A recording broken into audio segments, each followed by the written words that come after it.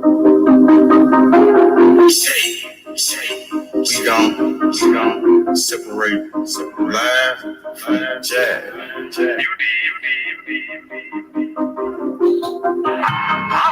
You might understand me. Aeon is better than Aeon. Oh, we're better than no. Trap. I'm on my motherfucking trap shit. I'm on my motherfucking trap shit. I'm on my trap shit. NBA, I'm the number one in trap. D57, nigga on his ass down. Nigga came at me about a fucking bitch. D57, I laid his ass down quick. Blah, boom. Yeah, all that shit. Niggas talk shit. On with all that shit. 20s, 50s, 100 shit, I want it all. First round drought, quick, that's how I ball. Big shit bad, but I put that hoe on pause. Trap. I'm on my trap shit. I'm on my motherfucking trap shit. NBA baller, I'm that drought pick. D57, lay his ass down quick. Body found in the bag, laying in the dish. Tony, yo, what up, Tony? Tony, yo, what's up, my guy? You can hear me, Tone? What's good? MMA champ. What's good? Anthony Johnson. Maddie, what up, though? Big Tony, come back in, man. What's happening? Devin Haney versus Tank Davis. Let's make it happen, bro. Devin Haney versus Tank Davis. Let's make the fight happen. MMA champ, join the panel. What you think about Devin Haney versus Tank Davis, man? I think Devin Haney versus Tank Davis is the biggest fight in boxing. No more excuses. Let's do it for the people, man. Let's do it for the culture. We need this fight. Devin Haney, George Kambosos. Devin Haney, George Kambosos was a classic for the undisputed. Devin Haney made history. I don't think the boxing fans know what Devin Haney accomplished by beating George Kambosos and becoming the youngest undisputed champion in the history of boxing. Tony, fighters, great fighters, they go their whole career without doing what Devin Haney did against George Kambosos by becoming the youngest undisputed champion in the history of boxing. Tony, I'm talking about Hall of Famers, great fighters. You know, Devin Haney got all the belts at 23 years old, and some fighters never touched those belts throughout their whole career, Tony. I have a question for you. Yeah, absolutely. Go ahead, Tonyo. Did Iron Mike go unified? Two-belt Undisputed, unified? Absolutely. He was, at that time, Mike Tyson was the youngest undisputed champion in the history of boxing at 21 years old. But guess what? That was in a 3-belt era, because at that time, you only needed 3 belts to be undisputed. But nowadays, you need 4 belts to be undisputed. So with the 3 belts, with the 3 belts, Tony, Mike Tyson is the youngest undisputed champion at 21. With the 4 belts, Devin Haney is the youngest 4-belt undisputed champion at 23 years old. How you doing, MMA champ? Go ahead, Tonyo. Yo, what's up? Well, I think Tonyo wasn't finished. Go ahead, Tonyo. Yeah, no. Overall, in boxing history, would you say, taking out the 4-belt, 3-belt undisputed thing, would you say Mike is overall the youngest undisputed champion? Taking out the different eras, because at that time there was no WBO. The WBO belt was not around at that time, or they didn't recognize that belt. So I would say the 4-belt era to me is more impressive, because you got to go get more belts. 4 is more than 3, right? Yeah. MMA champ, what do you think, in your honest opinion, taking out the caveat of 4-belt, 3-belt, would you say Mike Tyson is the youngest overall undisputed champion compared to Devin, which Devin's 23, right? 23 or 22? Yeah, he's 23. Yeah, 23. Hi, MMA. Each money. So, yeah, let me be real with you guys, right? Let's talk about Tank Davis, man. I want to hear what you got to say about Tank Davis. Come on, H Money. Come on. Yeah, I want to know, Let bro, me because get Devin this. Haney would really want to fight Tank Davis, bro. He want all the smoke. Tank Davis, Uh, he just did an interview saying that that was his last fight with Mayweather Promotions, and he said he was gonna leave Mayweather, bro. So what's really going on with Tank Davis and the PBC over there? Listen, That's what I want to I know was from telling you, you, bro. H Money. I was telling you, bro. I was telling you it was a scam because at the end of the day, Tank Davis, he was just building up the hype. Oh, he's beefing with Mayweather. You know, oh, he's leaving Mayweather Promotions. It was just so you can buy the pay-per-view. We all knew that he wasn't going to leave Mayweather Promotions. We all knew this, but But that's what he it was said, just MMA. That's what I thought he was gonna keep his word, bro. I take a man H, for his words. You hear me? H Money. I understand what you're saying, but like with me, I know Tank Davis, like, because we know if Tank Davis really wanted to leave, he could have left a long time ago, right? At the end of the day, right? And I mean, like, come on. I don't think Tank Davis is leaving Mayweather Promotions because they're giving him what he wants. You know, he's getting What does he he want? What is that he want? A Rolly fight? Are no you serious? no he wants the money. I think he really cares about the money at the end of the day. But Now with I mean, Tank, how much money is he really getting? Because his last fight, I think his guarantee was only $1 million.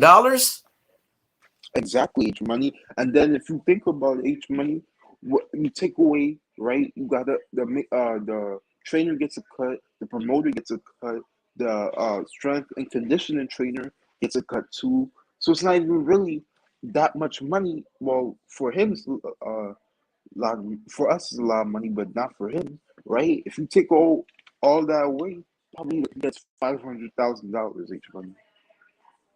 If you take away all that, he probably gets $500,000, which is not a lot for a So, so-called what do you pay-per-view think about star. what Tank Davis is doing with his career, though? Like, what do you think It's about the terrible, guys that Tank Davis is fighting?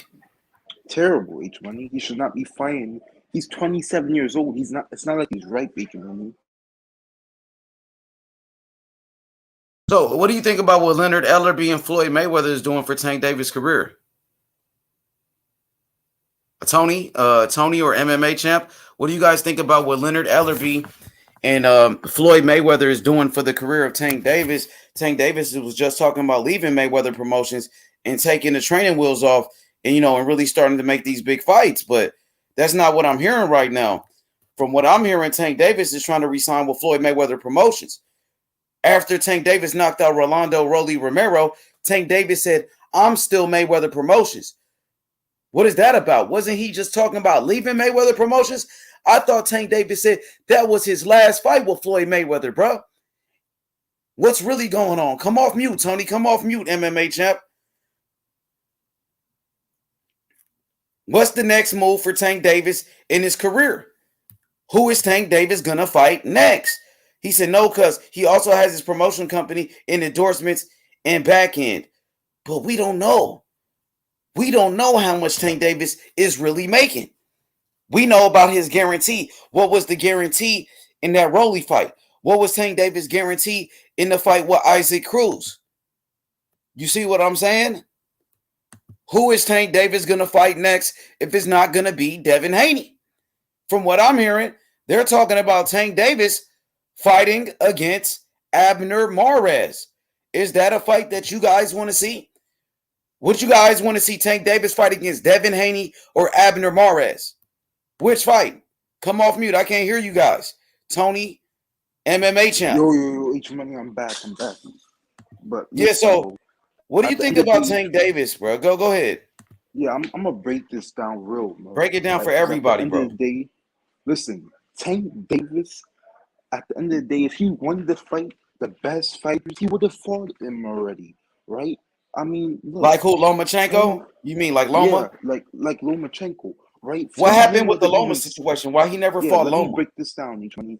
I mean, Floyd Mayweather even said that, oh, Tank's not ready for Loma. Then he switched up his tune. Then he said he's not ready for Loma again, whatever. So come on, man. He doesn't really want to fight, you know. And then Mayweather said, H-Man, I was telling you this. He said that he's only fighting inside PBC and Floyd Mayweather promotions. Inside. right? They're not going outside fighters. But hey, That's what that's he funny said. because didn't So Mayweather say they try to make a fight with Ryan Garcia? You know, like H he's money, saying they're only fighting in-house fighters, but they attempted to go fight Ryan Garcia. they So which one never is it? attempted that fight. Like they never want to fight. You know, the top guys, right? They don't want a risk H money, right? I mean, this guy he's a one division champion, and they have to build him up. Like What in about the his three? heart, I heard right? Tank Davis was a 3 division champion. Do you count those belts H he won in money. those other weight classes? No, those are secondary belts. They don't matter. They don't like. There's nothing. The only reason those belts matter is if you're coming up H money. Then those belts matter. But this guy's 27 years old and still hasn't fought top competition other than Pedraza, and Pedraza was weight drained, if you ask me. So I mean, come on, H money. And I'm not even trying to be a Tank Davis hater. I'm just saying I want him to step up. He's almost 30 years old, fighting Rollies, a prospect, a special needs prospect. Come on, man. Like, come on. Oh, we got Ben Israel in the building. Ben Israel, man. Devin Haney and Tank Davis. Hey I need man, that fight. I want to see that hey, fight, bro. now you want to see the fight when Yeah, they I've been came out saying that it, fight. bro. I've And been one thing, saying it, bro. I don't know what you talking about. You might be man, you delusional, already nigga. know You I've don't been know what pushing panel that you shit. on, my nigga. Hold up, nigga. Hold up, my nigga. Tank Davis versus Devin Haney, nigga. That's the fight, nigga. I've been calling for The that shit. What the biggest fuck you fight, talking about, the nigga? biggest fight, Now second listen, to listen. Ben Israel. Errol Spence and Terence Crawford. But one thing we gonna keep the Nah, it's independent bigger than Tank Errol Davis. Spence and Terence Crawford. What? Ben Israel. Yeah, this is a We know bigger fight H than money. Errol Spence and Terence Crawford. Tank It Davis can be. and It Devin can Haney. be. Wait, hold up, Ben Israel. We know H money from the beginning since the pandemic was calling out Tank Davis for Haney. We already Fact. know this, Hey, right? So come on. this MMA. Yeah. Hey, he Hey, ain't gonna never change his 1 second. second. Hey, special shout out to my boy Taco K. Taco, the Golden State Warriors got the steal of the draft. Patrick Baldwin Jr., that boy the truth, man. Shout out to the Golden State Warriors. Even a second round draft pick. Both of them niggas was good, bro. Ryan Rollins, that point guard, is a beast from Toledo. You know what I'm saying? And the other kid was a good player, but I like that kid, Patrick Baldwin Jr. Hell of a player. Go ahead, Ben. I'm sorry. Go ahead, bro. And it's been a good man. It's been boxing just been crazy though, man. We Yeah, got facts. Devin Haney. We got Devin Haney. Just think, we was up here. I'm talking about boohoo fighting, scratching, hollering when these motherfuckers was denying this man. Today, this day, who is the number one lightweight champion of the world? Devin Haney. Devin Haney, the undisputed champion, You the can't. youngest undisputed It's champion in the history of undisputed. boxing. It's undisputed. I remember when I Facts. was asking Bill Haney when they were fighting George Cambosa, I said, man, if you let him nurture, I think he was 21, just turning 22 at the time. And I said, man, he don't got no rush. The man Listen, can be at this one. is coming from a Devin Haney fan, bro. At the end of the day, I know Devin Haney, he's undisputed, but I'd still like to see him fight Lomachenko, right? Like we saw. But see, Oh, MMA, wait, hold up. you know Let why me you let me called for finish. Let that? me finish, though. Let me finish, right? Like we saw Canelo, people he was undisputed. People want to see him fight the man at the division, the so-called boogeyman.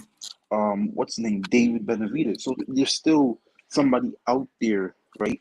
That we want Devin Haney to fight, right? I'm not saying he's not undisputed and stuff like that. He's undisputed. But I would like to see him fight Loma. I mean, Lomachenko always had a chance to fight Devin Haney, but Lomachenko requested the French fries belt, right? He got rid of his real belt, the WBC world title, vacated that belt, and To petitioned. No, wait. avoid Devin Yeah, Haney. go ahead, Ben. You got it. Go ahead. I hear you. He took this when I was telling you MMA, me and you even argued about that shit. And you were saying Lomachenko, man, he's still the shit. And I was telling you, as a gladiator, boxing is a warrior sport. You just can't if you building up your brand over there. You know what I'm saying? I've been seeing you doing your thing, blah blah blah. But if you building up your brand, and you got a motherfucker over here talk about, man, come on, man, motherfucker, I'll bust his whole motherfucking cranium loose, though, bro. And that's what we got right here in Yeah. boxing today. See, and also, Lomachenko is in the middle of a war right now. He's not even focused on boxing. So Lomachenko So he's the in a war, biggest, but we know Loma had an opportunity to fight Devin Haney a long time ago, but he never would keep that same energy with Haney. he got the, Lomachenko would never say Devin Haney's name. But he now got Devin Haney is with Top Rank. Now Devin Haney is with ESPN. So what's the H money, excuse going to be this time for Loma H not to money, fight H this money, guy? H Devin money. Haney's Let's on the keep right it. side of the street. So Lomachenko If could leave they, that war and get some of this smoke. H money. Let's keep it a buck. You do it now. Let's keep it. Lomachenko, you said you want Loma to fight Haney. Tell Loma to leave that war like Usyk did and But get in the H ring with money, Devin Haney. H money. At the end of the day, right? Let's look. Boom. I think Lomachenko. Tank could be a better fight. Ben Israel. Let me break this down. Right, Lomachenko was a champion, right? The 3-belt champion. Haney was a prospect at that time, right? Would you rather fight Teofimo? No, Devin Haney or was not a Devin prospect. Haney? Devin Haney was the contender. Devin Haney was the number one contender of the WBC. He was the mandatory. So ain't no way around that. Ain't no way around that. So you trying to say he was a prospect, but in reality, he was the mandatory. He was the number one contender. And that's why. And now he's the undisputed champion, something Lomachenko never did. Ran and made him franchise champion to avoid. Thank you, Ben. mandatory. Facts. Hey Ben, Go ahead. What's good? Go ahead, Tony. I was gonna ask you the same question that I asked H, but in your honor, and I know comparing eras is two different. It's ridiculous, but overall, What do you mean would you say- ridiculous? huh? What do you mean? I was asking H earlier when it comes to overall the youngest champion to be undisputed. Would you say it's Mike or Devin? Taking the caveat 4-belt, 3-belt era. What you talk? What you say, Mike Tyson, or you talk about Devin Haney? Both, but who's the overall in boxing history to be the youngest undisputed champion? I mean, Mike Tyson was the youngest undisputed champion ever in the 3-belt era. He did in a No, that's what I'm saying. Taking out the caveat, taking out the 3-belt caveat. But then what Tank did, what Devin did is unprecedented. I mean, he did it like a warrior should have done. He knocked on all these people doors. I don't know where you was at when Devin was walking through these people's house naked, and I told them, put on some clothes, bro. He said, I want the man out the motherfucking house. Lomachenko, Teofimo Lopez, they was around here capping. I done got kicked off plenty talking Devin and Nightmare Henry shit. And I feel as though Devin is that guy. He's that guy. But if you want to talk about the Tank situation, that I feel as though Floyd needs to make this fight. No, stop putting it on Floyd. Well, we could put it on Floyd too, but what about Tank? Tank said that he was a free agent. That was his last fight with Mayweather Promotions, bro. But then, he said he's out of Tank said it out of his own mouth. He said, I'm out of my contract with Mayweather Promotions. He said, I'm coming after Devin Haney. And yeah, he also said that doesn't mean I'm finna leave Floyd though. In the same, he said he was leaving Floyd. That was his last fight on his deal. Why would you mention it? But he said that's the last fight with Mayweather Promotions. I got another link. I'm gonna drop it to you, man. He said that doesn't mean he had made another statement. Said that doesn't mean I'm gonna leave Floyd. He should have never said it if he didn't mean it, bro. If you was his promoter, I wanna question you real quick, bro. If you was Tank promoter and he leave Floyd, where were you send Floyd at? I mean Tank at? And he's getting. I mean, where Devin Haney is at, right? With ESPN. To go fight Devin Haney, like he said he wanted to do. ESPN ready to give us some of that back end money, or they just want to give him guarantee? Bro, why is you pocket watching these niggas, man? That shit is crazy, bro. That's not my job. I'm only holding Tank accountable for what the fuck he said. You think Devin Haney? I'm not here to fucking pocket watch with this nigga. Is that pocket watch? Devin Haney still got a higher guarantee than Tank Davis. Why did Devin Haney get a higher guarantee in his last fight with George Kambosos than what Tank Davis got in that Rolly fight, nigga? But the thing is, what I'm saying though, H2 gonna stick around. We want the bigger fight. I commend Devin for what he doing. He went over there, upset their mother. So why Tank won't do the same thing? Why you don't tell Tank to do the same thing if he want to be undisputed like Devin Haney? This, I ain't capping for Tank, but I say Tank oppose a greater threat to Devin Haney, and I'm holding on to that. Okay, he might do. Why he does? So why? But then tomorrow you got. We gotta see it though, Ben. Both of them elite fighters. But when you got George Devin Haney, a Kambosos, great fighter. He already man, proved it. He made it'll history. be He did something no fighter's ever done before. Became the youngest undisputed champion in the history of boxing. Tank Davis ain't never had a WBC belt. Both Tank of these Davis fights, ain't never unified. Tank Davis, both of these listen, fights Tank Davis will do- is a good fighter. He's a great fighter. But Tank both of Davis these ain't fights never will do- unified. Tank Davis ain't never had a WBC belt or the WBO belt or the Ring magazine. Nigga, Devin Haney did something no fighter has ever done before. He only 23. He already became undisputed. Errol Spence Jr. damn near 31, 32. He ain't never became undisputed. Haney did it already, bro. That belt. Huh? We got your boy Terence Crawford out there selling that belt. Terence Crawford already became undisputed. You see what I'm saying? Yeah, he did that. But Haney did it at 23, younger than anybody. And Devin got a chance to break.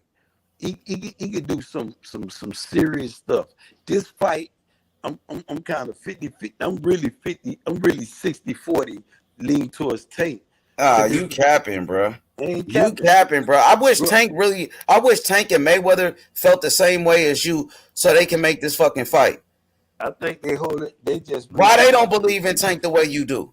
They marketing Tank, bro. Tank being marketed excellent though, man. Bro, it's like all these goddamn excuses for Tank Davis. Ain't no Tank Davis. I'm ready. Yeah, you talking about they marketing this nigga. You talking about back end money. You talking all this crazy shit, bro. No, I just want to see the fight. That's not my job to pocket watch these niggas. That's what we want to see. That's what we want to see. So what you gonna say if Tank Davis turn around and fight Abner Mares next? He would. What you gonna say if Tank Davis fight Abner Mares next? What are you gonna say about that? I can't hear you. Fix your mic. Say that one more again. What you gonna say if Tank Davis fight Abner Mares next, bro? That's some bullshit, bro. Abner Mares ain't fought in forever. But they talking about fighting Abner Mares, bro. Tank Davis said he wanted to fight Devin Haney. He got to keep his word, bro. Tank Davis getting called out by the undisputed champion. Fix your mic. You fucked up, bro. Come back in. Come back in, Ben. We can't hear you at all. Come back in, bro. Your shit fucked up bad. I'm going to drop the link for you. But Tank Davis, he said it out of his own mouth. Oh, I want to fight Devin Haney next. All right, stand on it, nigga. Keep your motherfucking word, Tank. Yo, AJ, pull up, bro. For real, man. We gotta start holding these fighters accountable for what they say. Tank Davis said it out of his own mouth. Man, matter of fact, I'm gonna play what Tank Davis said, bro. I'm gonna play this bullshit that Tank Davis said, bro. What up, 3? Big 3, how you feeling? I'm feeling good, nigga. I just came up here to say, if that nigga fight that bum-ass motherfucker, everybody better hold that motherfucker accountable, just like how y'all hold Jamal Charlo accountable for fucking not taking the big fights. I don't want to hear that shit. No excuses. Don't be fighting no damn bum. Exactly, bro. Come on, Abner Mares, bro. Who really is calling for an Abner Mares fight, bro? People want to see Tank Davis fight Devin Haney. Why niggas ain't got that same energy, bro? Exactly. And you know, it's funny, H, we knew this shit was going to happen the moment we seen Tank say he was going back with Floyd. We knew he wasn't going to get no big fight. Once when that shit happened. And now they just clarifying it. For sure. Assalamu alaikum, Method. What's good? What's good? What's good? Assalamu alaikum. What's good? Walaikum salam, Met. What's the deal with this Tank Davis Devin Haney situation? Do you think the fight will happen? Yeah, for sure. For sure, I see it happening. Hey, and back in the day, I probably have been, I do see that fight coming. I feel it coming.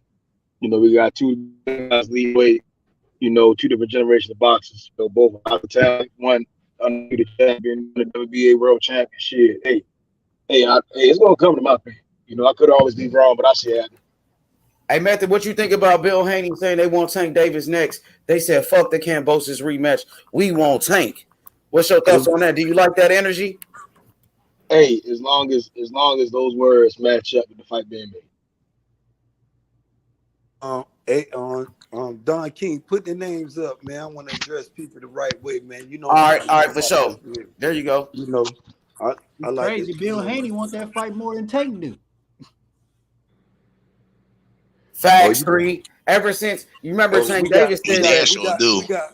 Let me address the situation because we got some biased people up in here, man. We got dudes up here like to flip coins on how they feel about certain fighters. And I'm gonna start with my homeboy. You know what I'm saying? Matt, you know Tank gon' want that fight, bro. You can't sit here and be making up them excuses. You know what I'm saying?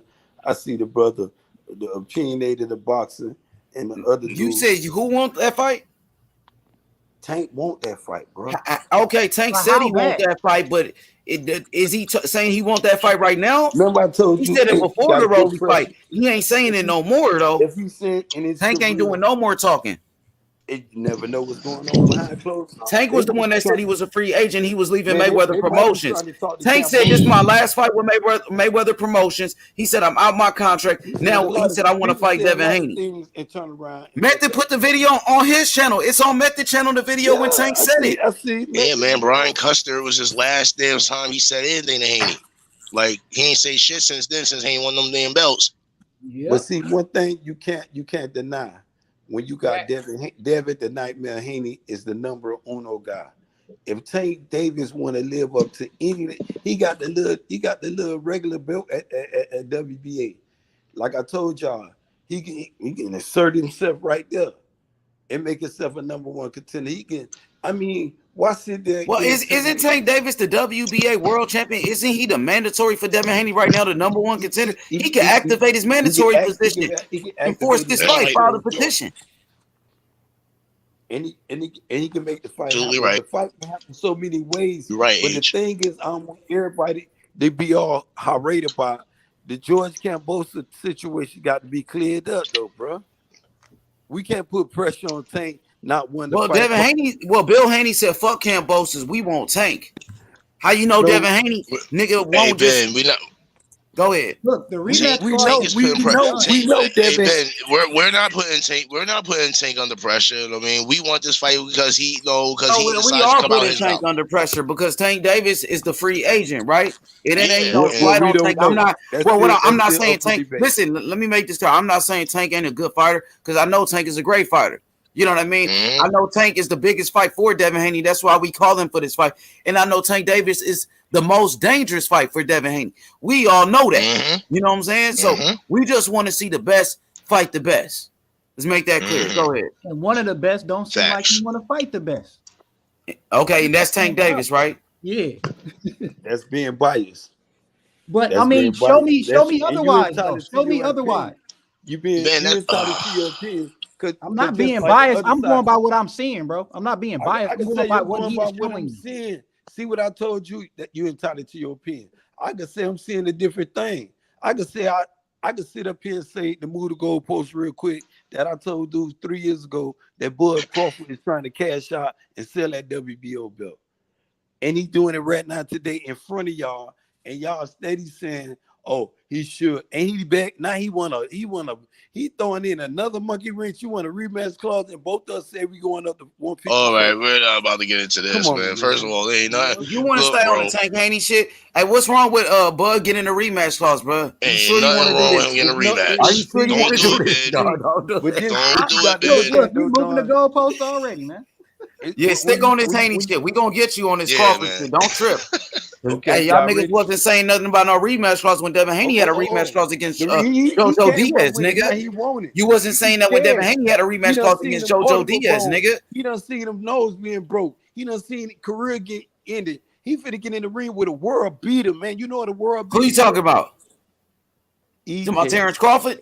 EJ, Terence Crawford, look, man. Nigga, Terence Crawford, the number one fighter, pound for pound, the best fighter in the world, nigga. What? And he on my pound for pound list, followed by EJ. Because when EJ knock his ass off, it's no question. Because y'all made a good point earlier. I was saying, well, stop making excuses about Bud having a rematch clause. If Bud got a rematch clause, all EJ got to do is beat him one time, and EJ could drop the belt and move up to 154. You wasn't saying that shit. When Canelo had a rematch clause against Big Paul, when Canelo had a rematch clause with Danny Jacobs, you wasn't saying that shit when Anthony Joshua had a rematch clause. With none of, but one thing, EJ is not none of those dudes. Had a rematch clause his words. Tyson Fury, I want to fight you. I want to fight you. Deontay Wilder had his rematch clause with Tyson Fury, nigga. Win or lose or draw. Nah, nigga, if you beat me, if Bud got a rematch clause, all EJ got to do is beat Bud ass so bad where Bud don't want a rematch, nigga. That's done.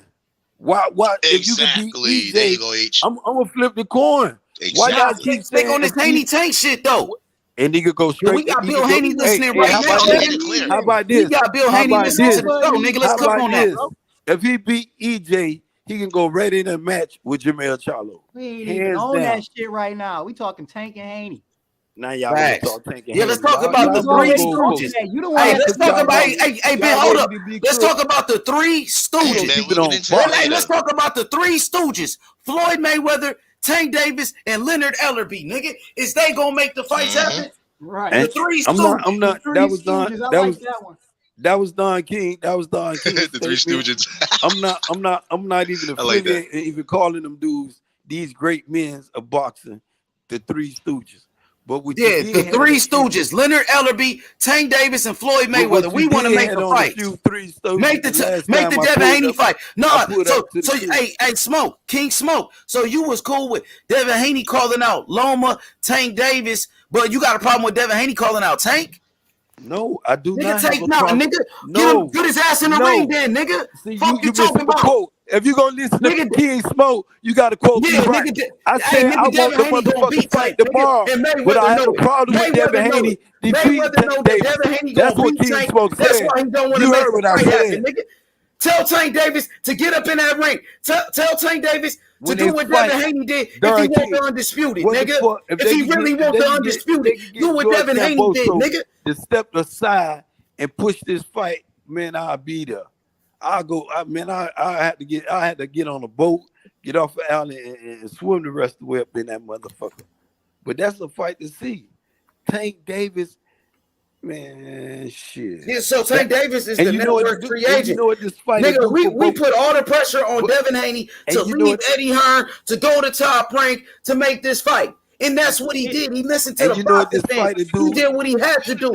And you know what this fight to do with Devin Haney took less money, went to the man's country, but without his daddy, nigga. Devin Haney went to Australia without his dad, Bill Haney, nigga. Without his trainer for the belts, nigga, for the legacy. I want to see Tank do the same thing. See, listen, these two fights that Devin Haney and motherfucking Tank Davis finna fight, it's finna solidify them. You know what's gonna solidify them into? The Hall of Fame at a young age, bro. And ask me why I say that, because you know I'm very controversial. And I got shit to back it up. And Tank Davis, if he beat hypothetically, or just me saying he could do it, beat motherfucking Devin Haney. He gotta fight him. How we gonna beat him if he don't want to fight him? We don't know. They negotiate. Ain't he a free agent? Isn't he a free agent? I don't know if he's a free agent. I told you. Didn't Tank Davis say he was gonna fight Devin Haney next? Let me pull up the video. Hey, I'll tell you what he said. When you tell, when a motherfucker tell if you come out and you win that fight, I'll go Haney next. If you say you gonna fight Kuta Kente, and then all of a sudden you come out the door, you want to? No, I'm gonna keep you to that energy, bro. EJ energy has never changed, bro. We ain't talking about EJ. We talking about Tank Davis and Devin Haney. Terence Crawford fight gonna come to fruition. Here we go. Gold post moving again. Man, the posts, they all over the place, man. You got Benny Israel. Yeah, I like for all dancing all over the place. Nigga, I'm about to play y'all what Tank Davis said out of his own mouth, nigga. Yeah, play it, bro. Hey, Danny, there go right here, nigga. You can find this video on a Lost Art of Boxing. Shout out to my boy Method. You heard me? So I fuck with Method, man. Method. Here go. Let me play. Hey, everybody go on mute real quick. I'm about to play what Tank Davis said. What he said about Devin Haney. All right. After the fight. Here we go. Mayweather, Gervonta. This is Devin Haney. Man, it don't matter. This is Devin Haney. What he said about Tank, and Tank responded to Haney. Here we go. Mayweather, Gervonta split. Man, it don't matter. If you don't want to make the big fights happen, you might as well stay with your promoter that you're in now. If you don't care to go and try to make the big fights happen, what's the point of even leaving your situation? You might as well stay there and be loyal to Floyd if that's the case. Yeah, he's an email chat. He's fighting because somebody mailed him the belt. Did that ever happen in boxing before? And he's talking crazy. And he still got come on. So if you win, You said all that. If you want, I'm not out my contract. Let's make the fight happen. Since you was wanting to talk crazy, let's do that. I want to fight you if you win, Devin Haney. I love it. So he said, I want to fight you, Devin Haney, if you win. Devin Haney want to fight. Does he want to fight Devin Haney? He said, I'm out my contract. Let's make the fight happen. I want to hear that. I want to hear the same shit now. He got to keep that same energy, bro. Yep. That was Brian Custer. He told that to Brian Custer, right? He said that to Brian Custer. Mm-hmm. So what's up? What's up now? Devin Haney won. He beat Kambosos. And then, hey, Ben, Tank Davis calling Devin Haney an email champion. What about that? Mm-hmm. What about that? We know Devin Haney the undisputed champion, nigga. He doing the same thing T.O. did, called Devin Haney an email champion. What about that, Ben? All right, then. That's what I thought. And then Haney came back on his ass and called him a paper champ. Now Devin Haney saying he not a real champion. He's saying Tank ain't a real champion. Exactly. He said Tank got a regular belt. Tank got a Reggie belt. So let me welcome my brother C. Wood to the platform. C. Wood, what you think about the conversation, Devin Haney and Tank? Sooner or later, we're gonna have to stop all this conversations and get these two boys in the ring. Now, Tank sounded like he want that energy in that interview. I watched it myself. Now that Devin has secured all the belts, yeah, put it together. Let's end the conversation and put it together. It simplifies it all. It simplifies it all with just a stroke of a pen.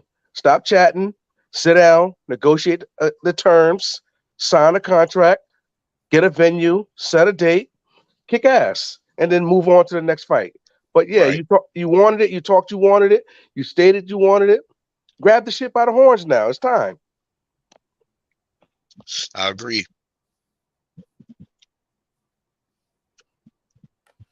We just want to fight. That's all we want, Tank. Go ahead, man. Do a little deal with Top Rank. Come on, Tank, man. We respect you, man. We know you're a great fighter. Third fight. It's all good. You deserve big fights. That's why we want you to fight the big fights, man. Fight them, man. People don't understand, man. Haney can still fight somebody and then go back to this contract. You still go back and fight. He only got one more fight, right? The Kambosos will be his last one. Then he has one more fight, which he has probably an option, which he can take y'all not making. Y'all all saying different stuff, bro. No, I'm not saying different stuff. I don't think y'all really understand. Oh, y'all just said three different things besides H. Bill and them saying that they don't have to fight Kambosos. I know that. I saw the interview yesterday about him saying that. I know that. Right. So they don't have to fight Kambosos. It's Tank versus Devin going to be the next fight. That's what I just said. So I don't know what you're talking about. Right. So we don't got to mention nothing about Kambosos. I'm not sure what the different things that we're all saying at the same time, but I was very clear that Tank and Devin need to get this fight going. I'm clear as a straight arrow right there. Yeah, I ain't talking to you, C. Wood. I'm talking about the niggas capping for the Devin part. You know. Okay. Nobody capping for Devin. Devin just want to fight. Ain't no I hit it. Hey, because Ben Israel, he can cap a little bit, but he got trying for EJ and all the niggas in there. You know, that's cool and all, but they ain't got nothing to do with Tank and Devin. We talking about Tank Davis. You know, we talking about the boxing phenom, man. What we talking about? Tank ain't done no smoke, man. Come on. Two of the best in the division. I just need Tank to sign that contract. That's all. Hey, what contract? You show me a contract, I believe it. Hey, I just need him to go ahead and make that deal with Top Rank. He said he a free agent. However the fight get made, it can be. However the fight get made, it's still.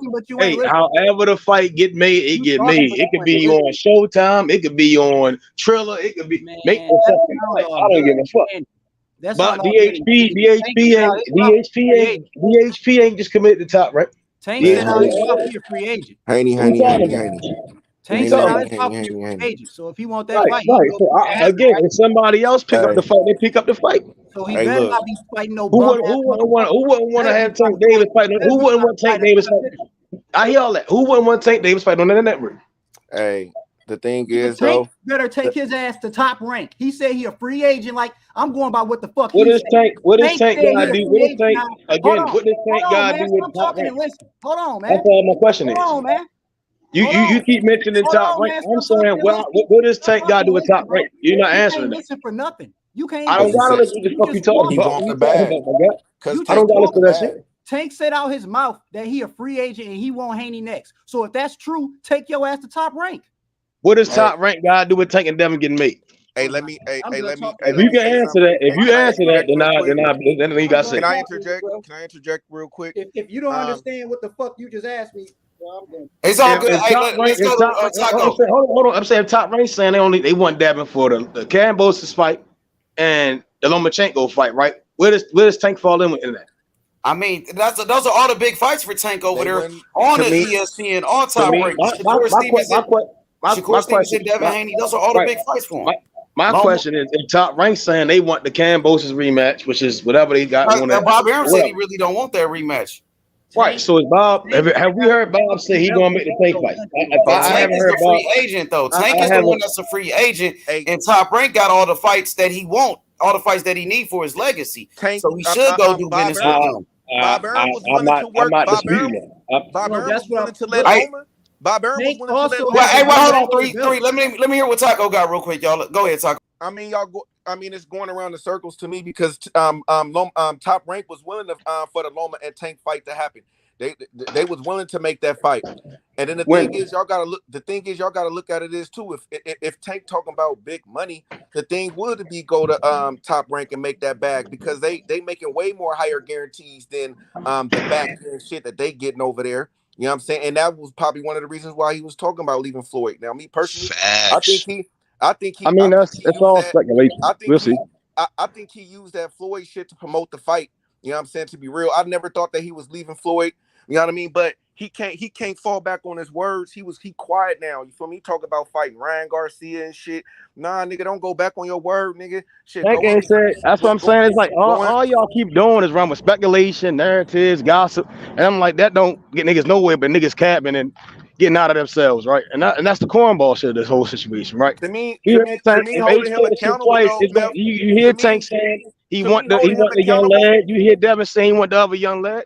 They gonna No. fight. To I don't me, understand why niggas keep trying. I don't understand why niggas keep trying to twist it to no, make it ain't seem nobody like trying to it's only twist one it. side He want to said that fight. he wanted. I don't get that. He said that he wanted He Devin didn't Haney mention next. anything about. He didn't mention anything about no damn Ryan Garcia. But no, But who the yeah, fuck he is did Ryan say that. Garcia? He did say in the interview. What? Last time And in the I interview, said, what did he Hey, say? one at a time, y'all. We can't hear what y'all saying. Hey, wait, hold on, Matt. Let Talk finish, and you go right after Talk. One at a time. Go ahead. It is interviews out there saying that Tank was trying to fight Ryan Garcia and shit. It is out there that they trying to make that fight. That shit is out there. I seen videos of that shit. So if it's true, I don't know. You know what I'm saying? But I can see them. That's true. But let I've me seen finish, some Mel. videos Let too. me finish, Mel. Ryan Garcia fighting for a Let chill. What him are we finish talking though, about? bro. Let him finish. Then you can say that. Y'all niggas making up shit. I mean, man, you okay? You making it seem like everything you say is fucking golden, bro. So Like is it everything you Ryan say is not Garcia the in a truth. fight? It's not the All hold I'm on. asking Everything is you it say is Ryan not the Garcia in a fight? everything you say, Meth. It's not the truth. It's not the gospel, bro. So stop that shit. Like you speculate too. Like don't act like you don't be doing that shit. You do like a motherfucker. How you gonna sit up here and say that? You know what I mean? So straight up. Hey, look, but look at this though. Devin Haney want to fight. All that Devin Haney was capping this shit is out the window. We know who the real capper is, and that's that nigga from Baltimore, Tank motherfucking Davis, nigga. He said on that interview, When you done, let me he go. said, hold on. He said on that interview, he want to fight next. Since Devin Haney won, he ain't said shit. He ain't said shit. Not a He damn ain't thing. said shit. Now, nigga, stand up on your word, nigga. Like Devin Haney said, he All wanted right, to so smoke. Hey, town niggas, we want the smoke, nigga. We run to the smoke, nigga. Hey, well, they say Devin Haney's a grizzly bear right there, nigga. We run to the grizzly bear, nigga. We don't run from it. You feel me? We run to the smoke. all right. Are you So done? All right, cool. Again, Haney. Let's go. hey, all Oakland respect. stand Hey, up, baby. all Undisputed. respect. Hey, The real king of the lightweights. okay, Haney all day. Town business. And I'm out. mad respect to the town business. Salute to this county. Salute He to these called out people. Ryan Davis 4 weeks Hold ago. on. He said he already. Hold on, niggas. You ain't saying shit. You should be rambling. So again, salute to the town. You know, Oakland's finest. You know, Cali's finest. You know that good Cali, the Cali Buds.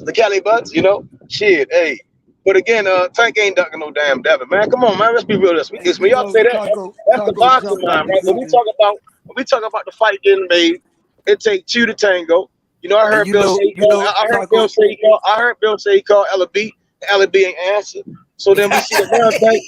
We see now that Tank is taking things to his own hands. So we see that Tank really want to make something shake. You know, and that's the difference. You get what I'm saying? So the whole flame of there goes the Tank. I don't get that. whatever LB and how he see that shit, that's how he see that shit. But we know Tank ain't ducking shit. Now the Flame, you know where the Flame come in? I think a lot of niggas confuse LB's playing for Tank and Tank's playing for Tank. And that's the problem.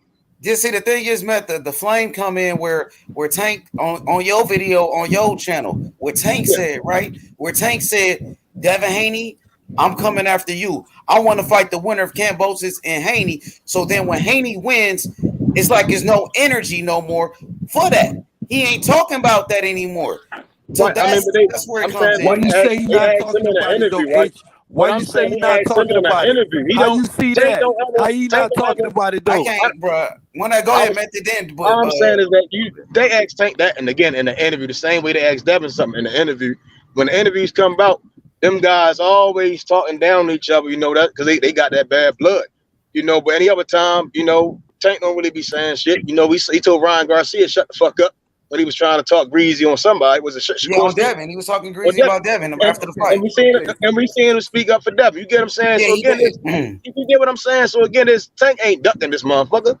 I think niggas again. I got Tank beating Devin. You know, it's you know. Do you feel like it's Leonard though? Would you say it's Leonard? It's the suits, man. I don't think it's just Leonard. It's always a team situation. I don't think it's just, they probably got their own vision how they want Tank to move. You get what I'm saying? Yeah, but that's true. It's time for them young men to fight. But the thing is, when Tank, go ahead, King Smoke. I go after you. Go ahead.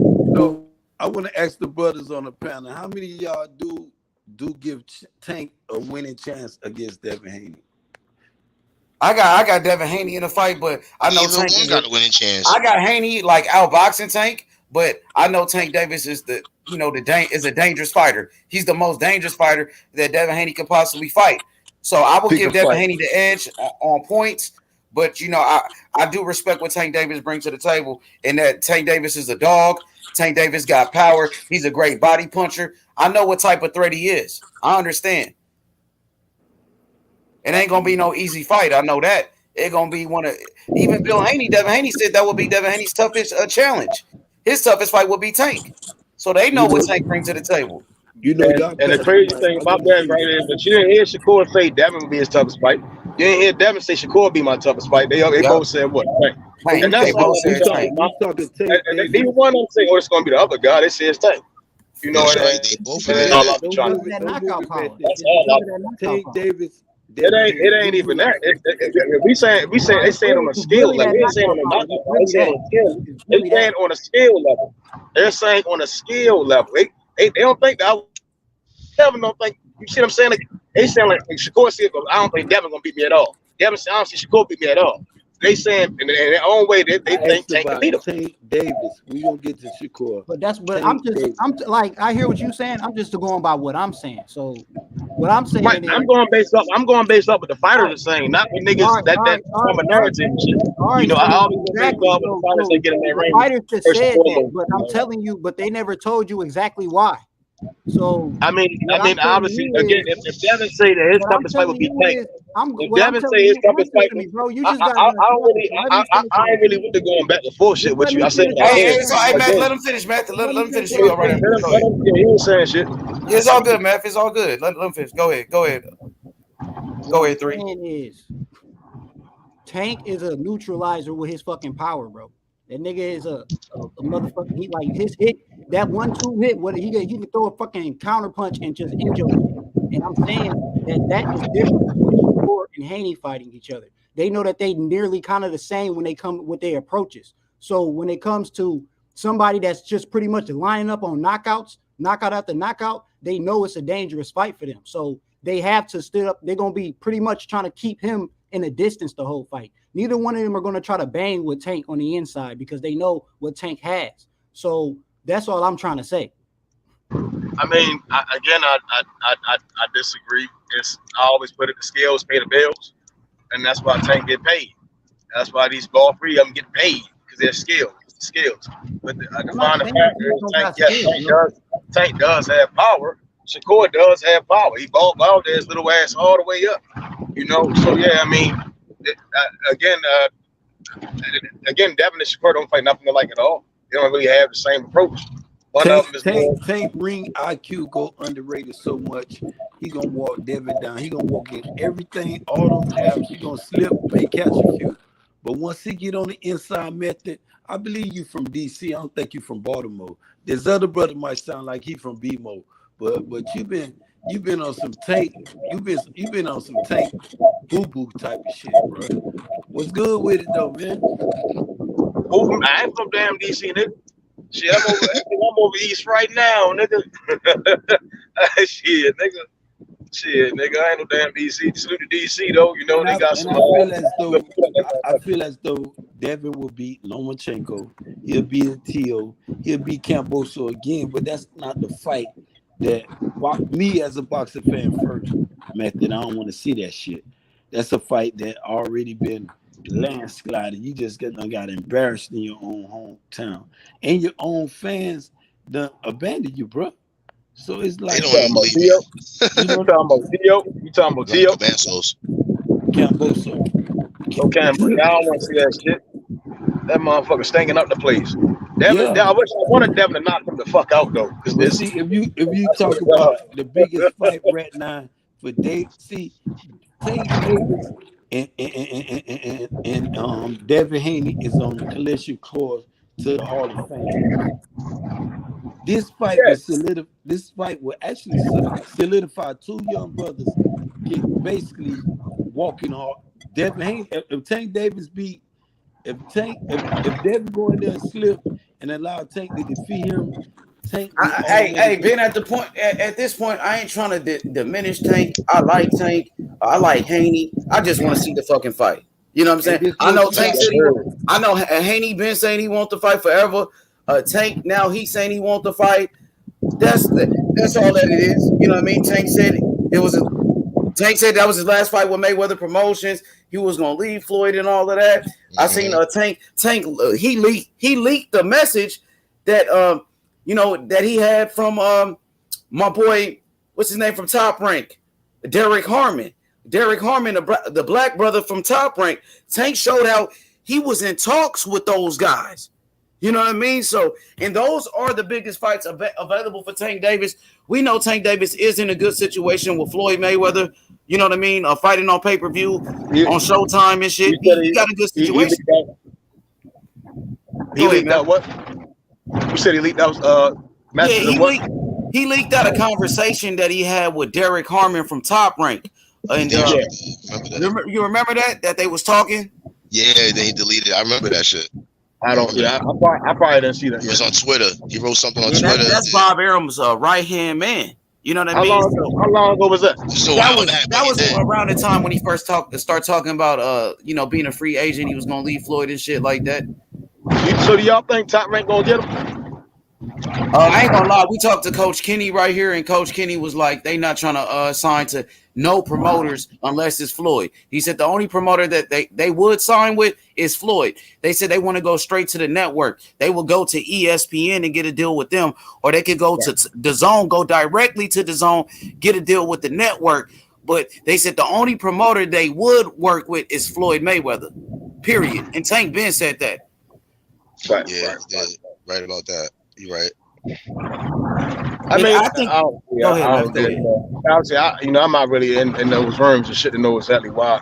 But I can get why though. I can understand why though. I ain't gonna lie. Fight between Tank and Devin Haney, that fight will be so big for the fucking culture. For the culture, bro. That's gonna be the biggest fight. I think that'd even be bigger than Spence and Crawford, to be honest. Probably not right now, but I think it will be.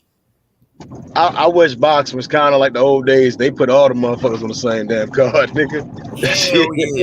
But nigga, I just was watching Ali and Frazier. They had Larry Holmes on that undercard, nigga. Listen, when Corey Spinks fought Ricardo Mayorga for the undisputed, that was on the undercard of Bernard Hopkins and William Joppy. Undisputed Corey Spinks and motherfucking Ricardo Mayorga was the co-main event to Bernard Hopkins and William Joppy. Don King used to be stacking those cards. And nowadays, you got all these different networks. Back then, boxing wasn't like that. Yeah, man. You didn't have all these damn promoters. Back then, you had Bob Arum, you had Don King, and them niggas used to do business with each other, make fights. Nowadays, you got Mayweather Promotions, Oscar De La Hoya Promotions, Devin Haney Promotions. You got Top Rank. You got motherfucking Matchroom Boxing. You got all these promoters. You got Frank Warren and his company and shit. Damn. That's kind of why I just want it to be like PBC and like Top Rank PBC in a sense, because that's damn near, in my opinion, like the Don King and Top Rank all over again. They got the baddest dudes in boxing. I mean, everything above 160, 168 kind of goes towards the zone, but they don't be really rumbling like that, man. They don't really be rumbling. It be them guys, the Top Rank and PBC. They be throwing down. We just seen Jamel clear that motherfucking division out. We seen Josh Taylor clear division out. Mm-hmm. You know, and we see it going on. That's what I want to see. Niggas just fighting. You know, they should want to bring people out to watch the good ass fights. You know, and just keep matching them up. These motherfuckers is money hungry though. God damn. Mm-hmm.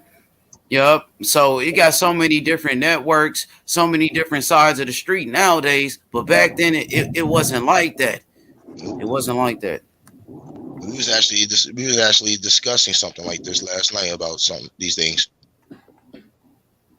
But right now, you know what Tank had said was, Tank was like, "Yo, I'm a free agent. You know what I mean? I could make the big fights now. I could do what I want to do. I'm free out my contract with Floyd Mayweather." But you know, we want to see what it is. We want to see what's going on. Is that still the case?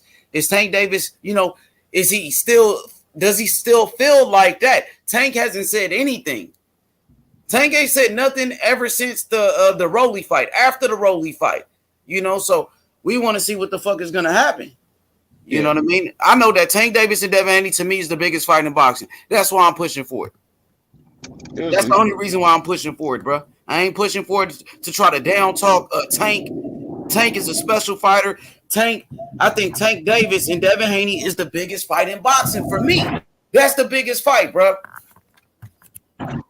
They got a history with each other ever since they was teenagers. They sparred each other twice. They both came from Floyd Mayweather, bro. Just think about the storyline between this shit. You know what I mean? How Floyd Mayweather, he discovered Devin Haney.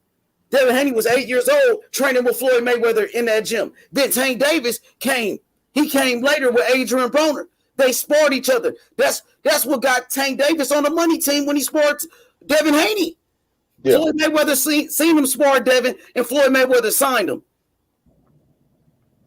Now Tank Davis, one of the biggest stars in boxing. Now we got Devin Haney, the undisputed champion. Let's do it, bro, for all the marbles. We got to see it, man. It's the best fight. It's the best fight. You got the boxer puncher and Tank Davis, the most dangerous fighter in the whole entire sport. You got Devin Haney, the youngest undisputed champion in the history of boxing, bro. That's going to be a huge fight, bro. Like, we need that fight for the culture, man. For the culture. Yeah, Tank Davis got the streets on lock. Yeah, Tank Davis is a celebrity boxer. Yeah, Tank Davis is one of the biggest ticket sellers in the whole sport. Yes, Tank Davis is one of the faces of boxing. But Devin Haney got the hardware. Devin Haney is the one on the pound for pound list. Some people got Tank on the pound for pound. Devin Haney is the one with the legacy. What I don't understand is ESPN not having Devin or Tank on that bitch at all. Yeah, that shit is crazy. Hey, man. Come on, bro. That shit is ridiculous, man. Dumb shit. And Charlo. Can't forget about Charlo. He ain't on there. Hey, and that's the crazy shit. And that's why I be tripping off when they go over there and put them on, go bring the belts back to Top Rank, and they still ain't getting niggas respect. You see what I'm saying? That shit weird to me. That's all. That's only been my issue with the Top Rank is that they still got Lomachenko on that bitch because they trying to. That's what I'm saying. They trying to push for that Lomachenko and Devin fight. They'd rather have Lomachenko with two rematches with Devin. We'll see. We'll see. Hell yeah, like the Lomachenko fight would be good for Devin Haney. It'd be good for Tank Davis. But I think if they fight each other, gonna be the biggest fight. I think Devin and Tank is a bigger fight than Devin and Loma. It's always gonna be. Devin and Tank can fight 500 times. Niggas will always rather watch that fight. That's how good they is. Lomachenko, he cool, but he he cool, but he don't bring what them two young men bring to the ring and outside the ring. Them guys are stars. Facts. Hey, Matt, do you feel like, Tank and Devin Haney could be like, maybe like a Ali Frazier type of deal?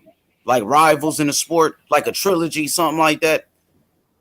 You said they could be rivals? Yeah, like a Ali Frazier type of rivalry. Tank and Haney. I think if not Tank and Haney, it's just yeah, they could. Yeah, I'll say that. They definitely got that yeah. Hell yeah, damn near like Daddy Ward type shit. But they wasn't even rivals. I'll say Ali Frazier, damn near like that type of rivalry. Hey, that shit, Ali and Frazier had wars. They had classics. The Thriller in Manila, the first fight when Frazier, beat Ali, that shit was crazy, bro. That shit was wars. That was epic. That would make boxing great, to be honest. I really see Devin and Tank being like Ray Leonard and Duran. I always say Devin, he got his physique and everything remind me of Ray Leonard. Speed and all that remind me of Ray Leonard. And then Tank, he damn near everything about him is like damn near Roberto Duran. Motherfucker got fat as shit doing fights and stuff between fights. Got in a little bit of trouble, but the motherfucking world fucked with him. You know what I'm saying? That's damn near Duran in a nutshell. You get what I'm saying? And that's why I see the fight happen. What about Mayweather Pacquiao? Do you think it could be like a Mayweather Pacquiao type of deal? The fight will happen later when they get older? I think Mayweather felt bad for Pacquiao and had to beat him up so his ass could go be the president of the Philippines. Devin and Tank really gonna rumble. Pacquiao ain't stand no chance. Duran and Leonard really rumble. Got you. Pacquiao got washed. Yeah, he did. It was one-sided in that fight. So you think the fight between Haney and Tank could go either way? Like Roberto Duran beat Sugar Ray Leonard in the first fight, and Sugar Ray Leonard beat him in the next two fights, or like Frazier. Frazier and Ali. That's how I see that. I guess, and the best thing is that neither one of these fighters are just one-dimensional, which makes it they damn near can have 4 fights on that bitch. You see what I'm saying? Because them niggas. I just how I see it. I think these guys resemble old throwback 1950 fighters. These guys ain't playing. They playing for keeps. They're not just playing for free. They playing for keeps. They want the money and all of it. They want the money and the glory. Facts. Jay Simon, what up, Uncle Jay? How you feeling? I'm doing okay. What's going on, fellas? Man, I'm good, brother. What you think about Devin Haney and Tank Davis, man? Do you want to see that fight? Oh, most definitely, because that's the fight that should happen. That should happen before Devin even consider moving up to 140. There we go. That fight could be like a Leonard Hearns, because them guys can also fight at a higher weight class too. That's how I look at it. Like Sugar Ray Leonard, a couple of years later, rematch Hearns at a higher weight class, and it probably was more exciting than the first fight, even though they probably lost a step or two. But that was an exciting fight, that rematch, and it was a big fight too. Yeah, but it's like that rematch happened years and years later. I think it was Sugar Ray Leonard's fault too, because the first fight with Thomas Hearns, Sugar Ray Leonard did win that fight, but Hearns was ahead on the scorecards before he ran out of gas. And Sugar Ray Leonard showed tremendous heart because Sugar Ray was losing, and Sugar Ray, he made his adjustments and he started to walk down Thomas Hearns and eventually knocked him out. But that first fight was so hard for Sugar Ray Leonard that Sugar Ray wasn't he wasn't trying to rematch Thomas Hearns until later in his career. Yeah. But you said something a while ago, H Money, that was, real smart when you said Ali versus Frazier. When you're a great fighter and to be part of your career, you always want to be linked to that other great fighter that's in your era. When your career is all said and done, sometimes it might be multiple fighters, but Ali and Joe Frazier is going to always be linked together. And that made a legacy and it made history in the sport of boxing. You'll want to be linked to somebody. And especially if that other fighter is as good or as great as you and you're in the same weight class, you want that for your career.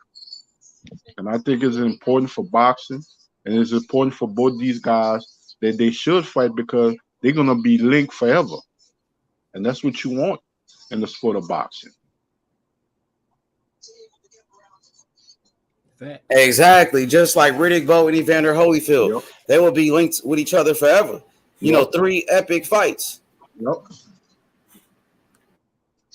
And you feel like Haney and Tank got potential to be like that. Yeah. Where they will be linked with each other forever in the sport of boxing. Yeah, they be linked because there's 2. I know everybody, you know, people keep bringing up Loma. Loma's a great fighter and stuff like that. But that's a special fight that could be made. Devin Haney and Tank Davis, and they both in their prime. They both in their 20s and stuff like that. And that's 2 guys that can be linked together. They got history as kids. They can have the same history as professional fighters. Facts, absolutely, Jay Simon. And you know, what do you think about Tank Davis as a fighter? What do you think Tank Davis, you know, brings to the table? What makes him a special fighter? I think Tank has good footwork, intelligence in the ring. He has good punching power, and he's an exciting fighter to watch. Devin Haney is also an intelligent fighter, a masterclass boxer, and that's a fight that pure boxing people that boxing purists would want to see. Because you got 2 young, great fighters. And Tank Davis, he's the hot topic right now. And you want to maximize that in the sport of boxing, especially when they're young like that. He's a hot topic. Dev just became undisputed. He's young. What more you want for the sport of boxing? And I think that fight can be made. That's a big fight. Huge. And I think that fight gonna do great numbers. Hell yeah. You know. I know I want to see it. Yeah, I want to see that fight bad, man. I just like the style matchup, boxer versus puncher. A Tank can box as well. You know, Devin, he could punch too. You know, Tank Davis being a southpaw, Devin Haney, orthodox fighter. You know, the excitement, it'll be at an all-time high. Floyd Mayweather, who's linked to both of these guys. Floyd Mayweather, who mentored Devin Haney, trained Devin Haney since he was 8. Then you got Tank Davis, who is Floyd Mayweather's fighter. Shit, I got a question though. How much was Bob Berman them going to pay Lomachenko to fight Tio originally? I'm not sure, like $2 million or something, or probably a little bit more than 2, something like that. I don't know. I'm not sure exactly how much they paid him though. But you seen how much Kambosos got though? Kambosos got 10 mil, and then Devin Haney got a $3 million to fight Kambosos. So them niggas made good money. Yeah, they shouldn't have paid no damn Kambosos no damn 10 million though. I thought that was egregious, nigga. Government put it up. Australian government put that money up, but that fight right there between Devin Haney and Kambosos, that was the most lucrative fight in the history of 135. Yeah, so them niggas got paid. That's facts. That's facts. That's crazy. That's crazy. My only hit for that is that the niggas will pay all that damn money for Kambosos, but don't want to pay them other fighters.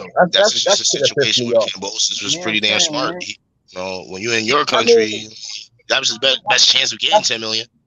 I mean, that's what I'm saying, but I'm saying it's like they paying bums, like, and that niggas know how I use that bum word. You know, they paying that bum ass nigga $10 million, ain't do shit for 12 rounds. I mean, that just go to show it's kind of a slap in the face of boxing. You know, like why didn't y'all just, you know, you're just throwing money out there for a bum to not do shit. You get what I'm saying? Like that's the sport. You know, pay these guys that's really putting in the work. Like they should have made, if he lost to Devin, they should have gave Devin his fucking purse. Shit, now I gotta see how much Charlo got paid fighting Castano. He only got 1 point. I mean, he only got 1 million. I heard. About 1 million only. At one million? time they were saying he got 10. Yeah, they had Dev go through all that bullshit, and then they gonna pay that motherfucker $10 million. They should have made him put his whole fucking purse up for real, in my opinion. If he lose that fight, they should have said, "Hey, when they take off, then you the same Cambosis, his whole act would have changed. All that little cap and shit had changed straight up." A3's type it in on Google and ask how much Charlo got between him and Castano too. You're gonna be shocked at how much he really got. No. You're gonna be surprised, yo. I know. At one time when the fight was over, and the next day they were talking about he got 10 million and he was on a jet and shit. Yeah, I heard that. I heard that too. I don't know if he was talking about the 2 fights with Castano or the last one. I don't know.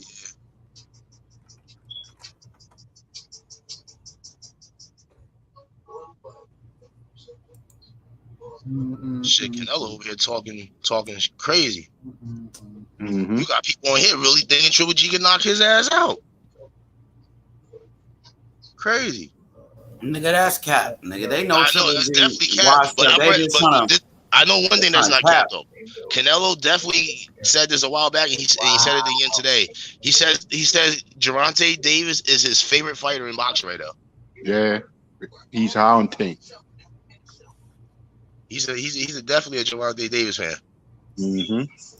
That's crazy, bro. Shit, Canelo over there talk to Tank. Tank might actually do it. Shit, push his ass to fight this big fight. Shoot. Charlo only got $1 million. Castano got 500,000. Yup. See, shock, right? Crazy. Only 1 million. That's crazy. And both undisputed fight. Undisputed fight. That is crazy. Yeah. Hell no. We was on this subject last night about these fighters not getting paid right and shit. Like they should deserve it. No, they should deserve more than what they get in these fights. We had a nice debate about that last night. It was a few people had a few little suggestions that was not bad, but it still didn't really get to the part where we could actually make that happen. Like when it comes to the structure and shit. But it was a nice debate we had last night about it. It was a good conversation, actually, to be honest with you. I liked it. These fighters do deserve more than they get. Yeah. Yo, what's good? What's good, man? Israel, salute, man. What's up with it, Ben? So you wanted to talk about this Spence and Crawford situation. You mentioned Crawford, the rematch clause, and we could get straight into that. Go ahead. The rematch clause is not a factor, though. Hey, H, you want to hear something?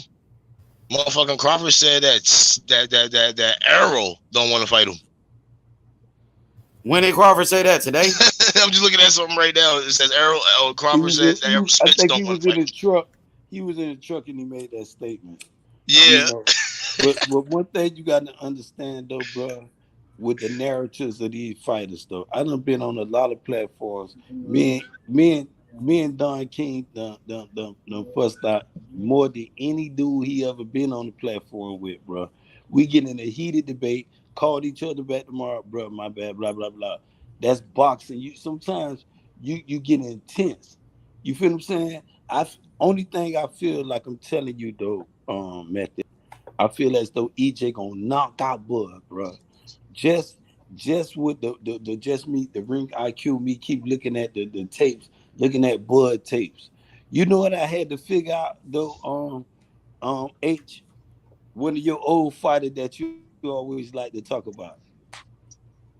Which one is that? I had to find up Michael Nunn when he fought. Oh yeah, Michael Nunn. That boy could box. But you know what I had to fight? I had to let him fight Iran Barkley because when he tried the same shit with James Toney, you know it was lights out for that boy. But he was winning the whole fight before he got knocked out. James Toney lost every round before he knocked him out in round number 11. It was only on 2 scorecards though, bro. Yeah, he was gonna win the fight. See, James, the thing with Michael Nunn, he used to be kind of too flashy, fighting with his hands down, showboating, and he got caught and he was done. And when I looked at that fight, I was saying to myself, now, what if EJ can press Terence? See, I give Terence his praise though. What that dude name? Because I was on his channel one time. What's your name? Opium. What it is, Opium, my G? Opinions? Opinions of boxing. You know, I got my dude Jonathan Simmons in the building. I got Methical, and I got the 333. I don't know who that is, but I've been on a couple of platforms hearing him talk. But some of y'all like Terence Crawford, and I appreciate y'all for liking y'all favorite fighter. But one thing y'all favorite fighter finna get in there is somebody who's totally different. You still think Errol Spence, right? You still think he gonna beat Bud? You still think that? Thank you. I don't have He think. said, "Thank I know. you." I know for a fact. I know for a fact. Only way Terence Crawford will win that fight if he just run and call it a draw. Listen, man. Listen. Bud is Oh, gonna when that bell ring, right? Y'all hopes gonna be so, y'all spirits gonna be so high, right? I'm trying to fight gonna go there like Ali would, right? By the second round, right? Y'all niggas gonna be clapping for joy, right? Third round coming, right? Y'all niggas, you know, the eyebrows gonna raise. Fourth round, niggas jaws going, niggas gonna start sweating. Fifth round, niggas is walking out the, niggas gonna be out the rain and gone. Niggas, you gonna see niggas at the airport, nigga. I'm trying to tell you, the airport gonna be shut down. Niggas ain't gonna hit no after parties. Niggas is gonna be in tears, nigga. I'm trying to tell you, nigga. 5 rounds, button five, nigga. When they get that nigga out of there, hey, I'm looking for Ben Israel first. All the Earl Brigade niggas. Hey, I'm looking for y'all niggas, man. so we bet the fifth round knockout. You gonna bet that? I don't want y'all money, man. I'm just telling you how it's going down, man. Man, it's gonna be a knockout, but it's gonna come in at night, and it's gonna come. Y'all, EJ gonna y'all get gonna need that bruised. round trip money back at the butt, Man, knock that nigga out, listen, man. that boy gonna need that money for them hospital bills, bro. And if Bo Mac his favorite trainer, he need to throw the towel in. Don't let Bud suffer that damage. Cause if Hey, you look hey, at, and you know hey, what hey, hey, hey, I've hey, been Ben, listening hey, to. Ben. When Bud You know starting what that I've nigga been Earl, listening to. that nigga Derrick You know, James really gonna be stuttering, nigga. He you know gonna what I've been confuse listening the to shit, you, nigga. and you always reflect about how your favorite fighter, Ken Fish Crawford, been knocking people out, which is Hey, good. Which hey, is when good. Derrick, Listen, when listen, Bud send that nigga back from the fourth round listen, to that listen, corner, Derrick listen, James listen, gonna listen. be that But motherfucker. listen to what. See, look at what Bud been doing to his fighters, and look what EJ been doing. Career ending, over the bones, 2-3 years out the game. Bud is not ready to suffer those type of injuries, bro. Oh shit! Come on, man. Stop the Word shit. number Errol, one He begging for hey the time. man. respect. What's He wrong won't with get you? money. Listen, my I nigga. don't. When I that don't. I smash, don't. I don't. hey Number nigga, one hey time. man, we gonna give you the honorary job of going to smash when nigga to scrape that nigga Earl up, nigga. We gonna make sure you carry the smash to pick that nigga up, man. Scrape him up. Scrape him up, Man, the nigga. only way Bud beat EJ, he gonna run for 12 rounds, bro. Bud Oh never shit! runs for 12 rounds, bro. Now, Bud. Now you totally changing it. Bud never runs, He never had a fighter like EJ in front of him. and he still A won't run. world beater. EJ is a world beater. He beat the ass from Bud Pluto ain't and running 12 Plano, rounds, the brother. I'm Mercury, sorry. all He's that a shit. dog. Yeah. And he been begging. I told y'all since last year, Bud was trying to sell that WBO belt. You know what I'm Hey, saying? But you now know, they a about lot to of see you him Earl fight. fans, y'all niggas got a lot of shit in common. Y'all niggas speak horrible English, nigga. Be what? What that Hey, was? money. What up to the panel too? What's goody? What's up to the What's chat? going on? What's Yeah, going on? What's going on, man? Neither guy fought a guy like each other. That's how I look at it. Whenever the fight gonna be made, neither guy fought a guy like each other. Man, listen. Bud Crawford finna have a retirement party though, man. Shalom to my dude, Jeff Fair just jumped on. hey yo, I would say this though, man. You know what I mean? The matchup between Crawford and Spence, it's gonna be it's gonna be fireworks, bro. You know what I mean? And both have a skill set that they know to prove in the ring. And likewise with Errol Spence, you know what I mean? Like I said with him, he he's showing improvement every fight going forward. You know what I'm saying? So he only getting better with his with his skill set, showing you something different. In certain fights, people want to pay attention to it more or not, or they can say, the go-to Spence is the go-to Spence, and Crawford the same way. You know what I mean? But Crawford ain't been in the ring with the likes of Errol Spence. Only recently, with Sean Porter, but we see how that went. But we know Spence been in the ring with more than a few top guys than Crawford. So it's things that were, to weigh out certain factors in this fight. You know what I mean?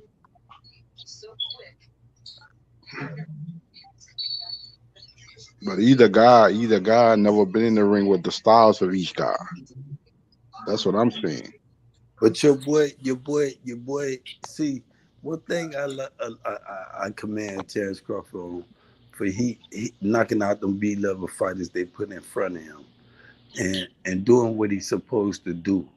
But when you really, Sean Porter was an A+ fighter when he fought him.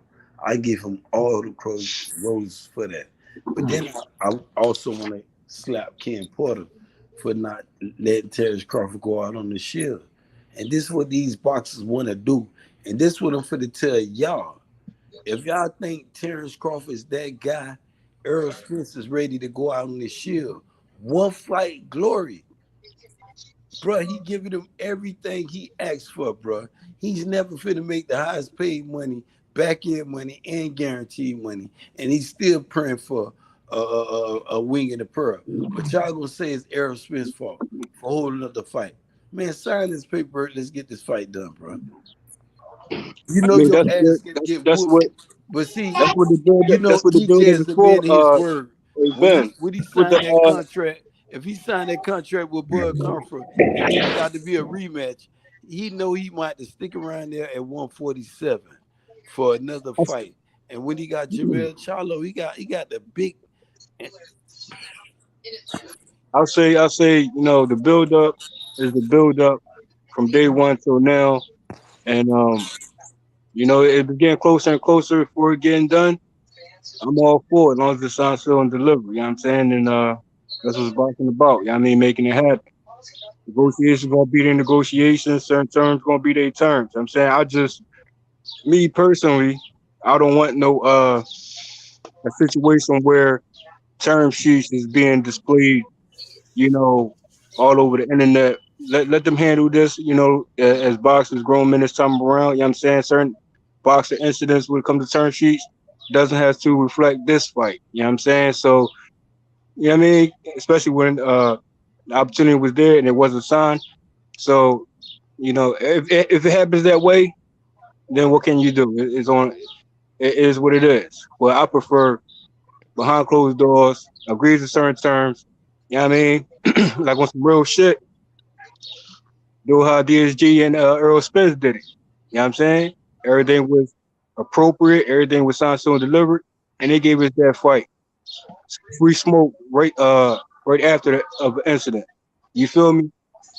And we was cool on our side. So you mean likewise for Crawford? You got certain terms, rematch clause. Why not? Certain other fights didn't have rematch clause, just one-offs. But we know this one right here. It could be a one-off as well, or it could be a clause in effect to this matchup right here. We know how meaningful this fight is.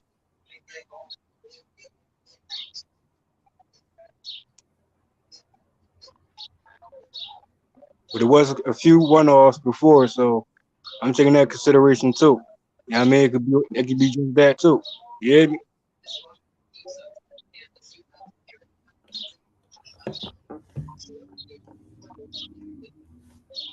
Who you got to win? Both sides is good with it. Free smoke. And I know Haney and Davis real quick. I know H Money was like, touch on Haney and Davis situation. Now for me, I hear the talks is going on. And for me, how I look at it, you know what I mean? Tank Davis, he can still move up and down in weight. and challenging credible fighters. And I would also understand, go straight to the smoke as well. And when it comes to promotion situations and talks of being a free agent, I'll give Tank Davis the same courtesy of Bud Crawford received the same time. You know what I mean? Resign or not resign. Yeah, that's been the time frame for Crawford. I'll get the same time frame when it comes to Tank Davis. I'm not sure if it's official yet or unofficial if he's still with the TMT, which I still say Tank Davis is still a Mayweather fighter and promotion. That's my opinion. I think he will stick to it because bigger fights is on his way. I mean, like, what bigger fights are we talking about with Mayweather Promotions? Which big fights? We could talk about Tank Davis. We could talk about Tank Davis and Regis. We could talk about, you know what I mean? Tank Davis ain't gonna fight Regis. Regis ain't with Mayweather Promotions, bro. Well, I'm talking about whoever Regis with. I believe he with Top Rank, correct? No, he's with Pro Bellum. He's over there with Richard Schaefer and those guys. Okay. Well, I mean, that was talks. You know what I mean? There was talks of a back and forth with Regis. You know what I mean? Calling out Tank. Maybe he'll take him on. Taylor. Josh Taylor also mentioned Tank Davis when he was. Yeah, but Leonard Ellerby said that Josh Taylor don't bring nothing to the table. Remember that? That's what Mayweather Promotions said. No, that was prior to Taylor receiving his belt. I can recall that too. That wasn't after Josh Taylor won his undisputed, right? So that was prior to. So no, that was after. That was after, my nigga. I believe it was prior to the belt. Josh Taylor was the undisputed champion. Tank Davis moved up to 140 to go fight against Mario Barrios. So they was asking Tank about Josh Taylor. No, they was asking Leonard Ellerby about Tank fighting Josh Taylor, and they was like, "Oh, Josh Taylor don't bring nothing to the table." You know what I'm saying? And it wasn't Tank that said that. That's what Leonard Ellerby, Mayweather Promotions, has said. Okay, well, we know that wasn't Tank words, right? So I mean, although he might feel that way at that time, things also changed, and Tank Davis, he said, "I want this fighter at this weight," and they made it happen. So I'm saying, Taylor even mentioned Tank Davis since Tank Davis in a lower weight class until Tank Davis move up. I'm saying that's still a possibility of a matchup there, whether Taylor has the belts or not. Currently, it's still a matchup. It's still a good matchup, regardless. Anyone at 140 for Tank is a good matchup. Yeah, I mean, for Tank Davis.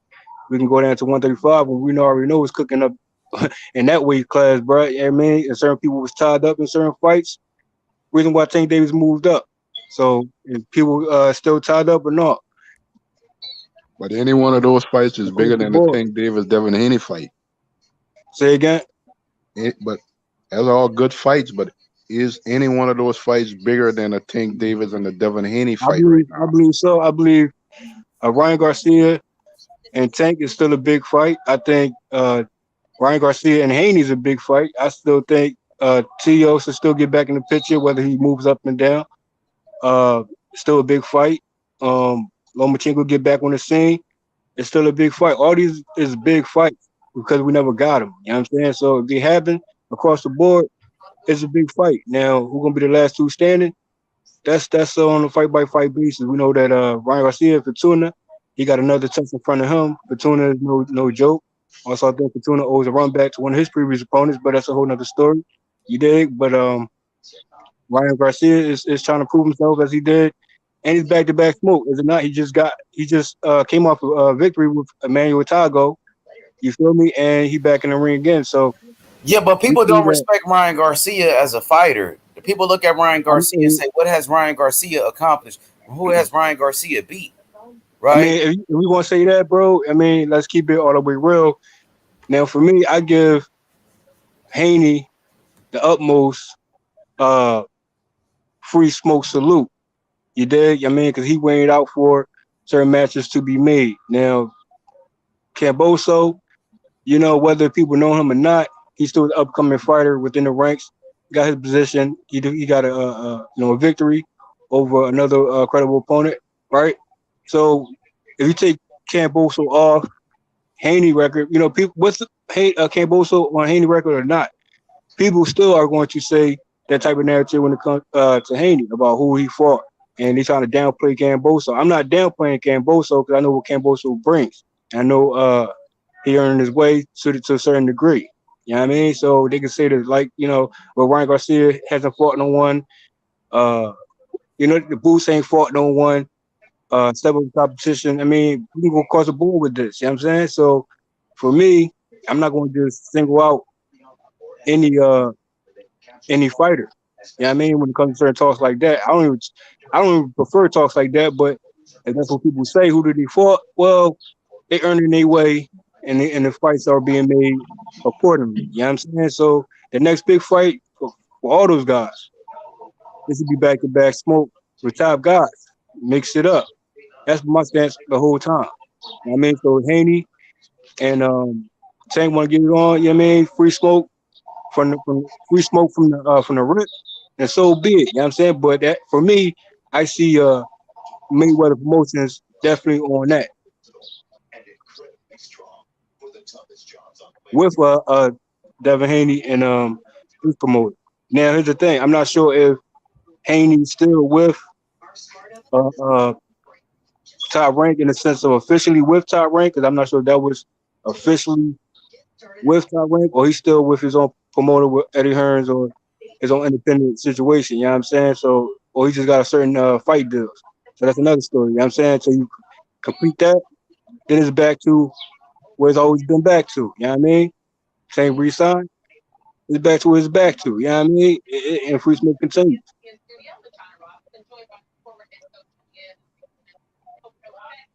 I think he has a two. I think he had a 2 or 3 fight deal with Top Rank when he made the fight with Josh Kambosos. So I guess for this near future, now I don't know if it was going to be long term for this near short future. I still think he's still with Top Rank. Well, to say with Top Rank, I would say per se. You know what I mean? Until fulfill the situation with that. Yeah. Respectfully, and Haney, Mr. Bill Trill, Bill collecting belts out here.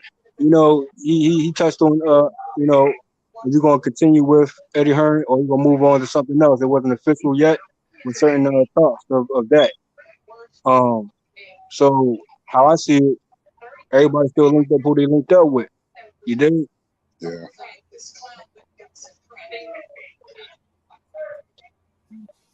Yeah, they know it's a lot more money coming. That's what it is. Yeah, for sure. And I'm all for go straight to the smoke. But I always say fights in between fights before the main event fight. You hear me? You gotta always consider those too. They might feel as though it might be certain fights that be in a way, like you can call them a wrench in a way, whatever, so to speak. But if you gotta go through that opponent, go through them and then get to that main event fight. You know what I mean? Same thing with Bud Crawford, signing and not re-signing. He still has to earn his way to respect.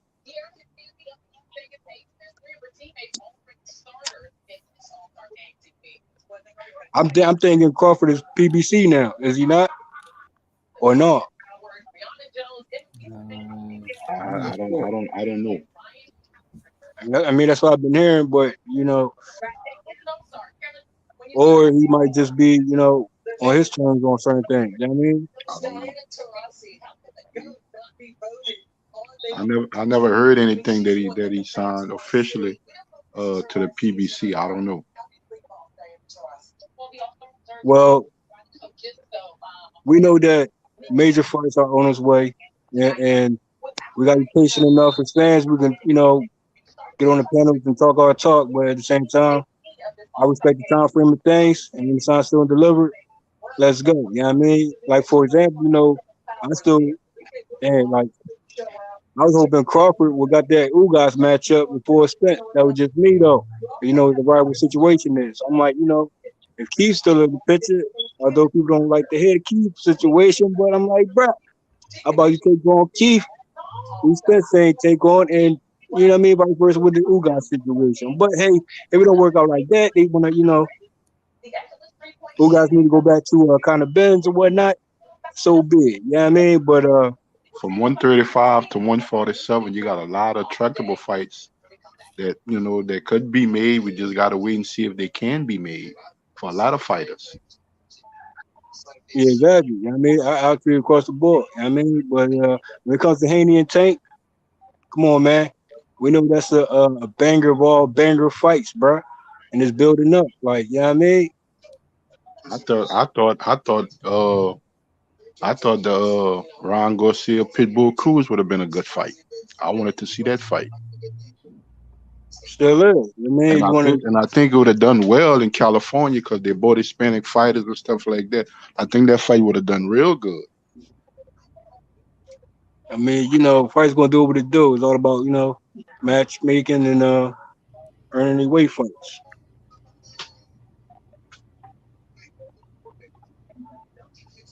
Ugas could have been, if he got that win over Spence, bro, we were talking Ugas and Bud Crawford.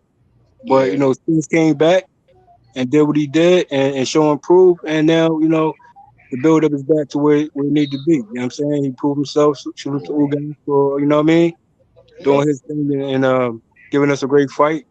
We know DSG was in the picture too with Spence. I'm saying Mando, you feel me? And they made that happen. Porter, you know what I mean?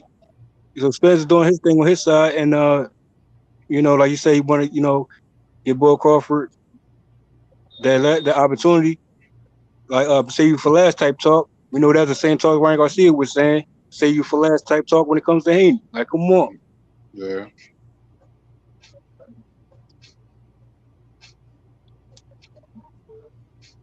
We'll go straight to the smoke, then go straight to the smoke. Yep. What you talking about, Jeff, bro? I'm talking about matchmaking. I'm talking about things how things transpire and whatnot in general. You know what I mean? But, Tank Davis, he's free smoke. And, his motto is. And when it comes to Haney and Tank Davis, bro, if it gets on soon and delivered, it's TMT with that. Attached to that, it has to be DHP, TMT. Come on, man. Right. In the mouth of the battle. Now, when it comes to the belts or whatnot, it depends on if it's for one belt or it's for all. I mean, we'll you bringing the belt to the table. You know what I mean? Tank Davis definitely bring a belt. Whether they see each other at 135 or 140, I believe it's a 35 fight still. That's just me. And depends on, how Haney moves, if he wants to, choose to move up, as he says he's planning on doing. But like you said, if he want to, defend his belt, he can do that 135. And who's going to step up is what it is. It could possibly be Tank, rightfully so. It could be Ryan Garcia, depending on his matchup going forward. Rightfully so. It could be, you know what I mean? Right in his last interview,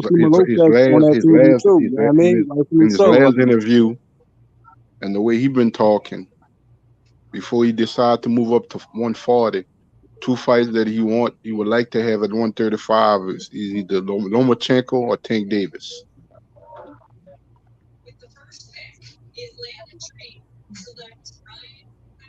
That's all I want to see. It's getting real interesting, though. You know what I mean? Like I don't know how everything's gonna play out, but I think. Matthew, you know what fight? What other fight I also want to see? At 135? Yeah. If he can, you know what I'm saying, after this fight coming up he have in September, he come out there successful and stuff like that. If he can't get undisputed at 130, I like to see Shakur and Loma. That's what I want to see. I want to see Shakur beat the brakes off Loma. That's what I want to see. I really want to see Tank and Devin match up at 35 and Shakur and Loma match up at 135. Yeah. Shakur, Lomachenko never unified at 130. No. He never did that. Loma always say, method, I'm not a natural big 135. I can always go back to 130. He ain't going that to Shakur Stevenson. Yeah. You also got to mention, certain fights that been they've been postponed or pushed back or pushed forward. You know what I'm saying? In the sense of those type of matchups as well. You got to see how those play out. Because you still got to. I still would mention a Tevin Farmer and the Shakur Stevenson once that fight is made with a Tevin Farmer opponent that he's returning. And certain other fights currently been postponed and they about to get it on soon enough. You know what I mean? So certain fights I get. Tevin Farmer fighting Mickey Bay. Well, we know there's another matchup that's been postponed too recently. So in certain divisions, right? So I believe it's 135 as well, if I recall. But in general terms, postponed fights, you got to still wait on those as well to see the outcome of that. You know what I mean? And it could be possibly certain matchups for Tank, certain matchups for Haney. You know what I mean? Because Haney's, he's still going to continue to defend. That's what he was doing. And they're going to continue. You know what I mean? And the motto is all roads leads to Devin the Dream Haney. And that still stands. Yeah. Shout out to H Money Boxing. Shout out to the Chizak. Shout out to the viewers once again. That's just my opinion. I think Tank and Devin is a match made, and I think Shakur and Loma is a match made. For sure. I hear you on that. I think if Loma was back at 130, that's just my opinion. I think that would be the fight for undisputed, him and Shakur. I mean, shit, damn. Phone, I charged my phone, bruh. Damn.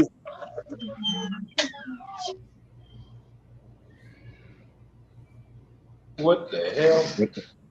And Mitty, it's not rocket. It's not rocket science. It's simple. Yeah, I think all the stuff is simple. Like it's simple. You know what I'm saying? I know Dev, to get this fight with Cambosa, he had to align himself with Top Rank and stuff like that. And we don't know when Lomachenko gonna come back to boxing. But he's still that household name in the sport and stuff like that. And Dev and Tank can take care of that. They part of the bargain. And I think Shakur and Loma, that's the fights to be made. I think that's the fight. 130 to 135. No disrespect to the other guys, the other champions at 130. If Shakur can't get those fights because he won undisputed, I think that's the fights that should be made. Them two fights there. Yeah, Lomachenko, I mean, it's hard for me to see him going to go fight. I don't think he'll want to fight Shakur. I think they did spar before, but if he was kind of hesitant to fight Devin, I think he'd be really worried to fight Shakur. Shakur, he just beat Valdez. I think Valdez alone would have been a crazy fight. I think Valdez would have gave Loma some problems. Yeah, but where Lomachenko is in his career, he's an experienced fighter and stuff like that. You gotta want that smoke. Yeah, gotta go get the smoke. You gotta want that smoke. You know what I'm saying?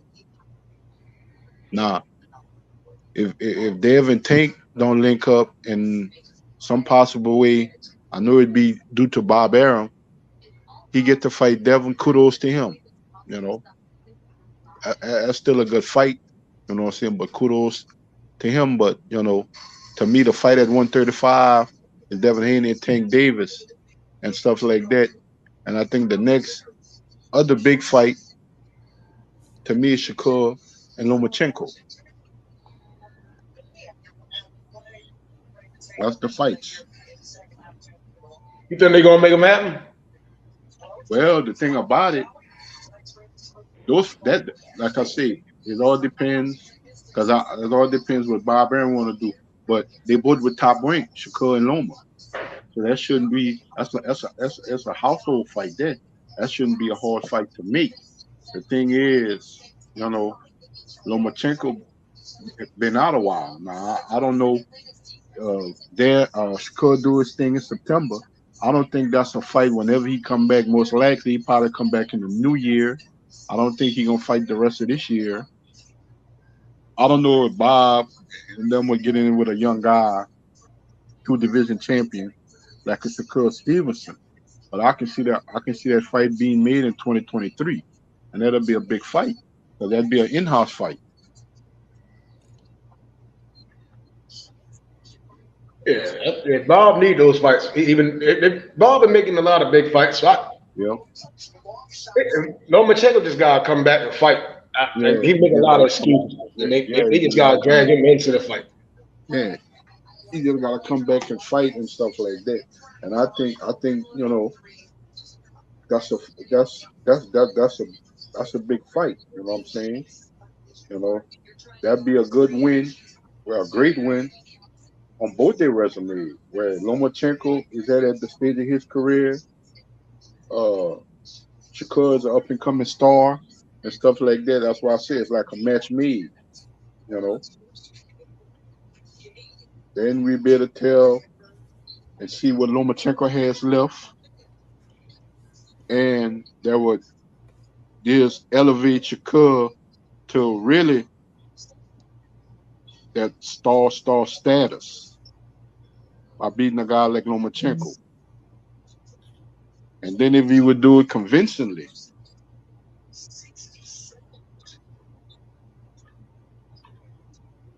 that's how I look at it. You know what I'm saying? That's how I look at it. To me, that's a match made either way. Tank and Devin and Loma and Shakur. To me, that's the two biggest fights right now for me at those weight classes. And I know Loma can still make 130. Because he's not a big 35.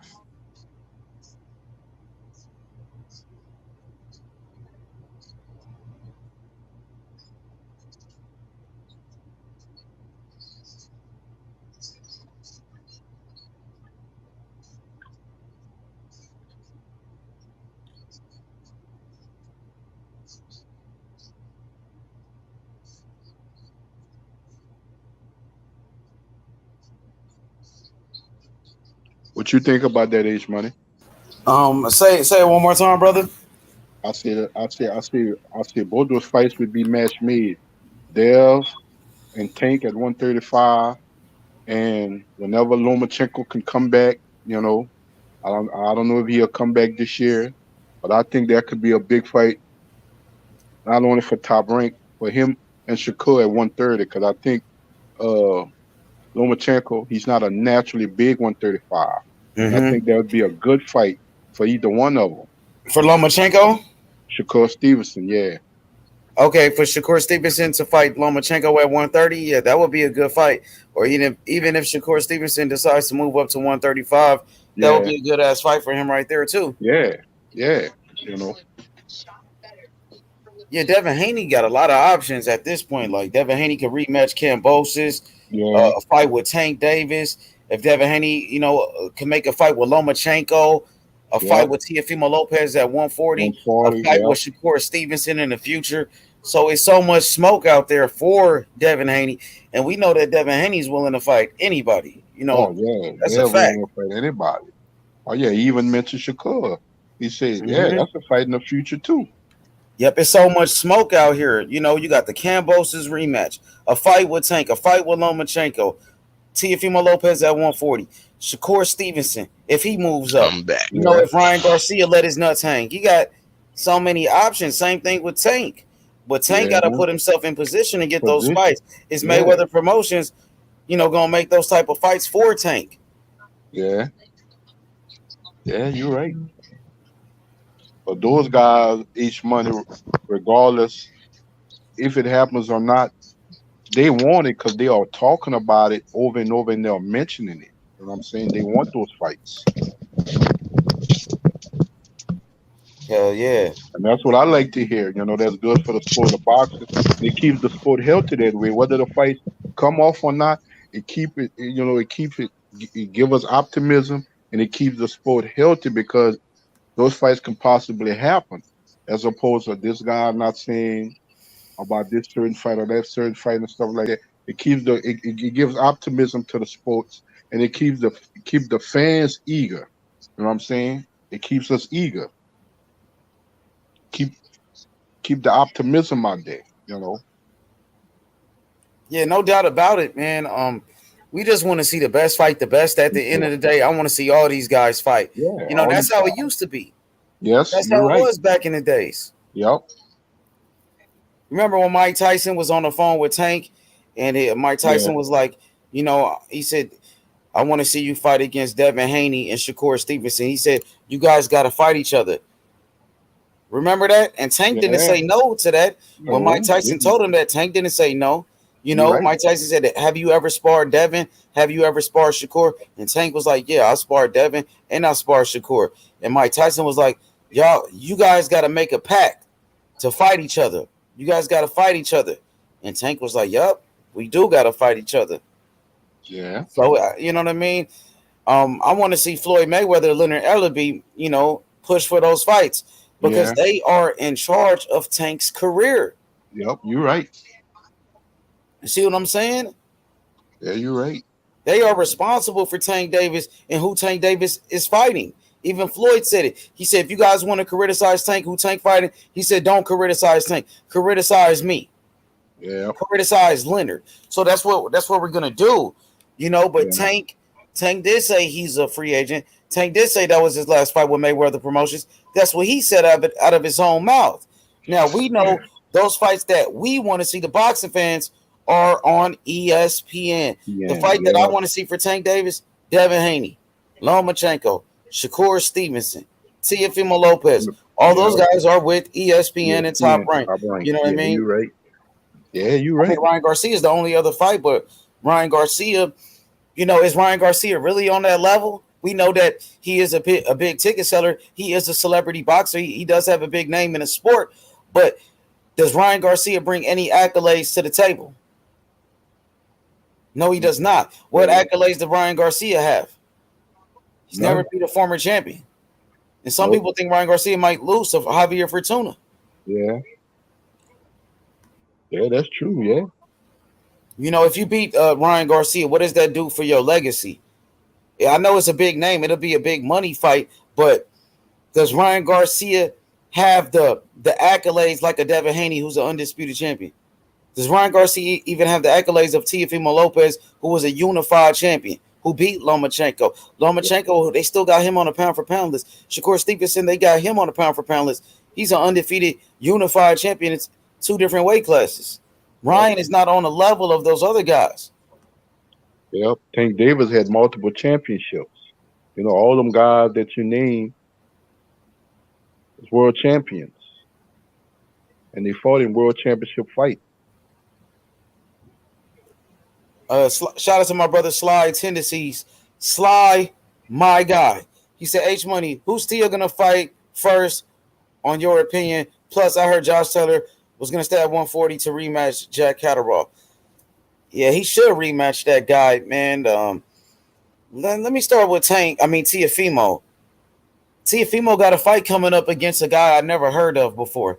Teofimo fighting an absolute scrub. He's fighting a bum. You know what I mean? So Teofimo Lopez used to go around bragging on who he fought, Pedro Campos.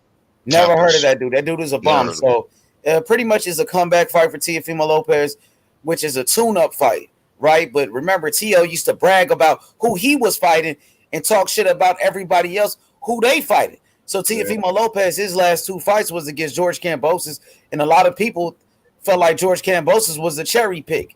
You know what I mean? People wasn't asking Tio to fight George Kambosos, and who the fuck is this Compa guy that he's fighting?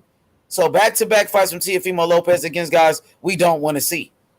You know what I mean? So that's a bullshit fight, but I understand he just got his ass whooped by George Kambosos, so it's a tune-up fight. But Teofimo Lopez do all these interviews running his fucking mouth saying everybody's ducking him at 140. Everybody ducking you at 140, but you fighting Compa. The fuck out of here with all that capping, man. You know what I mean? So, like I said, it's a comeback fight for Teofimo Lopez. It's a tune-up fight. But he trying to say nobody want to fight him, everybody ducking him, bro. Shut the fuck up, T.O. Yeah. That comment don't That's make what I sense. think about that. Well, that comment don't make sense at all, really. You know. I remember, hey Jay Simon, I remember at one point where T.O. was bragging about beating Nakatani. Man, Nakatani was a bum. Nakatani was a bum. Lomachenko beat the brakes off of Nakatani and knocked him out, while Teofimo Lopez went life and death with Nakatani. Yeah, he struggled in You know that. what I mean? He struggled in that fight, Tio. So that Cambo, yeah, he struggled. He struggled. That's when I ain't gonna lie. First, I remember everybody was hyping up Teofimo Lopez, hyping him up. He was knocking everybody out, and then he had I believe his first main event fight against Nakatani. So that time I sat back and I watched Tio, and I was like, oh man, he ain't all of that. I seen it in that Nakatani, like he ain't who they say he is. You know what I mean? But then he came back, knocked out Comey, made a statement in that Comey fight, and then he beat Loma. Once he beat Loma, everybody, you know what I mean, was hyped up on him. Everybody thought he was the next big thing in boxing, and then he ended up, losing to Kambosos. Then once he lost to Kambosos, it just crushed him. It hurt his confidence. You know what I mean? It humbled him too. Now he's finally quiet. So we'll see what happens with Teofimo Lopez, man. Because Teofimo Lopez, he seemed like a guy that he can't take criticism. Teofimo Lopez looked like he's mentally weak. He looked like he's weak mentally. And, you could easily roast Teofimo Lopez, roast the fuck out of him. Oh, you got your ass whooped by Kambosos. You got beat by a bum. He can't deal with that shit. Can't deal with it at all. Mentally weak. So, say Teofimo does fight a guy like Devin Haney. Devin Haney could get it in his head easily. Because this guy is mentally weak. Kambosos got it in his head, bro. You remember the interview they had? I think I was right before he fought George Kambosos. I can't remember who was fighting on that card. I think it was a DAZN card. I can't remember who was fighting, but it was before he fought Kambosos. And when they had a face-to-face, when they was in the crowd, the way Tio was talking. And then when they was on set live, I think that was after. Oh, with Devin Haney and Tio that time. And Devin Haney told him, "You're not gonna do a motherfucking thing." Tio didn't have the same energy we was on that set. Like his energy he couldn't deal with it. He was mentally weak. When somebody, get up in his face, start talking shit to him, he don't know how to deal with it. Devin Haney was getting into his head. Then Devin Haney said, "I make more money than you. I got this more than you. I got that more than you." You see, Tio was bothering him so much. Yep. And then Tio was like, "How does it feel? What Tio say to Haney? How does it feel that you got to use my name to stay relevant?" Devin Haney like, "Yo, I got more followers than you anyway. What you mean? Anyway, you think Teofimo Lopez was saying Devin Haney name first? Devin Haney was already the man. Yep. They already was calling him the next Floyd Mayweather. Everybody was talking about Devin Haney. He was with the money team. Teofimo Lopez was a nobody trying to come up. So Teofimo Lopez starts saying Devin Haney's name during interviews. Oh, I sparred Devin Haney. I beat up Devin Haney in sparring. Turned out all of that was a lie. Yep. So how is Devin Haney using your name to be relevant when you said Devin Haney's name first for clout? You was clout chasing Devin Haney from the very beginning before y'all even was champions. You was using Devin Haney's name in interviews to be relevant. Yep. Now you saying Devin Haney wants to use your name to be relevant because Devin Haney want to fight you for the undisputed fight, the fight that everybody wanted to see? Knock it off, Teofimo Lopez. You know what I mean? That's why, God, I feel like God work in mysterious ways. Teofimo Lopez was feeling himself so much.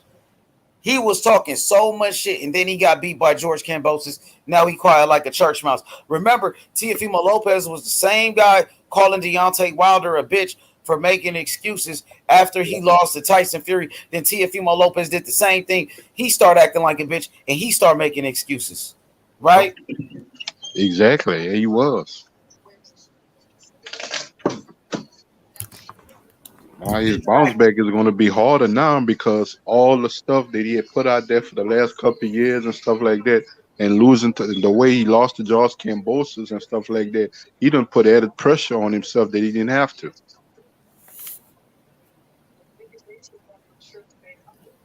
All right, let's see what Jerome said. Shout out to my boy Romeo. He said Haney got the upside on all of the 135 fools. You think so? Thanks. So Jerome likes Devin Haney a lot. Sly Tennessee says at least Kambosos had the balls to fight the best. T.O. would have never fought Haney. That's facts. Yeah, you right about that. When Devin Haney wanted to fight him, he said he was already the undisputed champion. You know what I mean? And Teofimo Lopez said he was going to send Devin Haney an offer. He was ready to send him a contract to fight, and he lied about that. He asked for $10 million just to fight Devin Haney. Teofimo Lopez, you know, he let the fame get to his head. You know what I mean? He let that Lomachenko win get to his head. He lost the hunger. He lost the desire. You know what I mean? And end up, you know, biting him on the ass. End up coming back to haunt Teofimo Lopez. He got too big for his bridges. Yeah. You know, that shit is crazy. You see how all of this shit worked out? Kambosos beat Teofimo Lopez.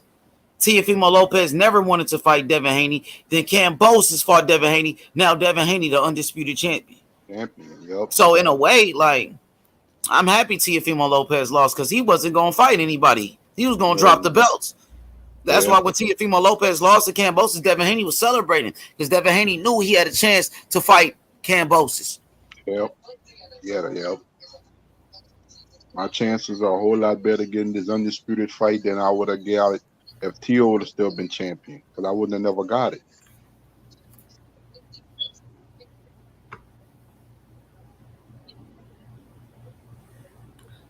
So what you expect from Teofimo Lopez in his fight with Compa? You think Teofimo Lopez is going to destroy this dude or what? I'm gonna have to go look up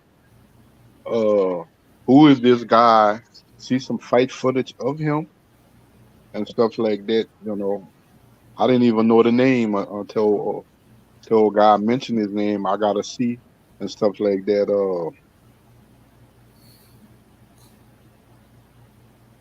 And see what Tio. I think Tio is in camp, training, getting prepared. You know, I just gotta wait and see. I don't know. You know what I'm saying? You know, I never heard of this dude. I never seen him fight before. I don't know what's his record. So I don't even know what's his nationality. I don't know nothing about him. So I'd have to go. I never heard of that guy either, man. I never watched him fight before. That's the first time I ever heard of this dude. You know, I don't, like I said, I don't know none of the dude and stuff like that. You know, the dude might be somebody that's gonna bring something to the table. He's Mexican. Shout out to Bob 10. Bob 10 said, I seen the guy Tio is fighting. He is heavy-handed, but is very slow and flat-footed. So he's gonna be right in front of Tio. I got some stats for y'all guys. He's 34-1 with 23 knockouts. Who has he fought? Is there anybody that he fought that you know who beat him? I'm letting you know right now. Bro. And according to the box reg and shit like that, I don't know none of these damn guys. But a lot of the guys, he's fucking idiot. Honestly, though, a lot of guys he's fought on here has 29 wins, only 3 losses. I mean, there's a lot of guys when he's won like that. They're like 20. They have like over 20 something wins, and he's beating them. But the last couple of fights, he fought a guy that's 11-5, 26-17, 5-0, and his last fight is a Carlos Sanchez Valdez, and he's 22-0. Well, who beat him? The guy I'm talking about right now, Pedro Compa. Yeah, who beat Pedro Campos? He got a loss, right? Who lost? All right, let's see. That one loss he got against, he got a loss against a Carlos Jimenez, and he was 11-8. Yeah, he ain't shit. Yeah. What's his rank? What's his rankings at one fight? Or he's not in the rankings? Let me see. Let's see if I can find that too. His rankings ain't.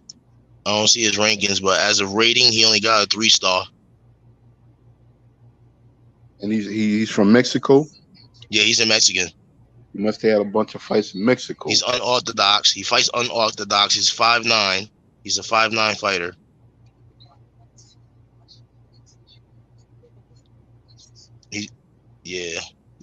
He's 30 years old as well. He's 30.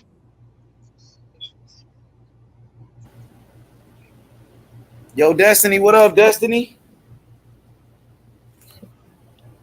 What's good? Y'all see Destiny? Yes. No. She just went out. Now she fell off. Yeah, this guy fought Hey, nobody, Teofimo man. Lopez had it so good. That dude just beat Lomachenko, who everybody was hyping up as the number one pound for pound. He was on top of the world, and he threw it all away. Yep. He's a fucking idiot. Y'all know Aaron. Y'all know Aaron Harrier, right? Something like that. You said what now? Aaron Harrier. Nah, I never heard of that dude. Who the fuck he's is that? 29-3. He was the biggest. He was pretty much his biggest win. That guy, 29-3. So he fought a whole bunch of nobodies that nobody heard of. Yeah, a whole bunch of nobodies, bro. Yeah. So he padded up his record. He even fought a guy that's 1-21. Yeah. It's crazy. He ain't nobody, man. This is a cherry pick definitely right here. It's like a comeback fight, a tune-up fight. Usually when a fighter get their ass whooped like that, that's what they need to do. You got to rebuild your fighter, and that's how you do it. And with these, man. The way it looks, Tio should beat this guy. He should dominate this guy with this damn. Yo, what up, Cassidy? God dang. We saying, fam, can you hear me? Yeah, we hear you. What's up with you, dog? What up, Cass? What up, Big Cass? What's good with y'all? What's going on? Mark? What's up, my dog? Good, man. What up, big bro? What's going on, Mark? Good, man. Good. Hey, Cassie, come back on your phone. When you be on your laptop, Cassie, he's like choppy. You just gotta turn your mic down a little bit. Come back on your phone, Cass. It be kind of fucked up. Come back on your phone. When you be on your laptop, we can't hear you good. It's choppy. Join the panel on your phone. It's better. We can hear you better. Gage Money said that's a good comeback fight for Tio. Every single fight, this guy has never fought a 12-round but fight. Tio out here capping, saying all the other guys are ducking him. When we all know this nigga got to take a tune-up fight. That's the issue. Man. Him moving up to 140 is the wrong weight class to be using the word duck with them fighters up there. This guy has not fought a 12-round fight. You know what they should have did? He fighting a tune-up, right? They should have put his ass in there with my boy Dakota Linger. That's what they should have did, man. They should have put him in with the dude who just knocked out Josue Vargas. That's my boy. Linger is kind of hot right now, but I think Teofimo would knock the fuck out of Linger. I ain't gonna lie. I think so too, but that should be it. It will be interesting, H Money. That's all I know. I like that fight. You know fight. what I think about Linger? Like he's an exciting fighter to watch. He like one of them tough man guys, but I think he's a bum. You know what I mean? I know you like him. I know you like the way he fights. I think he's a bum familiar though. The face of this guy that he's fighting does look familiar. My face, he looks familiar. Yeah, I don't think he winning a world title or really doing nothing at the world level, but I think I just think he'd push a couple people. That's all. Like you know what I'm saying? He'll give a good fight, but yeah, I think if you put him in there with Gary Russell or any of them dudes, he get fucked up bad. Yeah, all his 10 rounders that went 10, all his fights that went 10 rounds, he's got unanimous decisions on those. So what are you talking about? The guy that Tio's fighting. He has a lot of unanimous decisions on here. Shit. Let's be honest, it's a tune-up fight. But he has not fought not even one. He's 34-1, and he has not even fought a 12-rounder in his career. Listen, man, this dude. He's 34-1. His career, he's been built up to be somebody's tune-up fight. Not one 12-round fight on here at all. All 10s. I don't think I've heard of that before. Because he's been built up to be a tune-up fighter. That's all, man. Like he's not been built to be no world champion or nothing like that. He's a Mexican. We know Mexicans fight hard, so we'll see what he got. Yo, Destiny, what's up with you? Hello. Good evening, Mrs. The What's Beautiful. good, Des? Good evening to you, beautiful. God damn. Y'all can hear Destiny? Hey, Destiny. Mrs. Black, man. Yo, what are you like? You're like 29 or something, man. For real though. We can't hear you, D. Mark, he's going to be Can't hear you. the guy that Mrs. the guy Black that is Tio so is fighting is. You call them guys fringe contenders. You would say he's a fringe contender. I don't know about I that, mean, man. I think somebody that could get close to even being in a world championship type of fight, but always lose. What y'all talking about, baby? yeah, you're right. Teofimo You're talking Lopez, about T.O.'s opponent. Yeah, you're right, Jonathan. Dusty Camper. He'll be a type of guy that wins marginal titles. He will never be a world championship champion. He win marginal belts. You talking about Tio? Yes. Man, fuck a Tio. Fuck him. But you don't think it's that's well? I haven't seen him fight, Jonathan, but like I don't think he has that high a skill level. And again, I haven't seen him fight, but for somebody who's not that high in terms of skill to be winning all these decisions, that tells me that you know what I'm saying he's being built. Yeah. That somebody behind him is putting money behind him, and you know what I'm saying he's just being built up into a tune-up fighter. What you say, Butch? Camper is shit. Yeah, nothing. Camper. The fuck? But the thing about that, Mark, he's 30 years old. A bum, bro. Yeah, he's 30 years old. 10 of the fights that he has on here, he has 10 guys on here that has at least 27 wins or better, and he's beating them, but they're nobodies. Listen, man, he's not being built into no fringe contender. He is just a tune-up fighter. That's all. That's all they building him into. I have fucking 35 fights, and you ain't had 12 rounds. I don't mean no sense. Not one 12-round on here. Not one. They're lining him up to get knocked out. He's a bowling pin for Teofimo Lopez.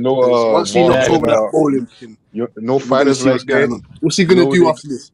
I want to know what's he gonna do. Is he gonna fight top 10 contender? Hey, Jonathan. Check it out. That one loss he got. You know how I can prove that one loss he got. He has a TKO loss against that one guy that he has that one loss with, and the guy was 11-8. Damn. He got a TKO loss in the 7th round. Damn. Jonathan, you know how I can prove to you that there are literally motherfuckers who just get built up to get knocked out.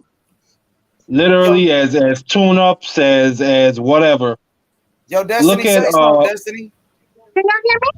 Yeah, now we hear you. Yeah. I'm gonna give you an example, Mark. What's up with you? I was about to give you an example. Peter McNeely and Tom McNeely. Remember the dude who got knocked out by Tyson? Yeah, when Tyson got out of his jail, daddy Peter was literally McNeely. he was 33. Well, he was what, 33-1? Yeah, something like that. Yup, sure was. Damn near the exact same record as this motherfucker. You look at his father. His father was the same thing. He was just getting built to get knocked out by Floyd Patterson.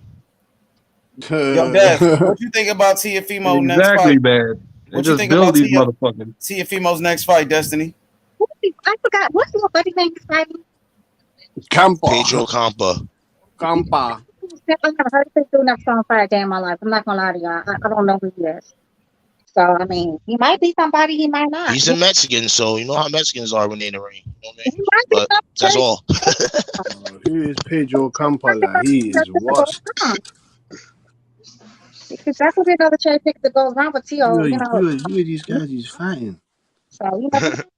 I don't think he'll lose to this guy. Like if he loses to this dude, that would be so bad. But that dude, I think this guy is like a bum. He's fighting a bum right here. I think Tio will win this fight. To be honest, he better knock this guy out with these guys. The problem I got with it, Teofimo going around saying everybody else is dunking him, but you fighting this bum ass nigga, bro. Nobody believe Teofimo. Listen, man, his daddy is on crack cocaine, and I think he's giving his son a little bit of the crack. I'm not even saying this shit to joke or clown or nothing like that. I think his dad has a big problem. Not the crack, the cocaine. What is it? The cocaine. Yeah, that's that. Yeah. Cocaine. What you say, Destiny? We haven't when Tia was promising Devin Haney to fight in front of, who was that dude that's on the zone?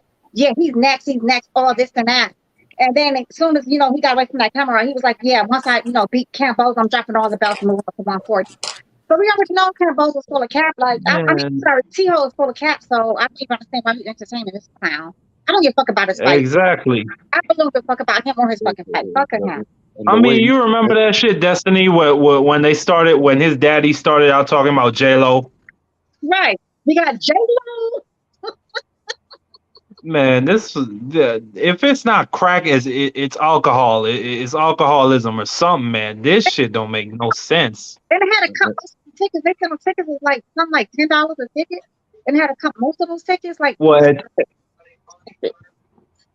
Like stop it. They definitely lost money on that. Shit, that's $50,000 at the live gate if they sold out the Little Madison Square Garden. So I didn't do shit. Yeah. It's Hulu, right? In the Hulu Garden or whatever. I think it was like something like 4,000 in attendance. They say, a lot of those tickets was comp, like 1,000 tickets was comp or something like that. Oh, I thought it was 5,000 that was in attendance. I believe it was 4,000. You might be right. It might have been 5,000, but I know a good $1,000 of them tickets was comp. So, I mean, but they had J-Lo. Yeah. So. Well, did you see? Yeah. Did you see when did you see when they said Tank sold more pay-per-views than Errol Spence now? According to who? Well, I heard a report that Tank's last fight did 400,000. Then I saw another one that said it did 275. So I don't know what to believe. It's somewhere between that. All these people that they hype up these fucking. I keep trying to tell y'all that. Y'all go Google pay-per-view. What pay-per-view says about fact checking these pay-per-view numbers. They don't fact check shit unless it's breaking fucking records. So if you ever notice, you never hear from coming from the damn the networks themselves. Is always somebody that's associated with the network, and it's always sources. We don't know who the fuck sources is. We really don't. So as sources at this point, it could be fucking AJ, it could be fucking me, it could be fucking Mickey Mouse. We don't know who the fuck the sources is, but that's what they always report, sources. You never hear them say it's never a pay-per-view confirms. You'll never hear that. The only time I've ever seen an actual official like pay-per-view number was when Conor McGregor actually leaked a photo of his pay-per-view numbers at against Dustin Poirier in the second fight in his rematch. That's the only time I've ever seen one of those. In boxing and MMA, I've never seen it, the actual official paper. No, they showed it against Mayweather versus Pacquiao, and I believe it was with Mike Tyson fought who did he fight? I think it was Evander Holyfield. Well, I forgot who he fought. No, it was Tyson. It was Lennox Lewis and Tyson. You're probably thinking of Tyson. Okay, so one of them, he was the first one ever to break 1 million, I believe he was. Mike Tyson was. And I thought it was Evander Holyfield, but you said Lennox Lewis. But I can't remember. No, they will confirm those numbers, but according to them, they said they don't fact check numbers unless they're breaking fucking records. And that is what it is. I mean, at this point, literally, I'm fucking sources. I'm giving out sources at this point. Because the numbers change drastically. How do you go for what's his name? Bud, when Bud fought fucking Porter, how did you go from 190 supposedly all the way down to like 125 or some goofy shit like that? After he told, pretty much shitted on Bob Arum in his fucking face. So, I mean, so you went from 190 all the way down to 125. I mean, we got to make it make sense. Then we went from with Errol Spence versus fucking, what's the boy name was Danny Garcia doing 215 all the way up to 275. Some people were saying 315. Come on now. We got to make it make sense at some point. Yeah. We don't know what these fucking numbers. But at this point, I really think this number doing about 5 or 6 pay-per-views. I really am thinking like maybe 400 or 500 pay-per-view buys. Because we don't fucking know. Who the fuck is sources? Let me know who the fuck sources is, and then I entertain the shit.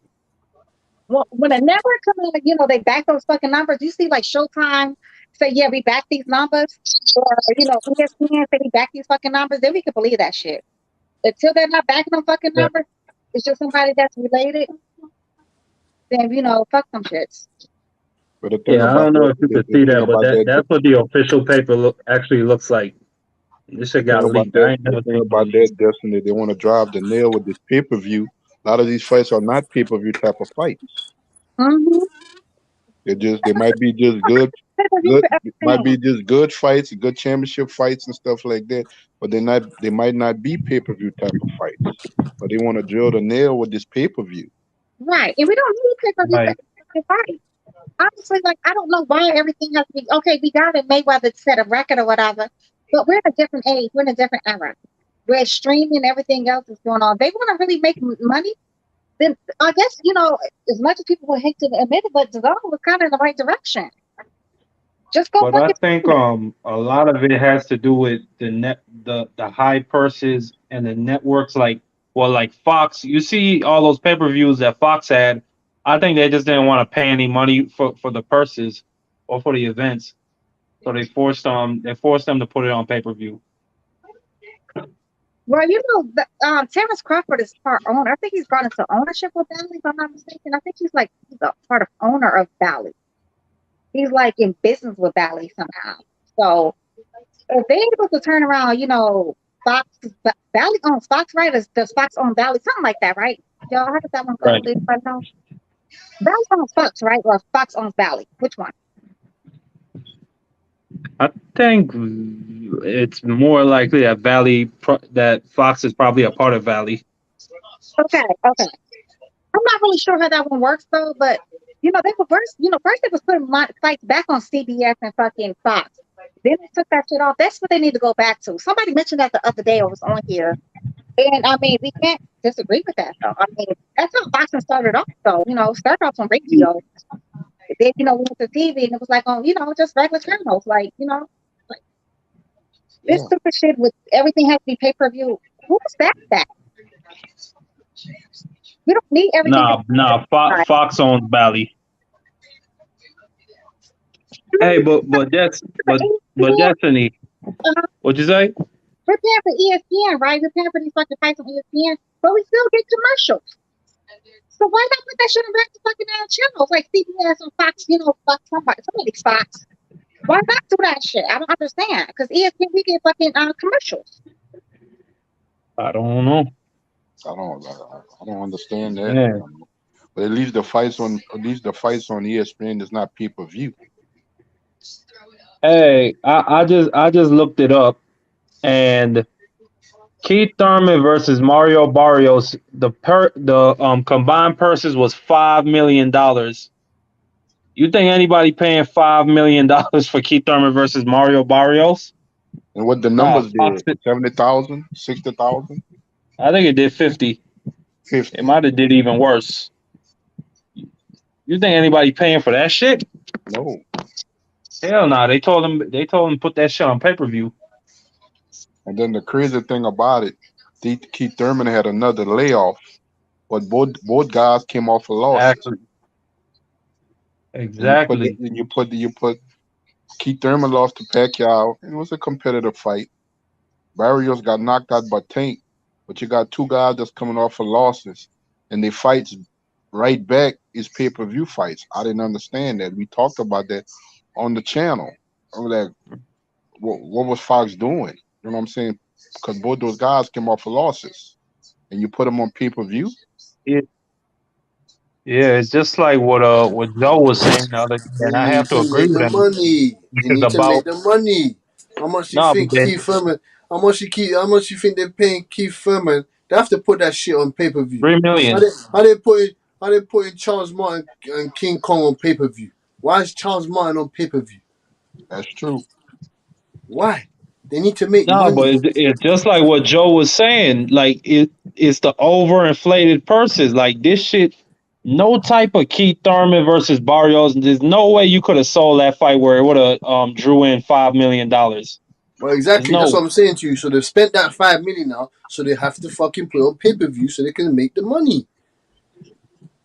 And they're gonna lie. They're gonna lie to the fighters and say, "Yeah, don't worry, man. We're gonna pay you. We're gonna pay that shit off the back end, man. Yeah. And then when the back end comes now, there's not enough money to fucking pay the back end. This is what Adrian Broner's talking about.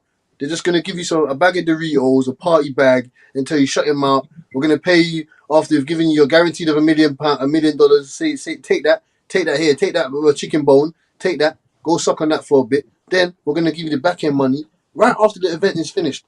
They're going to count the P's from the back end, and then it's not enough to hand out to everyone. But the thing about that Butch with that fight with Keith Thurman and Barrios and stuff, what they was paying Thurman for his past success? Yeah. Because he lost and he been inactive with injuries. So we're gonna. He's a former unified champion. That's what I'm saying to you. He brought numbers to their company, so they owe him. They owe him that. They owe him that. This is a what have you done? Well, I mean, yeah, if he signed a previous deal, but shit, in my opinion, it should have been like, what have you done for me lately? No, that's what I'm saying. It doesn't Giving work you, like that, though. That's what I'm saying to you. It doesn't work yeah, like that. right. I understand. Because if it did, Leonard Ellaby with his fucking jetpack nose, he wouldn't be talking about Devin Haney. Devin Haney, he's nothing. He's nothing. Them belts mean nothing. You can roll Leonard. You can roll Devin Haney. You can roll Shakur Stevenson all into one, and they still wouldn't do what Tank does. What kind of bullshit is that? Man, So it's not about what have Leonard you be done for me fucking lately. killing me, Butch. Leonard be fucking killing me. They asked him about Devin Haney versus Tank. Are you fucking crazy, nigga? The fuck? Are you fucking crazy? Shit, y'all don't We don't understand need shit Devin about boxing or Haney. how to We split don't the need Devin purses. Haney. Where's the We money don't gonna need come from him. for that fight? Tank put butts in Man, seats. Devin doesn't sell. He Devin doesn't is a sell great anything. fighter, but what money do he bring in? What tickets he gonna sell? What are you crazy? We can't make that fight. Yeah, but Like this motherfucker, man. and Pitbull Cruz was an undercard fighter. Man, Look at exactly. Look at that, for example. Look at Pitbull. Do you think they're stupid? They're not putting Pitbull in there, Ryan Garcia.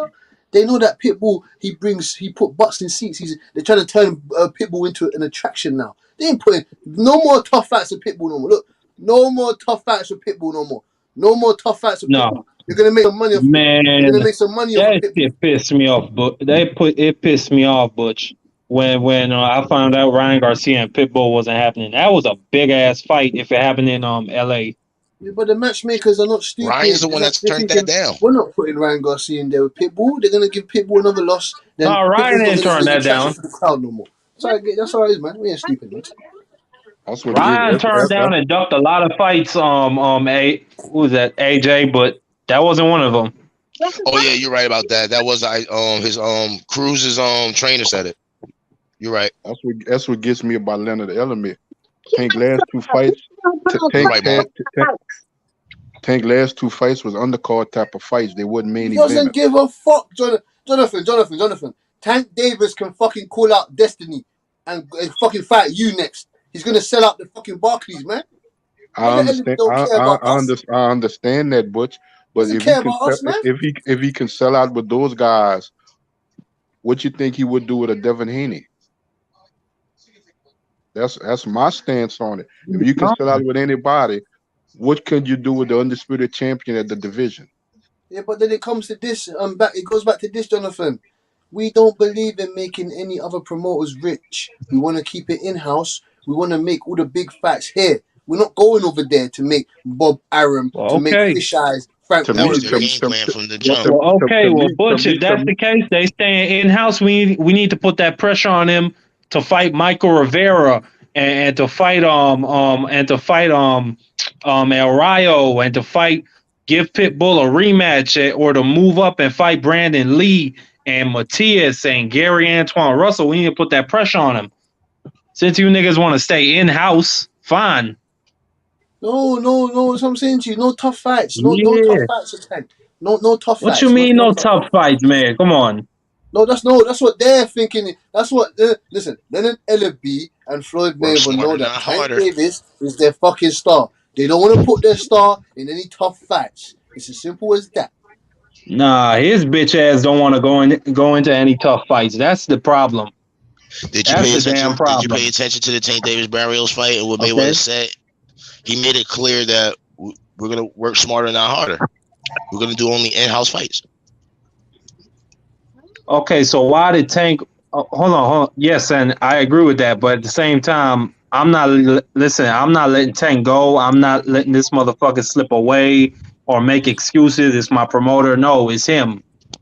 He needs to man the fuck up and go pursue these big fights. Okay, because he just had the chance to leave. That's true. Man, I'm dead serious not fucking with Tank no more. He definitely could get the bread somewhere else if he stays free agent and signs somewhere else. He definitely will get the money. He just needs to realize that you're worth the money. You just need to you gotta look out there, man. Talk to these promoters, man. See what you can do. Shit, De La Hoya, I know he ain't shit, but shit, he's offering $100 million to the cat. I'm think he's serious about getting him just to even get Ryan in the ring with him. Like, my homeboy World Combat Sports asked the question though, like, who would be the A side then? Between Tank and versus Devin Haney. That is a very good question because Devin Haney is undisputed. Tank, he does so-called, pay-per-views or whatever. So who would be the A side? I mean, technically Devin Haney, because Devin Haney's been getting paid more money, and Devin Haney has all the belts. Yeah. Fuck that pay-per-view shit. Go to the fucking belts. Yeah. He's undisputed. He has all the belts. But it's 50-50 at best. Well, the thing about maybe it, you could say 55-45 Tank. No. Nah, Tank ain't taking that shit. Tank is about the damn money, man. The thing that get me with Floyd Mayweather, early in his career, he wanted all those big fights. Said Bob wouldn't deliver it to him, but now he's going to do it. No, to Tank. but it's this. He wanted all those other champions in his weight class and above. He didn't get those fights, and he complained about that for years until he was able to buy his contract out with Top Rank. But he got the opportunity to be different with Tank Davis. You don't have to be like Bob Arum. You didn't get here's those the fights. thing. But here's the thing, Jonathan. Don't you notice that's a trend among a lot of the old legends who become promoters or who have sons now? Look at Ryan Garcia and Oscar De La Hoya. Oscar De La Hoya wanted smoke with every motherfucker there was. This nigga moved all the way up to 160 to fight Bernard Hopkins. Yep. So he wasn't scared of smoke. And look how he's moving Ryan Garcia now. Look how he's moving all his other fighters.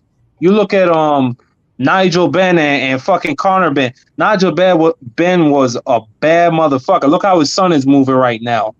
So it's the same thing, man. They teaching their youngins to move smarter, not to work smarter, not harder. Like Butch get said. this money, man. Get the money, Exactly. man. Why the fuck you gonna take all these fucking hard fights and you ain't getting fucking paid? Exactly. You might as well go get some nice money fighting the easy fights and leave the game. Nigel Benn got his brains fucked. Well, I mean, he in good health, but still, he took a lot of punishment when he could have been making the same money.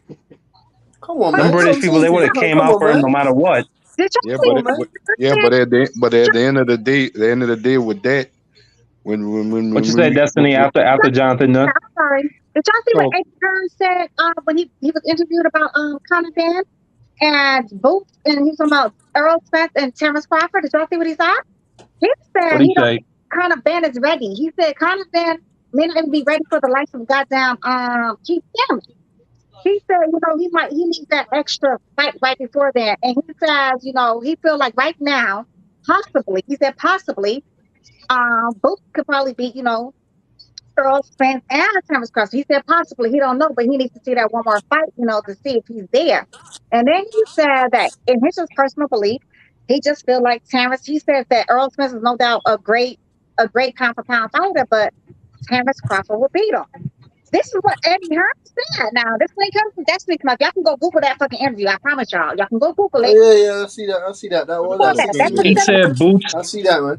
Yeah, no, I remember. I think I remember something like that vaguely. Destiny. So I believe you. We always say we always say fight. So good, Glory was good. But my bad, go ahead. But the business, the management, the industry of boxing, they're the biggest cappers, more so than the fighters. They cap more than a little bit. When you hear a promoter say, "My fighter is the best fighter in this weight class," or this era of boxing and stuff like that, but he's not getting in the ring with the other top fighters. At least Eddie Hearn told the truth on that one, because no offense to you, Butch, I love you. I fuck with you the long way, Cassidy, but we been new kind of fan ain't he ain't there yet. He's just not. I don't know what you're talking about, Miss Destiny. I don't think he's there yet either. I agree with you, Mark. You keep thinking that. And that's my boy. You keep thinking that. And I like Tank Davis. I really like Tank Davis, but how long you gonna be fighting these undercard type of fighters? Until the money dries out. I know. His prize fighting is about making money, but how long you're gonna be fighting this level of competition and then you don't want to be analyzed behind it. Tank Davis has a short shelf life. It is what it is. I mean, he's just not that dude. And No, but you have to forget how. You have to forget where all this root. Prime Video or whatever the hell you got me on H man taking off this shit. And you know, about a year or two ago, me and somebody discussed this. I think Leonard Ellerbe, just my opinion, from the experience I had with the sport of boxing. And look, man, you have to remember Leonard Ellerbe and Floyd Mayweather know the inside the ring and outside the ring. I just think from a fighter's perspective, I think they just don't see something and think that's not there, that they might see in other fighters. That's just my opinion. Tank is an excellent fighter, but from the eye view, the eye test, Floyd don't see something in Tank that he would like to see. You might be right. And I've been saying that for a minute. Not saying that Tank is not a good fighter, but Floyd looks at Tank also his fight as a fighter, not just what can he attract and draw financially. Floyd look at him as a fighter, and Floyd not seeing things in him where Tank is at his career. A couple more years, Tank will be 30 years old. Floyd still don't see it. And one of the examples that I saw, if you got a fight under your promotions, but then you're in the ring training with Devin Haney, a guy that's not even under your promotions. And that was like about a year or two ago when Tank got upset with Floyd. And I found that I'm like, that don't look right to me. They both young fighters in the same weight class and stuff. That didn't look right to me. Who's talking? Because right now you're speaking of a fact, bro. Who is this? I can't see because H1 will take off this goddamn primetime video she's got me on. And when I commented on that, you know, everybody was like, boy, Jonathan Simon, Destiny. No, I ain't on this goddamn assignment. Now who's talking? No, Jonathan Simon. Jonathan Simon. I love Jonathan Simon. Speaking of her, Jonathan very knowledgeable brother. I love him, man. Really, Great. very knowledgeable. Very knowledgeable. That was kind of common sense to me when I know Dev grew up in the Mayweather gym. He grew up around all that and stuff like that. But you know what they say, Jonathan? Floyd was actually in the gym, in the ring, working and teaching. I'm like, I got a guy at this weight class. Why would I be working? Why would I be doing these things with this competition? And but you know what they've been saying, Jonathan? Tells me he don't see something. He don't see the things he want to see as of now. Where Tank is at in his career, he sees something in Devin, or he sees something in Shakur, or he sees something in these other fighters. It's just that he don't have them signed to his company. Right. Could be low ball the fuck out of him. He always wanted Devin. Wait. Yeah, no. that was his plan. He was gonna lay everything on Devin. Yeah, but he also a little stuff out my base down Shakur Stevenson too. You know, Shakur Stevenson was like ridiculous, and Shakur Stevenson was very much insulted, which I don't blame him. I would have been very much insulted too. So, but Devin decided to go his own way because, you know, he said follow the green print. So shit, Devin's like, nigga, I'm following the fucking green print, and I'm gonna take my own route. Him and his daddy. So him and his daddy took the right route, in my opinion. They better themselves, and now they got their own promotional company. And you have to think about this. Tank Davis didn't come into this stuff thinking, yeah, I want to be undisputed champion. I want to be world champion one day. They fucking brought him off the streets and found love in the gym, and he said, fuck this. Oh, I'm good at this. You don't build the love. That's what I'm saying to you. You don't build that. You can't build that hunger. Like, not to say Tank Davis is not hungry. I'm just saying to you that he didn't have the initiative to come into the sport and think, yeah, I want to be a Hall of Famer. I want to be an all-time great. He doesn't have that sort of mentality. He didn't come into the sport with that mentality. Devin Haney did from a young age. There's a difference here, man. There's a difference here. Devin Haney did. Shakur did. Tank came into the sport. I got to take care of my family. Exactly. That's why man can't blame him if he doesn't want the big fights, because I didn't come into this sport to get big fights. I came into this sport to support for my family. And because outside of Calvin Ford, Shakur, and Devin Haney came into the sport of boxing with the original family members. Shakur got his family on his side. Dev got his dad and his family on his side. Tank didn't have that. All he had was Calvin Ford. That's all he had. That's it. Well, you know what? Taking, a young brother from the ghetto, turning him on to something, making him a young millionaire. Sure to that. I can't hit on that. But overall, let's not, Yeah, thanks. overhype It's Tank calm. either. We've been overhyping Yes. him for a long time. Like a lot of these channels been overhyping Tank for a long time. This nigga's not the goods. He's But A-okay. don't, He's A-okay. but don't get it No, twisted, it's funny. It's funny, Destiny. man. It's funny, man. It's Don't funny. get it We twisted, forget. We Destiny. really forget. Like he's not in there to Devin, get no big fights. He's happy making 2 million and fighting Rolly Romero's and fucking all these other Cruz and all that. They yeah, don't give a fuck. Who the fuck Don't knew? care. Yeah, who the fuck who the fuck is you kind of dudes? Who the fuck are you kind of niggas? Yeah, these dudes that be looking like fight. Tank's still my dude though. I'm still fucking with Yeah, him. where Thanks, the nigga. thing Thanks for about my it, guy, man. if But you look He if ain't you my look let's fucking forget. dude. if you look if you look I'm at gonna if cook you his look ass at if every you look time I come on here. if you My look nigga, if you my look at nigga. if you look at Tank's resume, all the fights that he had might have not been with the fighters we wanted to see him with, but his resume is not bad. He don't really have a bad resume. Stop it. But is it good enough for He ain't- people to be saying, "Oh, Tank should be top 5 pound for pound"? Nah, man, come on. It's good enough where he should. It's good enough where he should get a title shot. He's a 3-division champion. He just don't just don't have the resume Tank, that y'all want to see him have at 135. His name won't be mentioned if motherfucker it's is not 27 Res- years old, Jonathan. I understand that, Mark, but we not Not seeing shy Tank. like that. We not seeing Tank in the fights. We want to see him at 135 because nobody was saying this about Tank when he was at 130. Nobody was saying that about Tank at 130. Who he fought at 130? Pedraza. But he And fought that shit was 5 Everybody years thought that ago. nigga was good. Everybody thought He fought Pedraza was the champion. truth. Everybody. He fought. He beat. Oh, He listen, gave. I give him credit for Pedraza, but that shit was 5 fucking years ago. You only get to live off a win for so long. We But don't You know care what I'm about that. saying? that's Don't what give a I'm shit saying. about that. That's what I'm saying, Mark. I'm saying this. Yes, at That's old news. We 130. don't care about that. But we not seeing him in the fights that we would love to see him fight at 135. That's the thing on Tank right now. You're not at 130 no more. You was at 135, and you end up fighting a former super bantamweight champion in Santa Cruz. Yes, Santa Cruz has a name, but he had to move up 2 weight classes, almost 3 weight classes to fight you to make a big fight. No, we don't want to see that. He fought Leo Santa Cruz. Leo Santa Cruz is a great fighter, but he's a smaller man. That's what they're gonna tell you. That's what they're gonna tell you. So Leo Santa Cruz. That's the argument. That's always the argument we get behind. That's the thing with Tank, where he's at 135. Not what he did in the past.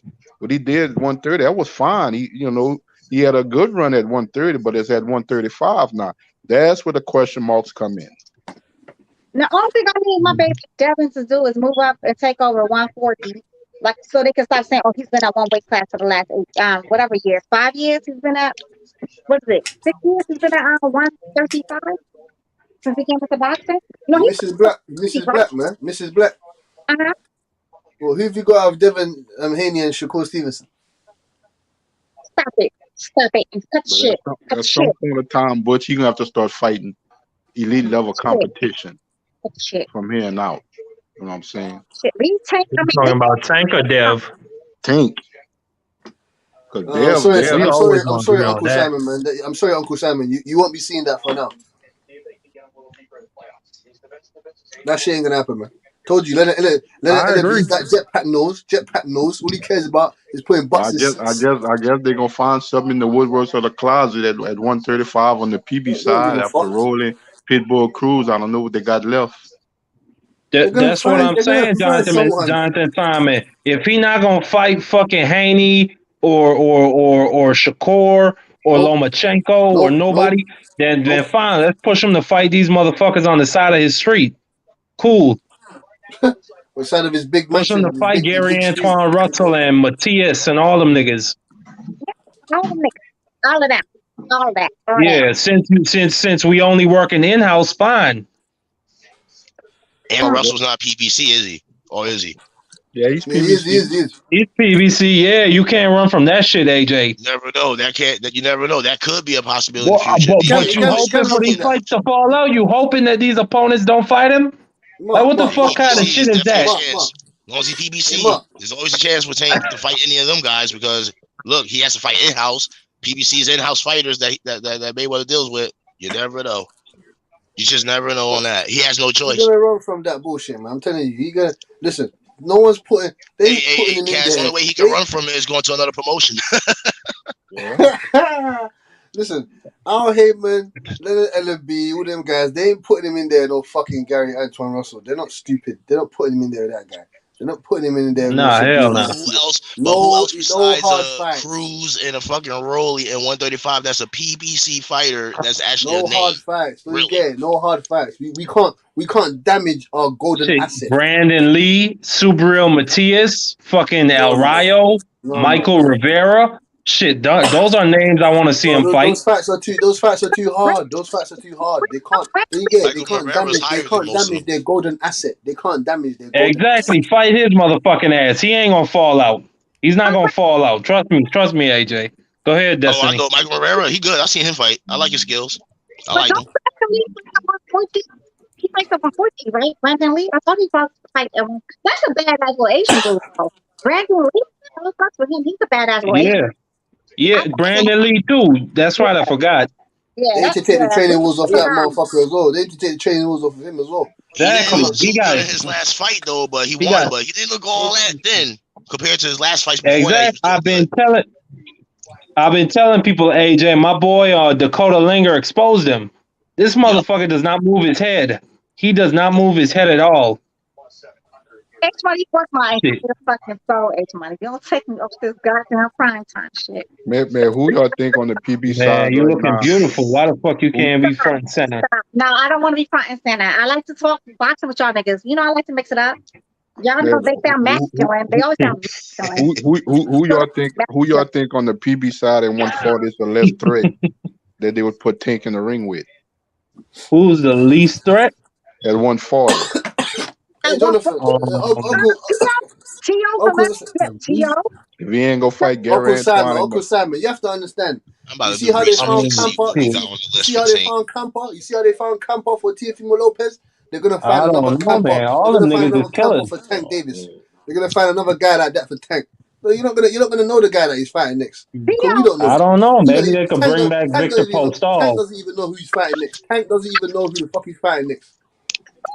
What you think, Dustin? That's a good little solid fight for Tank. Come on now. Y'all play too much. Then they're gonna say he's fighting old guys. Then, but Victor Postol are Victor Postol is busy. Postol is busy. I'm gonna have to look at the PBC landscape. Y'all know that. Postol is busy. He's doing something right now. He's a little tied up. But my thing is this. Look, man, this goddamn celebrity boxing shit done got out of hand now. Dan show did, yo. I've been watching the people that they got. I'm like, what the hell is that doing? OG Showing, can you please explain that Tank Davis won't be fighting anybody serious? He's gonna fight tin cans and tin cans only. Well, what names you talking about? At 140? No, 135. He got William Cepeda in the mix. 135, 140. At 140, you better leave them motherfuckers alone. But at 135, there's only a couple motherfuckers he can fight. Really, everybody else he gonna kill. Frank Martin's still there. PBC. Who? Frank Martin. They ain't gonna put him in there, Frank Martin. Even though Frank Martin did call him out, though, I ain't gonna lie though, he did, but it don't mean it's gonna happen. No, put him in there with Frank Martin. Will be good as fuck though. Tank versus right will be good as fuck. They're not gonna do that though. They're not gonna do that. Ryan's a little. That's a little Mexican monster now. That's a Mexican monster. Yeah, I'm looking at this list of PBC fighters. He really don't have no damn idea. They're not gonna put him in there. Nobody who ain't flat-footed. They're not gonna do anything to their golden asset. He is the company. They're not gonna put him in there with nobody who isn't flat-footed. Nobody. If he ain't flat-footed, he won't get in there with him. What do y'all think about Venezuela though? To me, that's a little Mexican monster though. This Mexican got footwork. He got hair, but he got it all. That's why you see what I'm saying, Mrs. Black. I need to see him in there with another monster.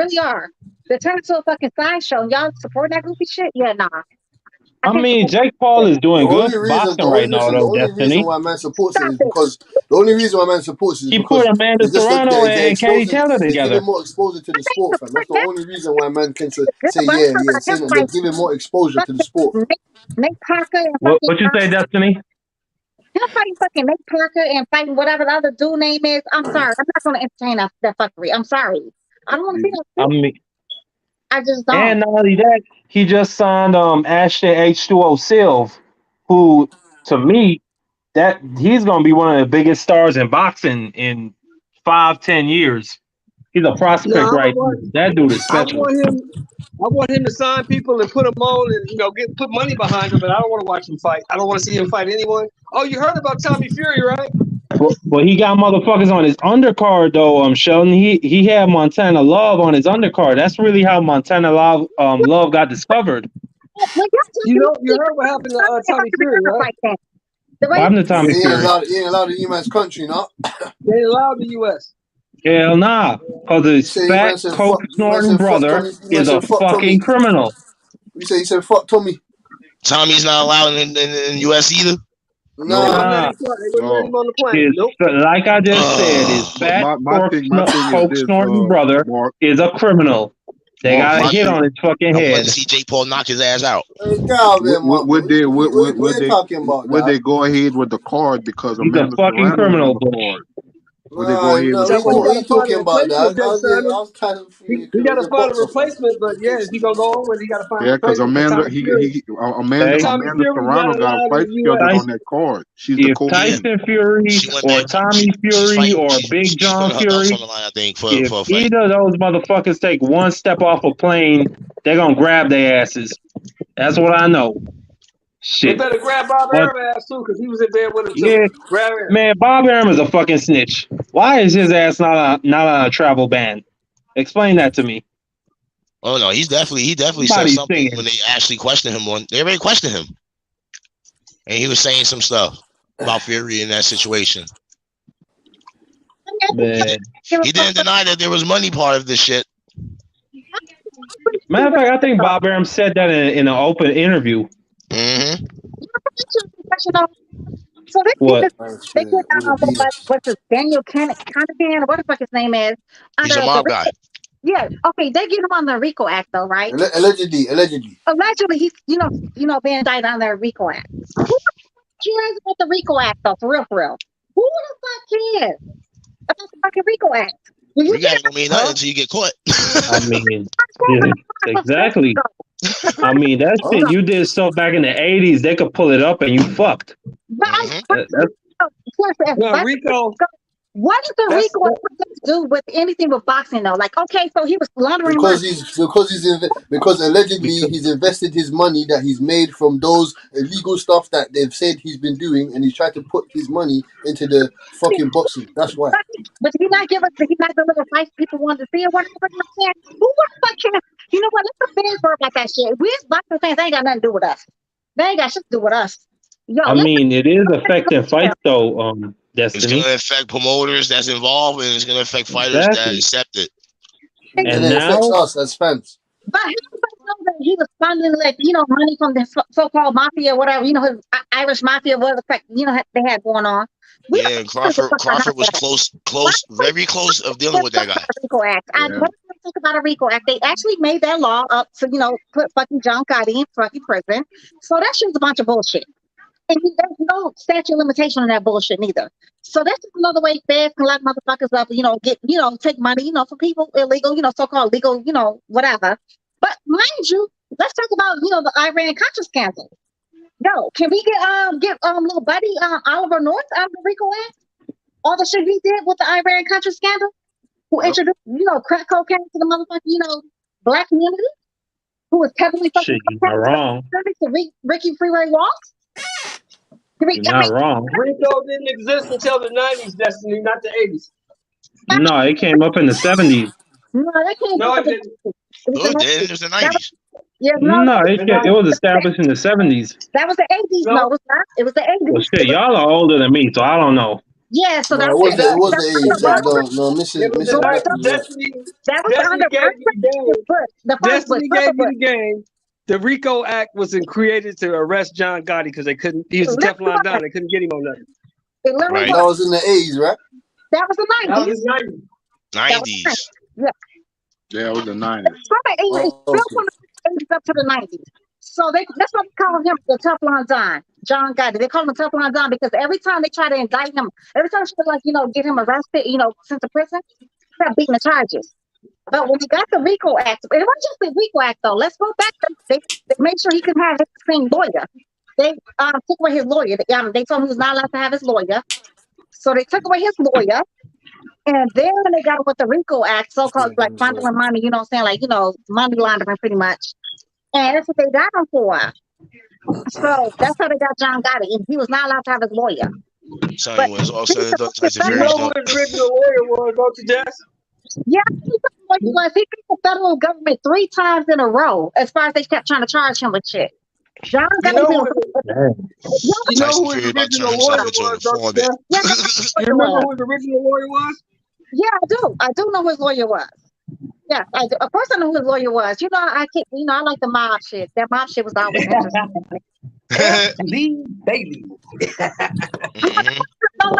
It was not. Hey, no, baby, you cannot come. You can't set foot in this fucking courtroom. No, it wasn't Leon Bailey, honey. It wasn't just him. His main one is that tiny cat. I can't think of little buddy name. It was someone's tiny cat.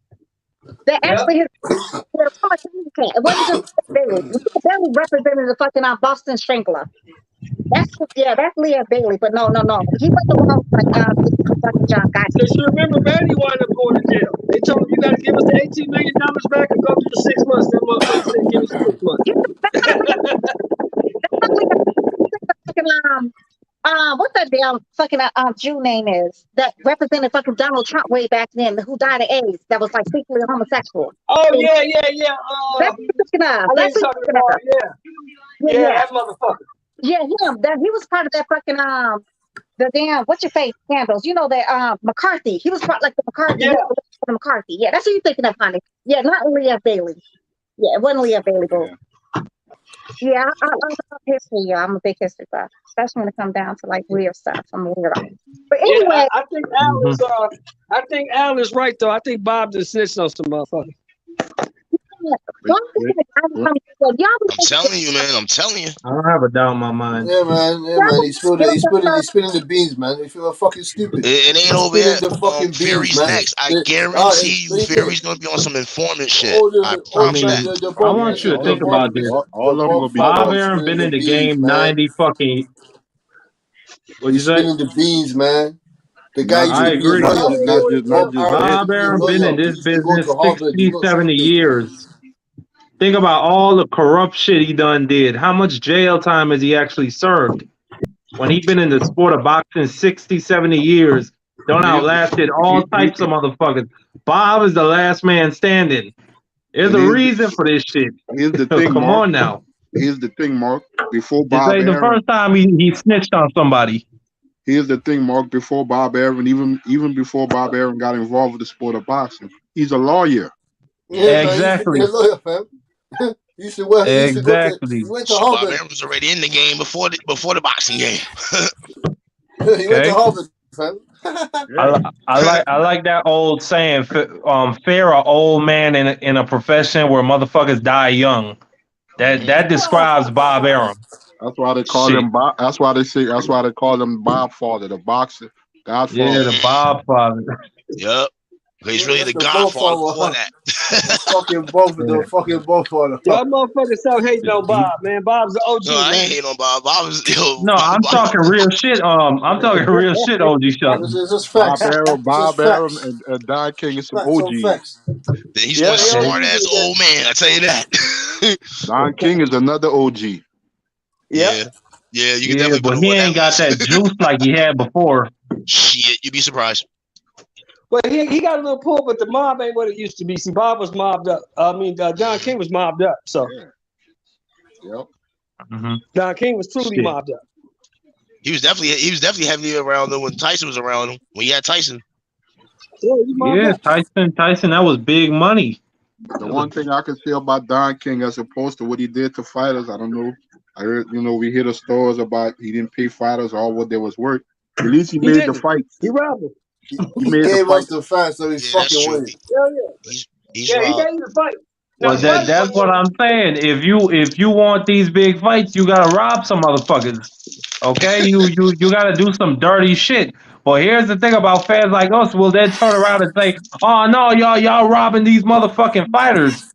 Pick one. You gotta pick one. You can't be both. You gotta pick one. You're right. Either you want these fuckers to get robbed or you want the big fights. Yeah, man. Yeah, man. Don King. Put the fights on. Don King Y'all with gonna the put the promised fights on Terence now. Crawford Fighters for the ain't gonna Errol get Spence shit. 20 million each. They would have lied to them after the fight and said, "Sorry, man. I'm sorry. We can't give you that money. Sorry." And that's it. I'm telling you, man. He would have gave us the fact. He would have gave us 2-3 of those facts, and he would have lied to them comfortably. He would have lied to them. But why we can't have both though? Like why we can't have what they did with Mayweather versus fake ass fake A division world champion fucking Manny Pacquiao. Why the fuck we cannot have that? Y'all got A division world champion, Because right? those motherfuckers were bringing in almost $1 billion. Brought in over 500 million. Y'all know What you he's say, not a Jeff?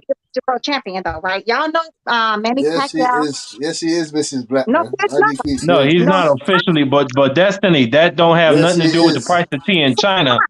He is not. Manny Yes, Pacquiao he and Floyd is. He Mayweather is. put He is, together Mrs. Black. creates He is. $500 million in revenue. Let me Don't nobody finish. give a fuck about how many division champ. Go ahead. Let me finish though. So Yes, he look is. fine. Cassidy, no, he is not. Look what belt he won at 140. Look at what belt he won at 140. The IBO is not a recognized fucking championship. You're fucking welcome. He won the Ring You Magazine didn't title. recognize it's a championship. Yeah, but the He thing won it. about that Destiny back It's the in them same belt. It's times, the same boxing. belt. Anthony Back Joshua in had that that. time, So Destiny how many boxing was so how many popping. belts did Anthony Joshua fucking win there? Back in that time, Destiny, Huh? boxing was popping back in Anthony that Joshua time. wrapped that belt around his waist. Throw a fireball back. Nah, but listen, Destiny, about that, the IBO belt was not it was not one of the 4 recognized belts, but he won the Ring Magazine title, and to me that's not a recognized. That's just a lineage. That's just like saying, I'm giving you an award. Yo, that is not a championship though. Well, that's in my opinion and the opinion of a lot of hardcore fans. That's the most important belt. No, it's That's not. the linealship. Destiny, No, it is Yeah, it not. is. It's the most. Yeah, it's Destiny. the You most know what important. made that? You know what? It's the most You know, important, Mrs. Black. you know what made that? How can You you know know what It's the made that belt? linealship. You know It's what the that most made that? important, Mrs. Black. Championship. You know what made that belt important? It is not You a know what? championship at the end No, of the it's day. the IBO most belt. important. But it's the You know what? most important You know why? accolade. It's You the know most why it important became accolade you know why it was so significant at that Let me out of the time? ask you a belts. question. Let me ask you a question. Allen Iverson winning the fucking MVP. Is it the same thing as him winning the fucking ring? Him winning the MVP is it the same thing as him winning the fucking NBA championship ring? Nope. No, but the Ring Magazine, that's not an award, Destiny. Cut the That's shit. not a reward. It's a belt, Mrs. Black. A lot of basketball It's players a will say belt you have to fight championship is more for. important than that. Go ahead, hold on. What were you saying? What was you saying, Jason? And the IBO belt became significant only because who held it. Because the IBO is still a championship belt. And I think it really came into existence when Lennox Lewis won it. Mm-hmm. But it all depends on what fighter wins that belt.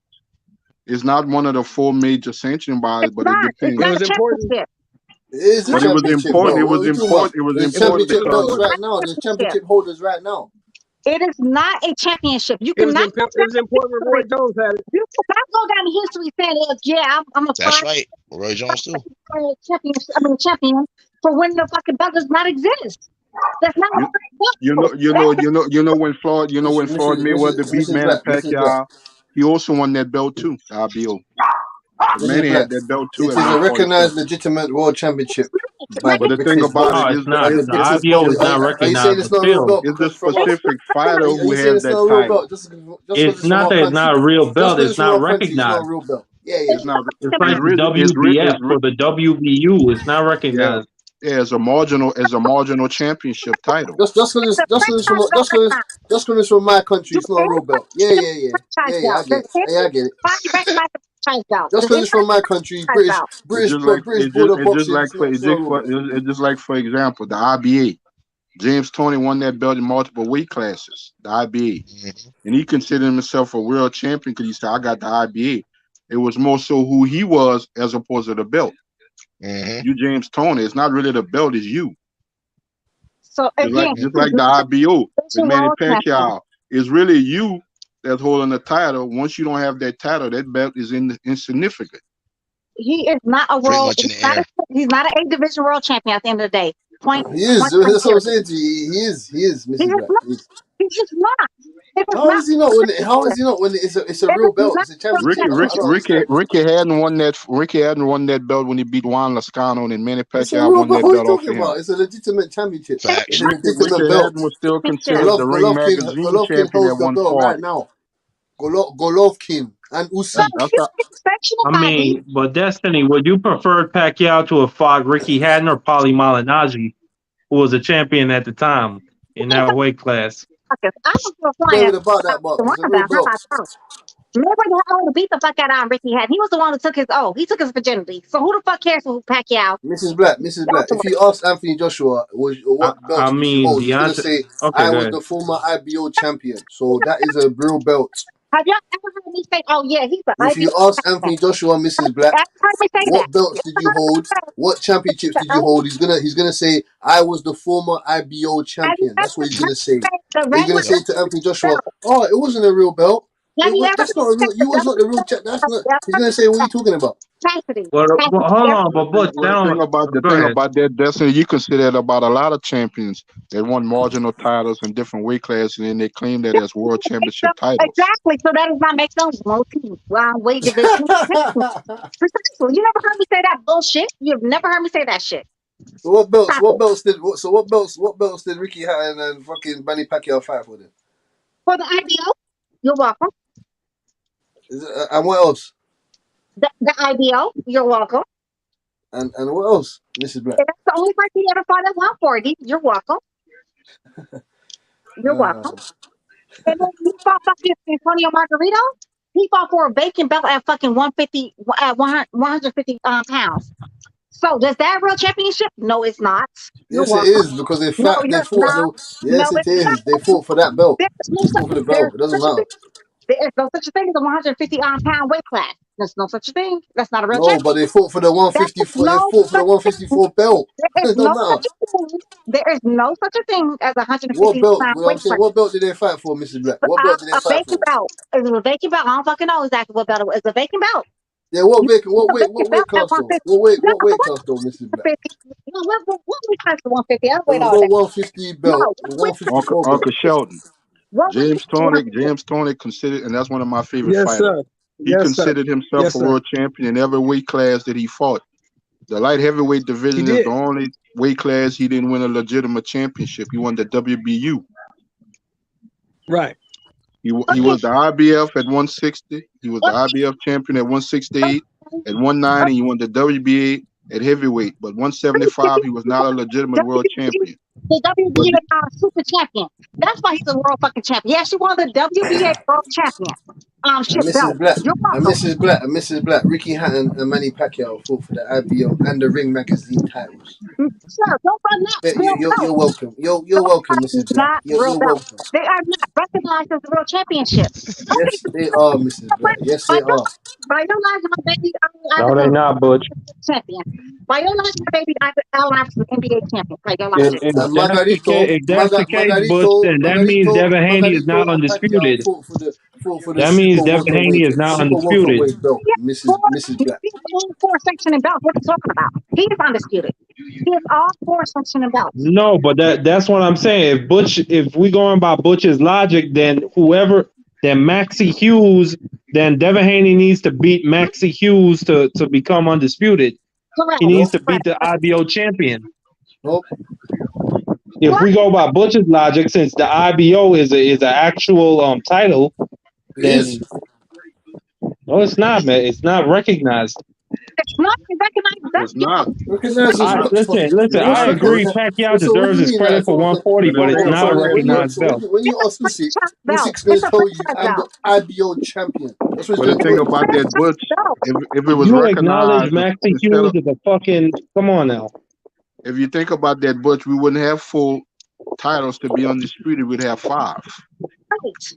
I'm not businessing about none of that.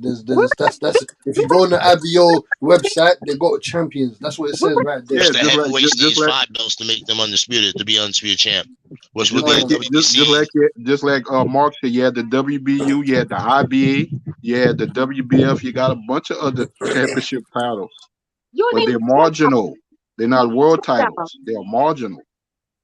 You would need 20 fucking belts, fucking undisputed at this point, like all the so-called. No, you wouldn't, because now, listen, if it's a respected fighter holding that belt, I'll fuck with it. I don't know how you're saying this when there's serious Hall of Famers that have held that IBO belt. You're saying to me, "Oh, I'm not a real They've belt." been trying to make it one of the major sanctioning bodies. Usyk got the They've been IBO. trying. But I don't get it.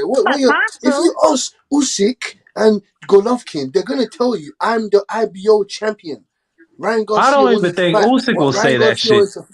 Maxie Hughes for the belt. They give a fuck about the 4 sanctioning body belts. Nobody goes around saying that shit unless they're not a real fucking champion. That's the belts don't mean nothing. Well, 1 minute the belts don't mean nothing. The next minute the belts mean something. You get me? Tank Davis and LB clearly don't care about the belts. You get me? I never said they meant something. I never said they meant something. That's a whole good goddamn lie. I never said that one. I didn't say you, Mrs. Black. I didn't say you. I didn't say you.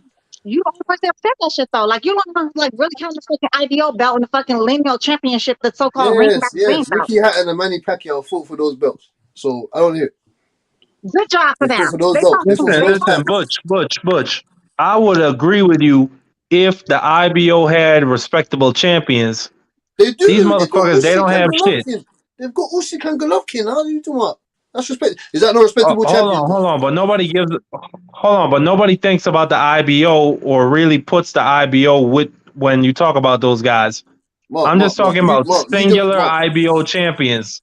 Mark, you just said wait, Mark, Leon Richards. That's another IBO champion. Maxie Hughes, that's another IBO champion. And you just said to me that you would understand if they had respectable champions. I just named you 2 respectable champions. So then what are you saying to me? Maxie Hughes is a respectable champion. I'm not gonna lie, Butch. I'm gonna have to agree with you because you got some fighters. Golovkin and Usyk. You got some fighters. You have some fighters that got the real world titles and really nobody know them neither.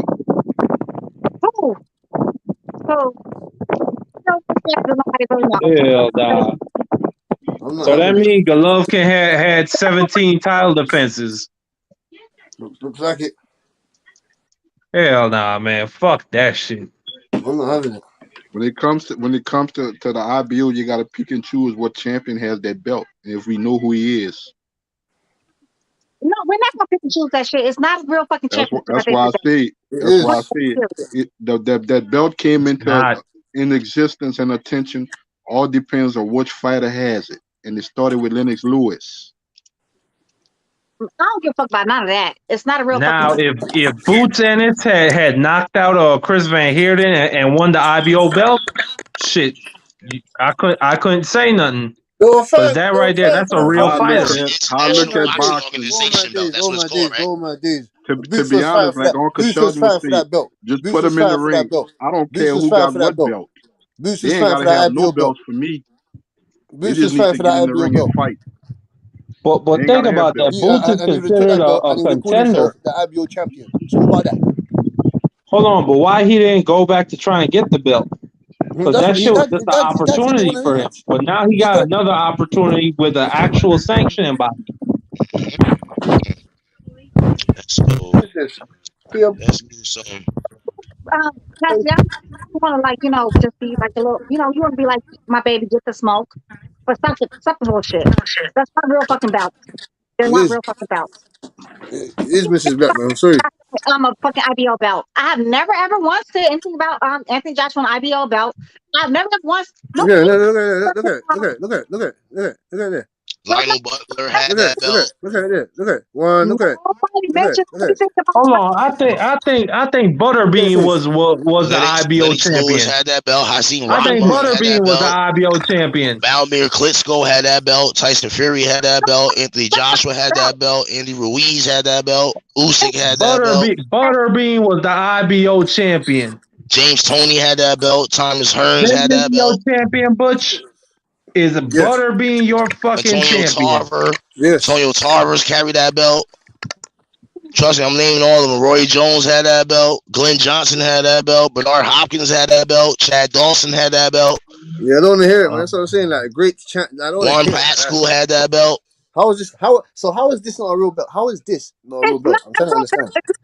Damn, I didn't even know these many. I didn't even know these many people had that damn belt with names. How is this not a Man, real y'all belt? boring the shit How is out that of not a OG real belt? Look, Shelton with how this is this not a fucking real belt? Look, discussion. how is this not a It's real crazy. I never knew that. belt? Look at. How is this not a real belt? Listen, Chris Eubank Jr. had that belt. Butch, I'm gonna explain this shit to you so we can move the fuck on, No, okay? look, you think he gives a fuck? Look, you think he gives a fuck? Look, he doesn't give a. Look, man. No, because he got He 3 don't other give a fucking fuck, belts man. on his arm. Look, he don't give a fuck, man. Look, he doesn't give a fuck, Holy man. shit. It's a real belt. Listen. Real belt. Laura Hurd, Okay, Julian Williams. He's putting that That sitting on belt top is of a the real other belt, one. but nobody recognizes Yeah, he does. He okay? doesn't I got care. another one. Roger Mayweather had it. Shit, that's an Napoleon Loco in there. Look at him. Yeah, I don't give a fuck. I recognize it. Me. Hey, Butch, why is Tyson Fury not allowed in the U.S.? Why is Tyson Fury not allowed back in the U.S.? Ricky Hatton, Manny Pacquiao. There's a lot Real of question. Why is Tyson Fury not? Oh, his bitch ass got silent. Butch got silent now. Holy shit. Why you got so quiet, Butch? I asked you some real questions. Who's speaking right now? Who's speaking? So why is it not allowed in the US? Maxie Hughes, Because Emmanuel they've put him to joint enterprise with that fucking. Even Jeff Mayweather had it. They put him what? Holy shit. Yeah, there's a lot of known damn fighters that had that damn belt. Derek Gainer. Yeah, tell him again. Antonio Barrera. Nassim Hamed. Yeah, tell him again. Holy shit, it's a shitload of them. It don't mean shit though. Okay, I know. Oh yeah. It don't mean nothing now. Paulie Alala. Oh man, there's some names. Stephen Fulton. But Tyson Fury and his coke addiction and his inability to get to the States, man. Let's talk about that. The heavyweight champion cannot travel. I feel like this is a big topic, man. Come on now. You just can't travel to your country. Retired anyway. He said he's retired anyway. So who the fuck cares? He's retired. I don't give a fuck about trying to travel anywhere. He said he was trying to be retired. Moving on. Well, I mean, think about his health destiny. I mean, this man, literally a week after retiring, is caught drunk, fat, and kicking taxi cab drivers. He is retired. Who cares? He's retired, right? So let us go retire. Let him, live great in his retirement. Like, why we still talking about a retired ass? I mean, Floyd retired, but we give a fuck. Everybody gives a fuck. We don't, because Floyd let us fight. I don't know how many people actually watched that fucking fight. I didn't. I mean, shit. Anytime Floyd wipes his ass or wipes his nose, it's front page news. Let's be honest. Still relevant to boxing. Floyd is the face of boxing right now. We don't have a face of boxing. Floyd is the face of boxing. But I agree with that. He is still the face of boxing. He is the face of boxing. I agree. Can't take that away from him. Hey, think about this fight. I got a fantasy matchup for y'all. What you say? Nobody gives a fuck about Floyd fighting fucking John Moore. Who the fuck cared about that? Nah, even better. Roy Jones versus Vladimir Klitschko today. Who the fuck want to see that? Right now. I'd pay to see. Man, Russia and Ukraine, they want to see that shit. I guarantee you could get a bunch of those motherfuckers to buy that fight. Yeah, because Russia. That's Russia versus Ukraine.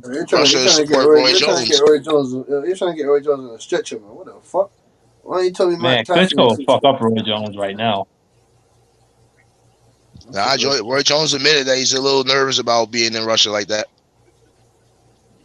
Hell nah, you better stay over there. Say he's a little scared about it. He's a little nervous about it. You better stay your ass over there. That's your country now. Nah, I'm just playing. I fuck with Roy Jones, man. I love Roy. Deep. I hope he stays far away from over there. Would it be a shock? Would it be a shocker if Bivol actually that Roy Jones actually helped Bivol the whole time, and we probably just didn't do that? Nah. Bivol's he's a cerebral assassin, man. You get me? He's a silent little stingray, fam. So Roy Jones been there for a long time. Says Mike Tyson already handled Roy Jones. I think Roy would have beat Mike in their prime. No fucking way. That includes that version of Mike in the 80s. Mark, man. Absolutely not. I don't think Roy Jones could. I think he would. He would not take a Mike Tyson hook. Exactly that. He won't even last 3 rounds. He's not going to be there for it.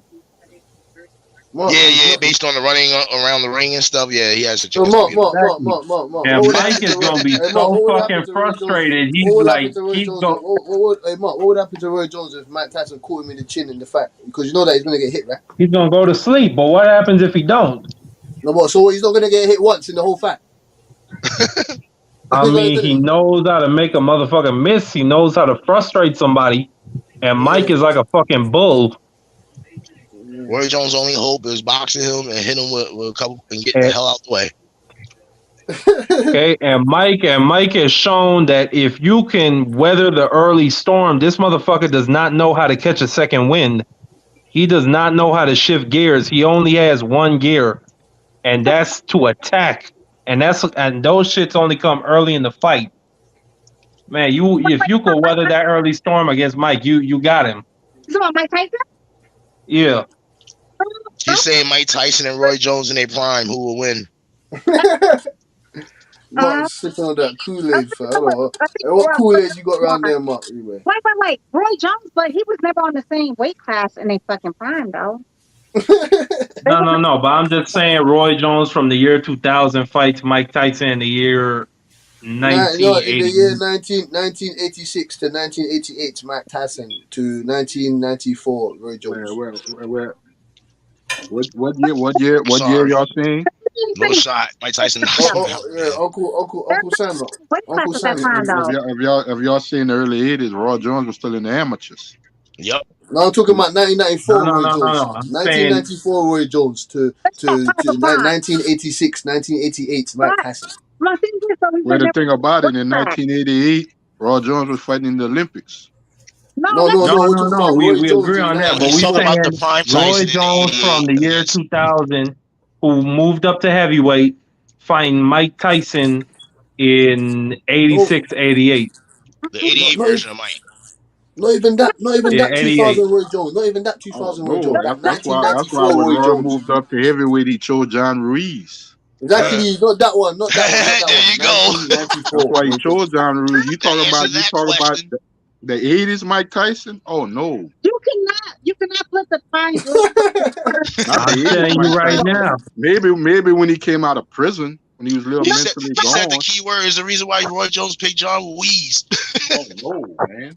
You cannot put prime Roy versus prime Mike Tyson. Of course, that's an easy belt, but I think. Well, go ahead. That's because they were 2 separate weight classes at that time. Prime Roy Jones versus the prime Mike Tyson, they were in totally 2 separate weight classes. Yes, it's like saying. I'm telling you all right, goddamn. Who would win, Mark? Bud Crawford or Bud Crawford or Better Beef. That's too much. Literally, y'all motherfucker. Every time Tyson loses, this shit was like, who would have thunk it? I mean, it's ridiculous. Like, compared to Crawford and Better Beef. That's not even. No, Better Beef. That's completely different. And you know why? Because Better Beef can fight an entire fight. Mike, this motherfucker. Listen, if you get him, you get him out of the first 5 rounds. If you could survive the first 5 rounds, you got a chance. Stop it. You got a chance. Stop it. Yeah. Stop you got a chance. That motherfucker. You think Bud Crawford has a chance against that guy if he lasts 5 rounds? No, I'm not talking about Bud Crawford. That's a ridiculous fight, though. He thinks Better clean. He thinks Better Beef will clean Crawford, but he doesn't think that Mike Tyson in the prime will clean Roy Jones. A lightweight fight. Hell nah. But Roy Jones against Mike, yeah. You cannot. I believe that shit. You cannot compare those two. Prime for prime, like that's ridiculous. Like seriously, you're putting these two people in two different weight classes. I mean, completely. Like it's out. So you think so you think when Roy Jones moved up to heavyweight and fought Ruiz and Tyson was in the mix, you think Tyson would have lost to Roy Jones then? Yeah. Yeah. Yeah, Mark, man. Yes. Hey, Mark, man, you're a real outlaw. Y'all must be sniffing that same shit as Tyson.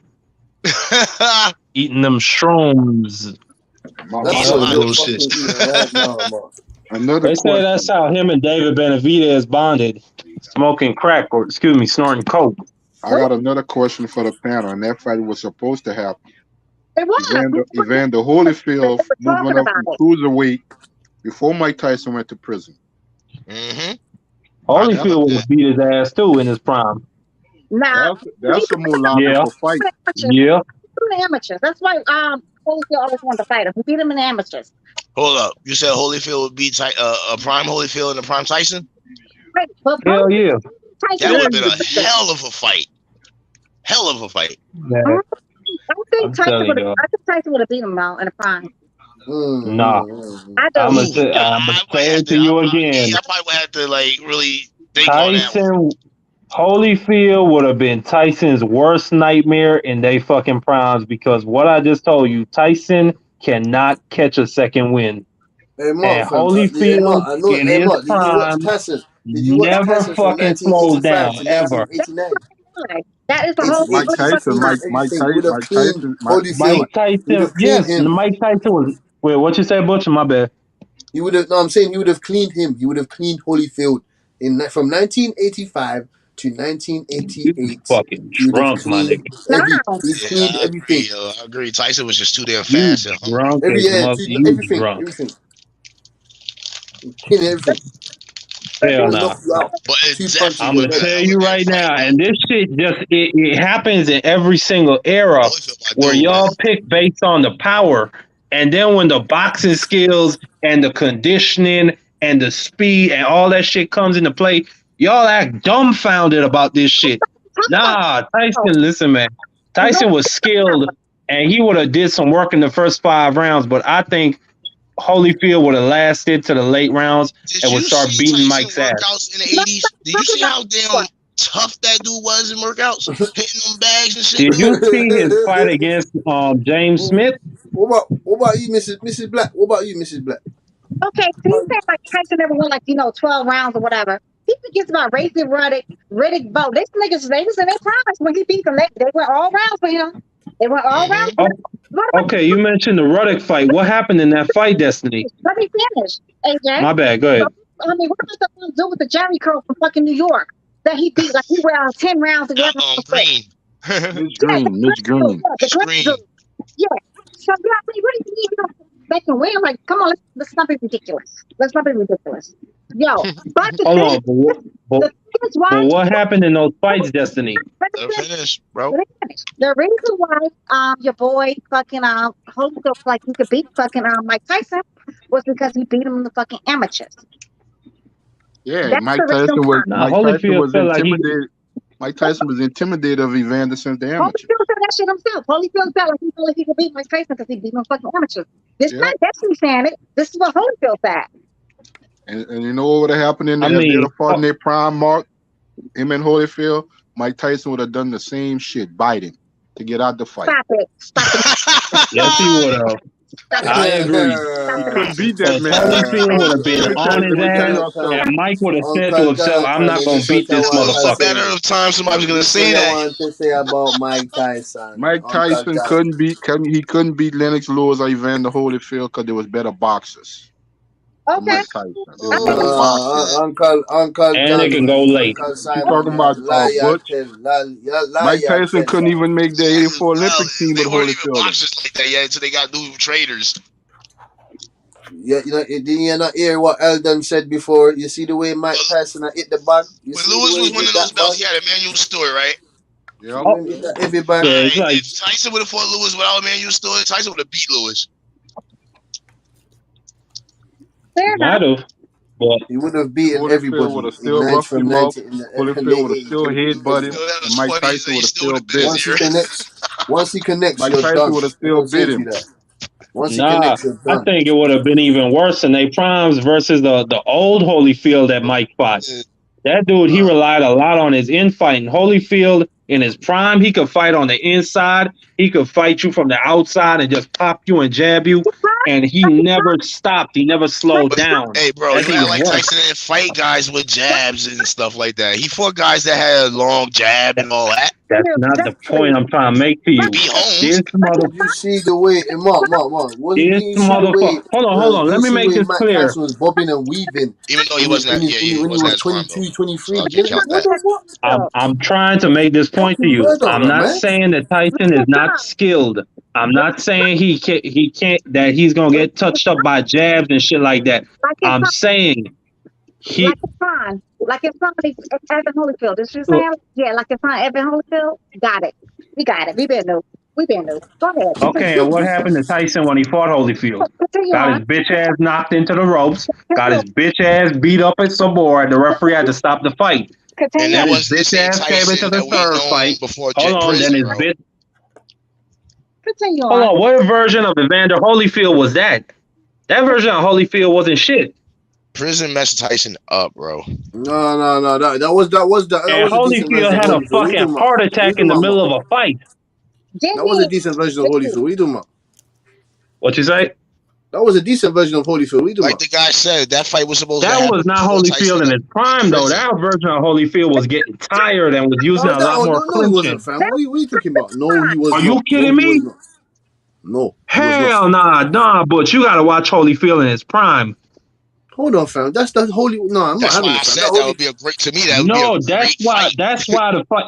That's why the fight was considered such a big upset when Holyfield beat Tyson, because everybody thought Holyfield was washed. No. How can he Holyfield be in his washed, fam? prime He's could throw coming off wins of 1,200 Ray punches in Mercer. a He's fight. coming off wins of Ray Mercer and Riddick Bowe and that. Even though he lost to Riddick Bowe, he still beat Riddick Bowe. Even though that No, was but that was Holyfield past his best. that was 3 That years ago. motherfucker could throw 1,200 punches in Yeah. a fight, and he was a heavyweight. Stop it. He This wasn't washed though. nigga, No, he hell wasn't. He nah. wasn't washed though. He wasn't. No, he wasn't washed Hell though. He nah. wasn't washed. I say he was what. He wasn't washed. I say he was washed when he was fighting Lennox Lewis and John Ruiz and that. That's when he was washed. After the type of knockout he took against Bo, and he had hepatitis C in that fight. With C? No, I got that fucked up. But he had hepatitis and was getting his ass whooped by Bo. Nobody thought But he was didn't gonna get be the nothing. But same. That's what I'm telling you're you. not getting it though. Holyfield didn't get And he knocked was out. not. Holyfield didn't get knocked out for about 5 years or something after that. But No, he got knocked out by Bo. After that Mike Tyson fight, he didn't get knocked out for about 6-7 years. Mm-hmm. And Tyson was in his ass for some good shit. He just took it. No, but what I'm telling you, motherfuckers, is that was not even the best version of Holyfield. That's all I'm saying. That's all I'm saying to you. And Holyfield didn't fight the best version of Tyson at that time either. Like, what do you? But I'm telling you, the best version of Holyfield would beat the absolute fuck out of Mike Tyson. Possibly. That's what I'm telling you. Possibly. We never know though. That's why I said it I would know have been a great fight possibly. today. I have no doubt in my mind. Again, possibly. We don't fucking know though. I don't think he was done anyway. I don't think he was done anyway. I don't think so. The way Tyson was bobbing, weaving at that time, the way he ducks and go under like that, I don't know, man. That hook might have. I am telling you, motherfuckers, man, y'all just don't listen. I don't know, man. The way Tyson used to bob and weave to the left, to the right, and then go under you and then catch you, bang, like that. I don't know. He was fast as shit with that, with power. I don't know. What do you think about I'm gonna tell you what's gonna happen. What do you think about Rackman, Mark? What do you think about Rackman? Stop it. See Rackman? Hasim Rahman? He wasn't shit. Cremated him. Stop it. Oh, he would have destroyed him. What do you think about Rackman? What do you think about Rackman? Do you think he's a good fighter? Stop it. I think he a decent fighter, but I mean, you don't compare him with. I mean, you don't bring him into a conversation with Holyfield and Tyson. That Lewis fight, he got lucky in that first fight. That first fight, he got lucky. So Lewis made it clear that it was a lucky. He got a lucky shot in that first fight, and you seen the results in the second one when he hit him with that damn 2-piece and knocked him on his back. Hey, you got smokes after that story. He's a decent fighter, but Lewis just didn't come into that fight against Rockman, but he should have. But yeah, anyway, I'm just letting your ass know that Evander Holyfield would have absolutely fucked up Mike Tyson. Okay, I'm just gonna say that shit one more Holyfield had a time. better chance because I'll of leave his it free alone. jabbing and Whatever shit. you Yeah. say. No, he wouldn't have. Mike Tyson would have fucked him up, fam. You're not understanding. What You Like I look at said, I all don't them think fights Mike Tyson went the distance. Tyson would That have fucked him. motherfucker got like I tired said, I don't think in Lewis his beats prime. Mike Tyson without Emmanuel Stewart. Without Emmanuel Stewart, I think Tyson beats him. But with Emmanuel Stewart, yeah, I can see Lewis having an edge and a chance.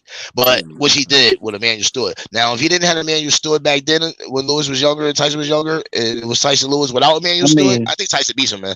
Mark, fam. I mean, I think that version of You're not getting it. The Tyson that fought Terrell Biggs and that. Oh yeah, that's what I'm saying. On Butch, the prime of Tyson. Frank Bruno, he would have destroyed Hold on, what do all these motherfuckers have in common? What do all these people have in common? No. More than that, but it goes deeper than that. They were afraid of Tyson. Holyfield is the only man who walked into the ring smiling when he was fighting Tyson. Yeah, Lewis was the one that wasn't scared Tyson ate his fucking brain. He would have ate his brain. Lewis was the one that wasn't. Lewis was the one. Look, bro. Lewis was the main one that wasn't scared of Tyson. You seen that damn serious look he gave Tyson in that face off? Holyfield was scared of Tyson. He was never scared of Tyson. Lewis was never scared of Tyson. I'm saying Holyfield. I mean, yeah, I agree with you about Lennox Lewis. Holyfield had I'm talking about Holyfield. He had little jitters a little bit in that fight. I think he did. Lewis didn't have no signs. Lennox Lewis had no signs of being afraid of Tyson. You seen that stare down he gave him before they touched gloves in that bell row? You seen the look he gave Tyson? AJ, may I speak, y'all? May I speak, though? Go ahead, girl. You good? Yeah, go ahead, baby. Holyfield. Let's talk about the first fight between Mike Tyson and Holyfield, right? Holyfield headbutted this man over 60 times. In the first, hey, you so full of shit. Stop it. Go ahead. My bad. Fuck. I'm not going. Yeah, so he headbutted this man over 60 times in the first fight, right? In the second fight, only within 4 rounds, he headbutted this man 17 times. He did dirty. He was dirty with Tyson that first fight. He definitely was. Dirty boxing. Dirty boxing. It definitely was. I'm not even bullshit. That's why Tyson did what he did, man. Boxing match. Boxing match. We headbutt motherfuckers in like big ass smile. Yeah, he got tired. He got tired of it. He did it again in the second fight. That's why he did it. Fucking headbutt motherfuckers. Yo. He bit his ass for that shit, man. The second fight, he did it again. Tyson got frustrated. So Tyson wasn't headbutting Holyfield. Tyson wasn't headbutting Holyfield. I care about that. Wow. Literally 17 times within less than 4 rounds. That's why Mike Tyson got frustrated and bit his ass. Bro, Tyson. Oh my god. Let me finish. That's why your boy Headbutt Holyfield, started headbutting because he knew Mike Tyson he was not there with Tyson even told the referee. No, he bit Tyson. He bit Holyfield because Holyfield was gonna whoop his ass a second time. He was headbutting this man for 17 times they counted it. 17. Even the fucking little commentating people were talking about that shit. 17 times. Hold on. Who headbutted right here? That shit looked like Tyson moved his fucking head in. Okay, Tyson moved his head in. You're right. And went on like a fucking bitch. You're right. Look at this shit, a better angle. Right. Who fucking moved his head in here? Y'all they just love making excuses for Tyson. Right. You're looking at one highlight. Right. You're looking at you only showing I can one show highlight. you more of them shit, nigga. One highlight. Show more. Okay. You can show silence when he knocked out. Matter of fact, let's do a headbutt counter since all the headbutts was by Holyfield. Got Marky let's do a pumped headbutt up, counter. Holyfield is his favorite fighter in the world. I know he's gonna do it. Holyfield is my favorite fucking fighter of all time, man. Y'all like to talk shit about this man. Fuck y'all. Hey man, ain't nobody dissing Holyfield, man. Holyfield the real deal with my dude too, man. Hey, Mark, show me the highlights of Tyson knocking out Roddick twice, Tillman. No, you can't show videos on this channel. You gonna get the channel shut down. You can't do that shit. shit. My bad. Oh shit, you can't do that. Oh, you can't show clips?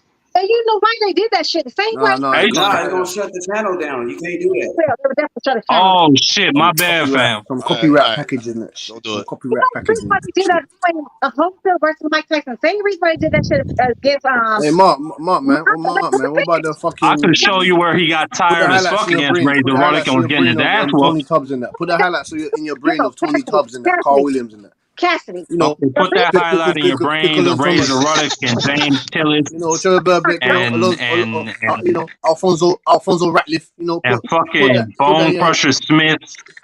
Put that in your head. The reason why Put, he did that. but I'm telling you about these niggas he got tired. My bad, Destiny. Go ahead. Okay, thank you. The reason why they did it between Mike Tyson versus fucking Holyfield, because Holyfield was a Christian and Mike Tyson was a Muslim at the time, and they considered him a militant. The same reason why they did the same thing with between Muhammad Ali versus fucking Floyd Patterson, because Floyd Patterson was like, you know, he was a fucking Christian, and Muhammad Ali became a goddamn Muslim. Y'all gotta understand, like, it was relevant to these things. That's why they actually made things look a little different, and that's why, you know, Holyfield was like this, built up to be like this good dude, and Mike Tyson, you know, built up to be like this bad dude or whatever. Y'all can look at, like, you know, it's always things in between that's written in between. And we always subliminal messaging. That is definitely subliminal messaging. And that's very, you know, it definitely influences people's thoughts and how shit goes. I mean, Destiny, he's accused, or well, he went to prison for rape, and he's accused of beating up his wife. That shit happened though. All the dudes are the same motherfucking thing. We already fucking know this bitch was not fucking raped. She took her own goddamn Pennywise. That boy was set up, man. She admitted that she took her own fucking Pennywise. Went to the room at 2 o'clock in the morning, took her own Pennywise. What reason to do that Well, shit? he also is accused of beating up his wife. I don't know how much that shit means. I know Robin and her mother was gold. There was no evidence on Mike Tyson. He still went to prison, man. Mark, you are too funny, man. I mean, you also had Mike Tyson screaming that he would fuck a man in his ass. What the hell did Mike that Tyson shit do also to you? happened. Mike That's the wildest shit I ever seen in my life. What did Mike Tyson do Wildest to shit you? I ever seen. Did Mike Tyson knock out one of your favorite fighters or something? Go ahead, H-Money. Only one Nah, bitch. my favorite fighter knocked him the fuck out. Only one bitch ever accused Mike Tyson of raping her, and that was that bitch. And she accused 2 other dudes of the same It's thing. because he bit off his ear, innit? It's because he bit his ear off. That's why. Oh, okay. Yo, No. But Destiny is talking. H-Money, what you say, baby? Yeah, we can hear you, H. Yeah. H-Money? I don't know what happened. No, but what I was saying is. Go ahead. No, but what I was saying is Destiny was talking about the connotation between good and evil when you talk about Holyfield and Tyson. I mean, Tyson wasn't a nice fucking dude. That's all I'm saying. That's all I'm saying. He was a nice guy. He was a nice guy, man. Man was fucking Holyfield, but y'all gotta understand, like, how they kept picking Mike Tyson. They put the man in fucking prison. They accused him of fucking rape. They did all kind of weird shit with him when he said, you know what happened with Mike Tyson when he said, I'm not anti-white. Not one piece of evidence was on him and he went to prison. I grew up in Mike Tyson era. When Mike Tyson said, I'm not anti-white, I'm fucking pro-black, that's when the whole fucking media turned on his ass. And then they, you know, charged him with that fucking bogus ass fucking rape. And then he went to prison. He came out a fucking Muslim.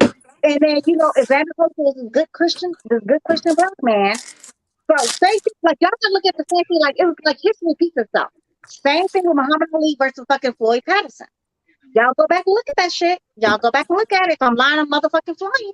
And I ain't got no motherfucking wings. So y'all go back and look at that shit. Y'all better go back and look at that shit. Look at what? How they do like Muslims in boxing versus these so-called good Christians.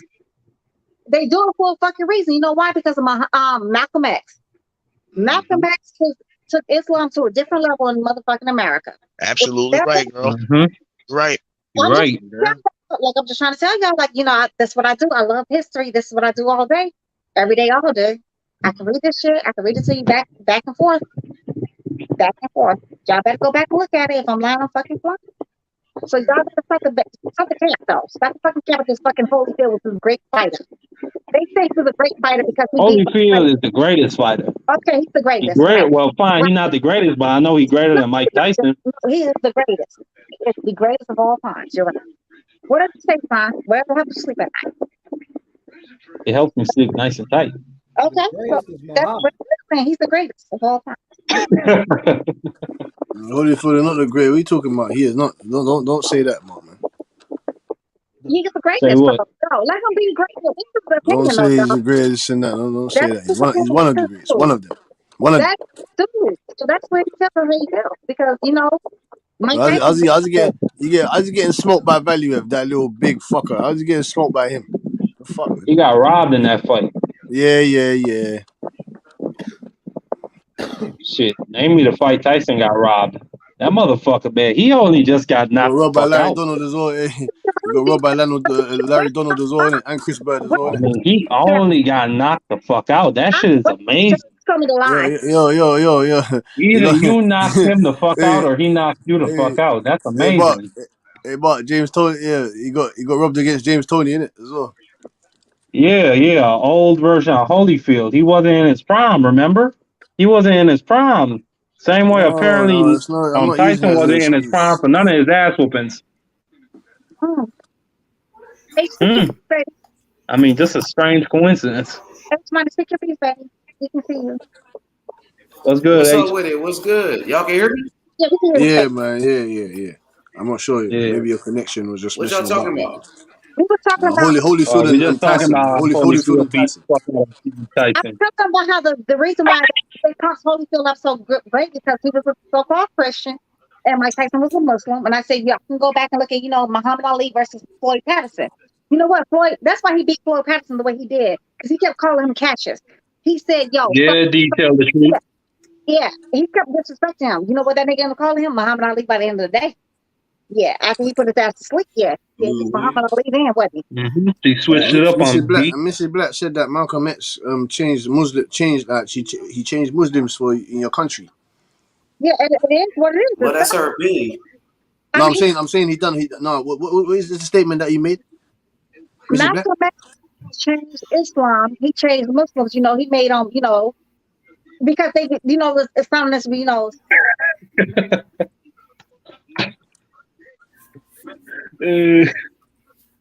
Oh, my bad. I'm gonna go on mute. Sorry. Go ahead, Mrs. Black. Yo, what is y'all talking about? I can't even hear you niggas. Oh no, Destiny. I wasn't laughing at you, Destiny. My bad. I'm sorry. Oh, maybe she just dropped off. No, I was laughing. My boy D Tell the Truth. He was riding for me in the chat.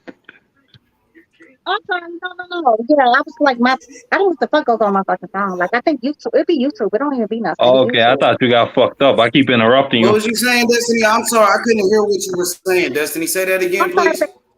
I was saying, like, when Malcolm X, started talking, about, being pro-black and shit, doing for the black people, for Islam, Islam became public enemy number one because of Malcolm X.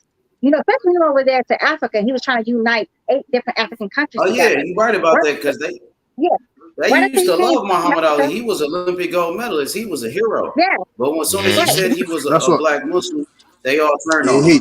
That's what man was saying. Mrs. Black was saying that Malcolm X changed Islam in your country, innit? He made it better, innit? He did. That's what man was saying. He did. He changed Islam that's her opinion. in our country. He did. That's what John came out the two facts. No, man was just agreeing. That's what we were saying. That's what we was agreeing with. That he just made it better. Yeah, Malcolm X brought out some things about the Nation of Islam too. How boxing was in America back then. Boxing, was always, country versus country, race versus race, nation versus nation. It was that was that kind of thing. Which still pretty much is, to this day in America. Yeah, Holyfield versus Tyson. That's what happened years before with Joe. And it came down when you say country versus country, yeah, that's what happened. God versus the devil. When you say country versus country, that's what you had with Joe Louis and Max Schmeling. Country versus country. Country versus country. That was definitely like Germany versus America. But look at what happened to Joe Louis when he came back. But let's talk about religion now. We're gonna go back to religion, right? So you got to think about like how it was with Floyd Patterson versus goddamn Muhammad Ali. Remember, like white media hyped up Floyd Patterson. Going to beat him. You know, he was the good dude. Y'all remember like Muhammad Ali was like evil. He was considered like a I you know. mean, but Yo, Destiny, you yourself acknowledged that Ali was not a great guy. Can I finish? Can I finish? You My go bad. back to Okay. the clips. You go back, look at the clips, look at the news media. They were dogging the fuck out of Muhammad Ali. Yeah, he's this, he's that. He's like, you know, anti-white and all this other stuff. They were saying all kind of, you know, banana shit about him. Then let's go. Let's fast forward though. Let's fast forward to fucking just recently. Fucking Danny Garcia versus fucking Amir Khan. Look what his daddy did against fucking Amir Khan, calling him, you know, camel jockey and all this other kind of weird shit. And motherfuckers back that shit up. They was very happy about that shit. Everybody loved that shit. Y'all gotta realize how they do Muslims throughout the country throughout this fucking boxing thing.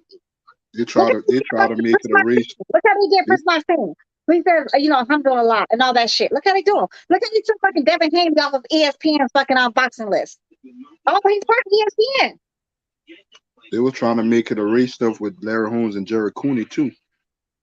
And Larry Holmes said, "This is just a big. This is just a fight for me." That was pure race. The KKK said they were going to assassinate Larry Holmes. Good job. Larry Holmes said in an interview, "I'm preparing for the best Jerry Cooney. I'm not into all that other stuff." They ain't got nothing to do with him. They ain't got nothing to do with him. You got to think about the media and the press. They ain't got nothing to do with fucking how Larry Holmes thought about it. That's not how That was Don King, though. That wasn't just Don King, though. Don King had nothing to do with Floyd Patterson and Muhammad Ali. That had shit to do with No. I'm talking about Jerry Cooney. You know what I'm saying? The Great White Hype. That's what I'm talking about. How they built that fight. He wasn't buying into that because he said Jerry Cooney Jerry Cooney was a dangerous fighter. He said, "I'm not falling into that trap."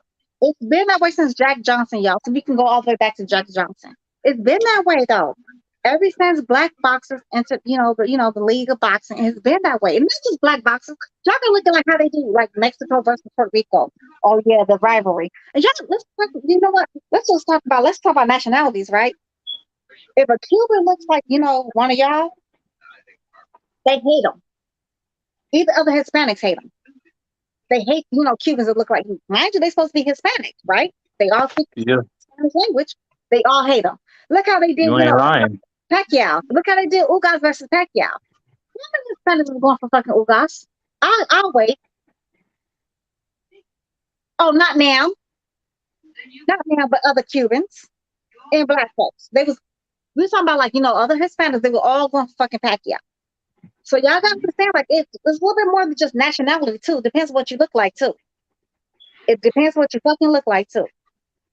And that's how they'll fuck with you. If I'm lying, I'm fucking flying. I'll wait. You're right. That's what I'm saying. It's less of the same. And you talking about Islam? That's why Mike Tyson became public enemy #1. But now he's beloved. He is fucking beloved. Same thing like what happened to fucking Muhammad Ali. He became beloved. What did people do? What was his name? The damn runner who stood there and took the Olympics and he did like the Black Power Fest, and he was hated, but now he's beloved. What's his name, y'all? Do y'all remember his name? I cannot remember this man's name. Was he hated though? He was. He was definitely hated. Oh yes, when he came back to America. Oh, wow. He was hated. That's surprising to me because it's like George Foreman. I think he received the most hate because, he was waving the American flag. He was a dude in the Olympics that did the Black Power Fist. And that was that dude. What is his name? Do y'all remember somebody? He won the gold medal? And he had the Black Power Fist. What is that man's fucking name? God damn it. But again, he was hated, but now he's beloved. He is beloved. I know who you're talking about. It was a dude that he was running track. He ran track and field, and then he did the fist, and then George Foreman was waving the flag while the other brothers was, Smith. While the other brothers was trying to stand up for a cause. George Foreman, a lot of people was pissed off that he was waving the flag when, everybody was going through a lot of shit at that time. His name is Tommy Smith. Tommy Smith. That dude. That dude, yes, and he's beloved now. Like that is now that symbolizes everything. I guarantee you, y'all. Look, 30, 40 years, in the future, I can guarantee you, Colin Kaepernick is going to be celebrated the same way. I guarantee you. But right Man, now, listen, number one. I respect Colin. Go ahead, baby. No, I was just saying I respect Colin, but where is Colin Kaepernick right now, though? I ain't Joe, seen the nigga in a minute. look what he's doing behind the scenes, baby. He's all over in Africa. He's like delivering food to fucking Somalia. Yo, you better look where he's going. Like he's making big moves behind the scenes. Like Colin Kaepernick said, he's not one of the people like live camera action. That's not his thing. He's making big moves behind the scenes. Yeah, go look what he's doing. Yeah. He's not just talking about it. He's being about it. That dude is really making change. He really is. I mean, Google it if you think I'm lying. Hey, No, I don't think you're lying. I believe you, Des. Tell that nigga Kaepernick the hood still hurting, man. You put money in Africa and America fucked up, man. Hey, man, drop some drop some of that cheese in these ghettos, man. Hey, fuck Africa right now, nigga. He's doing that in America too, though. It's not just in Africa. He has been making big moves behind the scenes, y'all. Y'all got to see what he's doing. Y'all Google it. Like, you know what I'm saying? Like, don't just, not to do unless, see what the man's doing. Like, he's not just talking about it. He's actually living a life. That nigga do that Super Bowl. I will never forget when he lost to the Baltimore Ravens. And he hyped him up. They got rid of my boy Alex Smith for Kaepernick. And then they got that blown out for San Francisco. Ain't never been the same, man. I gotta be honest though. I think he got real lucky with that he got blackballed because I don't think nobody was gonna fucking sign his ass. Not after them last 2 seasons he had in San Francisco. Stop it. That's my opinion.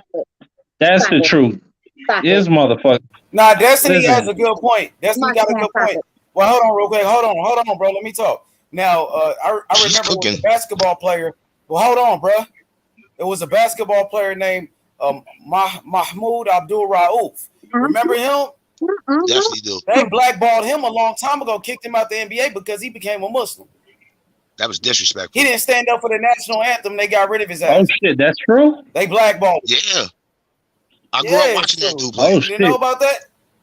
I remember that. No, how old that? No, I wasn't alive then, nigga. Fuck. Yeah, but did he sue their ass? Go type in. Did he go sue them? He was hurt. That nigga was the truth. His name was Chris Jackson at first. He converted to Islam, changed his name. They blackballed the shit out that nigga. Yeah, yo, for real. That's fast. But was he before or after a Kareem Abdul-Jabbar? Or was it just that Kareem was so big they couldn't touch him?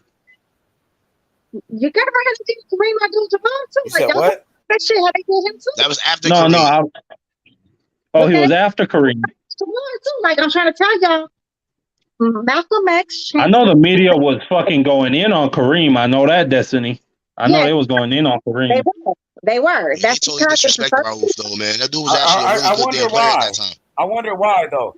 Is that H man? I already told you why. They was going in on Kareem. The same way Wasn't he playing with the Denver Nuggets at that time? Malcolm X changed the fucking landscape with fucking the Nation of Islam. Nation is he changed the landscape. Especially in America too. Period. That's why they assassinated Malcolm X. Yeah, he went to Africa. I think he went to Africa to try to unite different African. Yeah, the CIA, they knew about that shit. They knew all about that shit.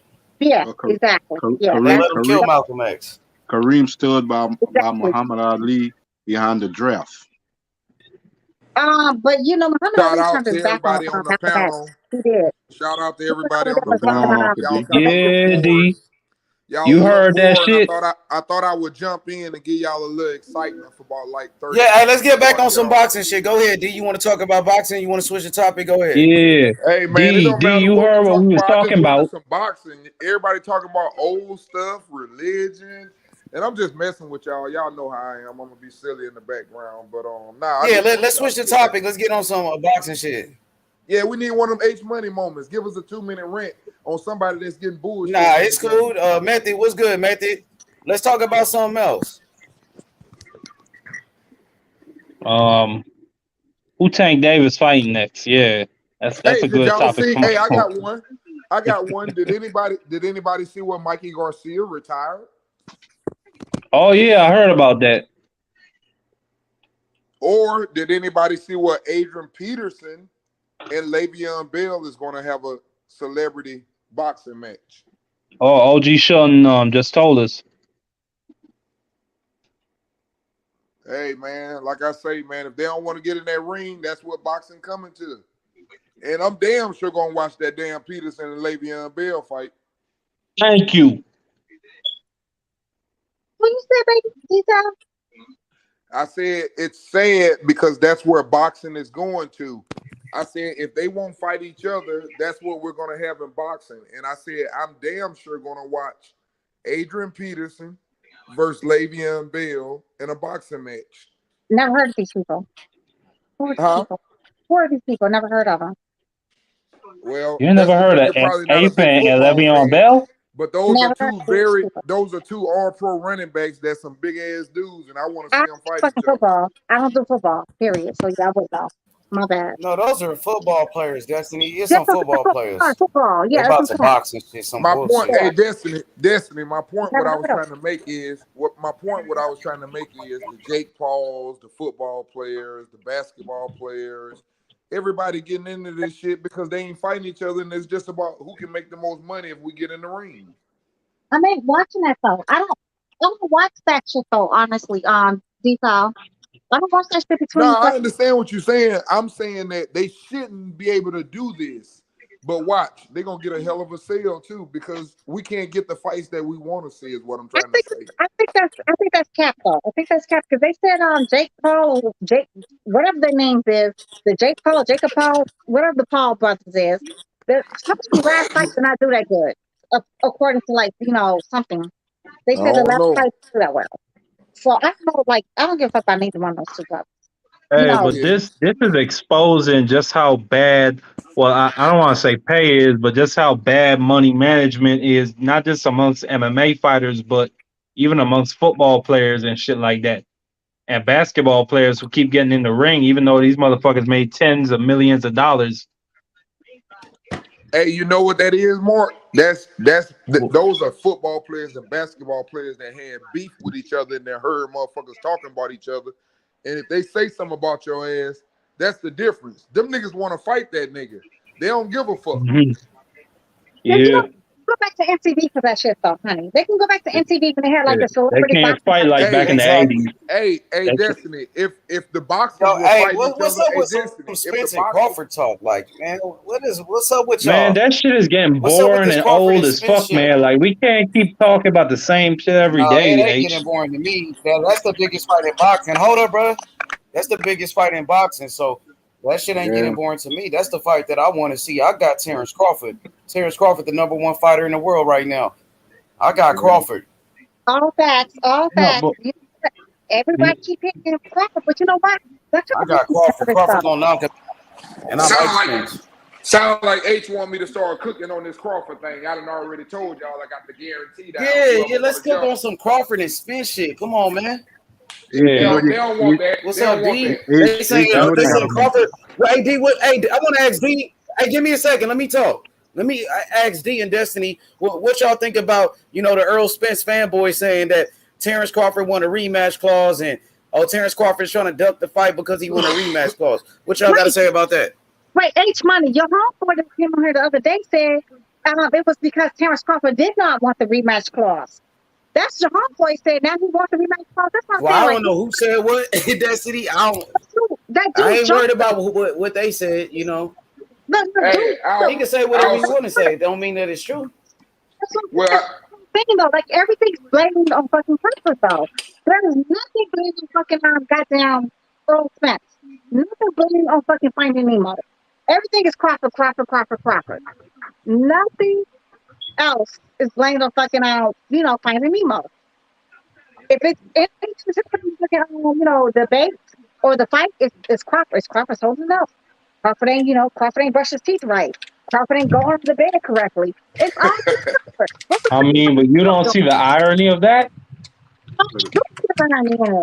It's fucking bullshit. It's the irony. That's what the fuck y'all would say about EJ for 5 fucking years. Now y'all don't like it? Stop it.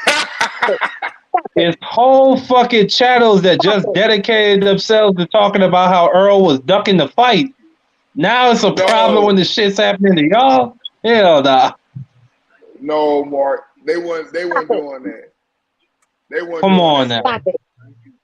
Come on now. Mark. No. It's been. I hate to say this. Look, hey, Mark. You know I ride with you. I ain't gonna ride with you. I saw a video recently, and it was Crawford talking on it, and he was saying how Earl don't want to fight. Really?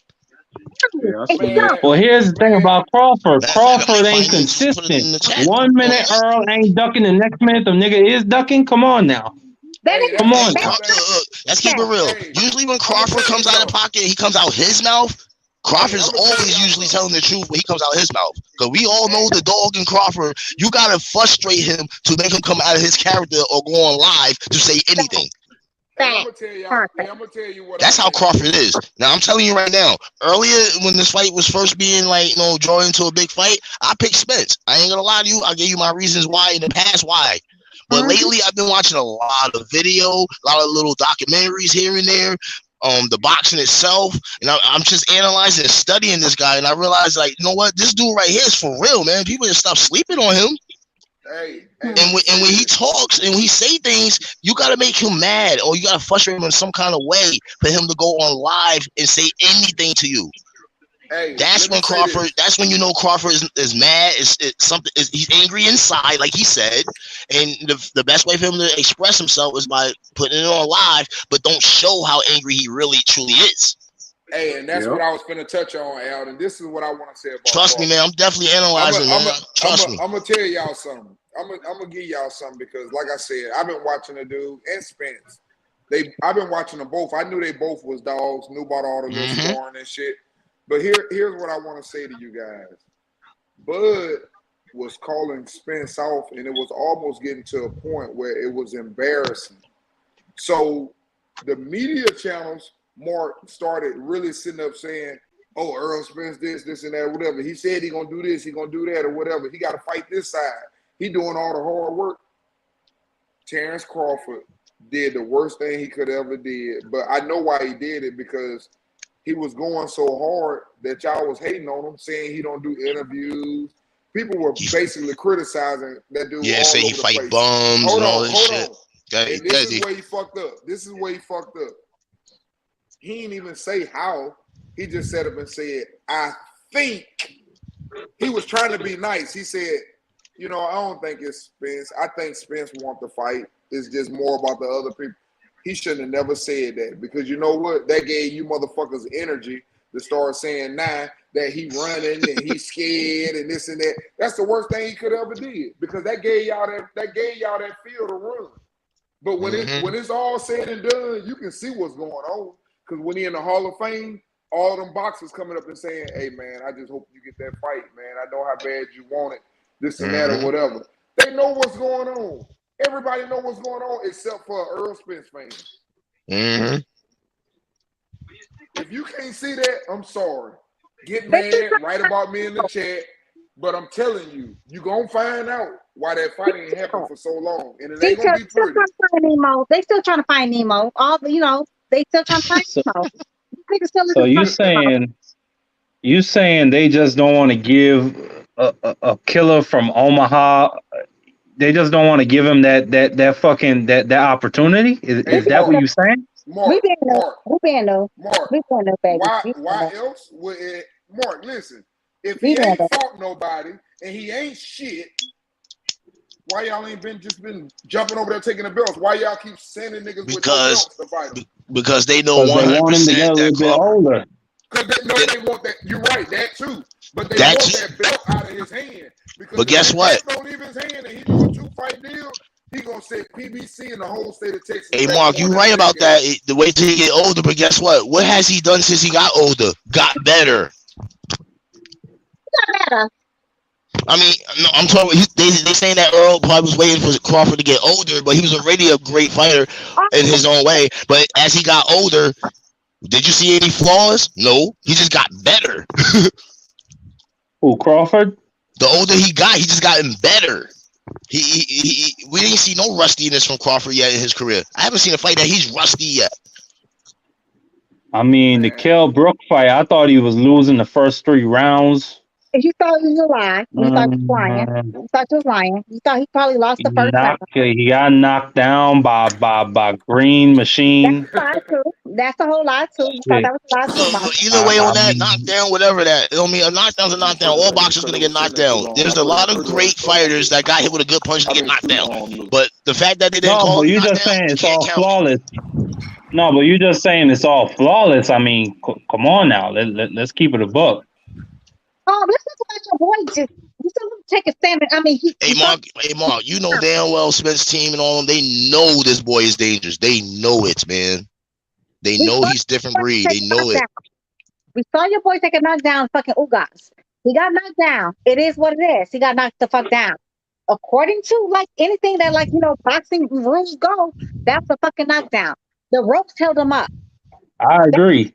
If he was in the center of the ring, he would have hit the canvas. Yeah, we already know the results to that, but both of them have been hurt. I don't care nothing about none of that shit. Exactly. They both been in a situation to get hit with a good punch, they get hurt. They get in the ring, that's what we're talking about. But I'm just letting it be known when Crawford you don't think Crawford is gonna get his eye socket snatched? You don't think Crawford could get his eye socket snatched from his head? I don't think so. I think if he gets hit with one good punch to wake him up, I think you're gonna see the dog in him early, and you're gonna see something that everybody's been saying. That's the worst thing he can do is that's the worst thing you can do is get Crawford bad early. I'm gonna tell you what he's gonna do. He's gonna get a Sean Porter fight, and that means aggressive Terence Crawford the whole fight. And we what you think, Destiny?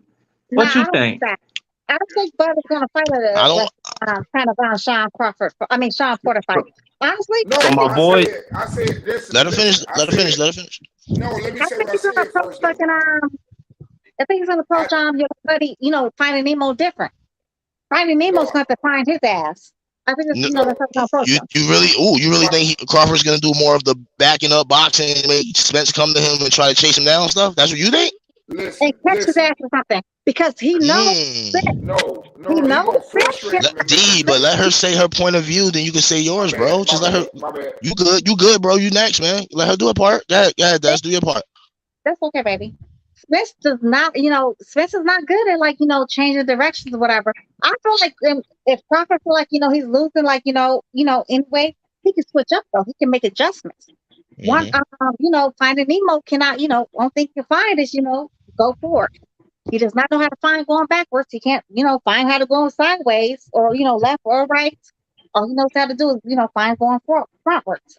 Yo. See, the way I see that, that's what I was saying a couple of times on here. I was saying that Crawford probably needs to, don't stay in the pocket too long with him. Get out of there. Try to make Spence come to you, hit him with counter punches and shit like that. That's what I kept saying. But I just feel, and I'll be watching all this shit with Crawford. He's gonna go inside with Spence. He's gonna prove to Spence that he can fight with him. Yeah, I agree with you. Oh, my bad, D. Go ahead. Even though it's a dangerous situation, but Crawford's a dog, man. He's not gonna stop his style, man. He's gonna stay Crawford's gonna be Crawford. I'm telling you right now, he's gonna be Crawford. With the thing with Terence Crawford and Sean Porter, a lot of people didn't pay attention to the attributes. Both of them fighters got good feet. Sean was an athlete, and Terence Crawford is an athlete. Danny Garcia is flat-footed. Ugas was flat-footed. With Bud and Sean Porter, they are athletic. They can move. Right. There you go, Jay. That's the difference. That's why that fight was harder for Spence than a lot of people expected because of Sean Porter's athletic ability. Sean Porter knew when to get in and he knew when to get out. It's just that when he got knocked down later in the fight, he stayed in the pocket a little too long. Hey, let me get in. Oh, okay. Go ahead. No, I'm just agreeing with him, baby. You got it. You got it. No, I wanted to touch on that what he just said about Terence Crawford versus Sean Porter and Danny Garcia, and that's been my whole point. Crawford, you got to understand something. Crawford different from everybody else that they fought, and that's what Danny Garcia just said in his little interview, which I thought it was a little bit biased because if you listen to it, he actually said if Terence Crawford come out jabbing and doing this, and then he switched over and say, then Earl gonna win this fight, and And then he went on to say, but if Crawford come in and get in rhythm, then, you know, it's probably going to be a problem, and he going to win the fight. It's whoever come in there or whatever. But I think the biggest thing in the fight is going to be foot movement, timing, speed, and he's a left-hander. And that's something else Danny Garcia said. Errol Spence's biggest thing is he's been able to jab because he hasn't had to fight left-handers. And he said that's his biggest advantage, is that he left-handed. And he won't have that advantage on Terence Crawford. And I already know the reason why I said earlier when I said I don't mean that he's going to fight Sean Porter fight. I think he's going to go in and he's going to box and he's going to be dominant. And Errol Spence will get frustrated and start coming forward and he'll get caught because he leans too much. But this is what I'm trying to say to you guys. Hold up. And this is why I say I guarantee the fight. The bad news is, even if Errol Spence comes out and he tagged Terence Crawford, he's just going to make Terence Crawford turn into an aggressive fighter like a Sean Porter. And that's what I'm saying. When he becomes aggressive, I think he beats him. If Errol is fighting off his back foot, I think Crawford wins. If Errol is coming forward, I think Crawford wins. If they get in a shooting match, because speed and timing kills. And that's why I keep telling y'all. Y'all will figure it out, though. All right, but people gotta stop acting like. But people gotta really stop acting like Spence don't know how to box, man. He is a boxer. He knows how to box. Hey, Spence people be saying he can't box. Yes, he can. Danny Garcia, he wasn't boxing. Danny Garcia. Spence is hey, let me say this, because I ain't saying nothing about Spence. Let me say this. Spence is an incredible boxer, but you got to understand something. It's like this is how I feel when I watch Shakur. And I watch, for example, a good fighter like Oscar Valdez. Yeah, Oscar Valdez knows how to counter too, but he can't do it as good as he do it. So it's absolute. It doesn't mean nothing. If someone can do something better than you, it really doesn't mean nothing. Do you understand that? It's like you going in, for example, you want to shoot threes. You ain't going to outshoot Steph Curry, so you wasting your fucking time talking about you can shoot threes. You better be able to do something else. Everything he does better. I'm sorry. And it's going to show. I promise you. And they know it's going to show. That's why it took so long for this shit to happen. It's going to show. But you know what? Fighting a guy like Danny Garcia. I never want to be overconfident as a detail. Honestly, I don't. I never want to be overconfident because you never. But I know what I'm talking about. Fighting a guy like Danny Garcia. I feel you too, though, but you never want to be overconfident. But fighting a guy like Danny Garcia, you don't have to pull out the whole playbook. 50-50. I'm not screaming 50-50. That shit don't. I know what's breaking up. When you fight a guy like Danny Garcia, you don't have to use your whole playbook to fight a guy that way. He's a flat-footed counterpuncher. Facts. Hard facts. And that's why I said I've been doing a lot of watching and studying. Because I see the difference on Spence and Crawford, and you're right. You're right. I looked at Ugas. Ugas had a good jab, but Ugas' feet. Ugas don't have the. Ugas is not fleet of foot in the ring. Ugas thought he could bully Spence. Ugas is a bully, and Spence is a bully. Ugas thought he could fucking Spence with the high guard. That's what Ugas' problem was. He thought he could beat Spence with the high guard, which works against him. And he that's how he fight though inside. I mean, it was ridiculous. It was. They made no adjustments at all. It was so ridiculous. That fight was so ridiculous. Oh, but that's his trainer's fault. They were talking that good shit about how they were gonna stand and trade with Spence and how they were gonna back him up. That's what Spence loves. That's what he loves. That's why Crawford he needs to use his feet and move. That's the only way. That's the only way Ugas could have fought Spence because his feet. He's flat-footed. He's flat-footed. Yeah, he's not like a regular Cuban.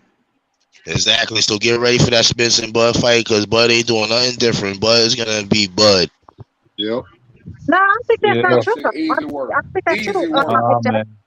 Easy work. You know why I love Bud's Destiny? You know why I love Bud Destiny?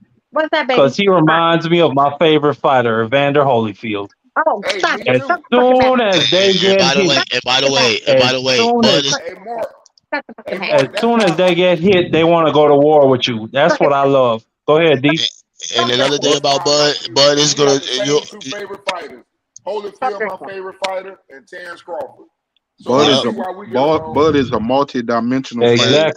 Exactly. If you think Crawford ain't gonna do his switching like he normally does, he will. He will. AJ, it's not just the switching. Bud can box you when he has to. It's coming. He can fight you. He can fight you. He got dog in him. Holyfield was a different level of dog, but still, I think Bud is there, man.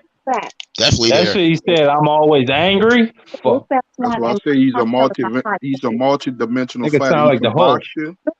He can box you. He have good footwork. For me, you know, He can fight with you, and he can punch. That nigga Bud about to make history. But I expect it to be a good fight, though. Yeah, I expect it to be a good fight. I see it being a good fight.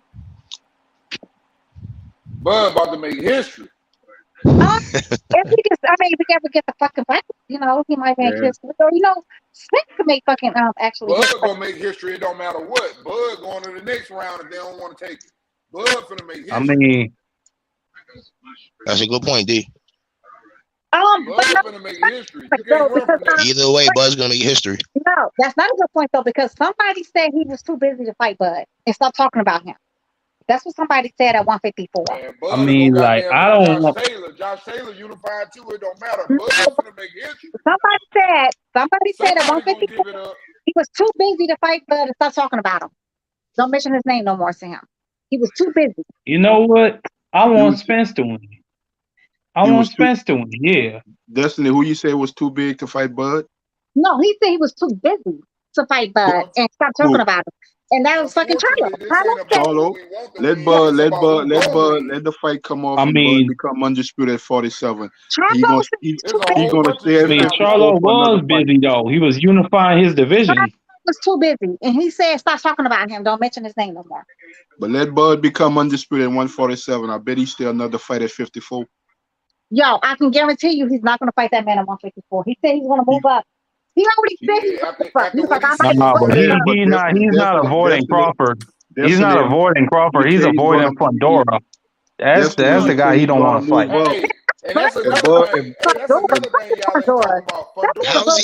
That's not true, man. He's not avoiding Fundora. Guess what, y'all? Y'all can hear me? Yeah, y'all can hear me? Yeah, go ahead. Hey, I got breaking news. Bill Haney just pulled up on Tank Davis in them. He pulled up on Tank Davis in them. I swear to God. Where my boy Method at? We called this age. You called it age. You called it last night. Hey, bro, don't worry about it, man. We're not here, bro. Stop bringing them niggas. We're not here. I'm trying to tell y'all something. Y'all niggas trolling. Just listen. Bro, stop with all that funny shit, bro.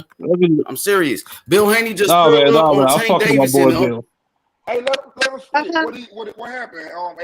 Can I fucking talk? What the fuck is wrong with you niggas? God damn, man. Fuck it. Y'all niggas go ahead. Say that goofy shit you want to say. I'm trying to tell y'all some real shit. Go ahead. Oh, me personally, H, I was just saying that you said something like this yesterday. I know you did. I already know what you're about to say. That's what I was about to say. That's all. Fuck AJ. I didn't hear it. I'm here breaking news. Fuck that. My bad. Exactly. I want to hear it. I ain't hear it yesterday. So tell me. I won't even give y'all half of what he said. He said that Bill Haney and them pulled up on Tank. I want to hear from his own fucking mouth. I want to hear his own fucking mouth.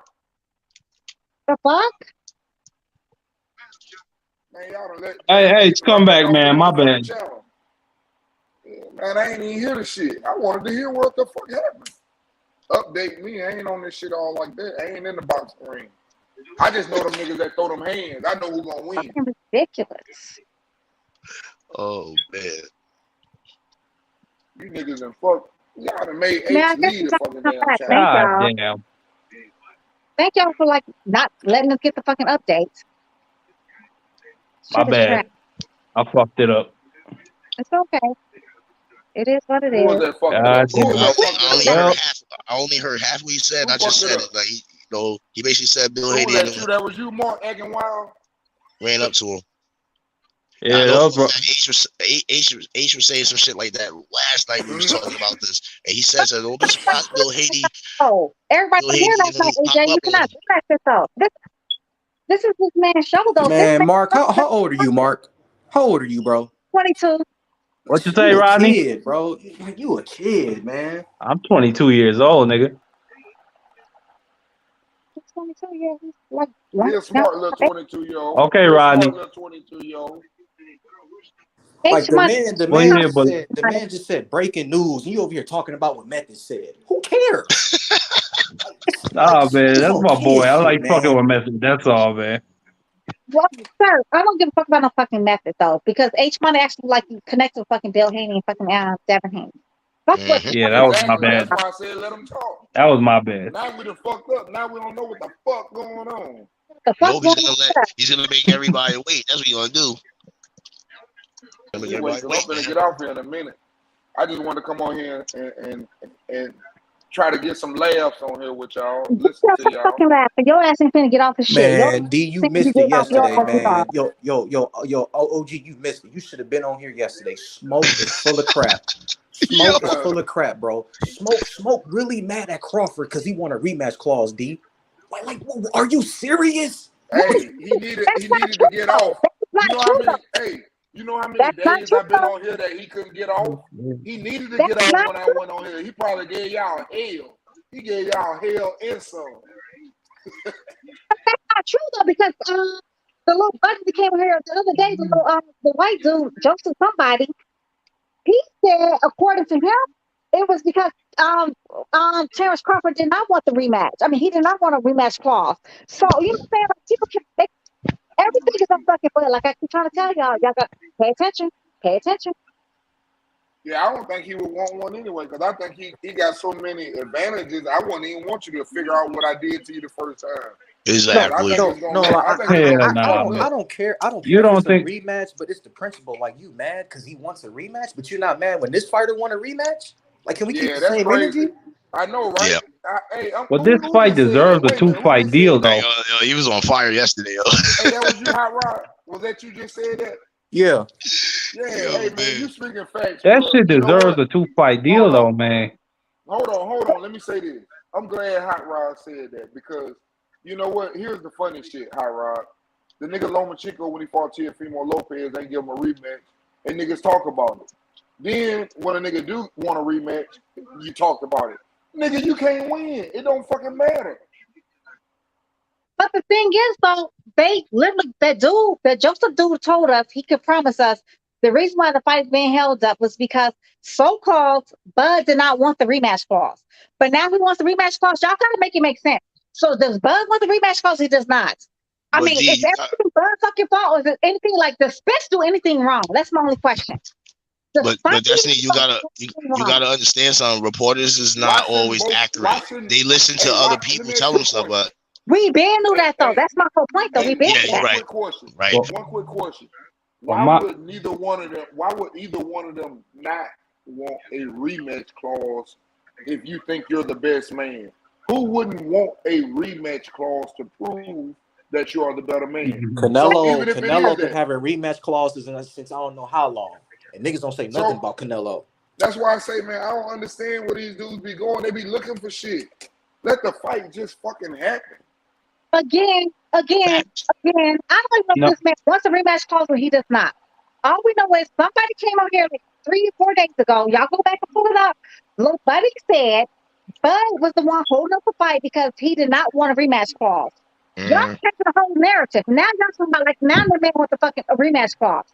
How she go for not wanting one? You ain't talking about Mel Kiper, is you? You ain't talking about Mel Kiper, is you? Joseph dude, that dude that was coming here like saying that crazy stuff. Yeah, fucking was that his name? I don't know fuck little buddy name was. His name was Joe. But next name was not Joe. I call him Mel Kiper because them niggas professionals and we just normal people. Money. What was Man, come on now.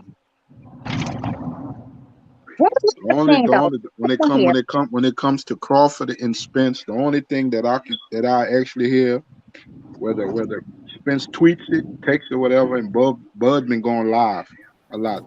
The only thing them who two you talking about, mentioned, Destiny? Your friend, your little buddy, that the little writer dude, that the reporter dude that came on here the other day. Joseph. That sound like Mel Kiper. You talking about Joseph?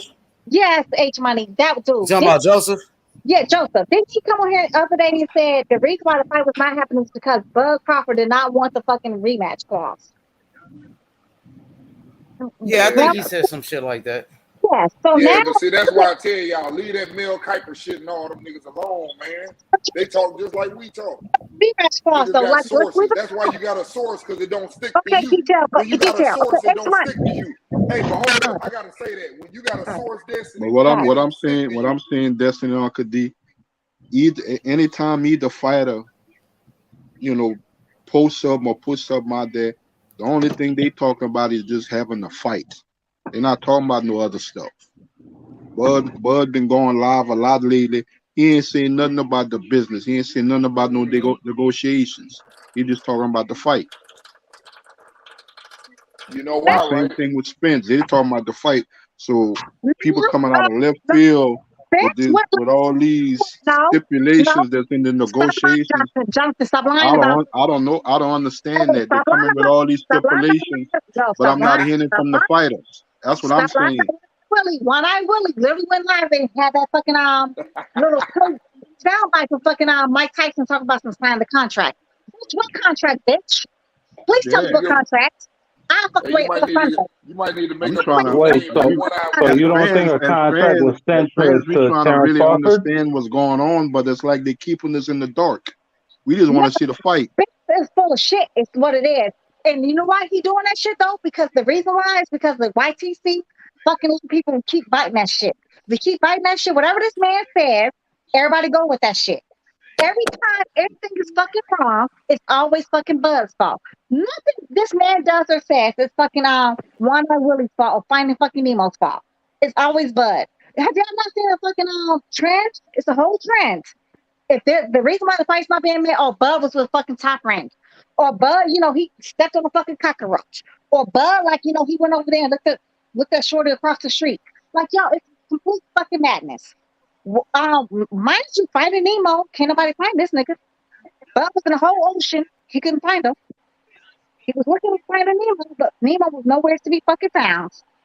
But mind you, everything Lil Buddy says is fucking golden, and we take that shit and run with it. Talk about something. First, Bud did not want the fucking rematch clause. Now he do. Y'all gonna make it make sense and stop talking about like fucking rumors. If you don't know something, just to say we don't know it. Like, stop making the fucking narrative because we actually like contributed to fucking Finding Nemo's fucking narrative at this point. I mean, Hey, that's why you don't never this, hear me say nothing negative about neither one of them no more. I'm learning, man. If you keep doing it, and if you ain't smart enough to start understanding that something ain't right, it's not fair. It's not fair as a person to sit up, for example, for me to sit up and say Errol Spence scared to fight, Errol Spence, or to say Crawford scared to fight. So I choose to leave it alone, even though I feel my certain way, but I just leave it alone. Well, I And that's can't where I tell bet you my money. from facts though. What I can tell you from fucking facts though, it seemed like one person who told us he was gonna go eat that shit. One person said somebody else, was like big. You break it up a little bit, Jesse, or is All I it got just to me? say, I mean, maybe that's just you though, but I Break it can up a just little bit. Is it point a me? finger. Even with the where I'm Florida at with man, it, man, it's like even with the Florida and the Manny situation, we never got into the negotiation part. We was waiting for the fight to be made, and it happened. But we never got into the negotiations. But this fight is always the negotiations, and we don't know nothing about it because we're not in those meetings with them. I'm glad you said that. All of a sudden, now that's became a trend to keep talking about. It was never a trend before, but now all of a sudden it's a trend. I for sure want to know when did boxing fans start talking about what a boxer makes? I know, right? See, all them hey, remember what I told you, Alden? The writing's on the wall. You just got to be able to read. It's a whole bunch of new shit. It's a whole bunch of new energy for this fight to happen. It's new energy. Somebody lying. I don't know which side, but somebody lying, and it's gonna show. I don't know which side it is. They ain't got no dog in the fight. I chose who I chose, but I'm gonna tell you like this: somebody's side lying, and I can't wait to see which one. I don't care if it's mine. Because even if it was Terence Crawford, I'd be like, man, y'all some fraud ass niggas. But somebody lying. And I think I know who it's gonna be, and it ain't gonna be Crawford. But if it is, I'm gonna stand right here and I'm gonna be the same way. Nigga, that's a fraud ass nigga. Nigga, you had me fooled. But I know it ain't that nigga. It ain't him. I'm a whole man, baby. That's what I do. I could It pick don't matter phony which from a side mile. it is. I could pick phony from a mile fucking way. Ben picked them. Ben knew. We Ben knew. But we Ben knew. Even the fucking one Finding Nemo fans Ben knew. That's why they can't find that nigga. They Ben knew too. Finding Nemo fans Ben So knew you too. do think Spence is scared? I'm not saying he's scared. Hey, first of all, let me say this. When you say scared, No, I'm talking to it's not, Destiny. hold I on. know you It's made not the yourself boxer clear. now. It's not the boxer. It's the business. They business is not willing to lose to a person that's not affiliated with their business and fuck our business up. Do you understand that? It's like you, if you rent apartments, nigga, you ain't gonna put no wild ass motherfucker that you know been kicked out 8 apartments before he come up in that motherfucker. You gonna take the motherfucker they got the good record with the good credit score, right? You gonna keep your business going, right? But bad business, nigga. That's what I'm telling you. Whether they want the fight or not, bad business, nigga. No, I was going to agree with Destiny. I don't think Spence is scared, but I was going to agree with Destiny that I think PBC is scared. I think they don't want that fight, and they made that shit clear over the years. I mean, they was talking about, oh, how would you like to see Keith Thurman versus Errol Spence after Spence and Ugas? That shit told me everything I need to know. They did not want that fight, and to be honest with you, they never tried to promote that fight. We promoted that fight. The fans promoted that shit. PBC never wanted that fight. They acted like Crawford didn't exist. I can't even lie about that. Let me give you one. Hey, let me give you one better than that. But everybody act like they don't hear this shit though.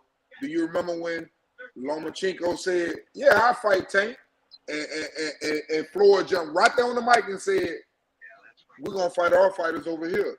You know, we don't need him. You know, wait, this and that or whatever." Detail, don't do But see, that. hold on. If this person, if this is one of the strongest persons affiliated with PBC and he done told you that, you also had the fighter come out and sit up and say, "I don't choose none of my fights." But wait, detail. Wait. I don't need to say no more. I'm done. Okay, detail. But man, remind you, Floyd tried to make that fight between fucking Lomachenko and fucking Tank way back in 2018. That was on Tank. That's when he came out saying like, "Oh yeah, yeah," and they got into it. Yeah, that was never Floyd. Now don't tell me it was Floyd only said that shit because how Tank was moving.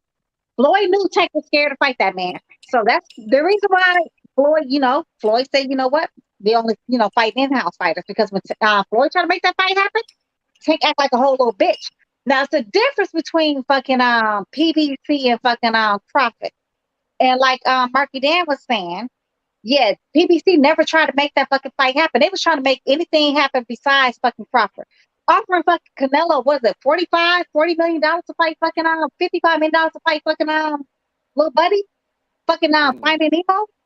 But Finding Nemo never once came out of his fucking mouth and admitted that shit though. Because he had to be a part of that shit for them to even offer that shit. He had to be a part of that whole shit. That guy he never wanted to fight fucking Crawford himself. So yeah, it's a little scaredness on both parts. A little bit of scaredness on fucking PBC and a little bit of scaredness on fucking Finding Nemo. Finding Nemo doesn't want to find himself. Finding Nemo doesn't find himself. So here's the thing that and see, this is another problem I have. We can sit up and say Bob Arum racist. We can say he's not racist. We can say all those stupid things. But here's one thing that I've learned about Bob Arum. That ain't stupid though. Bob Arum wants the big fights. He ain't afraid to put his big fight up against your big fighter. And I'm gonna tell you why I say that. If he believes in his fighter, I'm just telling you, if he believes, he didn't believe in Devin Haney versus Lomachenko. That's the only place you're gonna go because he's bigger and he's faster and he got a jab and he fights on distance. And your man got alligator arms. I agree with you on that one. Hold on, wait a minute. Let me finish. I guarantee you, Bob Arum would throw Keyshawn Davis with any nigga right now if them niggas offer from PBC. I guarantee you he will throw Shakur on anybody from over there. I guarantee you he'll throw Tyson Fury if Tyson Fury come back to any one of them.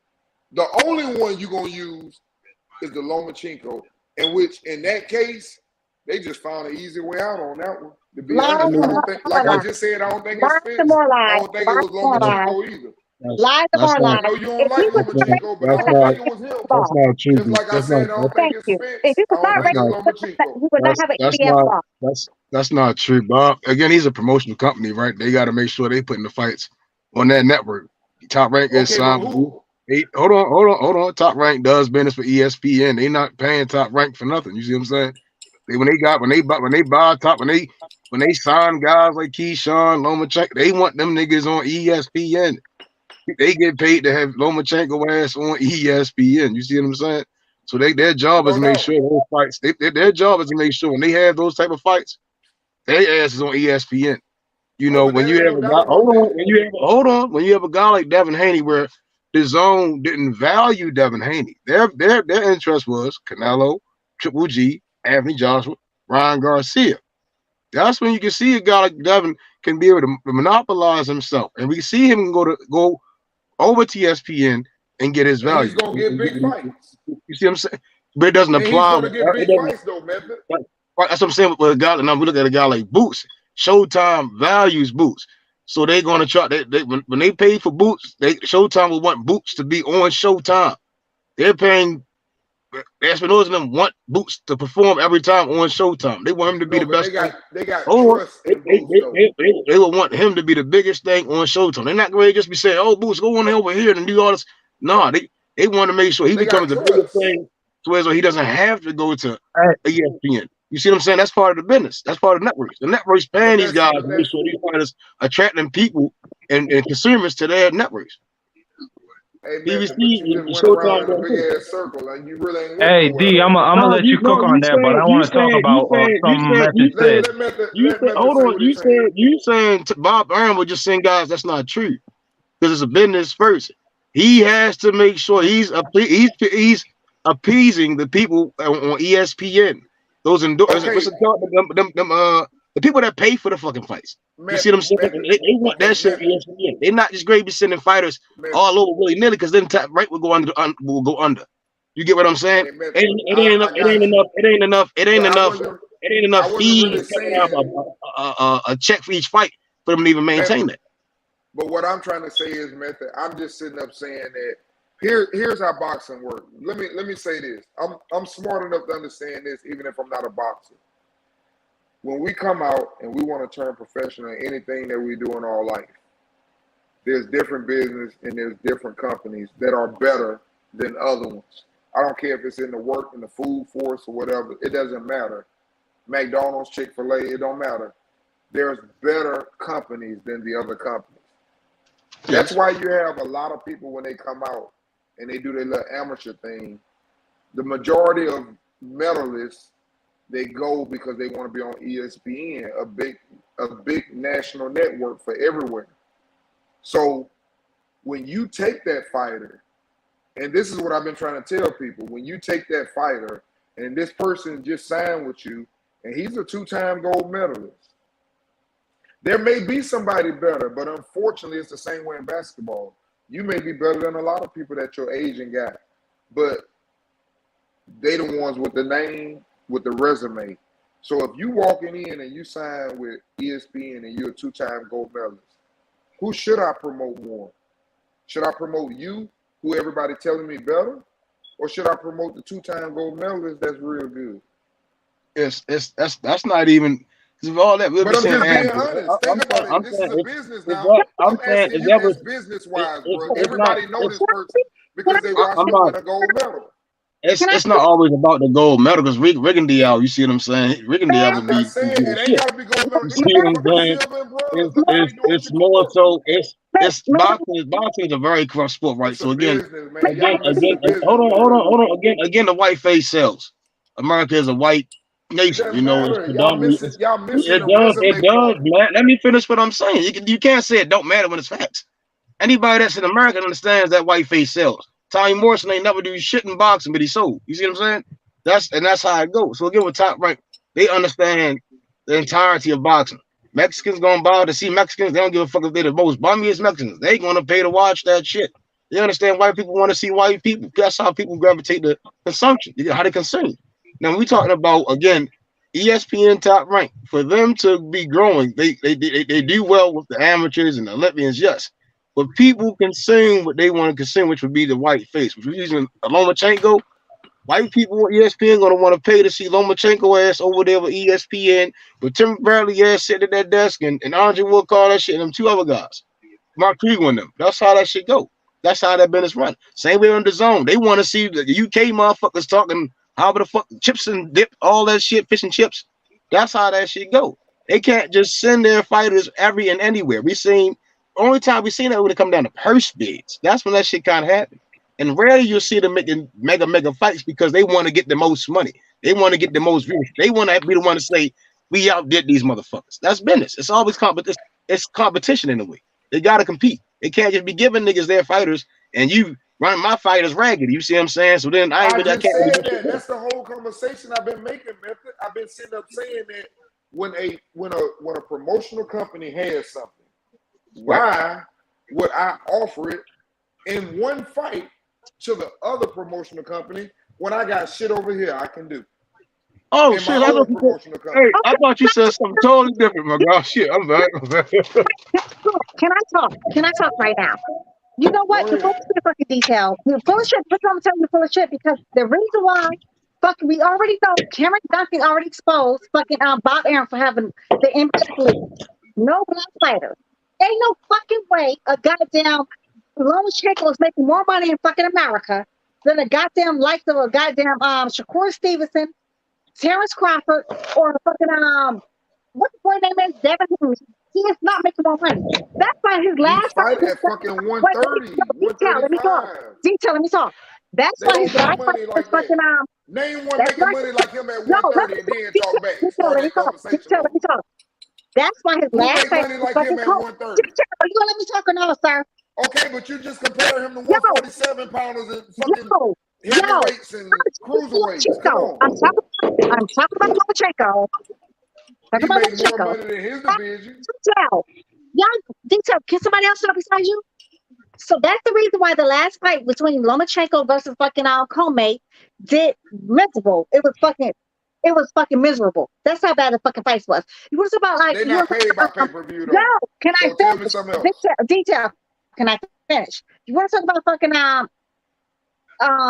welterweight, right? You want to talk about the last welterweight fight they just had, right? What's the last welterweight fight they had before after Terence Crawford left? What's the last one? What you say? What was the fight they had after fucking Terence Crawford left? Who? Kell Brook? No, I don't even think he was ESPN. After fucking Terence Crawford left. Who was the last welterweight fight? I know a couple of them that fought. I just don't know who the last one was. Benavidez. Shit, I don't know. Mikey Garcia lost. Who y'all talking about? Mikey Garcia lost to Sam. Who y'all talking about? What's his name? Sam whatever. What was the last fight? If Mikey Garcia does not fight with fucking ESPN or fucking Benavidez do. Who y'all talking about? Benavidez. I thought the other dude did. That's why I said that. Sam Martin dude. So what was the last? That's saying your mic is a little bad. Well, what fight are y'all talking about? We're talking about what was the last? I don't know why she's trying to say who the last fight on ESPN. Hold on, but D, let her get it off because I can barely hear her mic. We can't understand her. That's what I'm saying. You're talking about Bud last two fights? Let's talk, y'all. So what was the last welterweight fight that fucking Top Rank had after Terence Crawford left? Jose Benavidez. No, he does not fight with Top Rank. Oh, you mean after the Sean Porter fight? You're right. He went up. After Terence Crawford left, what was the last welterweight fight fucking Top Rank had? Shit, I don't know. It's probably a prospect. Yeah, probably Ortiz. That's my point. The only I want to say the only. I just told you, Kevin Velasquez and Virgil Ortiz. The last fight around that weight class, I would say when Josh Taylor fought Catterall, but they're junior welterweights. Yes, exactly. What was the last welterweight fight after So fucking what's the Terence point, Crawford? though, Destiny? Tell us. Tell us the point. Probably Xander Zayas back The when Xander was point at Okay, 147. no, never mind, Mark. Tell us the point. What you getting at, Des? the point is, you try to say like, oh yeah, Bob Aaron's like this dude or whatever. You know, he doesn't have like no racism. But how does he not? He lost his last best welterweight. He doesn't have many. He does not have any other welterweights to fight. What are you talking about right now?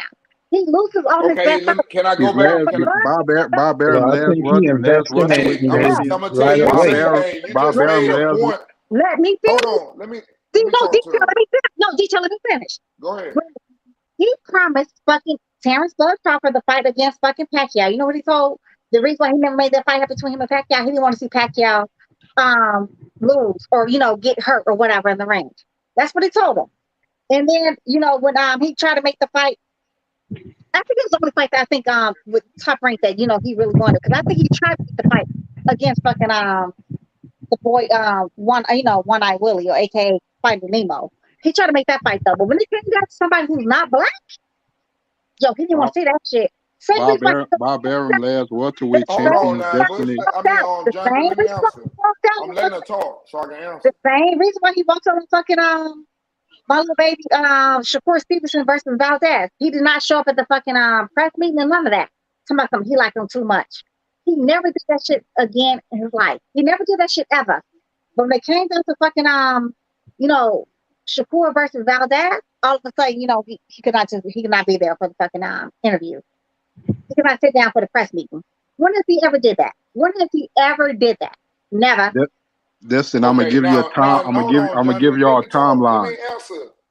I You sit know there and when listen to that. Bob Aaron Jonathan, you last gonna let me welterweight answer? champions he had under Top Rank. It went from Pacquiao to Tim Bradley, back to Pacquiao to Jeff Horn to Terence Crawford. That was his welterweight champions at Top Rank. Bud, I said what was the last one? I said Bud. Bud was his last one. Yes. That's my point. Because all the other champions and all the other fighters was on the other side. They, all the other belts was on that other side. Finding Nemo was fucking Spence, Sunshine. Yes. Finding Nemo was him. Y'all know who the fuck Finding Nemo is. There's only one person that calls himself a fucking fish in the whole fight. And smoke kills fish. Actually, smokes cooked fish too. Just saying. But go ahead, babies. What are you trying to say, Deepak? Well, if you listen to Bud Lives today, he's going to give you a timeline on the situation with the size of the street. He said, let it be known. He said, since I've been at 147, I have fought two guys. I think he said two guys from the PBC. It's probably just not the guys that y'all think I should have fought. And that was Jose Benavidez Jr. And he said, I don't know if Amir Khan was with PBC. But the other guys, the Danny Garcias, the Keith Thurmans and stuff like that, he said, it's not my fault. He said, I wanted to fight those guys. But did those guys really want to fight me? No, not at all. Because he said, first I was too small. Then he said, then I had to get a belt. And he said, I've been at 47 for the remaining of my career and stuff like that. So But he said, I don't know what this. He didn't have the same energy for fucking Jeff Horn. He did not have the same energy for fucking Jeff Horn. Like he said, it came down to Bud. That's when everybody had like the wrong side of the street. It was not the same energy. Not at all. Yeah. Not at all. Guess who? Yeah. Pacquiao was still a fucking Bob Arum. Let's just bring him out when he was still with fucking Bob Arum. So there was no side of the street with that one. Not at all. But when it came down to Bud, yeah, he definitely had to fucking the street. They know. Basically what he was saying, that was on personally his live. Basically what he was saying was, as long as I was with Top Rank, we did negotiate with the PBC side. It's just that PBC didn't want to deliver what y'all wanted to see. He said that's not my fault that they gave me what I got. Like to say, well, I would have liked the other guys, but they gave me Benavidez. I'd have liked the other guys, but they gave me this other fighter. So that's not my fault. No, the thing is, they offer these other fighters money, and they all turn it down. Like Keith Thurman, fucking Danny Garcia. They offered Danny Garcia $3 million per plus revenue, pay-per-view revenue. He turned that shit down. Then 2 or 3 weeks later, he announced he was going to fight Adrian Granados. The fuck out of here! The fuck out of here! Who the fuck wants to see that fight over a Terence Crawford fight? Who the fuck beat the shit out The fuck out of here! That's what I'm saying. Yeah, definitely the boogeyman. Like he definitely is the boogeyman. Like seriously, ain't no fucking one eye. So Bud was basically the last couple of years was giving an insight to really what's going on and stuff like that. Because at one time they were saying Bud don't talk. Now that he's speaking out and stuff like that, it's a problem now. Where did y'all see the lives at? Matter of fact, I think he got like his own little channel. Oh shit! Because I don't know if it's I don't know if it's his IG and he puts it on YouTube, but he be talking about a whole bunch of stuff and it's just him. It's just him. It's like he's in a room and he just talking. I don't know if it's his IG and he's putting it on YouTube, but it's him. What are you talking about, Bud or Bernie? No, it's Bud. It's not no Bernie. It's Bud. Oh, Bud has his own show, his own live show, and it don't be that long and stuff. Cause I watch it. I watched it earlier today and stuff like that. And he just be talking. He just be talking about a lot of stuff. Oh, it was on Instagram. Yeah, and he puts it on YouTube. Oh, Detail, I get your point now, baby. I'm sorry, Detail. I get your point, baby. I definitely get your point. My bad, Detail. Yeah, and that's what I tell everybody. Like Bud didn't want to cross the street. That's a lot, though. Jose Benavidez Jr. was a PBC fighter, and he still is. No, Diaz was. Diaz was a PBC fighter. He was. He definitely was. Bud has fought like a few different PBC. I thought he was a golden boy. No, I mean he was a PBC, wasn't it? Felix Diaz? I believe he was a PBC, if I'm not mistaken. He might have been. I think he might have been PBC. I believe he was PBC. And what Bud was basically saying on our side, we was willing to negotiate with any other promotions. They offered them all money. Bob Arum offered them all good money. He offered fucking Danny Garcia $3 million fucking dollars. Plus revenue. When he wasn't talking about coins, he wasn't talking about pennies. American, if I'm not mistaken, American was the PBC at the time when he saw him. American was, you know what they always try to say? Like they try to say, oh yeah, Bud offered American like I think it was $5 million or whatever. But he offered that shit to fucking Danny Garcia $3 million versus American way back in like I want to say August or July, something like that. And he offered fucking American something like that in December later that year. If y'all go back and look at the dates. I'm not exactly sure, but I know it was months before he offered fucking American. They was trying to fight Danny Garcia. He turned that shit down flat point blank to fight a fucking Adrian Granados for fucking like like somebody said $1 million. It was like way less money. $3 million plus revenue, pay-per-view revenue. They offered him all that shit. They offered like Keith Thurman like a ridiculous amount of money. And then Keith Thurman said something like, ridiculous, like, they could offer me more money, maybe 10 million or something like that, he said. But I consider fighting Bud if he fights Kell Brook. So that's why he went and fought Bud when he fought Kell Brook. And he still didn't the fucking fight. So I mean y'all gotta make it make sense. Like, is it really Bud? Is it somebody else? Your boy Finding Nemo said, yo, come find me. I'm gonna go the easy route, fight, knock out Sean Porter, which he did not do. You know what I'm saying? Like, is it really Bud? Is it somebody else? Like, y'all gotta make it make sense at some point. Like, all y'all like, Finding Nemo, fanatics. Can y'all go find your boy? Can bring him to us, please? Y'all please go find Nemo and bring him to us. So Bud can smoke his ass like a fucking a smoked fish that he is. We waiting. We are waiting over here. And if Bud does not win, so motherfucking be it. But can we bring Finding Nemo over here? Where's Finding Nemo? I just can't wait till they announce this goddamn fight. Oh man, I just can't wait because all the shit talking gonna get worse and worse. Shit, press conference gonna be crazy. Weigh-in gonna be nuts. They probably get the rumbling at the weigh-in. I think they ain't gonna. I don't think they gonna make it to the fight. They gonna wind up fighting the damn weigh-in. There's been a lot of shit talking. Been a lot of disrespect. I personally ain't like how during this entire process, one side has always like felt the need to give out certain shit like narratives and they clear the shit up. I always thought that was corny. You know, I always thought that shit was corny. Yo, Method. Crawford. Remember Crawford? He swung on Benavidez. Yes, sir. That shit could happen here. Hey, I'm telling you, that shit gonna get nuts, man. Because it's too. Their personalities is too much. Like they can get along like in a long distance, but when you put them two niggas in like in the same area, the vicinity, them niggas gonna always bump heads. Like any nigga can relate to that. It's always niggas that niggas get to compete and niggas just bump heads immediately. You get what I'm saying? You got partners that you bump heads with, niggas just can't see shit the same way. Fists get to flying, you know. But that's what boxing is about, though. That's why this shit legendary. This is legendary shit right here. They like each other though. Honestly, Bud said he likes, Spence. You don't see Spence and Bud interact. I think they actually do like each other. It's just that somebody's playing victim and somebody else is, being the fucking villain, which is fucking bullshit.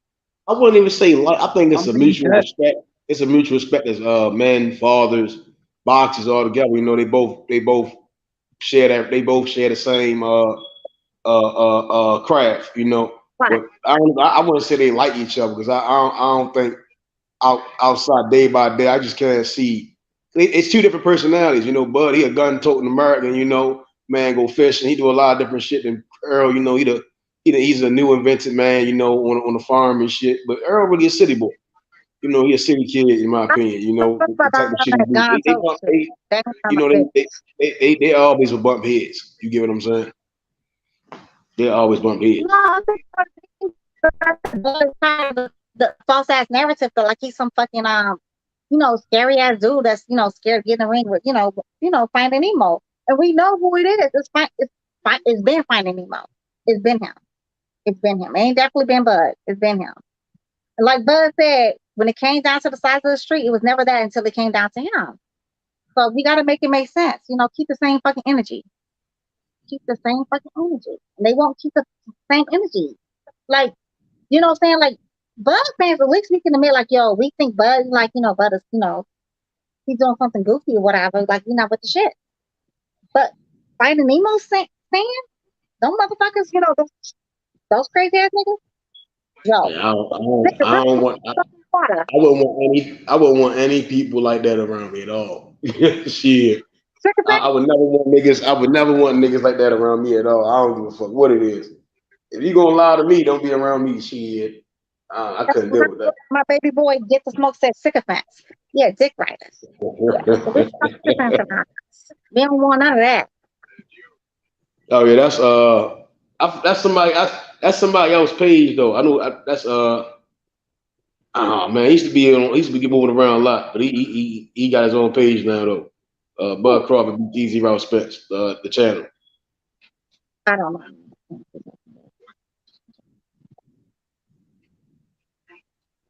But at the end of the day, like, yo, I'm gonna ride with Bud. I think Bud is the superior boxer. But I shouldn't, I've never been overconfident, after my baby Mike Tyson lost, the very first champion I ever fell in love with. I've always erred on the side of caution. I'm just telling y'all the truth, though. I've always erred on the side of caution. Every time, Flo would step in the ring, I would always be, I would always be nervous. Like, you know what I'm saying? Like, even though I always knew, like, Flo was the superior boxer, but you never know. One punch could change a fight. If you ain't got no chin. All it takes is a punch of chance to change the fight, though. Like, I mean, if you ain't got no chin, one punch to change a fucking fight. You got a good chin, your ass is alright. You might be alright. A good chin, though. Like, it just depends on where you hit them at. Exactly. You know what I'm saying? Like, One punch can change a fight. There's not necessarily mean you have a weak chin, like you chinny, and none of that. Just one punch can change a fight. I mean, it is what it is. Iron Mike Tyson got the name partially because they say he had an iron chin until he didn't. So I'm saying, Mike Tyson problem is he always got tired. That's just not true. That's just not true. It's not true.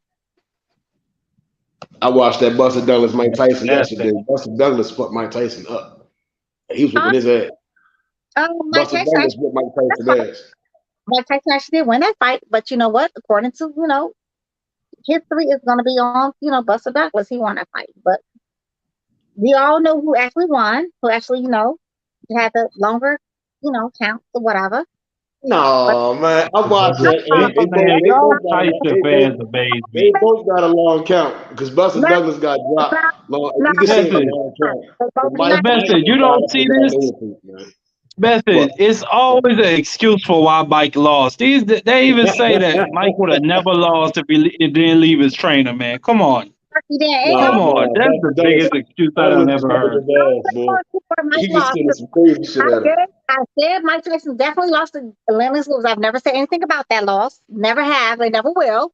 He lost that fight. He did. He lost that shit. He did. But again, when it came down to James Buster Douglas, according to history books, it's always going to go to fucking out James Buster Douglas. But that count was very long. That's all I'm saying. I'm gonna tell you what happened, Destiny. Okay.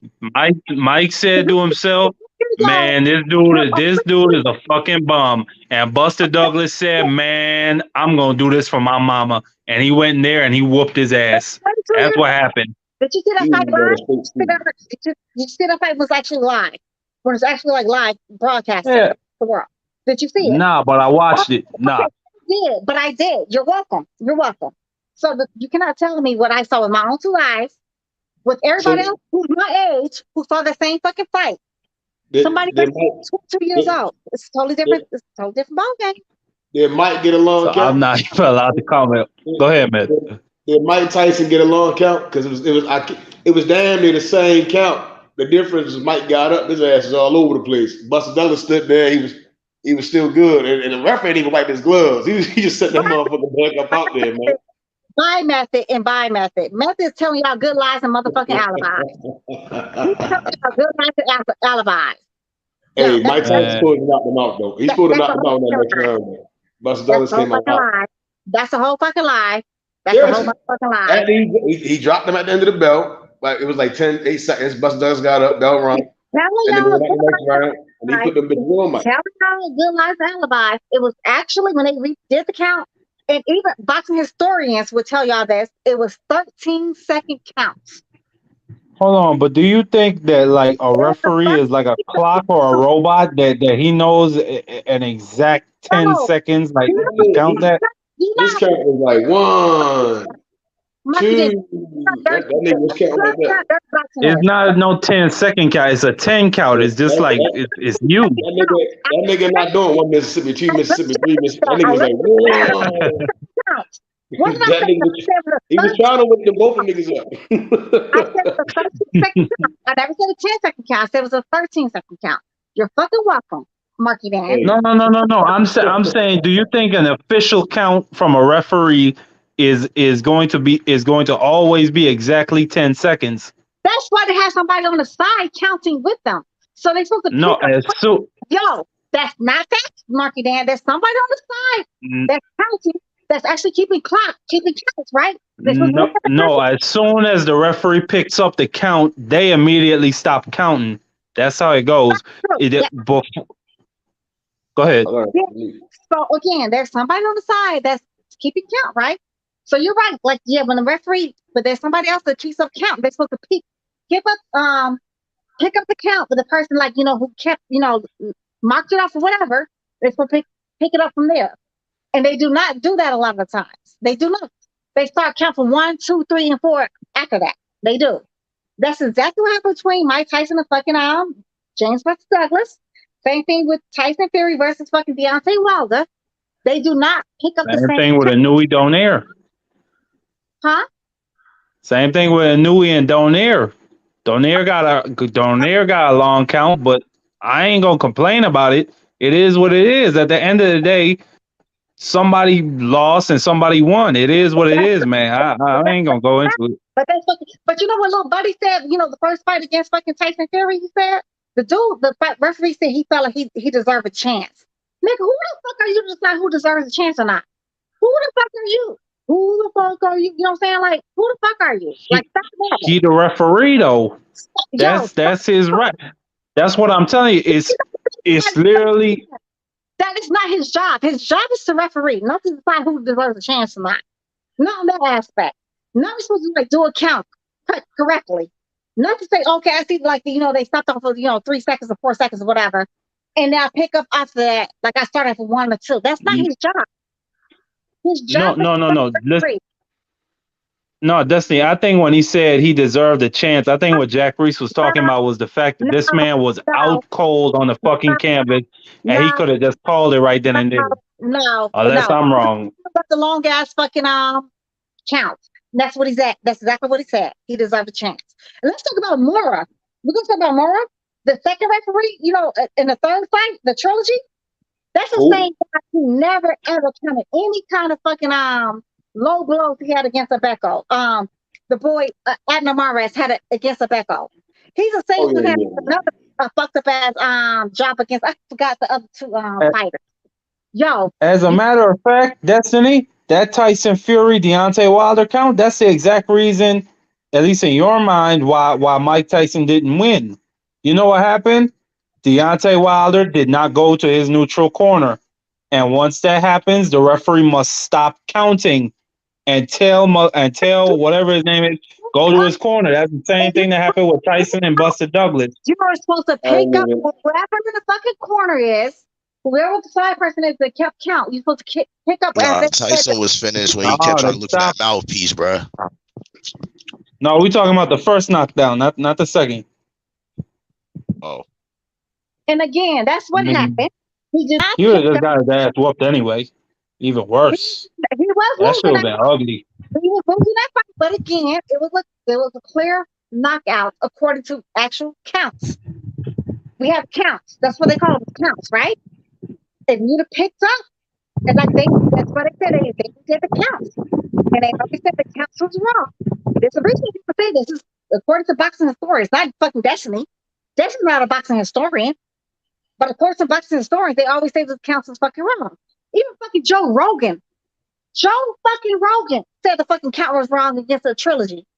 But Joe Rogan don't know the exact rules of boxing. Joe Rogan is a casual boxing fan, Destiny. Okay. He's into it, but he ain't the same level as him at MMA. Joe Rogan be smoking weed with Mike Tyson, man. I don't know. He gonna be biased, man. And that motherfucker. They strings together. Them niggas be zooted. Exactly. They be seeing different shit from us. Nothing. Get the fuck out of here. Stop the madness method. Stop the bullshit. Cut the bullshit that's out. my name, though. That's my name. Cut the bullshit. That's just the imperfections of ref officiating. That's all that is. Imperfections. If Mike Tyson would have knocked him out, it wouldn't have no problem, right? We can't blame the ref. You don't leave nothing in the judge's hands or the ref hands. Knock that motherfucker out. How many times referees fucked up a fight? Milton Taylor versus fucking Chavez. Yeah, that was a terrible like 2-3 seconds, and the only thing Milton Taylor did wrong was he looked at Lou Duve's trainer. And Richard still called the fight off. Even then, man, that's some bullshit. I can't blame. I would blame the referee any other time if his ass ain't get set up by four. He let Chavez set his ass up, knock his clock, then get back. He was gone. I ain't even gonna lie, he was done. I mean, you telling me he could have went to the end of the bell. I mean, yeah, they could have the fight go on, but I mean, nothing but a couple of seconds left, Milton. And what happened was, when the referee was trying to get his attention, his corner said his name, and he turned and looked at his corner. Yeah, they shouldn't have said nothing, though. They shouldn't have said nothing. But his trainer yelled something to him, and he turned and looked at his trainer, and Richard still called the fight off. That don't even mean nothing. But you telling me this motherfucker's been dominating a fight for about, I'm going to say at least 10 rounds. he gets knocked down once in the 12th round. Yes, he's hurt. You telling me he don't deserve a chance? He was Tyson gone. Fury deserves a fucking chance. Why he didn't deserve a chance? But here's the thing, Marky. He had nothing but 3 or 4 seconds left in the round. Ain't like he had a minute. 3 or 4 seconds. And by the time Chavez would have got to him, the bell would have rung. Yeah, he could have just jagged exactly. Hey, but I respect Richard Steele. I mean, he stood on his decision. To this day, he still don't say, oh no, I could have let it go. No, he stood on that shit. I respect it. Stop it. I respect it. Cut the bullshit. So, do you think when they gave a Becco a standing, they gave a Becco a knockdown against fucking Abner Mares when it actually was hit like low in the balls, like little, the whole fight he was getting hit low in the balls. Yeah. That fight was equal. That judge did a good job. Yeah, Russell Moore was either under the influence of drugs or alcohol, or he was just paid. That was Morrell. That was not no fuck. That was Morrell. Oh, I mean Mora. He was not. Yeah, or he got paid off. He was not. He was not. Yo, you better look at that's why he got knocked out. Yo, every time it's a person of hue versus another person that's not of the same complexion. Man. That was amazing how he missed that many low blows, and then this motherfucker goes down, and you call that shit a knockdown. But Marky, then according to you, whatever the ref said, everything the ref is, they're right. The ref is everything this time, according to you. So according to you, you cannot pick and choose, yo. You cannot pick and choose. Either they're fucked up or they're not ask fucked you a up. question. Did they adjust? Hold on. Let Destiny say what she's saying quick. Either they're fucked up or they're not fucked up. That's all I'm saying, though. Either the judges be fucked up or they're not. You cannot have it like, oh yeah, this time the judge was wrong, but this time the judge was fucking great. Yo, no, that don't even make fucking sense, son. That shit don't make fucking sense. Who do you fight?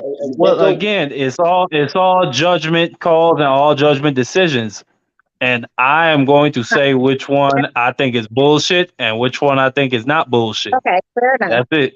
To go back to the Chavez Magic Taylor fight, you remember when? Well, it was recently. Y'all remember when Tank dropped Rolly? Yeah. Didn't the referee tell Rolly to walk?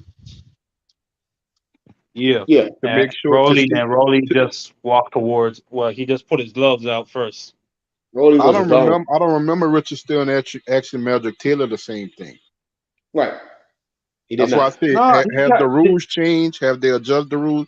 Because Magic Taylor, when he got dropped, he got straight up.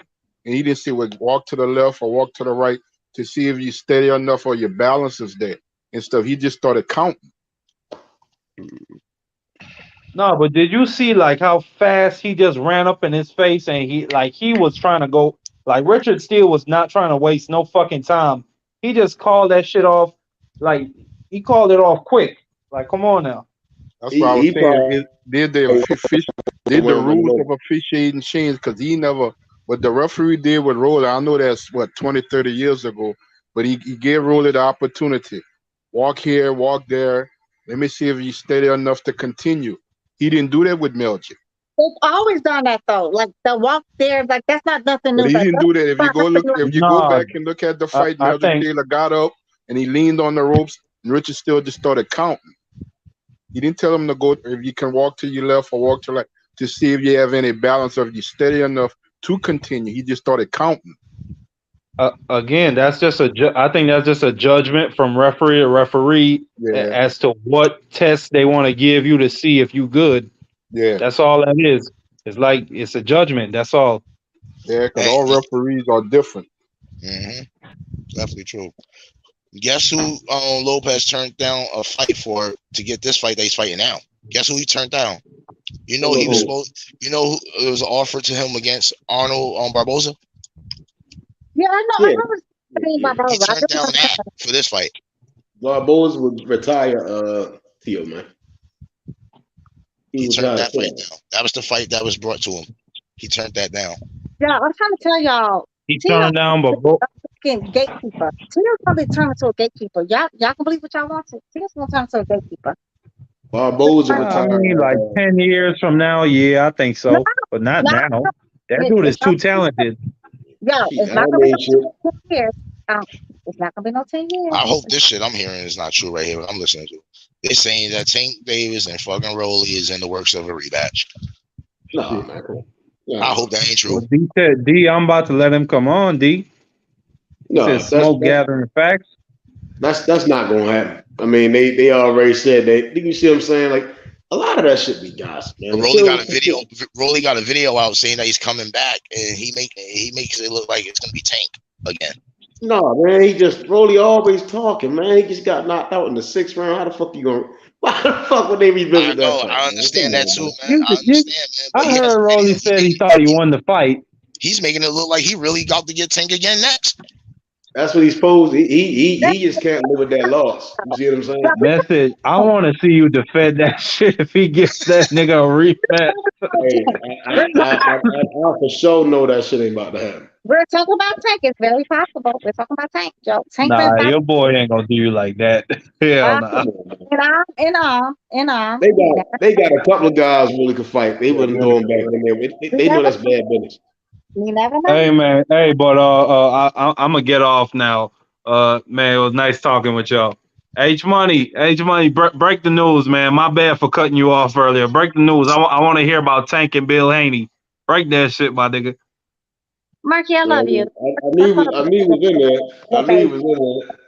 I was in that bitch. I knew he was in that motherfucker. I love that little baby Marky Dan. He's so cute. Just so cute. Little baby. He's so cute. I think for the foreseeable future, Tank is done with Rolly. Yeah, that shit was said. But you never know with fucking Tank and fucking, you just never know. Tank would much rather fight, anybody, he'd much rather fight fucking Elmo than anybody with a pulse. For real. When's the last time y'all saw Tank fight somebody with a pulse? We gotta figure out if Tank is a free agent. That's true too. That's facts on facts on facts. That's facts. Because we hearing so many different things, not just Tank, but so many different fighters and fights and circumstances come up at the last second while this situation or this fight is not happening, this and that. I don't even understand boxing no more. But that's Mayweather's fault though. Mayweather and fucking ugly ass Leonard Ellaby's dumbass fault for putting all that energy in fucking Tank little bitch ass. Instead of they have Richard Hitchison. They could have been putting energy in. Honestly, they could have been promoting this man. They have a bunch of different fighters that's actually really good on their stable. Instead, they want to invest all their time and energy into Tank little ugly short ass. I don't even understand that. I just don't understand the energy. It just didn't make sense. A man who don't want to fight nobody. He don't want to fight a goddamn soul. He gets mad every time Mayweather try to get him to fight anybody with a pulse. Then he claims, Mayweather's jealous of him. For what reason? Bro, you don't have shit Mayweather needs to be jealous of. Who are you? It look like they don't have the energy neither because they're digging in the woodworks to find somebody around their weight class to fight Tank on the PBC side. They got Richard Hitchison. He actually can be pretty decent. If they actually put the energy into that young man, he actually could be pretty decent for them. He's actually a real boxer, not a puncher boxer. He's actually a boxer. He actually be very decent. But they much rather, entertain fucking little buddy, fucking Tank. Tank was never going to be a star until fucking Mayweather made him a star. Just be realistic, yo. He just would have been another fighter who had punching power that nobody gave a fuck about. Honestly, yes, he would have. He would have been another nigga. I can't say that. No. Who's gonna pick him up? If they ain't pick him up, he's still to work his way up there. I ain't even gonna cap. He'd have been fucking niggas up. My question is this: what you think is gonna become of Broner? Because he got a fight coming up, bruh. And he's reaching out to Mayweather, bruh. I fucking love Adrian Broner. I really do. But, there's reports of this man smoking cigarettes outside after he training. You know what I'm saying? I don't know. Adrian Broner needs extensive therapy. I'm not even trying to be funny. He does. It's not funny. Mental health is not funny. It's just not funny to me. Mental health is not funny. He needs extensive therapy. He does. I don't find that funny. I don't know why that would be even funny to anybody. Hey, as long as everybody agree with me now, I'm happy. As everybody see that man needs therapy, some psych pills. He need a whole 2 weeks committed. He need to be committed for 2 weeks. Don't calm down. Nowhere, but he needs extensive therapy. This man has like legitimate, mental health issues. I don't understand why that's funny. Like, why? I don't know why we as a people, black people, that we think like, it's something to be embarrassed about, that you have mental health issues. Shit happens to a lot of us. Broner thought he could have burned both ends of the candlestick. Being a boxer and being everything else, it didn't work out for him. I don't even think it was that. I think Broner. He should have just stood in his division and not went up. Well, like I said, he was like young and up and coming and rising and stuff like that, but he was just trying to do too much. And then when you're in the sport like boxing, you got to give your 100% all the time. Yeah, I don't think especially when you get to the top, when you rise to the top and stuff like that, that's just an added pressure. And he was just all over the place with everything. He was. That's because he never had he probably had PTSD. I don't know, like extensive, what happened to Adrian Broner's like childhood or anything like that. He never had nobody around him that was serious and telling him to stay focused and stuff like that. He ain't had none of that type of people around him. He had a trainer though. He did have a trainer though. I don't think that's it though. His trainer, yeah, that's what I meant. Like his trainer was there, but everybody else, they didn't give a damn what he was doing. What I'm saying, I don't know what his childhood was like. I know his mother was not there. I believe they said his mother was on drugs at one point. I know his daddy was a Rolling Stone. He has like a whole thousand kids. So, he never had like that solid family background. Like, I don't really know like his extensive, childhood. All that plays a factor. You know what I'm saying? Like, you got a 4-year-old kid who came from nothing. Who came out of the fucking dirt. Probably like, had hand-me-down ass shoes and shit. That came from the fucking dirt. You know what I'm saying? Like, he got a little population. And PTSD, like a lot of that stuff you might have seen, like, as a child growing up in a hood or somewhere.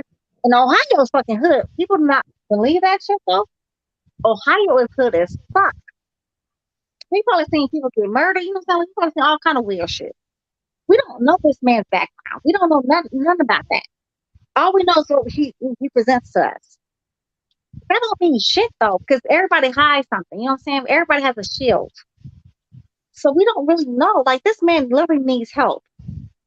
And we allow other like serial killers to say like, they're fucking, mentally ill or whatever. But when it comes down to our own, they don't need help. You know what I'm saying? Like, we always brush that shit on the fucking road. This man is not mentally well. To me, this is fucking bananas that they allow this man to get back in the fucking ring. This is fucking bananas. He needs therapy. He does. Yep. He does. I've been saying that. Like the fucking Oliver McCall, who had a nervous breakdown when he was in the middle of a fight with, between him and Lennox Lewis. I hope he don't do that. Do you remember when Oliver McCall had that breakdown? He just started crying like he wouldn't fight, he wouldn't swing back, nothing. Do you remember that? Yeah, he broke down when he fighting Lennox Lewis in the rematch. Yeah, that shit was fucking terrible. Did y'all like that fight? But after the fight, when they do the test after the fight, they find cocaine in his system.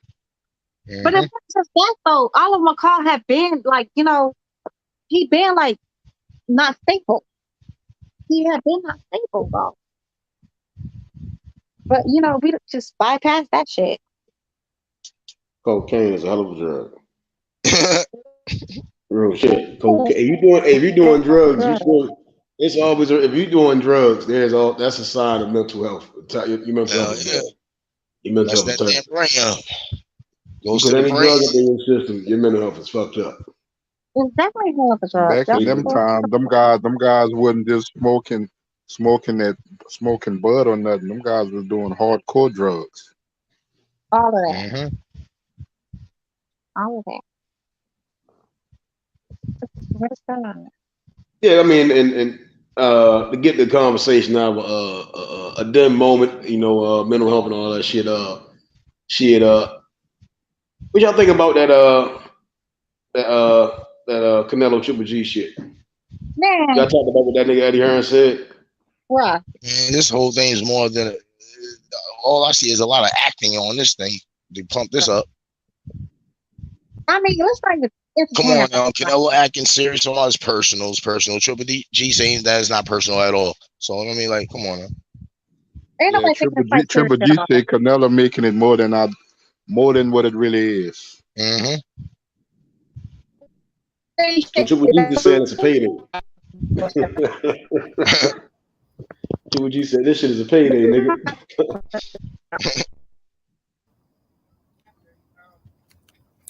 Yeah. They've been crying for this fight for the longest. Yep. Yeah, it seems like a bunch of bluster, if you ask me. Yep. Would you agree, Smoke? There's a lot of acting going on in this one. Yeah, I think this is just not a good look for Canelo right now. My man is like everybody left Reynoso. Now this dude's trying to, like, drum up some fucking beef that nobody knows about, including the guy he's supposed to be beefing against. Yeah. And the thing about it, Smoke, he don't want to do no more interviews in Spanish. Okay. You don't need an interpreter no more. It was like you want to do, even if one of the reporters are Hispanic and speaks, he still speaks English. Well, I'm not mad at him. He's got a kind of a squeaky voice that's kind of funny to see. Yeah. It sort of like lowers the intimidation factor.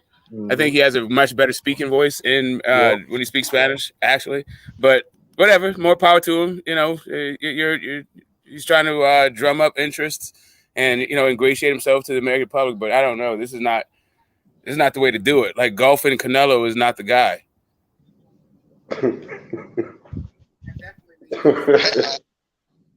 That nigga, his whole life can change. Start playing golf. He all over the place. Method. He even said in the interview, I like Tank Davis.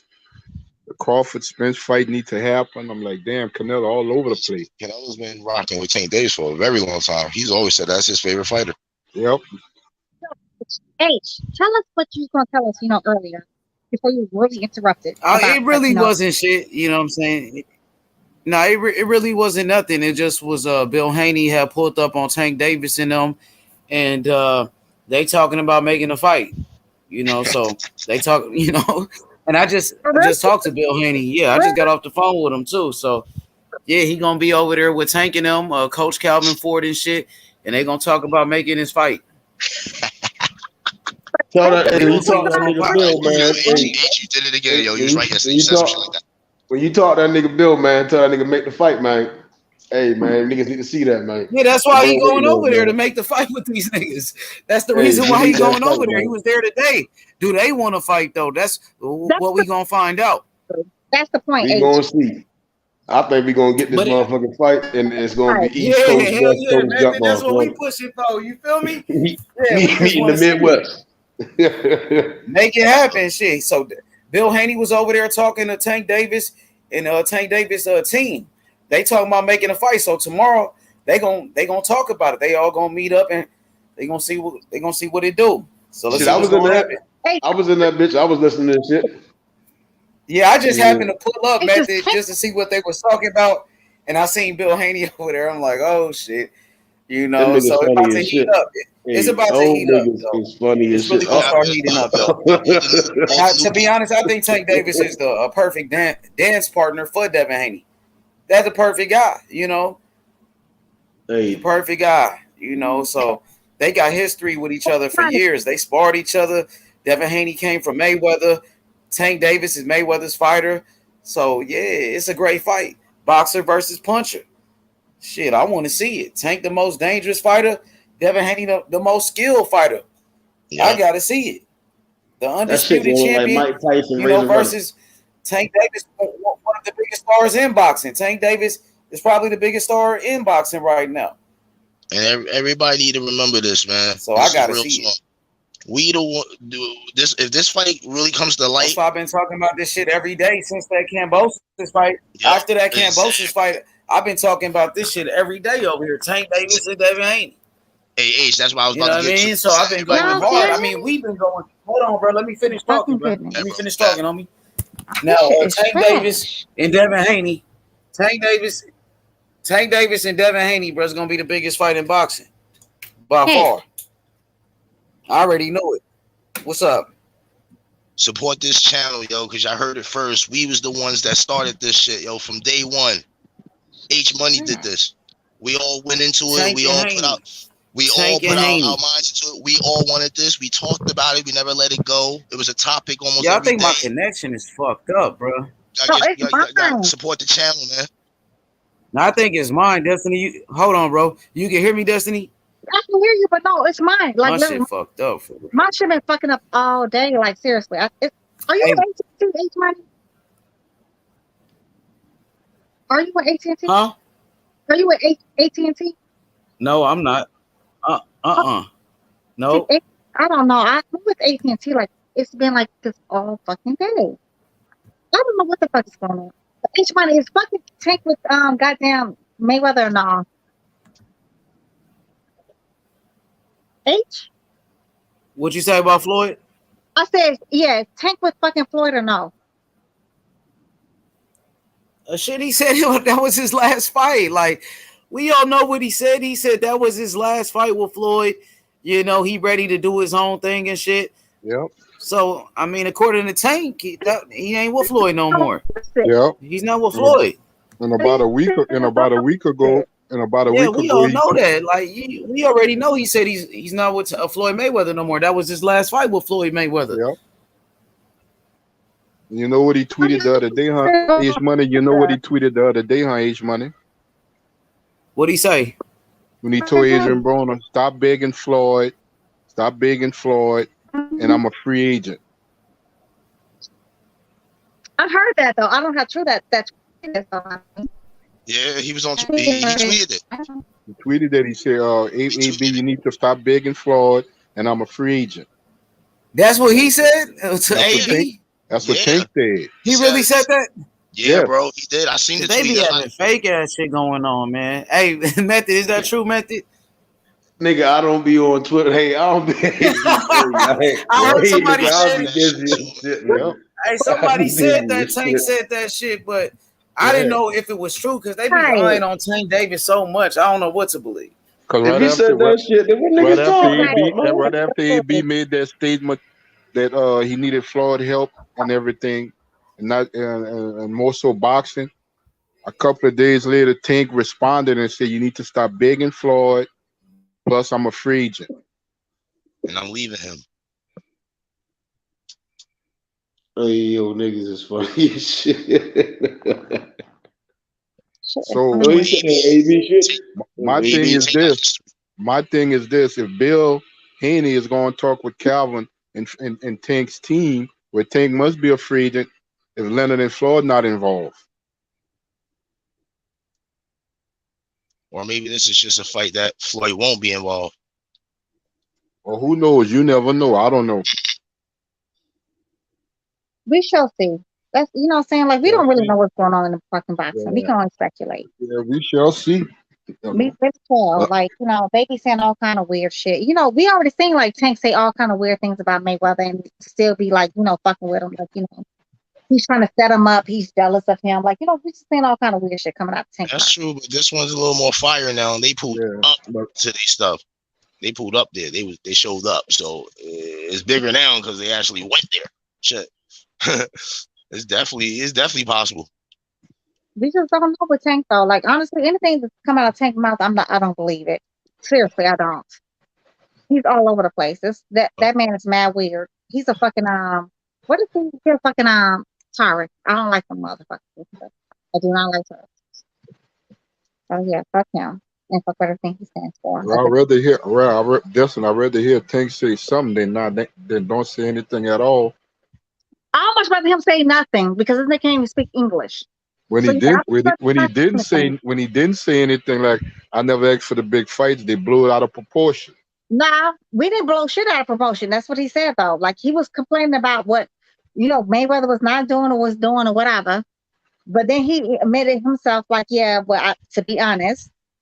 So, do you want the fights or you don't? Because when Mayweather try to get you with the fights, then you complain like somebody's jealous of you, somebody's trying to shit on you. And then you admit, like, oh, I never wanted the fights. I never asked for the fights. You can't have it both ways, yo. Like, which one is it? Do you want the fights or you don't want the fights? We're confused at this point. Well, like I see, Bisexual at this point. You know what I'm saying? before the Rolly fight, he had the energy like he wanted the Devin fight. And that's before Devin fought Kambosos. And I heard him tell Brian Custer that because I seen the interview the other day, the week leading into his fight with Rolly. And Brian Custer asked him face to face. He said, "What about Devin Haney?" And he's talking about the email champion. Well, you know what? Once I take care of Rolly and he take care of his business with Kambosos, but just make the fight. That came out of his mouth. Okay, so it sounds good though. When Devin started Now calling, that don't mean the fight is gonna happen, though, Destiny. You know what I'm saying? It sounds good because every time Devin start calling his name, this nigga get mad silence. He go on fucking mute, like like somebody pressed the mute button on his ass. So ain't scared of no damn Devin, man. Y'all gotta stop that, man. Y'all gotta stop that, man. Hey, your boy, the back, short bus shorty, like he's the reason. Is the reason why he don't want to fight little buddy. He don't fight fucking Devin. Short bus shorty is not scared to fight Devin. Short bus shorty knows something you don't know. Clearly, he remember what happened in fucking It's guys. All right, let me ask you a question. Who you got, Devin Haney or Richard Hickson? Fucking Devin. Who the fuck you got? Devin Haney? The fuck out of here. I'm just gonna ask you a couple questions. All right, who you got, Devin or Shakur? First of all, that's not a fight that's gonna happen. Leave that fight alone. I would never answer that question. So you see how y'all can say leave Devin and Shakur fight alone, but then y'all say they all hang out together, but then when it's come down to Shakur and Devin, then niggas be like, no, we don't want that to happen.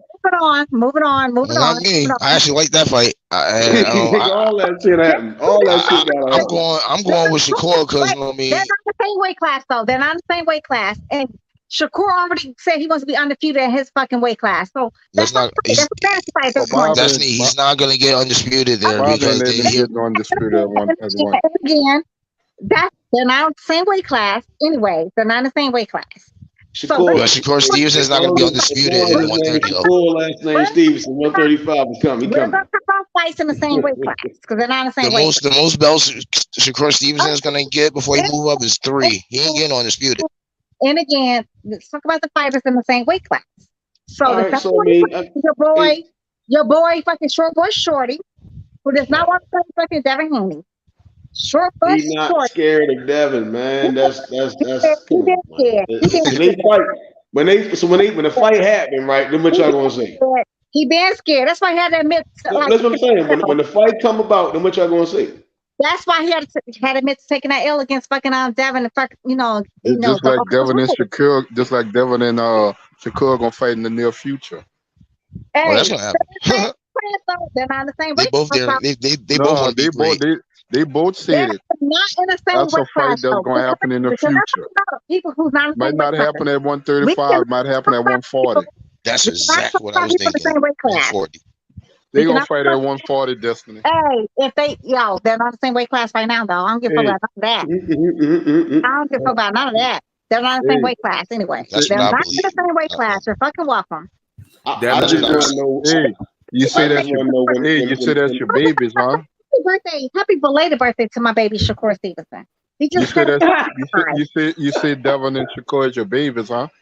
She don't want them to You don't want to keep the money in the family?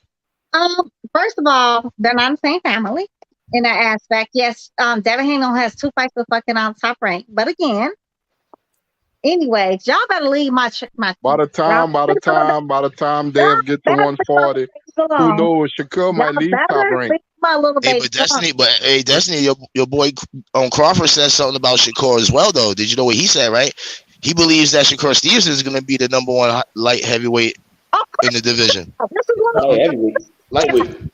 And the Tank versus Devin reminds me a lot of Bevo versus Better Beef. You know what? I can see it go a couple of ways. I can't pick a fight. I can't pick a winner in this one. I'm just rooting for my guy Dev, man. You know what Terence did? You know what Terence did when Devin Haney became undisputed? He put go all up underneath his fucking thingy or whatever. And again, did Devin not train fucking Devin Haney's? Terence Crawford's camp or whatever. Yes. So again, leave my little people alone. Please leave my sister alone. Leave her alone. She knew already. She already knows what's going on with them too. Don't She follow know. people. As long as we get that Tank and Devin fight, hey, I can't wait. See, I'm gonna be right here, and I'm gonna say, hey, that fight coming. I thought he was scared of him. It's about to heat up. Method, this shit really starting to heat up, man. Bill Haney went over there, pulled up on, Team Tank, and they welcomed him though. So you got to tip your hat off to them because they let him on the platform. You know what I mean? And they welcome him Baltimore, back. we don't duck no smoke from Baltimore, man. Hey, and that's a good thing. I want to say so bad, Baltimore is not the DMV, man. Baltimore is not the DMV. We don't say slim. Hey, Oakland definitely ain't ducking no smoke. So we gotta. Hey, Method, we gotta link up. They gotta link up and get this money together. Yes, sir. You know what I'm saying? Yes, that's sir. what I want to see. Hey, y'all know the Star Spangled Banner came from Baltimore, man. You know, we really the capital of America, man. We don't lose, man. We don't lose no war, man. Anthem. Are you proud of that racist ass anthem? Hey, we don't lose any war, man. Hey, it's all America, man. Are you really proud of a slave owner, sir? Are you really proud of a fucking slave owner? Hey, Method, she got a question for you. Hey, I mean, if you want to talk about the service, Destiny? right? Like you got Robert McNamara. She had a question. She had a question for Method, right, Destiny? What you say to Are you Method? really proud of a fucking slave owner, though, sir? Are you really proud of a slave owner? My great grandfather was a slave owner. Are you really proud of? So you're proud of that shit? Hey, his business. That was his business. I ain't own no slaves. Method, you know what? If I was born in the 1716, I sure as hell would have had me some slaves. Nigga. Right, sir. Do not. I would have bought me about 4 slaves, nigga. This nigga, like, nah, hell nah. Hey, nigga, if I was in the 1500s, I'd have found me some slaves, nigga. Nigga, that was your business. That was your business. Nah, hell nah, man. This is not even fucking funny, though. Honestly, that shit is not fucking funny. Hey, I can't go back in time. I'm not making jokes out of nothing. These niggas joke about everything. I can't take that everything shit. Is being I was dead serious. My great grandfather was a slave owner. He married a slave woman and they had kids. You sound like a fucking coon. Why the fuck No, I don't. No, I don't. It ain't no such thing as a coon. A raccoon is what you have to do. Why was you proud of that shit though? Because he married that woman and they had kids and they stopped. I don't think he was. Hey, Destiny, I don't think that he was. Though. It's easy. That's what I say. It's easy to speak from a side when you. I think that's a narrative. I don't think he was thinking about that, Destiny. I think he just was joking and shit. Yeah, I was joking as far as I was dead serious about me having a slave. If I was born in the 1500s and I was white, I probably would have owned a slave. That was common. If I was white, I probably would have had slaves. He did not marry her, sir. He did not marry her. He did marry her. Nah, fuck you gonna tell me? Hey, good thing we ain't living in those times. That's the problem. Hey, good thing we ain't living in those times. Let's get back to boxing. Where you at, my boy EJ? I just want to say everybody not blessed to go back in time and do their history on their own DNA and ancestry. I'm blessed to do that. My family was able to do that, and I know that as a fact. That's different. I just can't go around saying things and making up shit. So we would do this. That's not true, my family. That's not true, my family. They were not allowed. It definitely was. We definitely got a lot of shit in my family. That's right. We think that. Get into this. I know. We blessed. We blessed over here. Please let it go because they were not allowed to be married. No, she just asked the question. Yeah, let it go. She thinks she know, but she don't know. She see me. They were not allowed to be married. That's what I do know. How much you want back? How much you want back? They were not allowed to be married. They was married. Okay. Yeah, they were allowed to be married apparently. Although, interracial marriage was not allowed, until like 1960 something. You're fucking welcome, but according to him, they were allowed to be married. Yeah, I mean, Social Security came in the 1900s, so the IDs and all this other shit. We talking about back then. Them niggas was married. They was married. We can get to the intersectionality of like you guys are both Bud fans, right? We can get back to that. Here you go with this Errol Spence shit. Here you go. Hey, I just want to end the bit. Is your boy having a fat? Hey, get this smoke. Is your boy having a fat camp or what? What's going on with him? I'm not sure. Maybe. Bud gonna beat the meat out that nigga neck. Boy, that boy be getting big as shit during fights. At every fight, that nigga Errol balloon the fuck up, boy. That nigga Bud now is dedicated. He ain't doing that no more. That nigga ain't doing nothing like he used to. That Yeah, nigga man, got Spence that is was the in best Earl serious y'all was shape going right to see now, for you guys. When he get the bud, they're gonna have a lot of excuses, man. I'm trying to tell man. niggas. See Fat on, man. That boy is in shape, bro. He's Who? different now. He's not the same. Niggas always say that. They say he wasn't the same. They say when he fought Danny, Spence, I'm he's saying not the Spence same. ain't like This is a he whole ain't different overweight. Earl. He ain't like Man, that hey, no more. hey, Like guess what? Hey, Crawford always in shape, bro. Yeah, Fuck that's that. true. yeah. Crawford Facts. always in shape. He's been like that his whole career. So what And that mean? that's the Is same Crawford shit the been in Charlos shape? say. And the Charlos always say, stay ready. You don't got to get Crawford ready. has always been more I'm like, that disciplined shit. and dedicated. Hey, the All Charlos right, then. So we dedicated gonna talk too. about who in shape. Crawford, he been in shape his whole fucking career. But that's not what He I meant, always H. What stay. I'm Yeah, saying hey, is that hold up, Spence is nigga. finally Hold up, waking up. nigga. Hold up, nigga. He always stay in shape, nigga. He stay ready, nigga. He ain't gotta go get ready. Fuck you That talking nigga, about? Who that nigga said keep You getting better. talking about That who nigga ready, don't nigga? have. Crawford is in the best shape out of any fighter, nigga. H, I Point never blank, said that period, Crawford needs to be nigga. ready. Point blank, period, nigga. I'm talking He about stay in Spence. shape. H. Ain't nobody worried about Spence being in shape. He's supposed to stay in shape. Ain't he a fighter? The fuck? Exactly, bro. But All right. The Charlos That stay in nigga. shape. is Spence in his best shape in his career? Charlos stay We in shape ain't too. impressed by you saying, "Oh, this nigga's in shape." He's supposed But to that be in shit, shape. He a the fucking Yeah, Charlos but fighter. he wasn't All in right, full then. shape when he fought Danny Garcia. He wasn't. nigga, Why that's not? on him, nigga. That's on that nigga, man. That ain't got nothing to do with nobody else. That's on that nigga. Danny wasn't in great shape. I'm just saying that he's better Who now gives than a he was in fuck? the Who past gives when a it comes to fuck? being in shape. Nobody gives a fuck, bro. The He's best supposed I to be in do. shape. I want both of them to be in Nobody gives shape, a so fuck. it'll be a He's fair supposed to fight. be in Hey, shape, nigga. your ass We ain't don't give show a up. fuck. That's on your ass, nigga. You gonna get your ass knocked off of bullshit. That's how boxing works. You bullshit, you getting your ass whipped. That'd be his fucking problem. Like me, I stay in shape. I ain't sloppy. He just started getting in shape. Crawford been doing this shit his whole career. He just started doing this shit. I know Bud said earlier. I know Bud said earlier in the live. He said next week he about to go do some work with Shakur for his camp. Yep, sparring sessions coming up. Shakur gonna stop that nigga. I'm trying to listen. He gonna beat the shit out Conceição. Nah, he ain't leaving gonna next stop him. week. He gonna win the fight. He ain't gonna stop him though. He gonna win a fight, but he ain't gonna stop him though. I can't wait. I'm trying to tell you, he gonna fight, stop but he that ain't nigga, gonna knock man. him out. He definitely ain't gonna knock out Conceição, bro. Conceição Shakur too sharp. gonna hurt. His defense too good, nigga. He could box. He'll beat him. He'll probably whoop his ass, but he ain't gonna knock him out. Shakur I gonna got hit that nigga. Conceição. Hold on, I ain't finished. I got Conceição winning at least 3 to 4 rounds in that fight, dog. Damn. 3 to 4 rounds. I don't see that. I see it. All right. Nigga, everybody's ain't gonna be I saying don't this see is a him getting boring any fight. of them, bro. Everybody's gonna be complaining that it's a boring fight. I actually got it. Yeah. I ain't gonna lie now. I'm going with Shakur to the whole thing, but I actually got him lose a couple rounds too. But I got him stopping his ass. Nah, he ain't gonna stop Conceição. I see Shakur washing him and then stopping him. Stop knocking till you. If he couldn't stop Valdez, for damn sure he ain't gonna stop Conceição, nigga. He gonna put that nigga Conceição on a milk carton, man. After he knock him out, man. He'll beat him, but he ain't gonna knock him out, bro. Conceição can box. Yeah, I'm not taking. I just see Shakur getting this stoppage, man. I see him stopping that. I don't see it. How you think he's gonna get it though? I think he gonna break him down to the body. I see Shakur walking. I see him trying some different shit, walking him down, getting him up out of there. He's gonna hit his ass with a 3-hit, 4-hit combo, finish his ass. Why he didn't hit Nakatilla with that same combo to finish? That nigga Nakatilla, that nigga Nakatilla. Why he didn't finish slow ass? That's a good question, slow but he ass Oscar Valdez. Like y'all niggas acting like that shit is. Hey, I agree. That's why I said.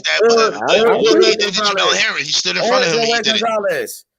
So you act like Jamel Herring never been stopped before. He already been stopped. It don't matter if he been stopped. He got stopped by Sabakov, nigga. You act like he the first nigga to stop him. Nigga, Conceição ain't never been stopped, nigga. He did what he had to do. Shakur gonna do it again this time. She gonna stop him. Nah, he ain't gonna stop him, man. Stop lying. He definitely ain't gonna stop him. Stop capping. He'll win the fight, but he ain't gonna stop him. You act like this nigga's a knockout artist. His hand speed is faster than Valdez. I'm not saying at this point. I'm not saying he a knockout artist. I'm saying for this fight, he gonna stop that nigga. Nah, he ain't gonna stop him. You know, I don't know what's gonna happen, honestly, but I do think Shakur's gonna win. I don't know if he's gonna stop him or not. I don't think Potencial has ever been stopped. I don't think he has. Stop cutting her off. God damn, nigga, let her finish. I don't think he's ever been stopped. So, but I do think Shakur's gonna win. But I don't think he's gonna blow to say he all out. I just don't see it. I don't think he's gonna blow him out like he did like the likes of fucking Valdez or goddamn Jamel Herring. Because he's not the same kind of fighter. Exactly. I agree with that. I never said he's gonna blow him out. I said he's gonna probably give up 4 rounds. I did agree that he was gonna give up 4 rounds, but I also said that he's gonna eventually stop him. No, he's not. That's not gonna happen. Can it stop a flat-footed Oscar Valdez? He definitely ain't gonna stop this nigga who don't stop moving. He's a very quick boxer, yo. Thank you. Right now, as we see, Stevenson's getting stronger. We just don't see it. He's Brazilian though. You gotta realize he's Brazilian. You know, outside of fucking Africa, Brazil has the most black people outside of Africa, according to That's not a question. You know, the reason why I say these things because man, who he got on his corner? Man, he got Bud, man. You think Bud ain't putting shit in his head? Yo, you act like Bud gonna fight for this nigga. That's why people thinking. That's why people was picking Jamel Herring. Oh, he training with Bomag. He training with Bud. He gonna beat the That's not how I think. He's trying to put words in my mouth. He ain't gonna fight for. He ain't no fucking Bud Crawford. He ain't gonna fight for this nigga. Oh, he training with Bud Crawford, so that means he gonna knock somebody out, bro. Stop it, bro. You and Bud said that he feels that Stevenson's number 1 over Haney right now. Bro. Calm down, nigga. That's the same Bud. That shit ain't gonna help him knock this nigga out. I know opinions. That's right. That's what I give. Opinions. It's opinions of boxing. That's what I do. I give my opinion. He never said. Well, you said Bud opinion is Bud opinion. Exactly. And when it comes down, that got to do with this nigga going out there to knock him out. That's like the opinions of listening. Bro, you just talking, bro. You just fucking talking, bro. Stop talking so much, bro. Listen, I'm a grown man, man. I talk right. I know bro. Stop talking so much. You ain't talking about shit, really, bro. I'm talking a lot. Don't talk. Let somebody else fucking talk. God damn. They do talk.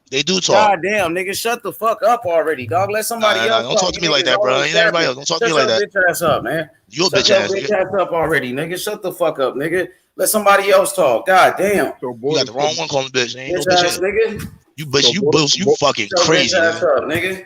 So both these guys are boxers. Let somebody else talk. God damn. You crazy. Bitch ass niggas earlier. Shut the fuck up. Let somebody else talk. Yeah, all right. Niggas be capping on this motherfucker all day. No bitch ass here. Yeah, you's a bitch, nigga. You a bitch. You a bitch ass nigga. You a bitch nigga. Shut your bitch ass up. I already told you dumbass niggas earlier. Shut your whole ass up. Ain't no dumb niggas here. Bitch ass nigga. Real nigga.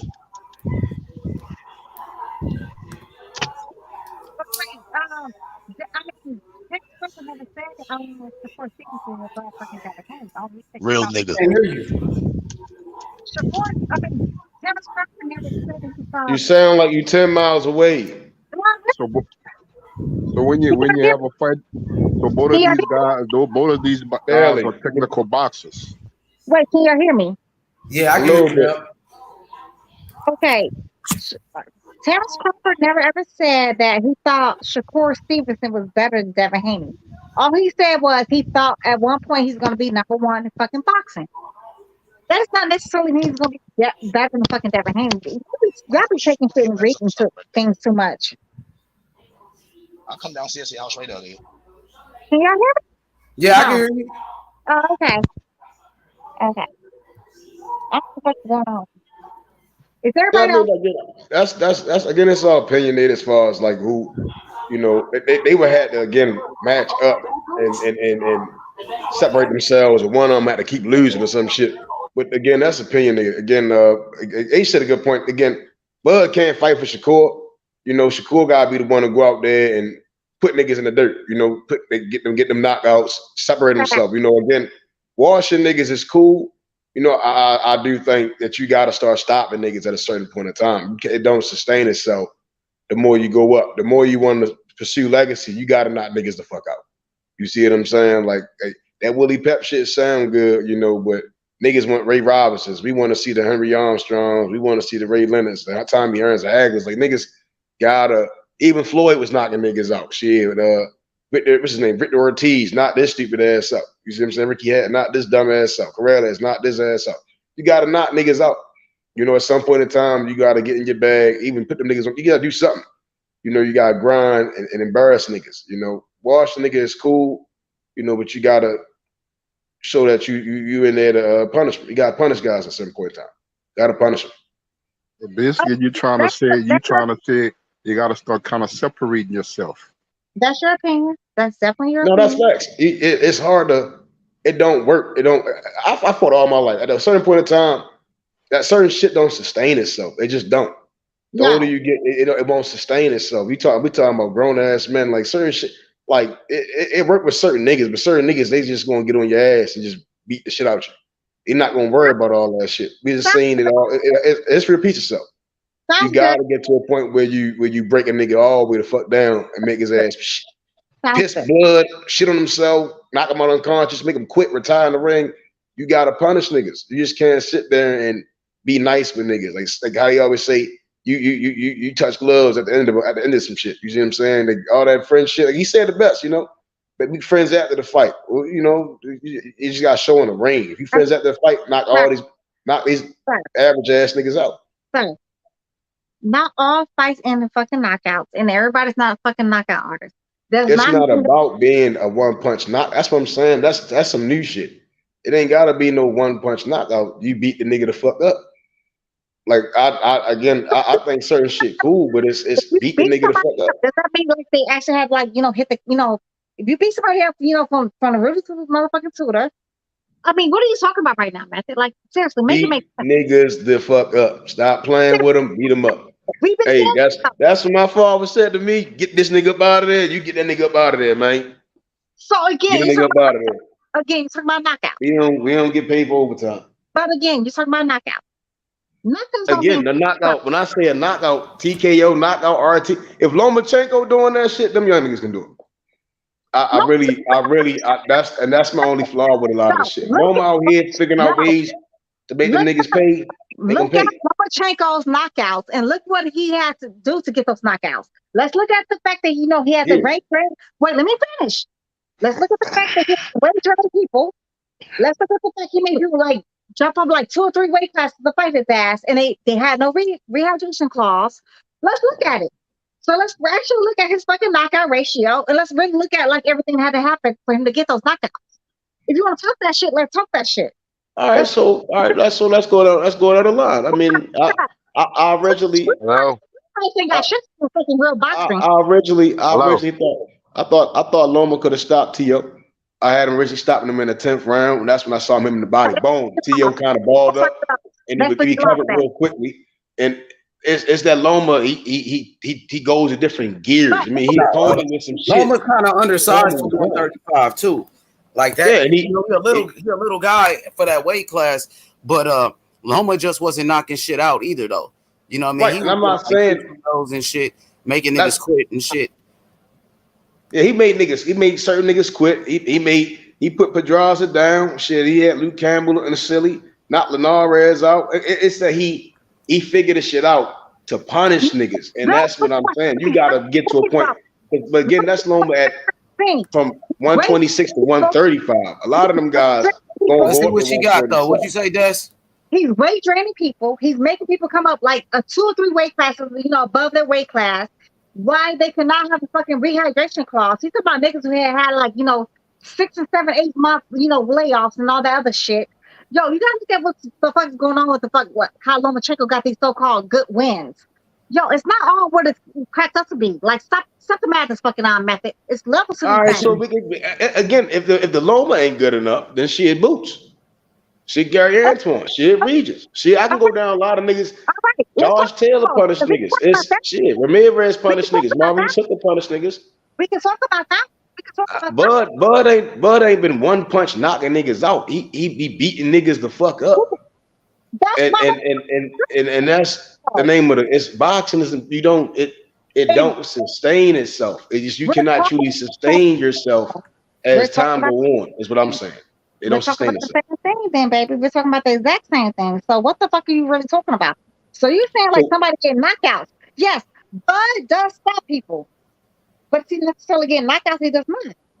I'm saying punish niggas. Really legit punish these niggas.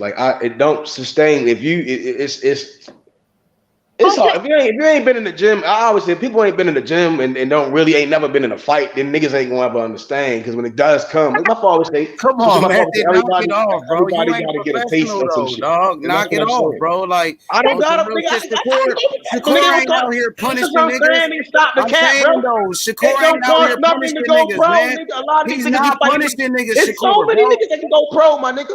It only Yeah, but costs what, listen, $200 that to ain't go got pro. nothing to Stop do the with cap, this, bro. bro. You Nigga, act you like, can go you know what I'm pro right saying? You a now, my nigga. professional Stop the cap, boxer. bro. You in I there, can easily you go know pro. what the fuck going on. Nigga, Come on, stop, bro. bro. Knock Stop, it off. stop, You stop. was Don't do picking that. fucking Jamel Don't do Herring to that, knock my out nigga. Shakur. It don't Stop it, bro. fucking You matter. was That just ain't got nothing to picking do with what I'm talking about Jamel right Herring to now, bro. stop Shakur. Listen, if you gonna Stop, camp for it, bro. just camp for it, bro. But don't Stop, lie, my bro. nigga. Shakur Don't ain't lie, my punishing nigga. It don't niggas cost like that. nothing to go He pro, my only nigga. punished one It don't cost fighter. nothing to lose no He weight, my only nigga. punished one You fighter, punish niggas, bro. Jamel What Herring, you dog. talking about, my He nigga? ain't punishing Stop niggas like capping, my that. nigga. He's All that schooling soft niggas. ass shit He up, nigga. boxing niggas, but he Talk to ain't yourself, knocking nigga. niggas out, bro. Talk to yourself, nigga. He's not, bro. Stop.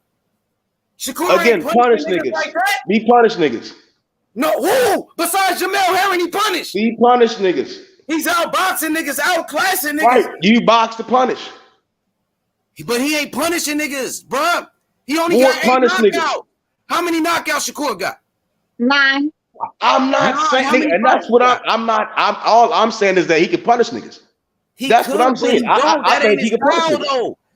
He ain't going out there like, I'm finna punish this nigga. He going out there to box these niggas up. Like literally, Antonio It's Morrell. all, and that's when we disagree at. That's what we disagree at. I look at Bud be boxing punishing niggas. totally different Bud than how Crawford most be niggas throw the punishing words niggas. around, bro. Bud Niggas throw Crawford be boxing punishing around. niggas. I'm like, boxing is He totally ain't different. How I see it. punishing people, bro. Come on, bro. He outboxing niggas, giving them a boxing lesson. He ain't gonna knock out Conceição. He's We not. gonna see. Again, you say not. I'm telling you, he gonna stop this nigga. He's not. Antonio at one point, Antonio Moran, he was like, really like a rising contender. Like he was supposed to be that dude.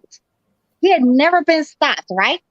You know what they were saying when Devin Haney got in the ring? We don't know what Devin Haney's going to do. Like, I think, Moran is probably going to beat Devin. Devin has to bring on like all this and that.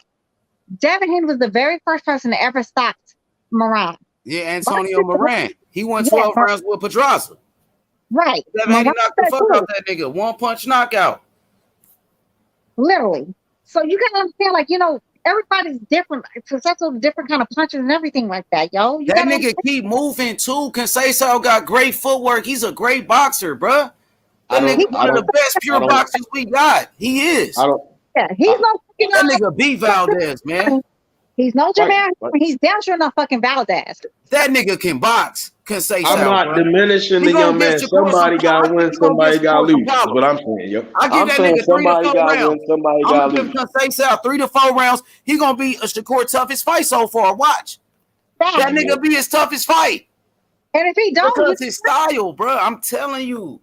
And if he don't beat Shakur Stevenson's, toughest fight, then you know what? Then by all means, Shakur Stevenson does all that damn cap or whatever. I mean, Shakur go out there and knock this nigga out like Method saying, bro. That gonna be a statement. Like that nigga Shakur is a problem. Hey, if he do that, and I'm not saying I'm right. Or I don't know, nigga. I just based on what I'm saying, how Shakur developing, I'm like, this nigga ready to start hurting niggas a certain way. You see what I'm saying? And it's not a 1-punch knockout. It's just how he was landing on Valdez. I said he gonna go back and see, I could do this, or I can go do that, and I can do this, I can do that. He do got Andre Ward, Terence. It's so many motherfuckers that we work with that it comes down to him. I saw him take some risks. We talking about him. He ain't Andre Ward. He ain't Terence Crawford. He's Shakur Stevenson. Right, and I'm not. That's what I'm saying. I'm saying it's when you sit down and him and his grandfather and his whole entire team sit down. They gonna sit there and say, all right, you can get away with this and do this and do this. Or they can just. It's a lot of other shit he can do because he's so damn gifted and so skilled. And skill is so much more shit into his boxing. Skill wise, I believe he can go do. He don't take chances like that. Shakur ain't the type of fighter he gonna take chances to get a knockout like Tank. He don't, bro. Right. Shakur is the type of guy he okay with boxing you up for 12 rounds. He cool with that. He's satisfied with going 12 rounds and outboxing somebody. Conceição can box too, so it's gonna be a chess match. That gonna be a chess match, bro. You Conceição don't ain't think no bum. Conceição? That nigga You don't can think fight. Conceição can walk into some shit? Conceição could fight, bro. I think That's he all gonna I'm walk. saying. I think he gonna walk into one of them traps, man. Everybody thought he beat Valdez. Nobody thought Shakur Stevenson was Valdez's first loss. Everybody thought fucking Conceição beat fucking Valdez. Hell yeah, he did. He did. I thought so too. Like, yeah, he beat the fuck. Y'all see what the fuck that man's face looked like after the fucking fight? Yo, Valdez looked like he went through the fucking ringer and back. That nigga can box, Conceição. That nigga sharp. I ain't gonna lie. That nigga sharp than a motherfucker. Who y'all thought beat Valdez first? Shakur. All right. Okay. So that's and but that nigga was on some shit when he fought Conceição though. Remember? That nigga was on some shit doing that blood, sweat, and tears too, nigga. He pulled that cup up, started sipping the shit. That nigga was on some shit. Roberson beat fucking out Valdez first, though. Honestly, I didn't think it was Shakur. I think Shakur beat him, better. But again, he wasn't on the same shit. He was not on the fucking fentanyl. And I He was trying to. Fentanyl is just like the fucking anti-raw. Fentanyl is just like an anti-raw. It definitely, speeds up your metabolism. It definitely helps you focus and shit like that. That's why the fucking it's in the same kind of class as the Adderall or the Ritalin and shit like that. But it's like a lower class though. Yeah, he was trying to duck Shakur at first. He was going up. If Shakur would have took the WBC route, they probably would have franchised Valdez. He had to take the WBO route. He had to go to Jamal Hearn. He never took the WBC route though. He always had to take the WBO route though, honestly, because it's whatever Bob's order. And the WBC is, we back to that though. So we already know. Remember that Shakur was mandatory for both of them niggas. He was mandatory for both of them. Of course. Yeah. But I gotta respect Shakur though for even fighting Conceição. That dude not even a champion. He don't even have to fight this guy unless he was a mandatory. So I respect Shakur for fighting this guy. Yeah. Shakur, I think Shakur's gonna win this fight though. I do think he's gonna, but Conceição's not like no spring chicken either. Ain't he like 30 something, y'all? 35? 34? He a veteran. He a veteran. I don't know his age, but he a veteran. Fighting the top guys. I ain't gonna lie. Shakur fight the best. Yeah, he is. Yeah. That's my baby. Y'all can see my son and see this little baby. They look so much fucking like my son and fucking They could be fucking brothers. If y'all would ever see my child, they look so much alike. That gonna be a good ass fight though. I can't wait for that fight. First of all, H Money, you keep trying to make my baby fight my other baby. Who? So first of all, you. What I do? You be trying to make my baby fight my other baby. You keep trying to make me pick. Nah, he gonna stay at 130. Nah, I'm off of that shit. Nah, because the only reason why I was talking like that, it was because we was debating who was better between Devin Haney and Shakur Stevenson, and I said Devin Haney was better, and that's why we was on that. I think Devin Haney would beat Shakur. Ain't nothing wrong with that. I think Devin Haney beat him up. Fine. But yay, you don't want some fight? Yay, me neither. I don't want to see that fight. I would never want to see that fight. Well, if he wants to smoke, yeah, that's different. That's if he really wants some smoke. No. I'm not supporting that fight. I cannot get behind that fight. I refuse to get behind that fight. Hey, somebody cut the shit. Let's get back to Shakur versus Conceição. I do think Shakur's gonna win. I just think he's gonna win. Like, I just feel like he's his feet is fast. I mean, his speed is fast, but his reflexes is faster and his defense is better. But Conceição does have very fast feet though. Whereas Shakur is more like planted. His feet is more planted versus, he does not move his feet as much. It is what it is. I ain't seen Conceição fight yet. I ain't seen him fight. You never saw this man fight a day in your life? I didn't watch that Valdez fight because he popped dirty. I don't watch. I ain't seen Shorty fight. I don't know. Okay, I respect that. Fuck Valdez.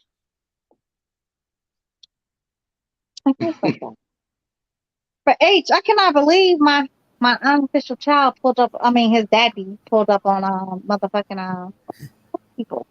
Yeah, on tanking them. Yeah, I like that shit. So he's gonna be on their show tomorrow. So they're gonna be fire for sure. So they talking about fighting. Let's see if they can make it happen.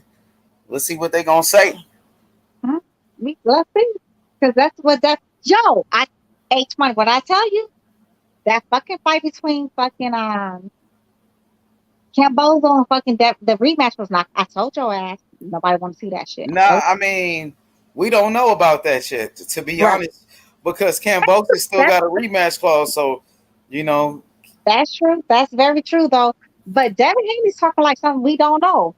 but I respect Cambosis though, Destiny, because at least he got up in the ring though. A lot of these guys don't want to fight Devin Haney. We got to go see what's up with Tank. Let's see if Tank really wants some smoke. It's the reason why these niggas want to get in a fucking ring with fucking Devin. Yeah, because if Tank don't want to fight, then what Devin Haney gonna do? I mean, Cambosis is still a big fight. At least he won to fight though, Destiny. I mean, at the end of the day, like if he cannot get the fight with against Tank or fucking Lomachenko, or I mean, you're right at 135. Yeah, see. So do you think Tank Davis really gonna? Do you think Tank Davis really wants some smoke with Devin Haney? You know damn well I don't think that. Unless he fights to like a. That's what he said though. He said he wants some smoke. Man, Tank wants. Yeah, he wants smoke, all right, but ain't with that. That ain't kind of smoke he wants. But he said Devin Haney name though, Destiny. You seen that interview? I mean, but he said that name and it sounded good. But then after that, he stopped talking this man's name. But that's what they talking about now. That's why Bill Haney pulling up on them to see if they want to fight. They don't. You know they don't. And Tank know damn what he wants that shit either. Like Tank don't. My mommy said, like me and my mom was talking about this shit earlier. She said she keeps telling like all these little people, like she's on Twitter. She said she could tell like all these little Twitter finger ass niggas. Yo, Tank has a very short shelf life, and I do agree with her. He's very explosive. I think he's like a Jeff Lacey. He looks good. Jeff Lacey? I don't know. I'm thinking more like Manny Pacquiao or Mike Tyson. No, I think he's more like a Jeff Lacey. I think he's definitely more like a Jeff Lacey. Lacey? I don't think so. I think Tank is more like a Jeff Lacey. At least, well, he a southpaw though. He a different type of fighter than Jeff Lacey. I mean, he is, but he's still like a Jeff Lacey. He's what about Zab Judah? But Zab Judah's different though than Tank, though. Honestly, Tank's just not a skilled boxer.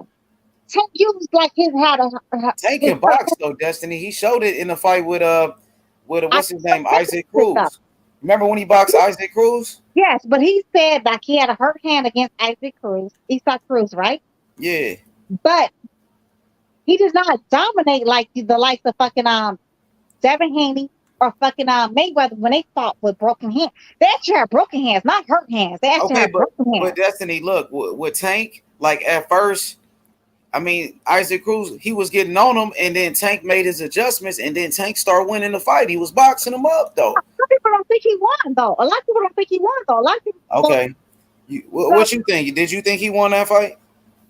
I think he barely made it out that fight alive. I do. I think he barely. And I say barely, I mean, like it was. I feel like it was like maybe 7-5. I don't think it was like no blowout. But let's talk about when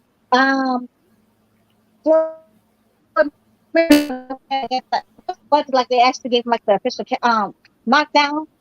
What little buddy name was? I cannot remember. But let's talk about what Devin Haney actually had a whole broken hand against fucking Gamboa, and he won every round. He won every single minute of every single round against Gamboa. He actually had a whole broken hand. He never once told anybody he had a broken hand. He never let on like he had a broken hand. We never even knew that shit until like maybe like a couple of weeks after. Tank let us know like he so-called had like this so-called broken hand. Right? Was just getting his ass, he was just getting his ass outworked. That's what it was. He could not hurt somebody. That shell, that guard just he could not penetrate that shit. So Destiny, you don't think like Tank is all of that? You don't think he good like that? Absolutely not. Absolutely not. No, not at all. So you think if Tank fight like some real good fighters, you think Tank gonna lose? You think he will lose a fight? He's definitely to the likes of fucking Devin Haney and fucking Shakur. I'm sorry, he is. It is what it is. What about with Lomachenko? Honestly, I feel like Lomachenko is a different story. Lomachenko's never been that dude, though. I don't even understand why Tank was so scared of him. I feel like Tank could have got that nigga the fuck up out of there. So you feel like Tank was kind of scared of Lomachenko? Well, he was. He was like dragging the fuck out of goddamn like maybe like he was like, trying to get him to make that fight. Somebody was jealous of, jealous of him and all this kind of weird shit he was talking. It was mad weird. So you feel like Tank so you feel like Tank Davis, he didn't want no smoke with Lomachenko. You feel like that? He actually, he pretty much admitted it. He pretty much admitted he didn't want no smoke. No, he didn't want no smoke with fucking. What about Devin Haney? So what about Devin Haney? Did he want some smoke with Lomachenko? Did Devin Haney want smoke with Lomachenko? Absolutely. Devin Haney definitely did. Devin Haney kept on this nigga every second of every minute of every, every day. Facts. Lomachenko Lomachenko was willing to take on that fucking Tank. Not Devin though. It's levels to these things. Who was talking about method? Some of these knockouts and all this shit. Yeah, it looked good, sound good. But when niggas get these fucking these rings and shit like that, when it actually comes down to shit, they know what it is, they know what it's not. They know Tank is the most skilled fighter out of all of them. Yeah, okay. And drunk niggas be talking drunk shit too. Right. Hey, facts is facts, man. And feelings ain't facts them. Is facts. But facts is facts. Feelings ain't them. Hey, Method, I think Tank got skills, but I think Devin is more skilled. But you got to give Tank credit, though, Destiny. This a little nigga, though. Destiny, listen. Tank a little ass nigga. He's fighting guys way bigger than him, though, Destiny, and knocking these niggas out. No, he's fighting. It's the truth, Destiny. You can't deny that. Tank, listen to me. Tank Davis, he's the same size as Inouye. Knocking out niggas 6 feet and shit. Blazing these niggas. Come on, Destiny. You got to at least give him that. Sir. That nigga, come on, Des. Sir, no man. Okay. He's fucking off-brand ass niggas. Niggas to anybody, you already know. You know what? Can I tell you a story though? Like a real story. Like, when I was little, right? When I was like, I was like 6 years old. We had this big ass boy in our neighborhood. Like, I believe he was like 12 years old. My brother John was 7. No, I'm telling you the truth. My brother John was 7. We had my cousin Trina. My cousin Trina, who was like the same age as like Lil Buddy. Hey, Destiny, look what my boy Julius said, though. He said, come on, H, stop gassing her up, bro. She don't want Tank to knock her kids out. Because you know how you said they your sons and shit. Right. That's what he said. Right, I get it. Well, let me tell you a story, though. I'm trying to tell you a story, though. So I was like 5 years old. My brother John was 7. That's my older brother. And my cousin Trina, she was like the same age as Lil Buddy. This Lil Buddy was like 12 years old, right? This little buddy, I would say his name was Reggie. I could not remember this little boy's name was. I would say his name was Reggie. Reggie used to bully the fuck out of me. Like literally, like he used to bully me every day. Every day. So I told my cousin Trina, right?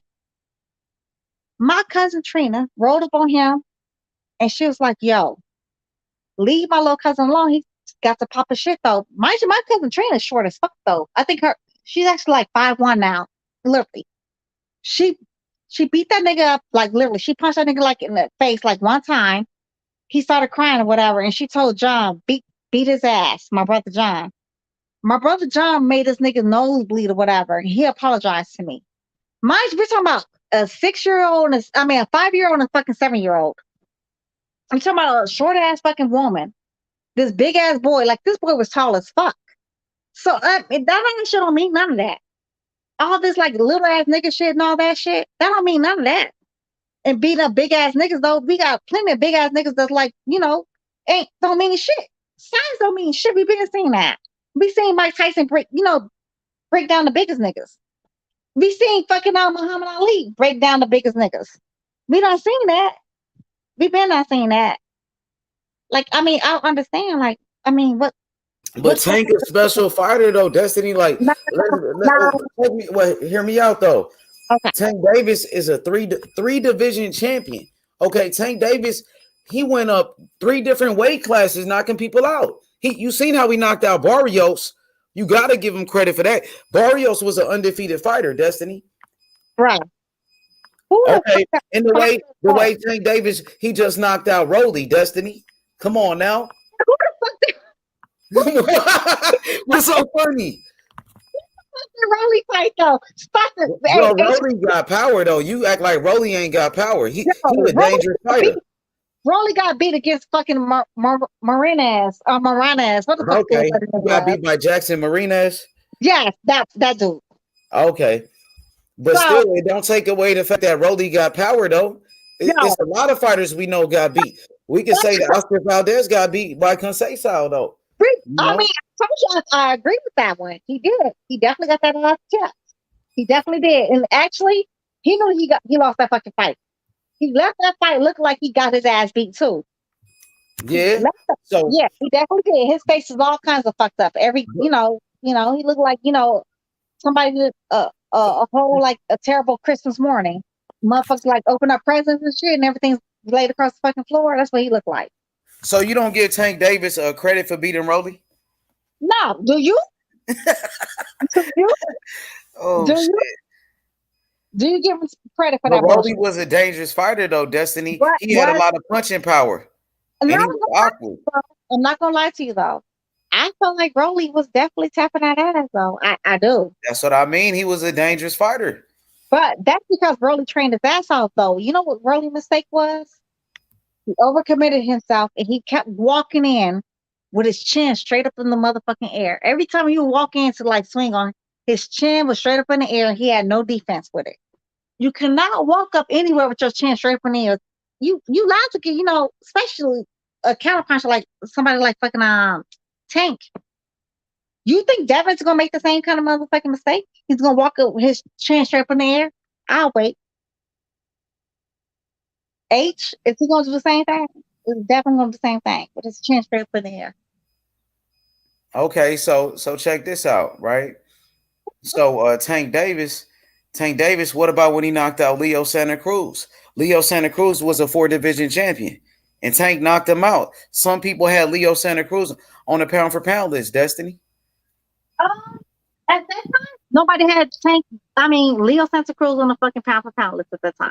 But everybody was trying to fight him, including Gary Russell was begging to fight him.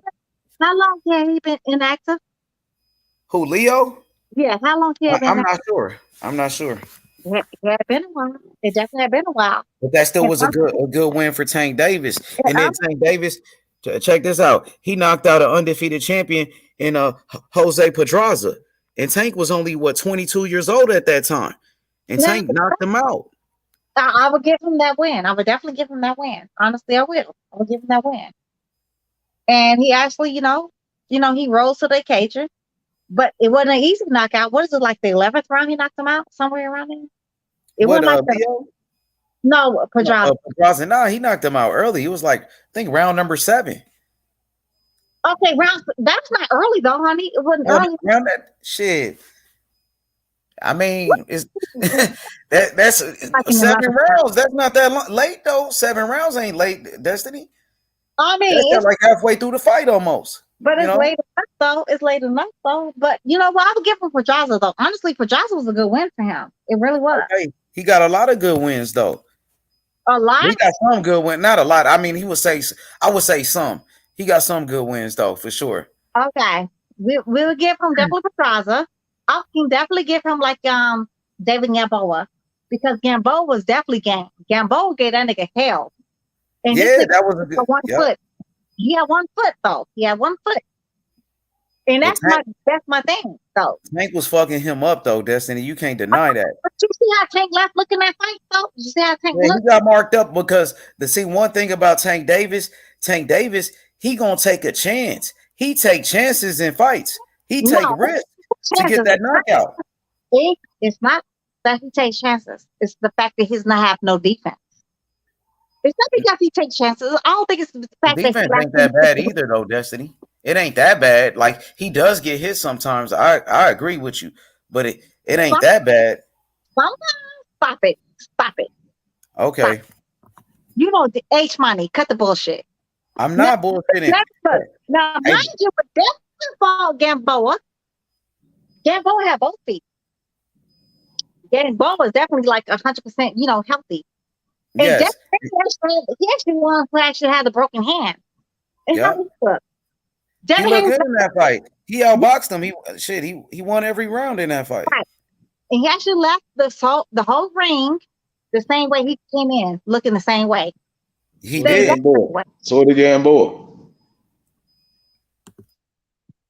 What happened?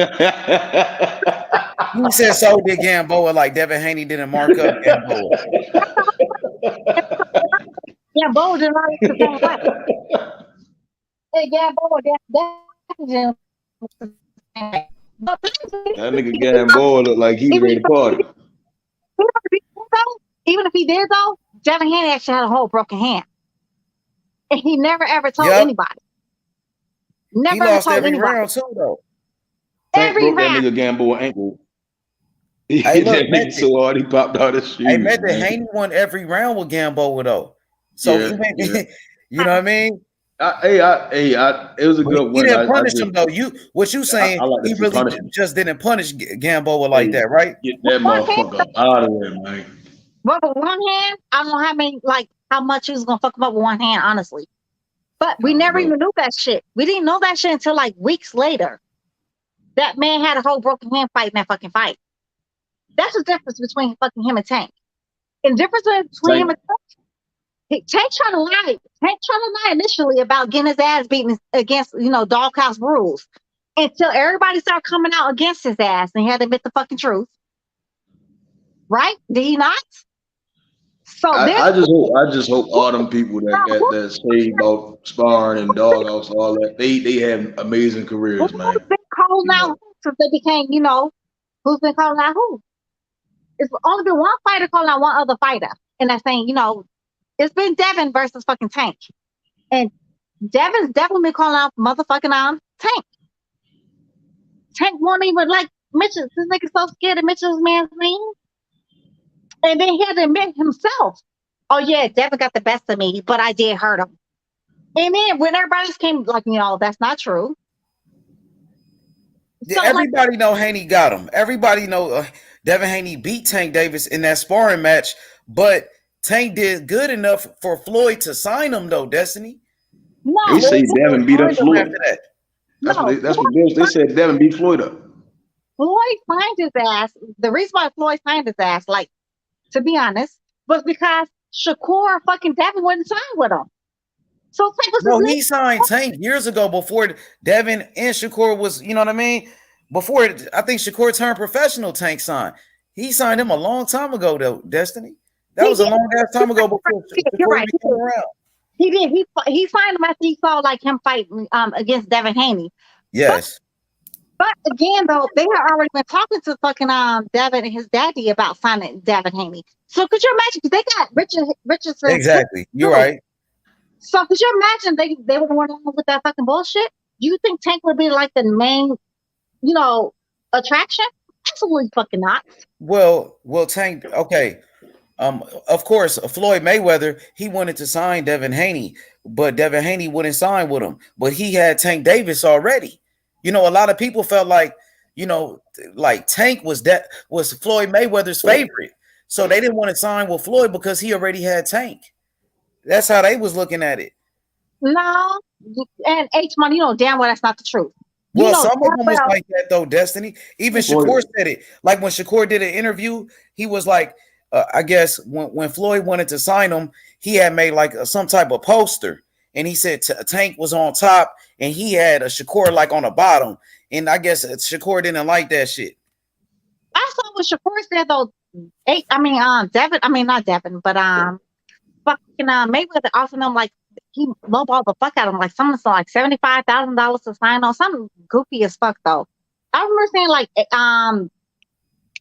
Shakur Stevenson saying that shit though. But Devin Haney though, like with Devin Haney, with his daddy, they both told like we want to follow the fucking green print. Like, we want to do what we want to do. Like, we don't want to like be, contractually, contract this anybody. And you know what I'm saying? Like that's the reason why, like, they did their own thing.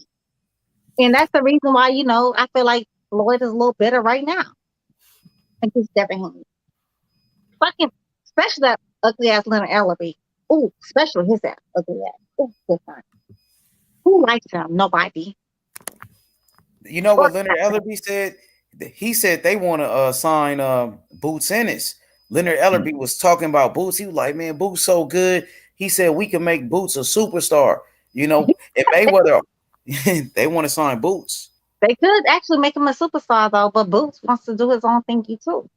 So nobody wants to give up their points. Like everybody want to follow the fucking green print, but people don't understand though. Mayweather not become a superstar on his own though. He actually did have a fucking promoter at one point. He had Bob Arum, and Bob Arum gave him that fucking fight that he was looking for against fucking Lil Buddy, and it also took fucking Jay Prince too. Took Jay Prince to get him where he wants to, and then after that fight, Mayweather became who he was. So people don't understand. It takes little things. You know what I'm saying? Like it's not just all of you on yourself. And honestly, I feel like Mayweather could get people to, especially fighters like the likes of fucking Shakur Stevenson and goddamn Devin Haney. Honestly, I think he could do a lot better with them than the likes of fucking Bob Arum, to be honest. But I think Jay Prince and Mayweather don't have a big history. Well, Bob Arum is getting them, the fights that they want, though. Destiny. Bob Arum gave Shakur Stevenson that Oscar Valdez fight that he wanted. They made it happen. And then Devin Haney wanted the Kambosos fight. Bob Arum, he made that fight happen. Do you think that fight against fucking Shakur Stevenson and fucking Valdez was Bob Arum or more likely Jay Prince? I think it was both. I definitely think it was Jay Prince. I definitely think it was Jay Prince. Because actually Jay Prince put up most of the money for that fight, actually. Well, I don't know about that part. I didn't know about that, but yeah. I know that Bob Arum is the promoter of Oscar Valdez and Shakur Stevenson, and they made it happen. Now Shakur Stevenson is on a pound for pound list. He's a unified champion. Bob Arum make those fights though, Destiny. I can't deny. He made some big fights. He didn't make the fight with Terence Crawford and Spence. I understand that one, but he made all the rest of those fights though. Okay, money. Let's talk about Devin Haney versus goddamn Lil Buddy. Who paid for that fight? So that was fucking Australia though. Australia paid for that fucking fight. And mind you, they offered a fight to fucking Lomachenko first, and then Devin Haney was their last resort. They had nowhere else to go. Yeah, that's true, but they still made it happen. They still made it happen though. That really had nothing to do about them. I mean, it did though. It did, Destiny, because Devin Haney had to go sign with him. Top Rank put that together though. Devin Haney had to go sign with them to go get that fight, so they made it happen. And Devin Haney's happy over there with Bob. They happy with him, I mean, I'm mad Terence Crawford didn't get the fight that he wanted, but shit, Devin Haney did. He got the fight that he wanted, and Shakur Stevenson, he got the fight that he wanted. Yeah. I mean, I can just not take everything away from fucking Bob Arum. I just don't like that nigga. Let me just be honest. I don't like him, so I won't give this nigga no credit. But I gotta give him his credit.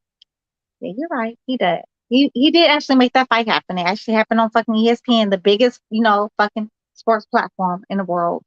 Exactly. That's why it's good to be over there with Bob, because Bob, Destiny, they got ESPN.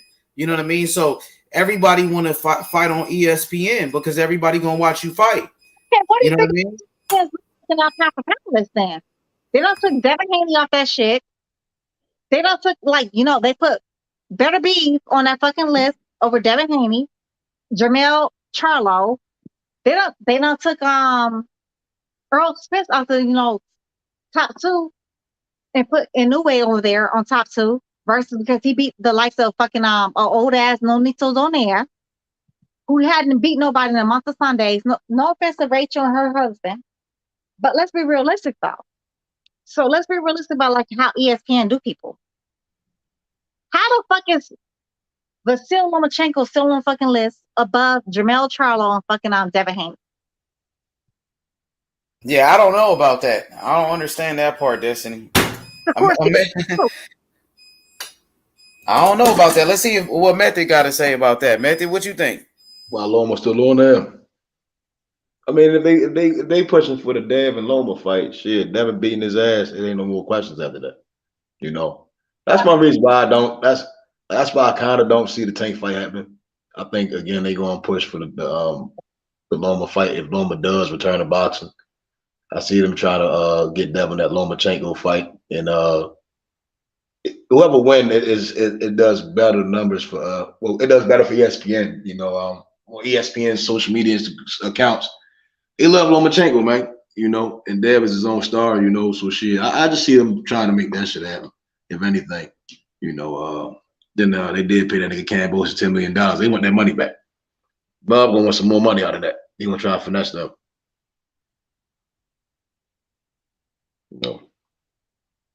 Okay, Smoke. What about you, Smoke? Why you think Devin Haney's not on the pound for pound list? Jermell Charlo is not on the pound for pound list right now, but they still got Lomachenko. Where you at, Smoke? Ain't no fucking reason why. All right, AJ, why you think, bro? Why you think that Devin Haney, Jermell Charlo's not on a pound for pound, but they still got Lomachenko on there?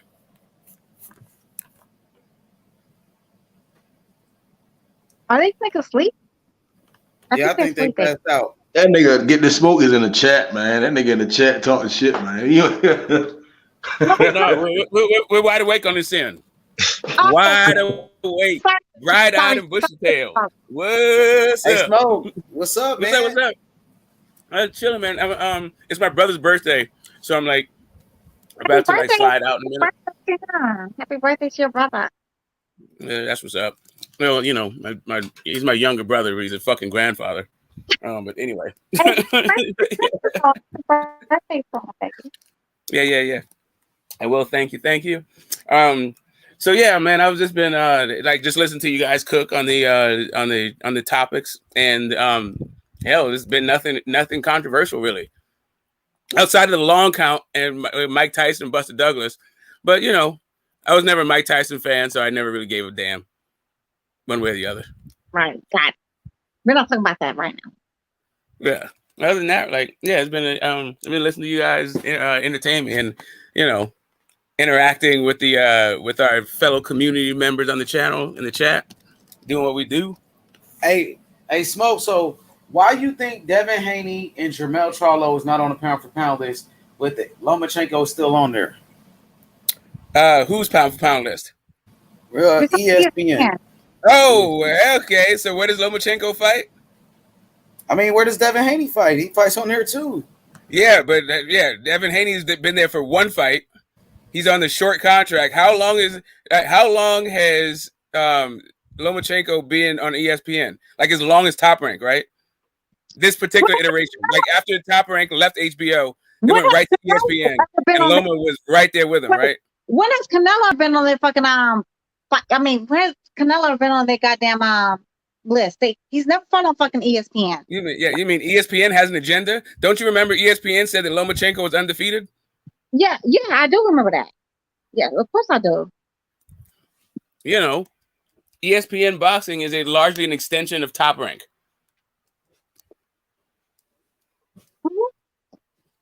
We been on that though, but you're saying when has Devin Haney when has ever goddamn fucking Canelo fought with Top Rank? Never ever has he ever fought with them. Yeah, there's no size of the street though. To a certain extent, it's not. That's actually true. To a certain extent, it's not. No size of the street.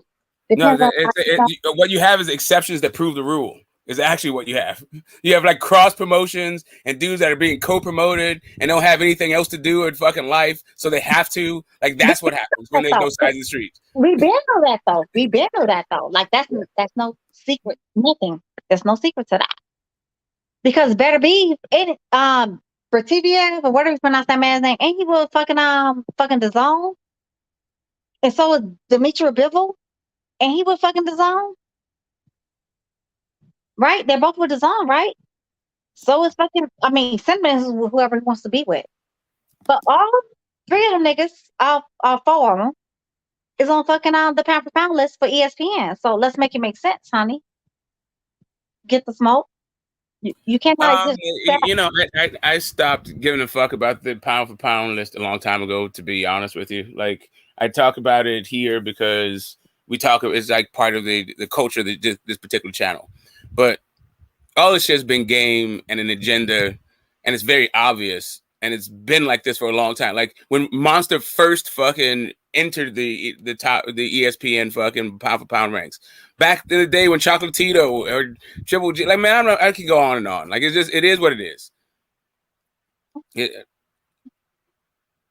is what it is. I'm not like, I don't have a whole lot of energy left for ESPN and their bullshit, and, you know, boxing media outlets and their bullshit, and their assets and the way they fucking interact with the sport. Like, I don't know, man. It's a fucking travesty.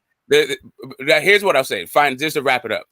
Jermell Charlo and Devin Haney should be on the top 10 pound for pound list. Wherever your fucking pound for pound list is, if it does not have those two guys, then what the fuck do you have a pound for pound list for? Hey, your boy Jack Napier said he's scared to say his pound for pound list cause he has Spence ahead of us. Smoke, you really are a character. Yeah. So I guess right. So Jack Napier, I guess, has never heard the arguments we've had around and around about how I have him the number one pound for pound, but not the number one welterweight. I guess he missed all of those conversations. Y'all hear Bud said he's gonna stand in front of Errol Spence? No. You hear that?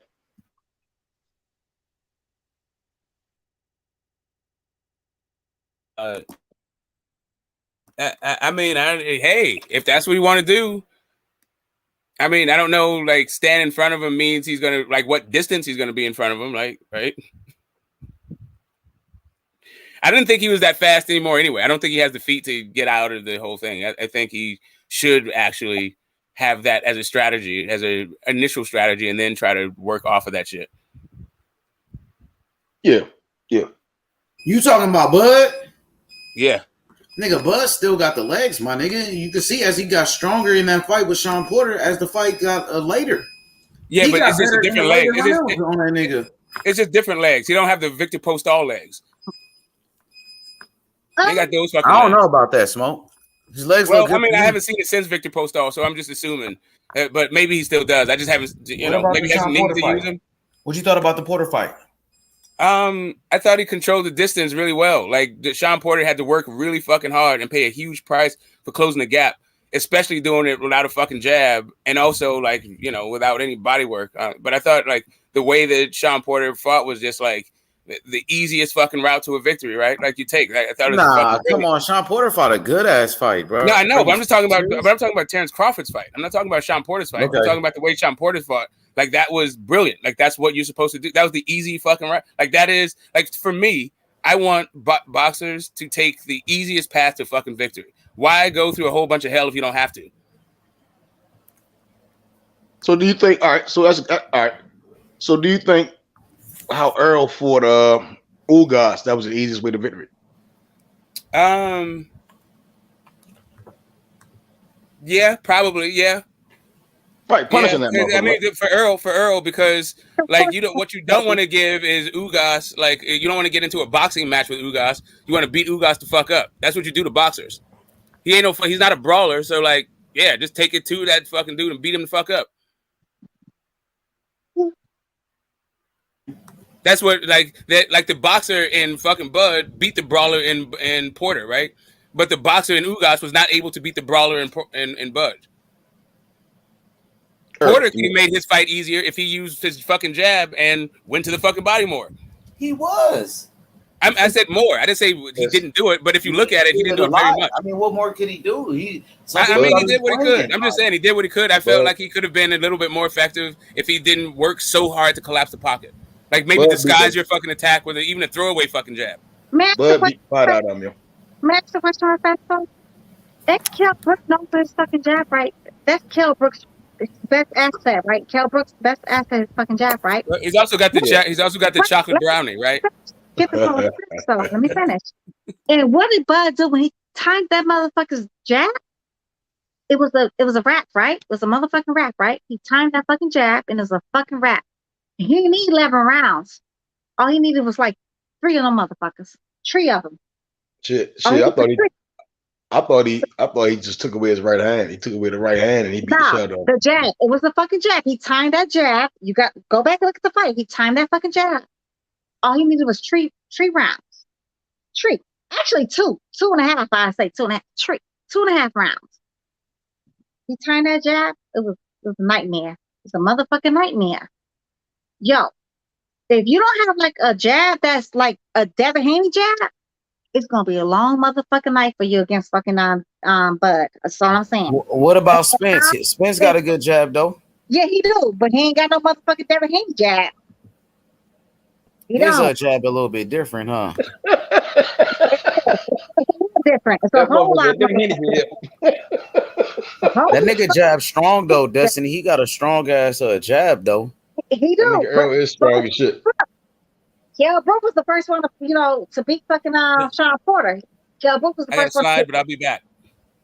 And let's talk about how Kell Brook was beating fucking Triple G. Actually dropped out 2 weight classes to fight Triple G with the fucking jab. But Kell Brook not no little dude though. Hey, it ain't got nothing to do with none of that. If neither was fucking Sean Porter, like Sean Porter's the bigger man. She's stronger man at fucking 147. Sean Porter was all this. Sean Porter was everything. Kell Brook was everything too, according to a lot of these Spence channels. Yo, they was literally like bragging about this nigga had like his y'all see his 2 stomach muscles. Oh my god, this man's body. He's a fucking muscle machine right now. Yo, he got in the fucking first round. Oh my god, y'all see how I don't see how Crawford's gonna beat him. No, I don't see him. Second round, Crawford's not gonna be able to beat him because he's definitely doing everything. That third round, Crawford had that damn fucking jab time. Crawford pretty much won the third round, in my opinion. And the 4th round was a motherfucking over. You know what they said? Oh, he's washed anyway. That's exactly what they said. Nah, see, I don't agree with that. I thought Kell Brook came in decently. You know, he started off real well. He just Bud just like you. He just better than niggas. But I don't get, you don't see the same thing. They see how Bud get the treatment. Tank will get that same treatment. They be like, oh, this guy done did this in this couple of rounds. And that's the nigga knocked the fuck out. We're not talking about you, Matthew. We're talking about Spencer Halleck. And the Spencer Halleck that's fucking channel. The likes of motherfucking damn Boxing Eagle. I remember watching this fight with Boxing Eagle. Honestly, I was like on his fucking live. He was watching this fucking fight. He was going ham, turkey, and bologna. Fucking Kell Brook, up until like the fight happens. He was going ham, turkey, and bologna for Lil Buddy. He went cold cut sandwich for Lil Buddy. Hey, Destiny, we got my boy JB right here, man. He team Errol Spence. He felt like Spence gonna beat Crawford. Yo, what up, JB? What's good? What's up, fellas? How y'all doing, man? I'm trying to find Nemo, JB. I'm still trying to find Nemo. I didn't find that little nigga yet. Where the fuck he at? Is that like a joke or something? I don't know what you're talking Where about. the fuck is Finding Nemo? He calls himself a fish, right? Where the fuck is Finding Nemo? How the fuck is it a joke? She talking about your boy EJ. She said they call him the big fish. Where he at? Yeah, where's Finding Nemo? What's up with it, JB? I'm gonna tell you where he at. He winning, and he got 3 belts. What your boy got? He got 1 belt, and all he do is take Errol Spence sloppy seconds. Everybody that's on his level. Hold on, let me say. Can I walk in the room? Can I walk in the room and say hello? Can I walk in the room and say hello? Sloppy seconds. Can I walk in the room and say hello? He takes Keith Thurman sloppy seconds. Don't come in with that bullshit, y'all. And let's talk about one. So let me finish my thought. Your boy been at 147 since 1978. Your boy been at 147 since fucking my boy Muhammad Ali beat fucking what's his name? I could have sworn you talking about Crawford and Spence. I mean, what are you talking about? Muhammad Ali? That's not even the same weight class. What are you doing? Beat George Foreman. Your buddy been fighting at 147 since fucking Muhammad Ali beat fucking George Foreman. So what do we want to talk about here? Hey, let me say what I want to say, and then you'll understand what I'm talking about. 4 weight classes though. Bud moved up 4 of them motherfuckers. 4 of them. Count them. 4. Your boy only fought at 140. We talking about 147. Fuck that. No, fuck that. Let's not I can't even say nothing. Like, let me just put myself on mute, y'all. Yeah, put yourself on mute. You're fucking welcome. You're fucking welcome. Yeah. You look cute, by the way, but that bullshit. That bullshit. Let you come with like some real facts. I haven't even been able to say one word. Because you don't even that fuckery. Actually, You don't even know what I want to. You don't even know what I'm thinking. Go ahead, baby. You're Go shutting ahead. me down already. Oh, you're right. I'm gonna shut your ass down anyway. But go ahead. Yeah, shut me down when I finish telling you what I'm thinking. Do it. You got it. Go ahead. Go ahead, boo boo. Put yourself on mute. Say less. Okay. I'm not gonna put shit on mute, though. But go ahead. You're fucking welcome. So back to my point. Mm-hmm. Dude got 3 belts. Your boy only got 1. He said he's gonna clean up his side of the street, and he did it. Your boy ain't cleaned up nothing but sloppy seconds. That's all he's done. Name somebody that's heavy on his list that he shut down before Errol Spence did. Name one. Hey, but JB, did Spence really shut down Porter though? Because I remember Porter was begging for the rematch after the fight, so I don't think he shut down Porter. I'm gonna say something. Now Crawford shut him down. No, hey, Crawford knocked him out and retired that nigga. No, he did not knock him out, bro. Yes, he did. Technical knockout, my nigga. Father TKO. threw in the belt. His father threw in the towel, bro. Stop it. And that nigga had 1 foot. Technical knockout. That nigga was the next thing to Stephen A. Smith. That nigga wasn't boxing like that no more, bro. Hey, he wasn't real with it like when he fought Spence. When he fought Spence, he was into boxing. When he fought Crawford, that nigga was like, I'm about to be an announcer. Finding Nemo put fucking Ugas on the fucking canvas. No, the fuck he did not. Was that not a fucking technical knockout? It was. Your motherfucking welcome, my nigga. You're fucking welcome. Yes, because he broke his orbital bone. That nigga went to the locker room and told his girlfriend, "Don't you dare touch my eye." Who the fuck knew that though? Who the fuck knew that though? Who the fuck knew that? So you're saying that Porter was that hurt? Hey, his daddy felt like it was. Yo, no, his daddy hadn't talked to him 7 months after the fight. His dad didn't even talk to his son, and they lived across the street from each other. So was it a fucking knockout with fucking your boy? He hated his father for that. No, you gotta answer the question. Was it a fucking knockout when your boy Finding Nemo like stopped so-called stopped Ugas, or was it a knockout when Bud actually stopped him because he couldn't go further? Twice. Who dropped who? Porter could have went further. Dropped who? I think we all can say that Porter could have went further, right? Can we at least get rid of that? Who the fuck dropped who? Can y'all sit here and tell me that Porter couldn't go to the next round? I need one person to say that Porter couldn't go to the next round. Sir, who the fuck are you? Who the fuck are you? Give me one person that say Porter couldn't go to the next round. No motherfucker body. Porter wasn't making it out that round. But I would like to hear your breakdown. Let me hear your breakdown on the fight between Spence and Bud. Let me hear your breakdown. Baby. He ain't got no breakdown, honey. He ain't got no breakdown. I do have a breakdown. He don't. All he got is like how you see the fight going. As much detail as you can give me, bro. I listen to all that shit. I just want to hear it. Some only fucking talking points. He ain't got one. You cannot hear it. He ain't got shit. All he got is the only fucking talking points. You be quiet like quick enough. First of all, fuck you. Kush, you're welcome. Why you gotta? I'm not using no profanity, babe. Slow down. Okay, slow down. I'm not talking to you like that. Don't talk to me like that. Slow down. I'm not doing that. How you gonna tell? No. Yo, how you gonna tell? But we ain't got to do that. We ain't got to do all that. Kush, don't do me. Don't do me, baby. Because men just be on pedal. We good, my brother, man. Ain't no worries, bro. We good. I'm just listening to me. If I'm not cursing her, she ain't got to curse me, bro. Because I can pull out the bag just like everybody else. I do what the fuck I want to, though. I'm a grown ass woman. You're a grown ass motherfucking man. You're fucking welcome, sir. You're fucking welcome. She a strong woman too. Strong. Strong black woman. A strong black woman. You hear me? Yeah, I'm sure she is. Yeah, go ahead, Jay. Continue with your bullshit. We're waiting. We're waiting over your fucking Spencer Hawley fucking talking points. Bro? Yeah, talk your Spencer Hawley talking points. I'm still waiting to hear that breakdown. I want to hear that. He got one. Okay, so you want to break? I'm waiting to talk, bro. I mean, she won't put herself on mute to save her life. I got all night. I'm just waiting. I'm on mute. So, if we already know Crawford is a slow starter. So if Spence get in there and work his jab within the first 3 rounds, and it's affecting Bud, there you go. Rest of the night, he gonna shut him down by 11.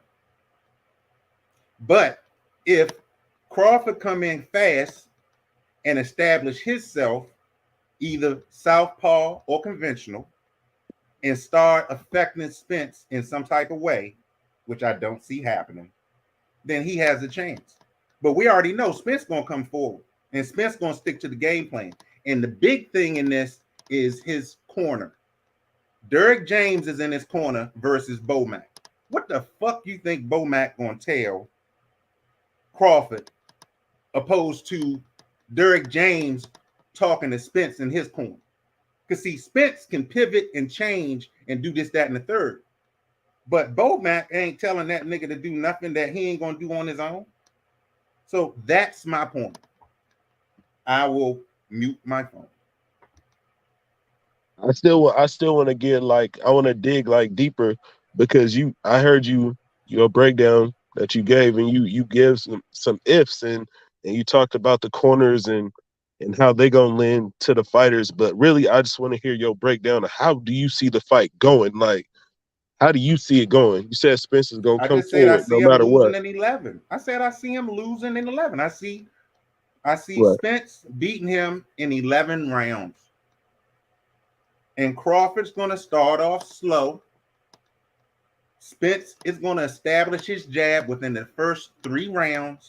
And then he's going to hit that body something terrible. And he's going to be up on the cards already because he already established his jab. Crawford's not going to start off fast, bruh. He never does. Look, when he fought Porter, he was losing the first couple rounds. Am I wrong? No. When he fought Porter, he was losing the first couple rounds. I believe that. Everybody it went said back that, and forth. What happened? The truth is, what I believe, it went back and forth.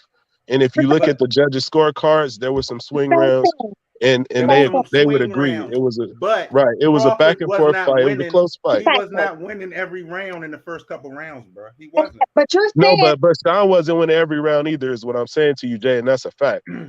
And that's true. I agree with you on that. So it's not like Sean was just up 4 or 5 rounds. You see what I'm saying? Before Bud started being effective and slowing the fight down to the point where he was able to utilize his timing more later in the fight. It wasn't like Sean Porter was just up in the fight. It was a back and forth fight, a close fight. It was a back and forth fight. He wasn't beating him convincingly, but he was beating. If you look at the cards, I pull up the cards. Right now. That's not true. That's not true. Bud was actually up on the cards by 1 round. By 1 round, it was a close fight. But wait. According to the scorecards, your boy Sean Porter won the first round. Bud won the second. I believe it was Sean Porter won the third. They had Bud winning the fourth, which actually was completely a complete round for fucking Bud. The thing that they neglecting, Des, is that Bud won about 3 rounds in a row before he even stopped Sean Porter. See, that's the thing that you guys are neglecting to point out in this fight when y'all break it down. The first 3 rounds, Porter won. That's not true. All 3 That's cards. not true, though. I'm looking That's at the not a cards fact. right now, bro. He won on all 3 cards. That's not true. I've already seen the first 3 scorecard. rounds. I'm looking at okay. Okay, well, tell me the rest of the rounds. I gotta pull it up. I'm just looking at one of the scorecards. I mean, I'm looking at all 3 of them consecutive. But as far as the first 3 rounds, he won. Porter won the first 3 rounds. What's the name of the judges? But that's neither here nor there. That's neither here nor there. No. The point is, No. Tell me the rest of the rounds. Since you got the scorecards right in front of you. I don't have it up. It should be. See, I know because he didn't even win the first 3 rounds, bro. You up here capping. Chris, name the judges. Name the 3 judges that had to win all 3 rounds. You should have that shit right in front of you, my nigga, if you got the scorecards. I know the judges' names. I already know the judges' names. You name them. Name the 3 judges that have fucking your little buddy winning all 3 rounds. Porter. Name them. Name all 3 judges. We're not talking about official judges. Not y'all official. niggas get up here with that weak shit, bro. That's it. Hold on. Hold on. We can have a real conversation if you just keep it a buck. You feel me? I'm about to keep it a buck with you, bro. Hold on. Yeah, name all three of the fucking I official mean, judges. it shouldn't be Not hard to pull unofficial. a tab back up you just had open. Yeah, pull up the official, not unofficial. I'll wait all Sunday. You just had it open, my nigga, so it ain't no issue. We waiting. You know what it is, Kush. Kush, you already know what it is. We All already right. get with these fucking One judge. One judge. Hold on. Name the judges' names. Say their names. Hold on. You had Larry Hazard. Who? You had. I'm looking at the scorecards. Who? Hold on. Bruh, goodbye, good night. Yo, H-Money, get this clown ass nigga the fuck off the fucking stage. There was no fucking judge with that fucking name. No judge with that fucking name. Stop the fucking madness. There's no judge named Larry Hazard? Yo, no judge. No such a thing. No such a thing. I thought we was having a real conversation about that fight right now. Did you bro. just say Come there's on, no man. judge? Hey JB, tell them that shit you was telling me that one night, bro. Well, what? Hey, tell them that shit you was telling me, my nigga. Bruh. Go ahead, JB. Nah, JB, don't be shy, nigga. That shit, bro. Come on. Talk that shit, JB. Talk what, bro? I'm not sure. You were saying Crawford wasn't this, Crawford wasn't that. I want to hear that shit. Go ahead. You were saying Bo-Mac wasn't shit. Derek James, no, Bo-Mac ain't, bro. Bo-Mac ain't shit, bro. If you look at his fight, that nigga what was his? Let me find this scorecard, bro, and I'll go back. This nigga is funny as fuck. You want to talk about Nah, JB, talk that shit. Don't be shy tonight, my nigga. You want to talk about I'm not shy, bro. Nah, don't be shy, nigga. Scorecard. I'm trying to find the scorecard. They got me. You want to talk about fucking Bo-Mac? Okay. Yo, Derek James pretty trash too. Derek James I think he had like 21 fights and had 7 losses, some goofy shit like that. Who the fuck cares about them as far as their fighting records? Who the fucking cares? I just don't give a fuck about that shit though. That shit ain't got nothing to do with the matter at hand. Shit. They training thing got shit to do with shit. I can guarantee you, most trainers cannot beat their fucking fighters. I'm gonna tell you right now, my nigga. If that's what you got for us on this panel tonight, my nigga, that better not be one of your talking points. Nah, he got more than that. That nigga got more than that. Go to bed. Yo, you right. You right to not even bring that shit up, bro. You already know what's up. No, I know I'm in the Crawford room. That's some old clown shit to bring up. So I'm happy you ain't bring that up, my nigga. I'm in the Crawford room. It's cool. Yo, H, you already named us a bogus ass fucking official judge's scorecard. Nobody ever heard of. Larry Hazard is a judge. I think we can all agree on that. No, but to say he's not, like I made him up, like he's fictitious. Okay, but he wasn't a judge that night, though. He was not a judge right, that so I'm trying to find a scorecard. There we go. Now he's trying to find Say it. less, you correct. Right. I'm gonna give you bro. You get your said flowers you had right him up. there. You said you had him up. Don't say he don't exist. I'm gonna say more. On, dude. Don't tell me to say less. I'm gonna say more. Since we gonna touch back on that shit, bro. Now I'm about to go in on it. Bro, you said you had them open up, bro. And then we could tell you to go and tell us the judges, and you can't tell us the judges' names. You can't tell us the later rounds. You can't tell us what happened in the fucking fight, bro. That's the part. You feel me? But wait. Don't be up here capping, bro. Come on, man. Yes, we asked for this man the name of the judges, and he told us whoever who had nothing to do with nothing with that fucking fight. We said official judges. He gave us a name, had nothing to do with nothing. But now he cannot pull up the same judges' names. Right. And then I asked him this. I said, okay, if Sean won the first 3 rounds, then tell me what happened in the next. You see what I'm saying? When the next fucking 7 rounds, what happened? And he can't even tell me that. Because we didn't have to go there though, because he said that Sean was up, and I know that we looked at the official scorecards multiple times on the channel. I pulled them up myself. Come on, bro. All 3. He said he won. All right, let's clear that up.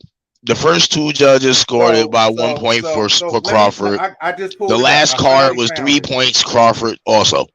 Right. So that means Porter. That means to the judges, Crawford was never losing. First round was for Porter. Second round. Hold on. First round was for Porter. Second round was for Crawford. Who are the Third round judges? was for Porter. I thought the first three Fourth rounds round was for Porter, though, Jay. What Who are happened? the judges? I thought the Because I first three rounds was for pulled up the Porter. wrong scorecard, bro. My bad. I know Let you it did. go. I know you All right, did. so I pulled up the wrong scorecard. We Let it been go. those. We been those. We So been those. pull it up yourself.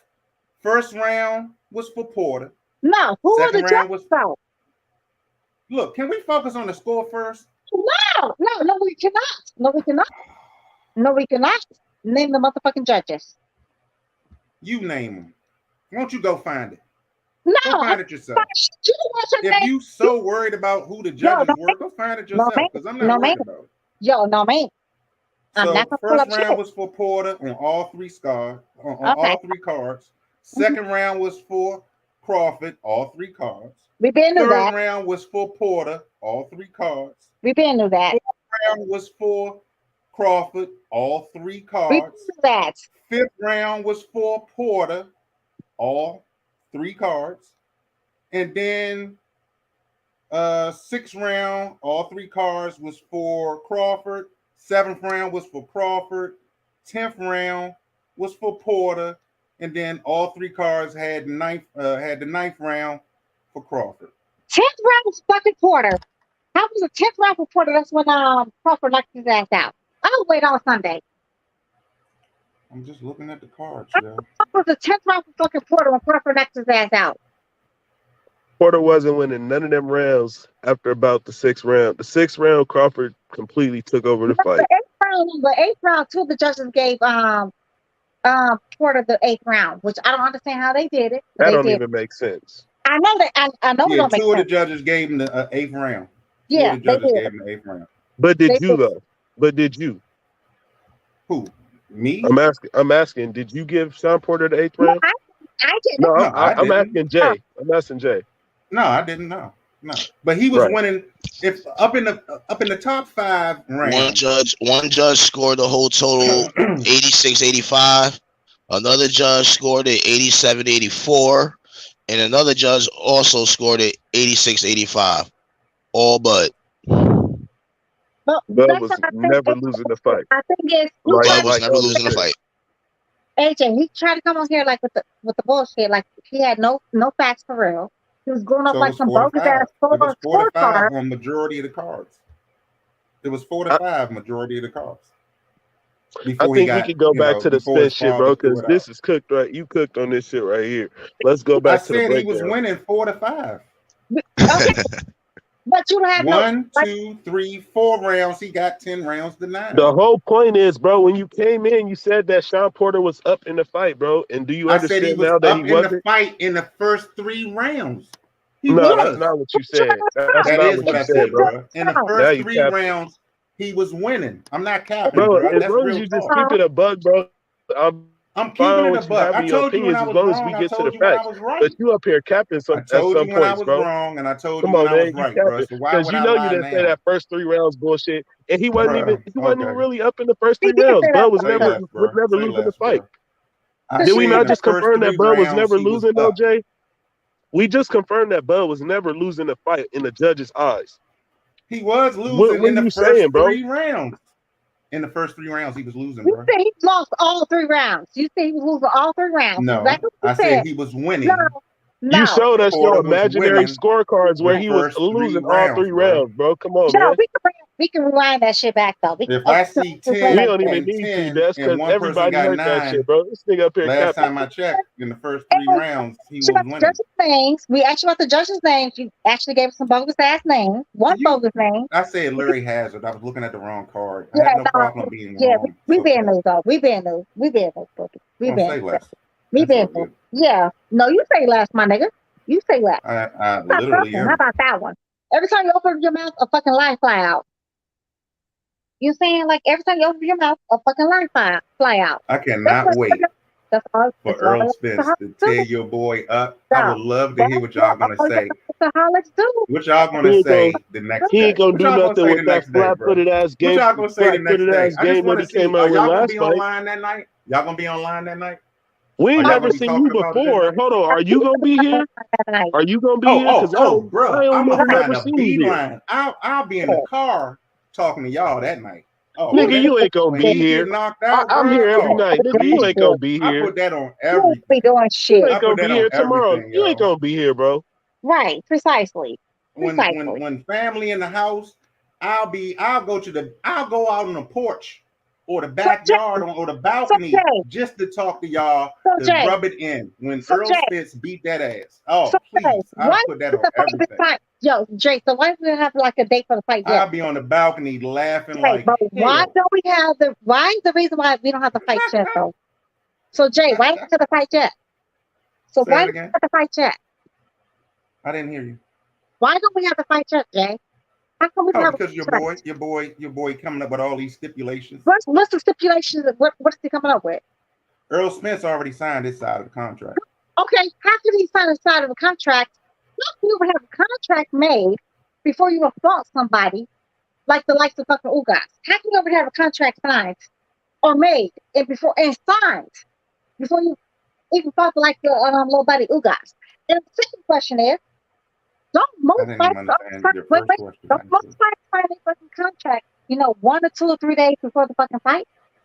Earl Spence got all the belts. He has Where's the the representation. contract at, bro? He has the place. Since you said that shit, where is the contract? Let me just say show us the contract. You gonna let me talk? You said that Spence signed the contract. What's your proof? A motherfucking Ellie Setback interview? Is that your proof?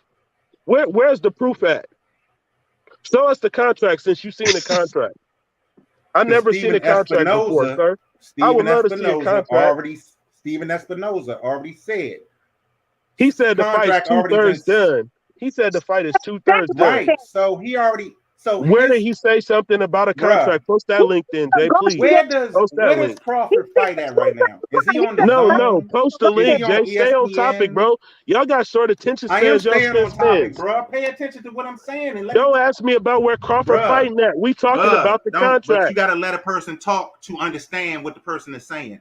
You can't. Okay, so I ain't listening. You can't block me. You can't block me from what I haven't even said yet. So okay, so I ain't listening. I hear everything you're saying. So won't you listen to what I'm saying?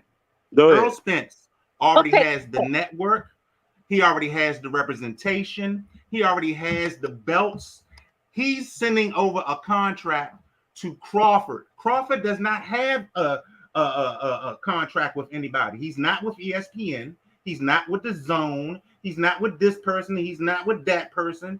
He is a separate entity. So he's by himself. So I would have to send him a contract with what I'm trying to do. Now, you can counter that contract and say what you want to add it in. But if I'm sending you a contract, that's the starter point. You're talking about Earl Spence has already. You mean a term sheet? Just let me get Earl it back. Spence has already started it, bro. This dude ain't signed nothing. So Jay, what happened to the fucking term sheet? Yet, man. Jay, what happened to the term sheet? Jay, what happened to the term sheet? So they said fuck the term sheet and went straight to the fucking contract? You can do a play on words. You can do a play on words. The bottom line is that Earl Spence has already sent him papers. So let's just say papers. He's already sent him papers via fax or whether email or however you want to break it down, PDF. The bottom line is your boy ain't signed shit yet. The fight ain't locked in yet. Because what's about to happen is he's going to end up signing with Mayweather for about 2 or 3 fights. You have to have a term sheet before there's ever a fucking contract. There's no fucking play on words. You can play on words all you want. The bottom line is how is she playing on your words, bro? We just talking about the process of developing a fucking contract. There has to be a term sheet first presented and agreed upon, bro. And you talking about a contract when they still working out the term sheet. There ain't no fucking contract, bro. Where you see it at? Let me know. Let me see. Post the link. That part. Ain't nobody playing on your words, bro. We trying to see what the fuck the information that you coming with. We want the same facts that you got. You saying that you coming with facts? We want the same facts. Your boy haven't signed nothing yet. What is he saying? And y'all niggas get sensitive like somebody trying to like overtalk you or something. When I'm really asking you simple shit, bro. I'm asking you simple shit. And I'm answering you. Earl just sent over whatever he had to send over. We just saying, okay, well, if it's a contract presented, where did you get this that if information? he loses against Earl, His career is done. Who he gonna fight? Back to the He gonna fight contract. Back to Boots? the What he gonna contract, bro. fight, Boots? He gonna end up See, fighting Boots y'all next? try to skip around, bro, because y'all know this. Y'all know there's some bullshit. Y'all know there's some What's bullshit. Wait, H That your Money. boy H is Money. bullshit. What's Your up? boy is What's up, bullshit. Dev? H Money. You deal with boxing all day. You Crawford have is to have fighters. bullshit. Wait, Kush. H Money. You have fighters all day, right? Because you send Crawford fighters. is I'm sorry, bullshit. H Money. You send fighters over there to fucking Terence Crawford camp. He gonna Everybody tear else's camp, Crawford right? ass up. So what happens before a fighter has like a contract? H Money. You're actually you're in the boxing. You're actually in the boxing arena. What happens? Before a contract, what you have to Send have? over term sheet. You send over term. H I already said H Money. What's supposed to happen? What's supposed to happen before we have a contract between two fighters? Facts.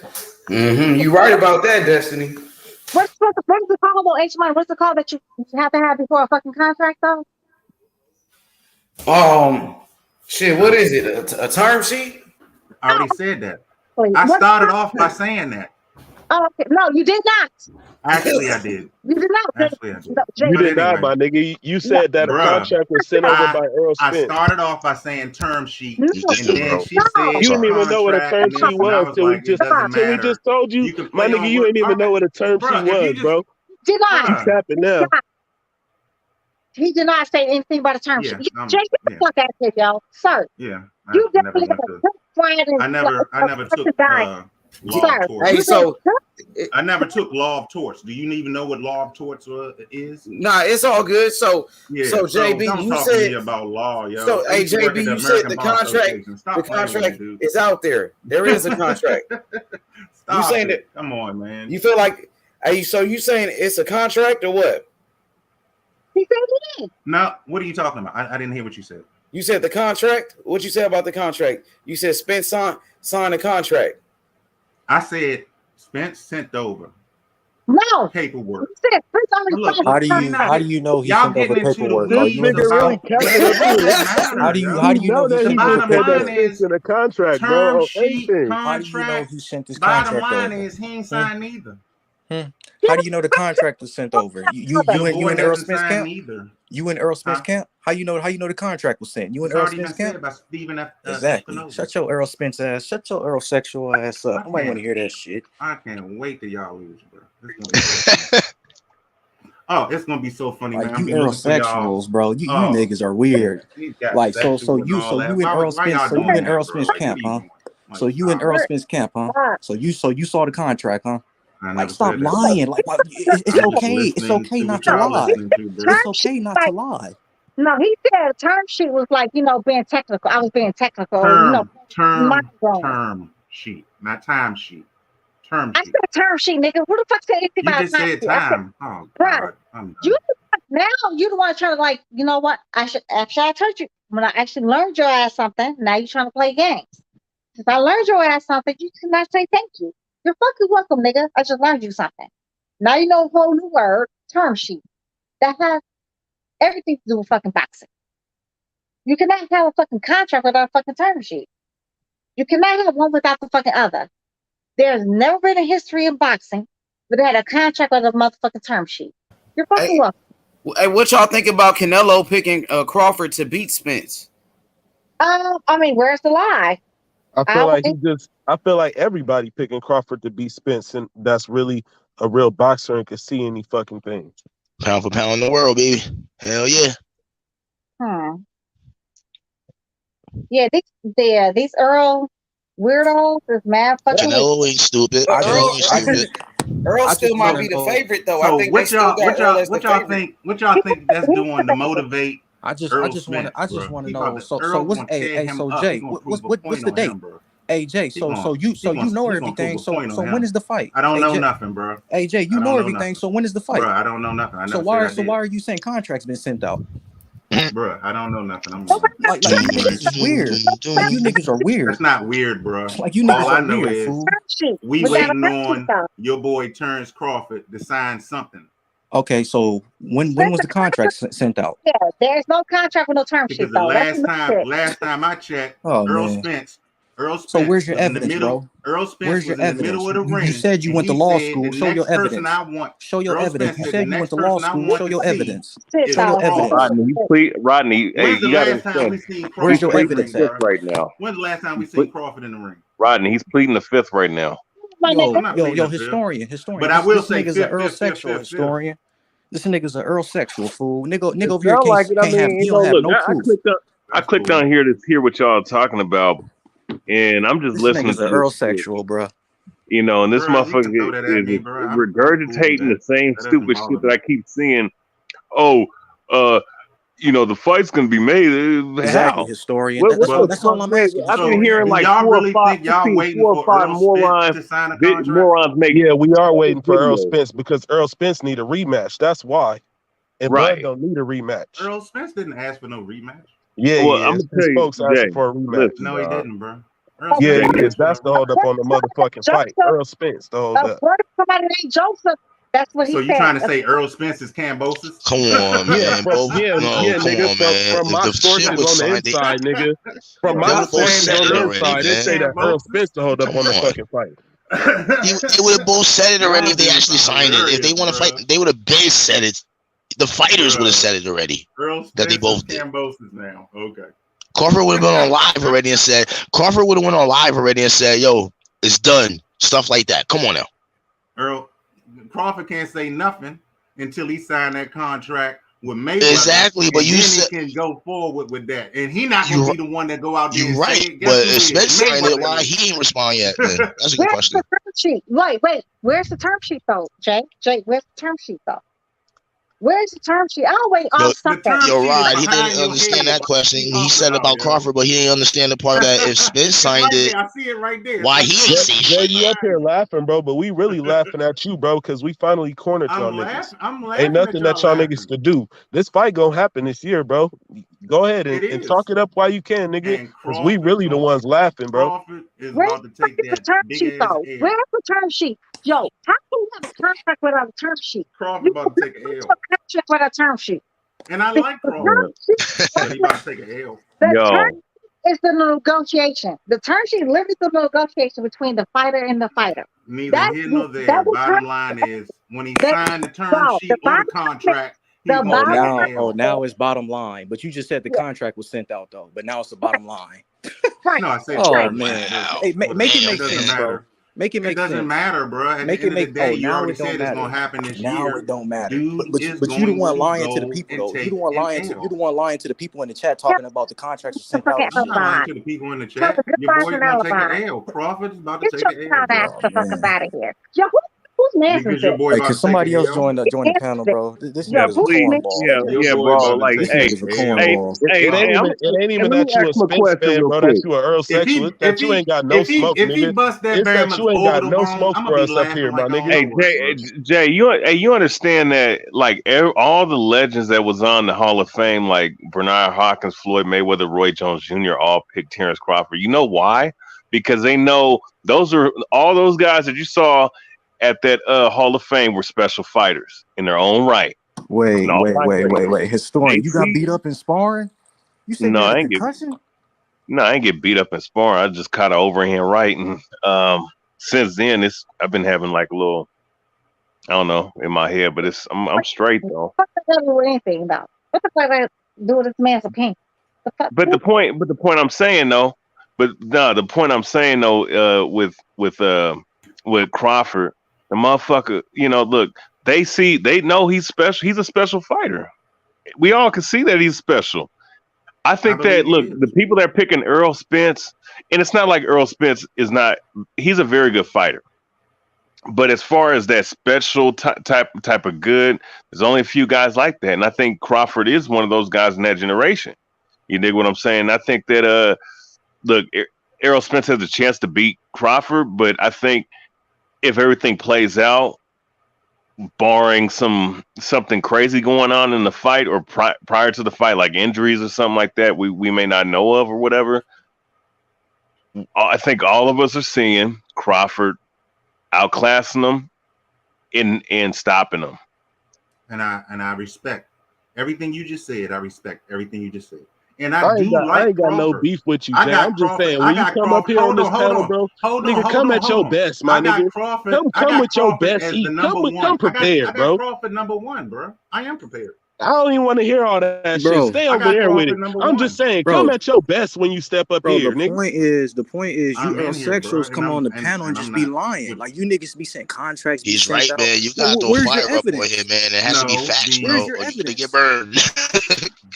like stick to the fight, bro. Don't talk about the All right, contracts so when stick shit to ain't the been fight. sent out, Stick bro. to the fight. Stick to the I fight, got my your nigga. boy losing. Okay, Just you stuck got to him the losing. fight. How that robot ass nigga ain't gonna outbox I already him. said 11th He round, too bro. I slow. said it a while ago. His punches is too slow. Crawford gonna see him coming. So what you talking about? Funny how them slow ass punches be breaking motherfuckers down, isn't it?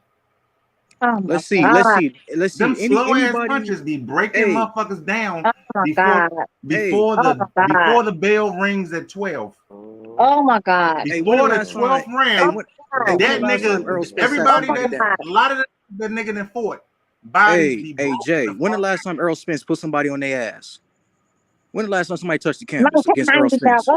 1990 never. Come on, fool. Come on, fool.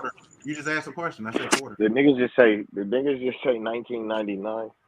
I said Yeah, 1990 never. Rich, what it do? So look, That's good. Okay, Rich. I could have What's up, sworn he everyone? put what's up with you, Miss Porter on the Bethany? canvas. Yo, Jay. How long ago was that, Jay? You literally just told us that to tell Bud to sign a fucking contract. And then I asked about a term sheet. You didn't know what the fuck a term sheet was. You said, like, I'm trying to use, like, political terms. And then he just said Porter hit the canvas like as if Porter glove didn't just touch the canvas like that wasn't a flash knockdown. He touched the canvas. Well, he touched the canvas. That's really all right, my nigga. All right, my nigga. You literally just said for a man to sign a contract. When I asked you about a term sheet, you know what the fuck a term sheet was. You literally don't know what the fuck a term sheet was. You literally accused me and fucking Kush of making up fucking words. Okay. We learned you something today. Instead of, being grateful, saying thank you for, learning you something. You all grateful and shit. Like, you know what I'm saying? Like, Right. I did not know what a term sheet was. You just taught me. Did you? Did you know what a term sheet was? Did you?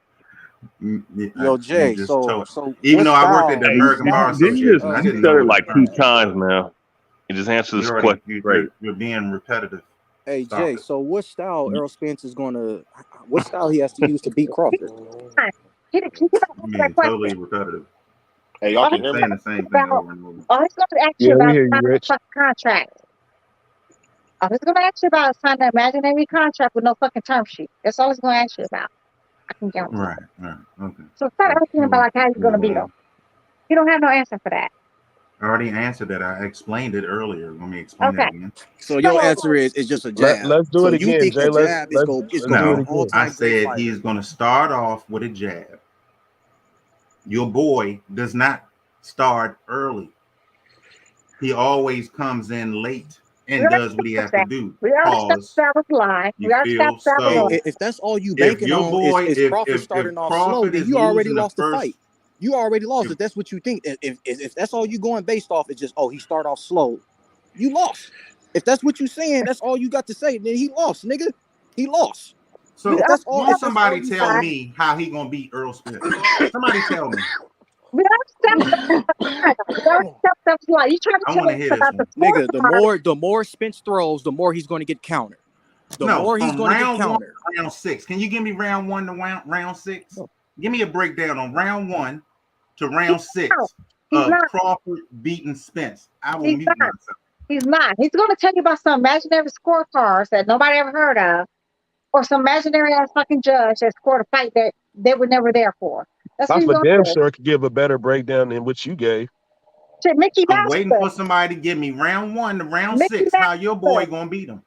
Okay, let me give him my breakdown of how I see the fight going. I see both fighters in the first round coming out shooting a jab. You see what I'm saying? Both of them gonna shoot the jab, and Bud gonna be trying to counter Spence. I believe that Spence, he won't try to come and employ that same type of offense that he did with Ugas in the 6th round. He won't try to do that early on in the fight I with disagree. Terence Crawford. Just let me give my breakdown, Des. I don't believe that he'll come out like that, but because he knows who he's dealing with Bud's counter punching ability.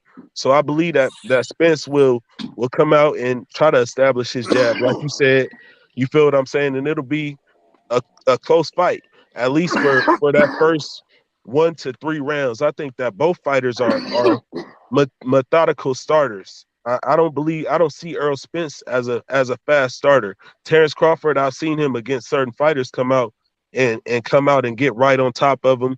But I don't believe that either fighter would do that because there's a certain level of respect.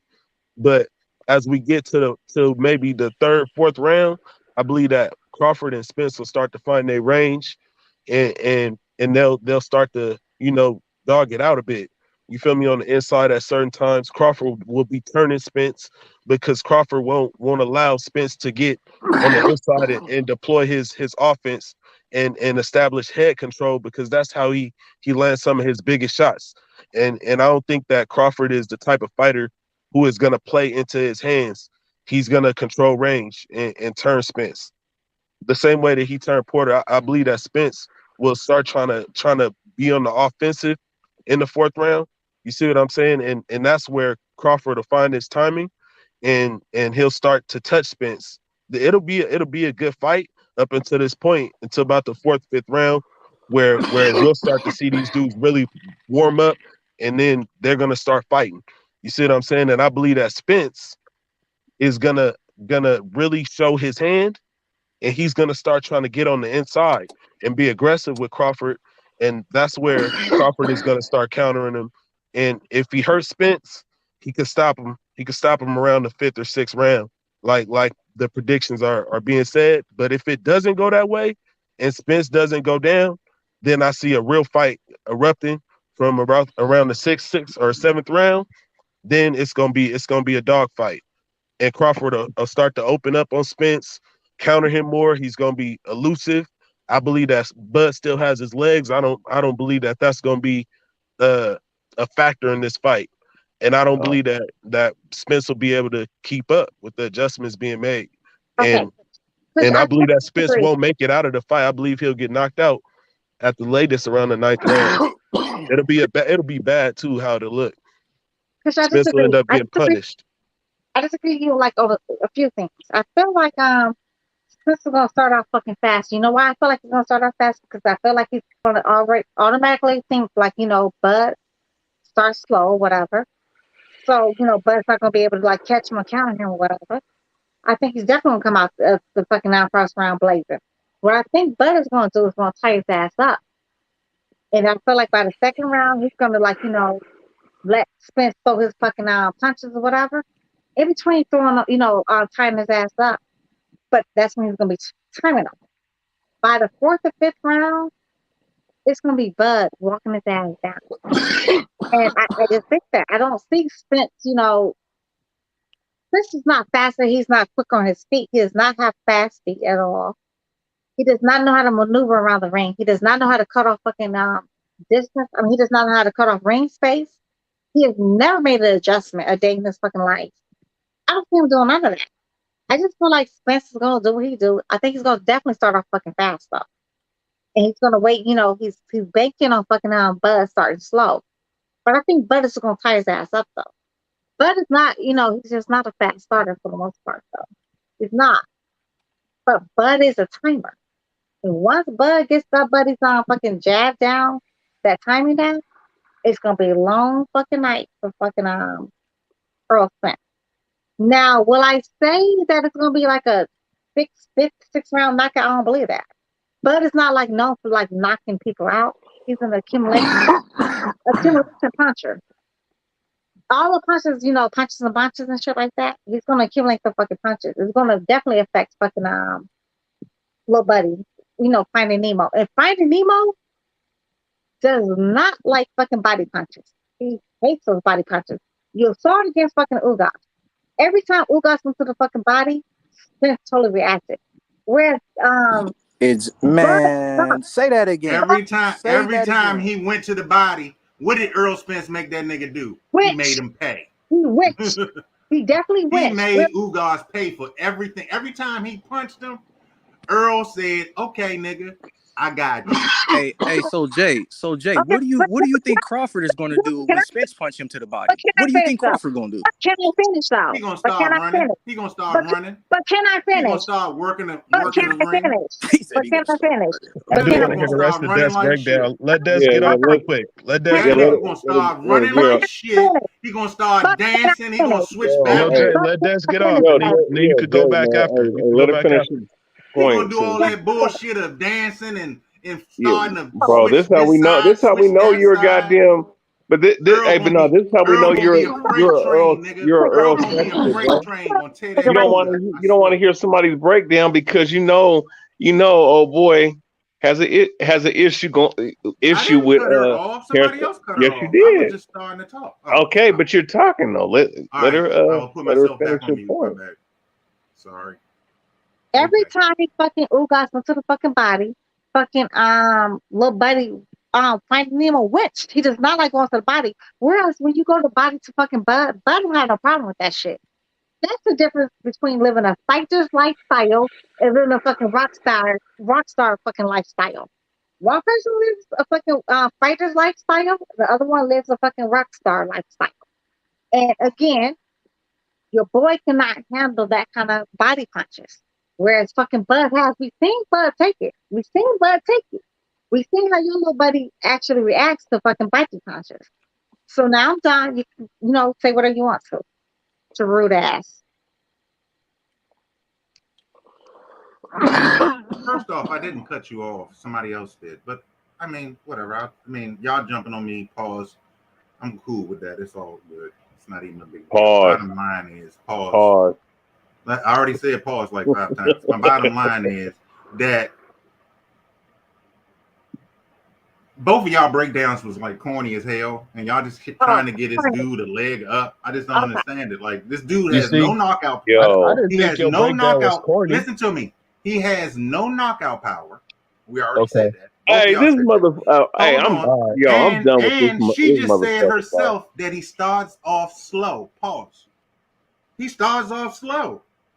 So if Earl goes I don't think anybody said anything she just said real that. unrealistic. She just said Hey, you out of your mind, Jay, bro. Jay, are you Bro, listening, bro? I don't think anybody She on the literally panel just said said that he anything. starts off slow.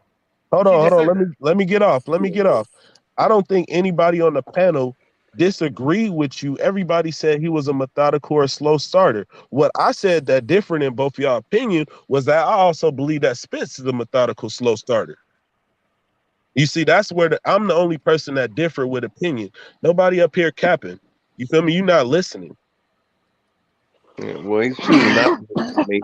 No, he's listening. No, he's not. Kush, Yeah, he got selective I am hearing, listening, Kush. bro. I am He listening. got selective Starts hearing. off, your boy starts off slow. That's all you keep saying, though. That's all you keep saying, though, Jay. Right. Like, okay, Jay. But so what's the let name? me finish. Let me finish. Slow. Isn't it boxing? It starts off as boxing, right? It can turn into a fight, but it starts off as boxing. And it's also contingent with your corner. And Errol Spence has one of the best. He has the trainer of the year. I really don't give a fuck about the whole trainer shit. I just care about the two individuals in the ring. I see you keep trying to go there, and I ain't trying to be disrespectful, bro. Like, but let's just keep it on the fighters, bro. Because this don't shit, he have the both trainer of of the these year in his fighters, corner? both of these fighters right here, bro. Even they if make he did have the adjustments in the trainer, ring even on if their he did have own, the bro. Is Derek the James trainer the fighting best for him? trainer? Can we Is at the least say trainer that? fighting for Can him? we get that out the way? Is the trainer in the ring? Freddie Roach is trainer He the fucking closest year. thing to the ring. I hear you talking all that shit, coach, Jay. a coach But can I tell you seen so much, bro. that Jermell Charlo wasn't even listening to Derek James in that court. Bro, No, in in that the first fight last against fight he Castano. wasn't. So yeah, When he so fought, you when can he talk fought all that shit, bro. Castano the second But you can time, he talk was all that listening shit, to bro. But Derek that shit James don't every mean word. nothing. That Exactly. shit don't It mean really nothing, don't, bro. Is Kush. all I'm saying. It really don't, Kush. Because a coach can tell you a coach can tell you a million things, nigga. Are you gonna do it, nigga? Is the coach in the ring? No. Derrick James So is we not already even know that Bud ain't gonna be listening to his Derrick James corner. is not even turning Charlo for this last fight, though. Derrick James is not even turning Charlo for this last fight. It's the I'm fucking dead. dude. So It was your some reason respect dude that of trained Spence fucking beating Charlo. Crawford is he's a slow starter and Spence has a better trainer. I'm dead. Hey, I guess. I'm No, gonna It's say not that. even I'm that, gonna bro. leave it at It, that, it's bro. I'm gonna say it's the Charlo that. was pace, not bro. trained. Like Charlo was somebody not said that trained that by nigga. fucking Derrick James, yo. Well, Charlo was not Derrick trained James by is the Derrick trainer of the James. year, bro. hey, can I address one thing that this cat said? Yeah, let BH and Rich get off. I ain't heard my niggas say nothing yet. Hold Oh on. yeah, Rich. Oh yeah, Rich is on here. Yeah. Jay, got a quick question, bro. Of all the things that you just said, which is asinine, by the way, you know what I'm saying, and obviously you don't want to listen to nobody's opinions, but yours, obviously, because you're shitting on other people's breakdowns. Question though, and this doesn't even make any logical sense. So you're telling me a guy that originally in the professionals started at 130 has moved up to 147 has knocked out every single opponent that he's ever fought at 147, and some of these guys were bigger than either normal size welterweights that walking around at 5'8" or 5'9" to 6 foot, and some of them guys probably cutting 20 pounds to make that damn weight, and he's a natural welterweight, by old school standards, and he stopped all 9 of his welterweight opponents. How the hell are you telling me? And by the way, he stopped what's old boy's name? Sean Porter, who Errol Spence went life and death with. It couldn't stop him. He dropped him. He couldn't stop him though. But we saw that Crawford dropped him twice in what was it, the 9th or 10th round or whatever. And this dude was about to stop him because he had a minute and 30 seconds left in that round. How the hell does he not have any kind of power? Yes, he does accumulate his punches, and he's an accurate power puncher. He doesn't have heavy power or explosive power, but he's accurate and he's sharp. Full rotation on his punches and accurate. His punch placement is one of the best in boxing. Question for you is, how the hell does Terence Crawford not have any power? And if someone like Ugas, very typical Cuban style fighter who doesn't like to engage his opponents, was able to land shots and could have landed more shots in those earlier rounds had he not have backed off on Errol Spence, and he would have thrown them damn punches like he should have.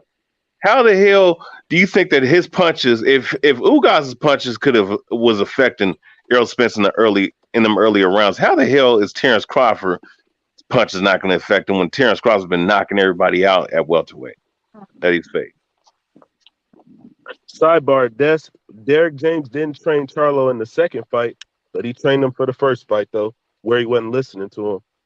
Exactly, but the second fight, how did he look against the second fight versus the first fight? Why he had to go and run off and get a different trainer? What do you mean? He did not run off. He did not run off. That's because your fucking boy One-Eyed Willie, aka Finding Nemo, was fighting goddamn Ugas. So Derrick James was more committed to that fucking fight. But how did fucking Charlo look against the second fight versus the first fight? Night motherfucking day. He fought a totally different style. Me, I just don't like Charlo, but I let it go though. It's whatever. Yeah, you like him. I don't like that nigga. Wait, which Charlo?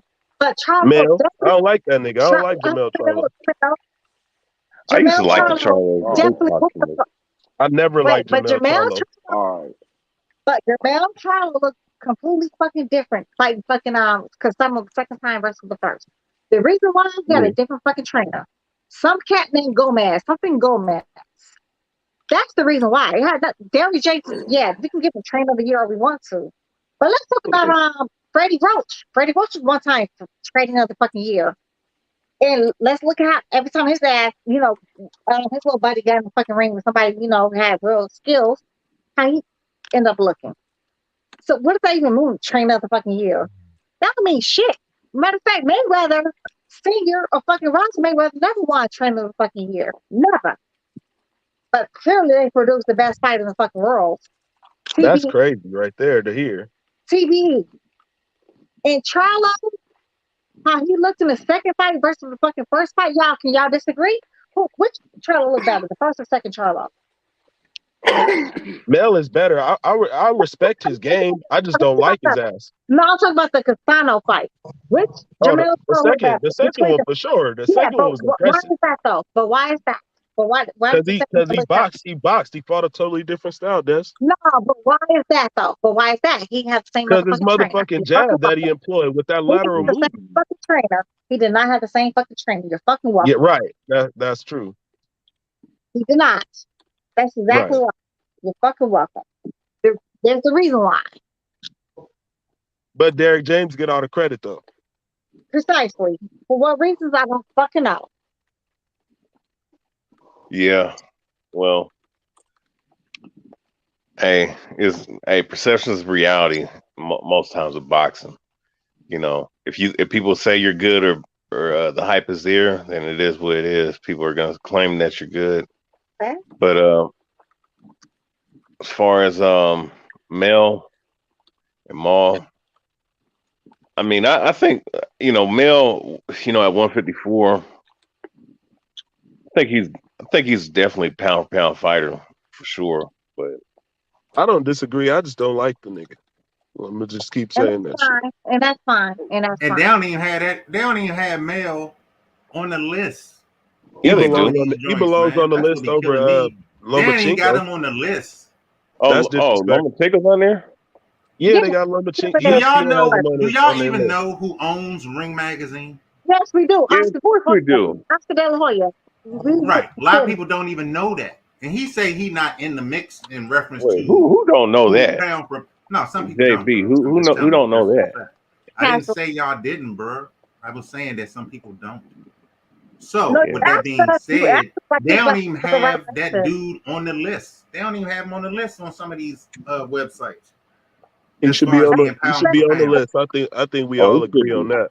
Oh, he definitely should be on the list. I mean, he's undisputed at 154, and he beat Castano. He beat some other good guys down there. I definitely think he should be on the list. That's my point. He should be on the list. Loma shouldn't be on there because he doesn't. Loma should not be on no list whatsoever. But they still got him on the list. Like I'm like, what the fuck?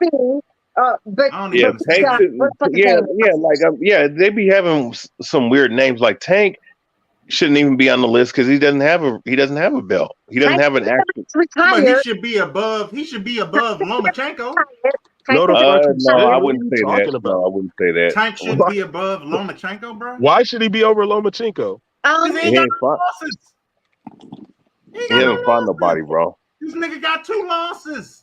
Oh my god, bro. Yeah, so pound for pound is about losses. Retarded shit I'm talking about. Hold on. So Lomachenko, so losses, pound for pound is about losses now. Lomachenko should be over Tank. Yes. Wow. Okay. The fuck? I mean, he fought better. He fought way better competition today. How many fights has Lomachenko had, bro? 18. Thank you. And what the fuck that got to do with it? What the fuck that got to do with level of competition? And 2 of them were losses. What does that have to do with level of competition? What the fuck does that matter, bro? If you fight top level competition, there's a higher chance you're gonna lose. The top level competition. Okay, Can I get on this? Can I get on this? This is a key. I agree that Loma shouldn't be on the list, but what does that have to do with him fighting top level competition consistently, bro? Hey, fellas, can I get in on this one? Can I get into that one? Hey, real quick, Eldon. Wait, real quick. You know what? You're next. Hey, Rich. Hey, if you got anything to say, Rich, it's been a minute since you said anything. Say something, bro. And then after that, Eldon. There's no way in the world. When you want me to say something now? Yeah, man. Yeah, no, go. No, you've been on here quiet. Yeah, bro. You can get yours off. I'm ready. Lomachenko is over Tank. Loma shouldn't be on the list, but Tank shouldn't either. Facts. What was I finna say? Who did Keith Thurman just fight the last fight? Barrios. And the same motherfucker, Tank knocked that nigga out. Not like Thurman couldn't even get to 12 hardly. But you talking like Barrios was pound for pound. Let Rich get off. Bruh, but we've been hearing your crazy ass talk for like the last hour, Jay. Come on. And 2 different weight classes. this nigga knocked him out. Tank knocked him out. But Tank might be pound for pound in terms Thurman of skill, couldn't even knock him obviously, out. but I'm saying Tank might be pound for pound in terms of And Keith Thurman keep using himself in the third person. I don't even understand that shit. He just not pound for pound. His accomplishments aren't pound for pound. So Loma shouldn't be on the only fighter at 35 that should be on the list is Dev. And that's just that. Same with Mel. Once you become undisputed, why wouldn't you be on the list? And I feel you on that, bro. But ain't no way in the world Lomachenko should be above Tank. It's no way in the world. I mean, after 10, nobody's even counting. So it's like they both not top 10. So come on, bro. But what was I gonna say? I was gonna say something. Oh, it was about the Spence and what's the name shit though. Spence and Crawford shit. And I'm gonna tell y'all something about a Wait, no, Jay, man, let him finish, bro. No, I'm about to get out Jay, of here. let him finish, bro. Bro, no, hey, don't interrupt the dude, bro. Come on, man. Let Rich get off and let Eldon. You've been saying a lot. Boy, Rick. The Spence and Crawford shit. Oh yeah. So Spence, I heard somebody say that Spence wasn't a fast starter. And I wouldn't say he's a fast starter, but he's most definitely not a slow starter. Like I say he's actually a fast starter, but he picks up the pace as he goes on. So it's like it's kind of tricky. Like in the middle of the fight where y'all saying that, oh, Bud is gonna end up waking up like he always do, because that's what I did notice about Bud. He's most definitely a slow starter, and he eases his way in there to where like after round 4 or 5, it's the Bud show. He fighting at his pace, but I've never seen Spence fight a fight that wasn't at the pace that he wanted it to be at, and it was always at his pace. So I think that when y'all think Bud is gonna turn it up, I think Spence is gonna end up turning it up and I think if they start fighting, that's the fight for Spence to win. Like I think Bud, if he want to win, he gotta use his feet a lot more. If they start fighting, Spence is gonna beat him up to the body, most definitely, for sure. Sounds good. Sounds real good. Okay. Good night. All right. All right, let me get into something, yo. One, I want to talk about that Loma real quick. Me personally, pound for pound, I disagree. He shouldn't be on no pound for pound list. I'll give you my reason in a second. But if you had to make, on sites, and you got 50 people that's listed pound for pound. Like, if you really legit, it's not just 10. The first 10 are the best ones in the world. But don't forget, they have a 20, 30, 40, 50 list. You know what I'm saying? So if you go by 30, Loma will be in the 30s. Hey, but where is that list at? The 30. Online? You can find the site, bro. Trust me. I know. I've already seen the whole list. No, like, can you tell me where it is so I can find it? You said online. Type in top 50 pound for pound list, and you'll get your answers. All right, I just wanted to say this before I roll. All right, but hold on, bro, man. Jaleel Hackett, bro. Start looking for that. He about to be the next at 147. All right, fellas, y'all know what it takes to be a pound for pound fighter. And when it comes to top 10, this is what pound for pound really stands for. Skills. You got to have skills. The fighter has to have skills. His resume does mean something. But ability, you got ability, that's a lot in a fighter. Talent. And we're talking about activity rate. Activity period. You know what I'm saying? If you look between Loma and Tank, skills, ability, talent, it's all Tank hands down. Loma might have a better record because he has lesser fights in the fighters he might have had. His activity, he's active. Tank waits a little later when he's active and gets going more. But he has the ability, the talent, and the skills. So he's 3-2 with Loma when it comes to the skill factors and all that in the fight. So if they fight, everybody will probably pick Tank on that fight because of those 3 things I just said: ability, talent, and skills. But resume would be Loma a little bit, just like a little bit, because he has lesser fights and he fought some guys, and he has activity rate because he likes to lateral and punch and stuff like that. We know what he likes to do in the ring, so he's active. Tank is active later, so I would give Tank 3-2 and add it at 5. You know what I mean? So I think, in the fact that he hasn't have a loss yet, and he is a 3 division champ. He's not just in one division and got 3 belts. He went to 3 divisions and 1 belt. You gotta give him respect for that. You gotta respect him for that. You know what I'm saying? And he actually went up and went back down the fight again, and he still didn't look like nothing was wrong with him. He still had the speed, the power was there. You know what I mean? We go up and down in weight, man. That shit catches up to you, and it just doesn't catch up for Tank. So I think Tank is a pound for pound fighter. Loma's a pound for pound too, but he's down.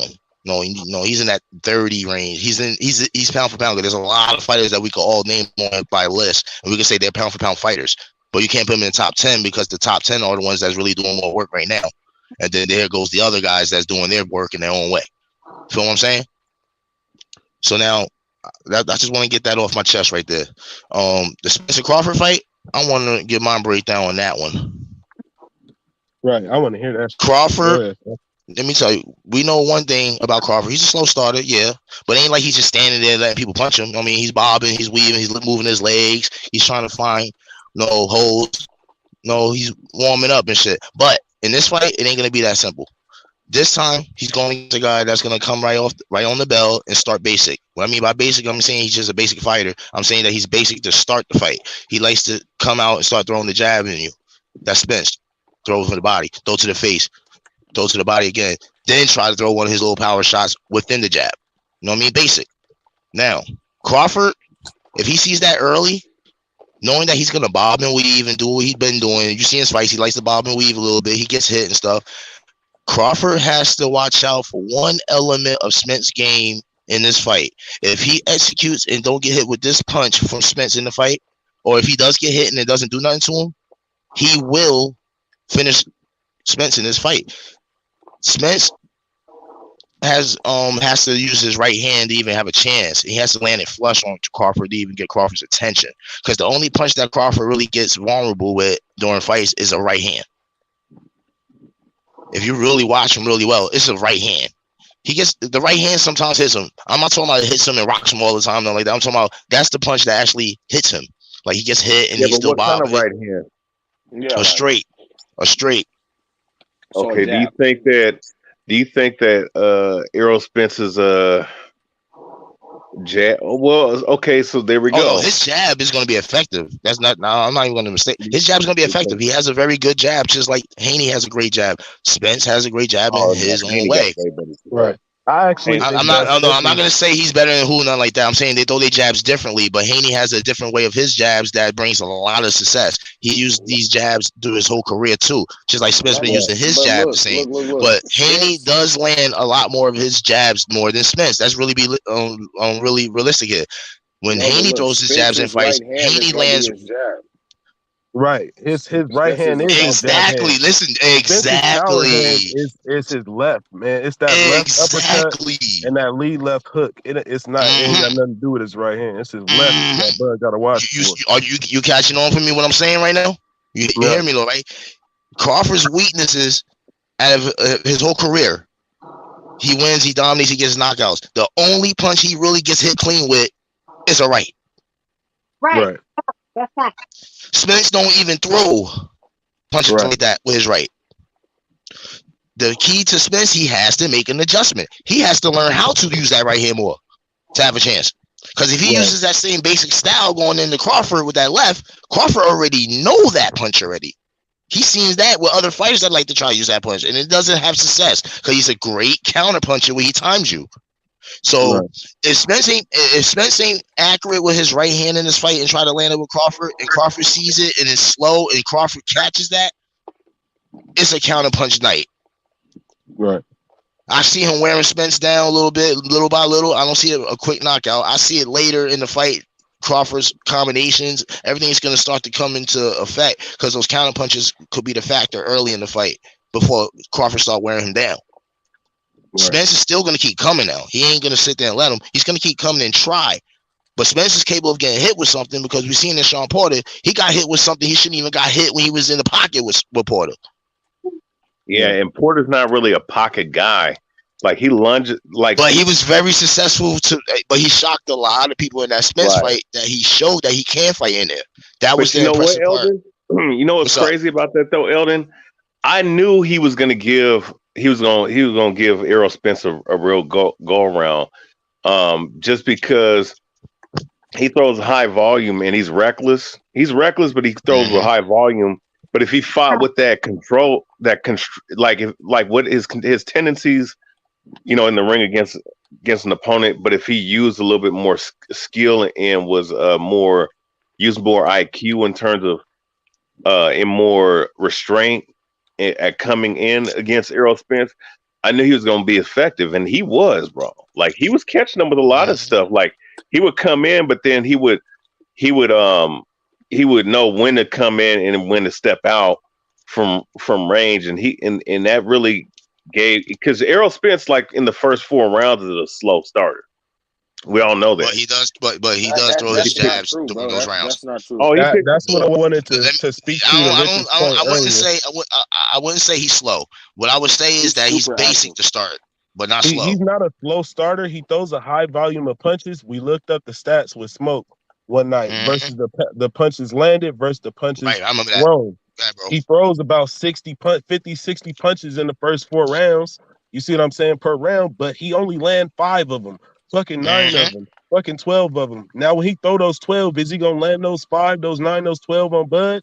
I don't think so. He's gonna land less punches. Counter, man. The fight gonna get slow. The fight is gonna get slowed down, bro. They're gonna respect each other, bro, for those first 3-4 rounds. And Crawford, like he just said, that was a very good point where he said, I was there for that when we was talking about the jab stats. I remember that. Yeah, Spence does not land that many jabs, but he throws them. You think Crawford ain't gonna catch on to that if Spence don't land that jab at least clean on Crawford, at least to give Crawford some thinking? I don't think so. What Spence does, bro, why I said he's slow, Rich, is because he starts to land more effective punches as the rounds go on. So I'm not saying that he's slow, like he come out slow, like he ain't throwing punches. No, Spence gonna throw a bunch of punches, but it might not be the wise thing to do in this motherfucking fight. But look, Kush and everybody else, right? I agree. Spence starting off slow. Does he not win those rounds? Obviously. Yes, he does. I'm not saying he's slow, he don't throw effective clean punches. Bud starts off slow. Is it not always like some fake shaky shit, like some like a swing round? That's not how I see them rounds. When I see them rounds, like the way that I see them rounds, like let's use the Kell Brook fight for example. That's a fight where y'all felt like Bud started slow and knocked him out, right? Yes, sir. If you look at the punch stats, Kell Brook won the first 2 rounds clean. You see what I'm saying? Because it was a chess match. They were out there trying to establish a jab, and Kell Brook established his jab first. But in that third round, can I ask you a question? It became a what punch did Kell Brook? What punch did Kell Brook hit? What punch did Kell Brook hit Crawford with in that fight? That was his best punch. The jab, straight right. But listen, Kell Brook hit Crawford with a straight right. Have to look at and his defense defense gave Crawford a little bit of a problem. It was what it simply was is that this nigga Crawford be starting off slow. He be wanting to like read his opponent and see what his opponent is on. Like he's pretty good at that, bro. Like actually he's great at that, bro. Seeing what niggas gonna come with and then countering that with what the fuck he gonna damn near do. I'm saying that's damn near. I'm saying that's right, bro. That's damn near a bad idea with Spence because Spence damn near, like y'all said, he might not land as many punches, but the activity alone is he looks the same every single round. It's just that later on in the fight, he landed more punches because now he warmed up, and then he really will turn up if you start out boxing him because then he gonna want to fight you up close. And niggas don't be wanting to do that with a nigga that's cutting weight like that nigga, bro. Like he's gonna be the bigger man by far, bro. Like, I feel you on that, but the difference is with Crawford, he is the same way. He fights in the pocket too, like that. I don't be seeing that, but that don't matter because I'm not saying that him not fighting in the pocket is why he gonna lose. The difference between Bud and fucking the reason why Bud was able to beat Kell Brook so quickly versus fucking Spence. I'm not trying to use triangle theory because the triangle theory never works. Was that because Bud was able to time fucking Kell Brook's fucking jab a lot faster than fucking what the little buddy name is? Finding Nemo. Finding Nemo could not time his jab. He just could not. Honestly, Only reason why Finding Nemo was able to beat fucking Kell Brook is because Kell Brook slowed down. Kell Brook lost, he lost stamina. That's the reason why Finding Nemo won that fucking fight. Whereas Bud was able to turn that nigga's fucking jab. If y'all notice, it was like towards the late part of the second round.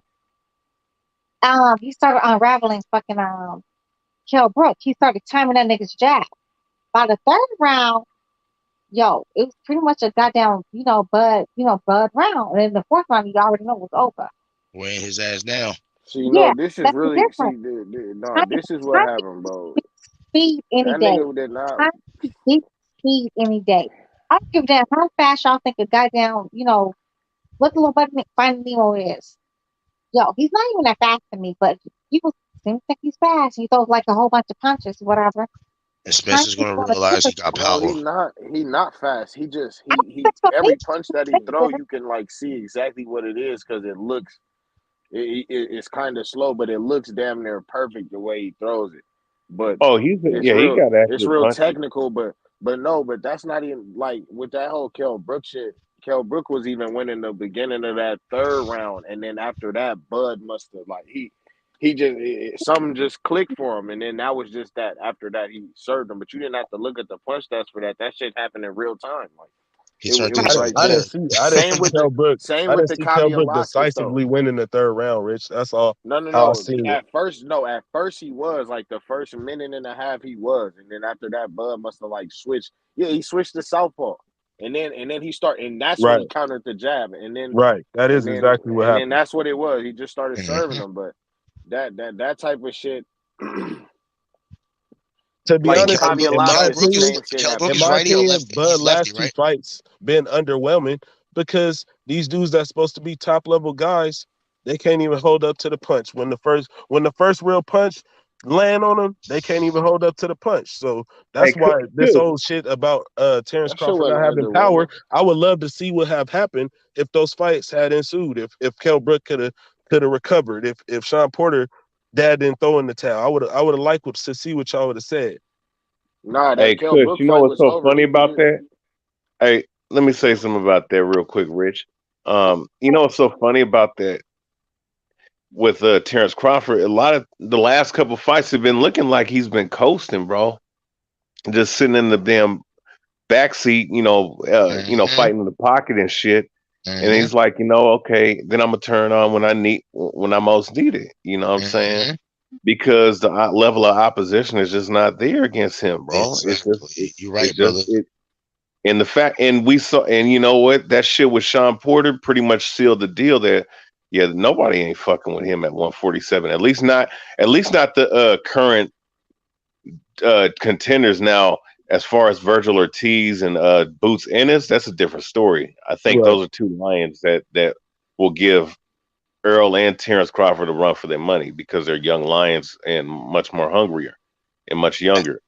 But as far as Terence Crawford versus the rest of the pack, man, he's wasting all them guys. I mean, I think the only one that has a shot to beat him is Errol Spence, and I don't think Errol Spence is gonna beat him. That's the thing about Crawford's gonna test it early. It ain't gonna wait to the 6th round, fellas. I'm letting you know right now. Crawford's gonna be in the pocket early in that fight. He's gonna see what Spence got. No, but this the thing though. The same shit happened with damn near every fight I watch with Crawford. Like I think like with the Hank Lundy fight, the Kavialaskas fight, any fight that I really watched, Benavidez, like it started off like as a somewhat even fight, and then something to just he'll land a certain punch that he wasn't landing at first, and then it'll just be over from that point on. He'll just start serving. But that's not cool with Spence because you already admitted that even if he not landing hella punches, he gonna win the round strictly off the pressure, period. And when he not landing, it's because that shit bouncing off your gloves. That's if you defensively sound. That's if you shelling up. Shit, I go as far as to say that shit for the first 3-4 rounds of the fight and the prediction how I see it, shit, Spence might be winning the fight. But once he get hit, I just don't see Spence's punches of being effective enough to hurt Crawford that early in the fight. He don't fight like that. Fast enough either. He's not fast enough. Bud is way too fast. He's Nah, faster than like everybody at that division except maybe Boots. nah, but he's better than a lot of niggas that was landing punches on that nigga Bud, bro. Like I don't Kavia, disagree. I'm just Kavia saying Velasquez. it's gonna be a good fight in the first 3-4 rounds. They both gonna land, man. That's not mistake ourselves. They're gonna land. And you think that Bud is stronger than Spence? I think everybody is definitely I don't think he's stronger. Sleeping on that boy's power. I'm gonna be honest. I don't think that Bud is stronger, but I think that his punches are not seen, and they're more accurate, and they're more powerful than Spence's punches. I think that his punches. I'm gonna tell you why. Let me explain my reasoning why. Because when Bud hit motherfuckers with these punches, they don't hold up to him. They go flying across the ring. You feel me, ducking off and shit, and they stop fighting the style of fight that they were fighting before. That's true. That's true, but bro, you gotta understand something here. The stronger puncher, he is definitely a stronger puncher. I'm gonna tell you exactly why he's a stronger puncher. Don't get me wrong. I believe that I know, bro. I know you're. I understand. Bro, he gonna break something. Don't get me wrong. I understand. Either fighters like that. It's either one. Either one could feel that. Either one has the capability of hitting them with a good punch and something happen. But the difference is that Crawford definitely has power, bro. He moved up to 147 to fight these guys, and he's knocking them out. These guys already been there their whole careers. So by if you think about it, they supposed to be the stronger guy against him. But he's knocking the stronger guys out. He has a perfect at 147 already in knockouts. He's 6-6. That's all right there. Do you believe that Spence is a more accurate puncher or as accurate of a puncher, Rich? Actually, no. Actually, I'm gonna keep it real with that. He's not. No, that's what I think that Bud is better with, but I think that Spence is stronger, and I think that stronger. Yeah, I think that's the thing. Not only do I think he's stronger, I think he's gonna hit him more. Like I think he might actually fuck dude up, bro. Like that's what I'm standing on this. Well, this fight. I see Spence stronger because he been there. He's the bigger welterweight, and Crawford went up. Yeah, Crawford's the little guy fighting the big guy, but power wise, I really believe Crawford is more powerful. That's what I'm saying. I think that Spence is stronger, but Bud is more powerful than Spence. People lose their shit when they get hit by Bud, bro. When you get hit by Spence, you hurt. You see what I'm saying? His punches is stud, and it's two different types of power. It's not stronger.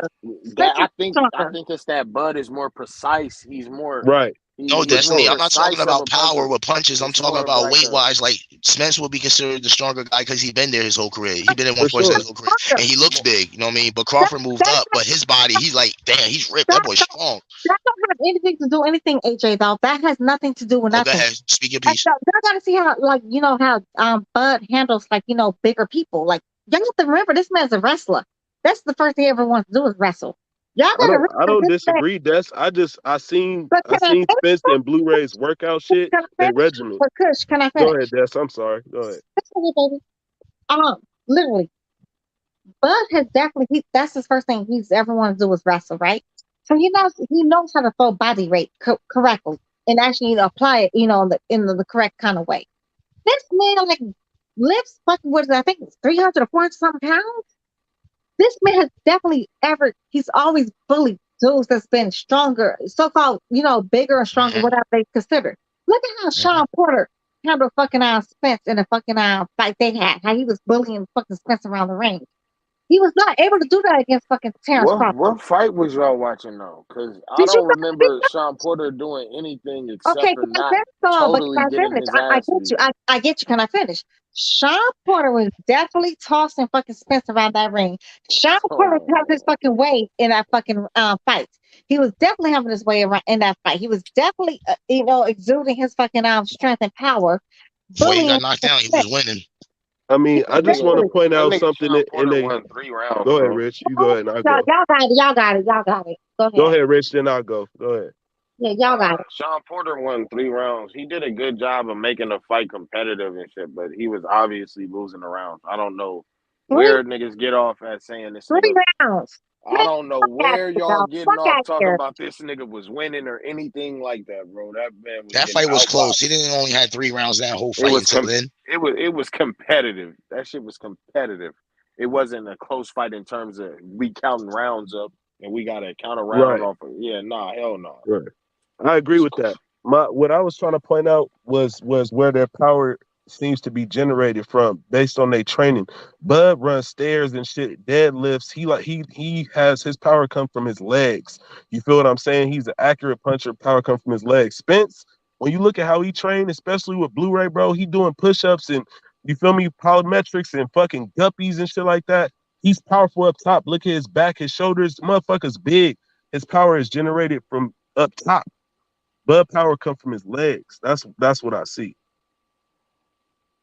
Again, he's not under I fucking don't Bud. know though, bro, because that nigga Again. Spence more flat footed, and that nigga Bud kind of be more on his toes.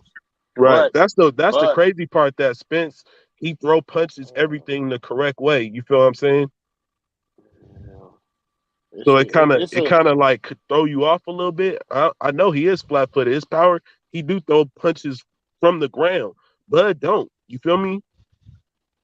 I see that's the way I think Bud can beat him, bro. Being on his toes. I think Bud showed me something with his feet against Sean Porter. Sean Porter wasn't able to make it like an inside fight. Bud was real good on his feet. He stayed off the ropes as well. I think he needs to do that for sure. Because somebody else said he can't cut the ring off. Like that's what I see Spence doing in niggas. Like he wants, if he see that you can outbox him, he'll just fuck around and just say fuck all that boxing shit, and he wants to make it a phone booth fight. If Bud can stop him from doing that and really like be on his toes and use the whole ring, I can see Spence not fucking him up to the body. But other than that, I see him fucking him up. I know And one I thing. think Spence Bud is can't great. leave nothing out there, bro. When he go to shooting his punches, he got to make sure that he keep everything tight, bro, and that he stay responsible, bro. Because when whoever make a mistake, gon' pay. That's what I see. And Spence is not a counter puncher. Bud is for sure. That's what Bud has the advantage right there. Yeah, he'll So fuck around and like get in a rhythm to where he'll counter you fucking 3, 4, 5 times in a row. You see what I'm saying? So Spence can't be out there making mistakes. You got to make sure your chin strap secure, your mouthpiece secure, all that shit.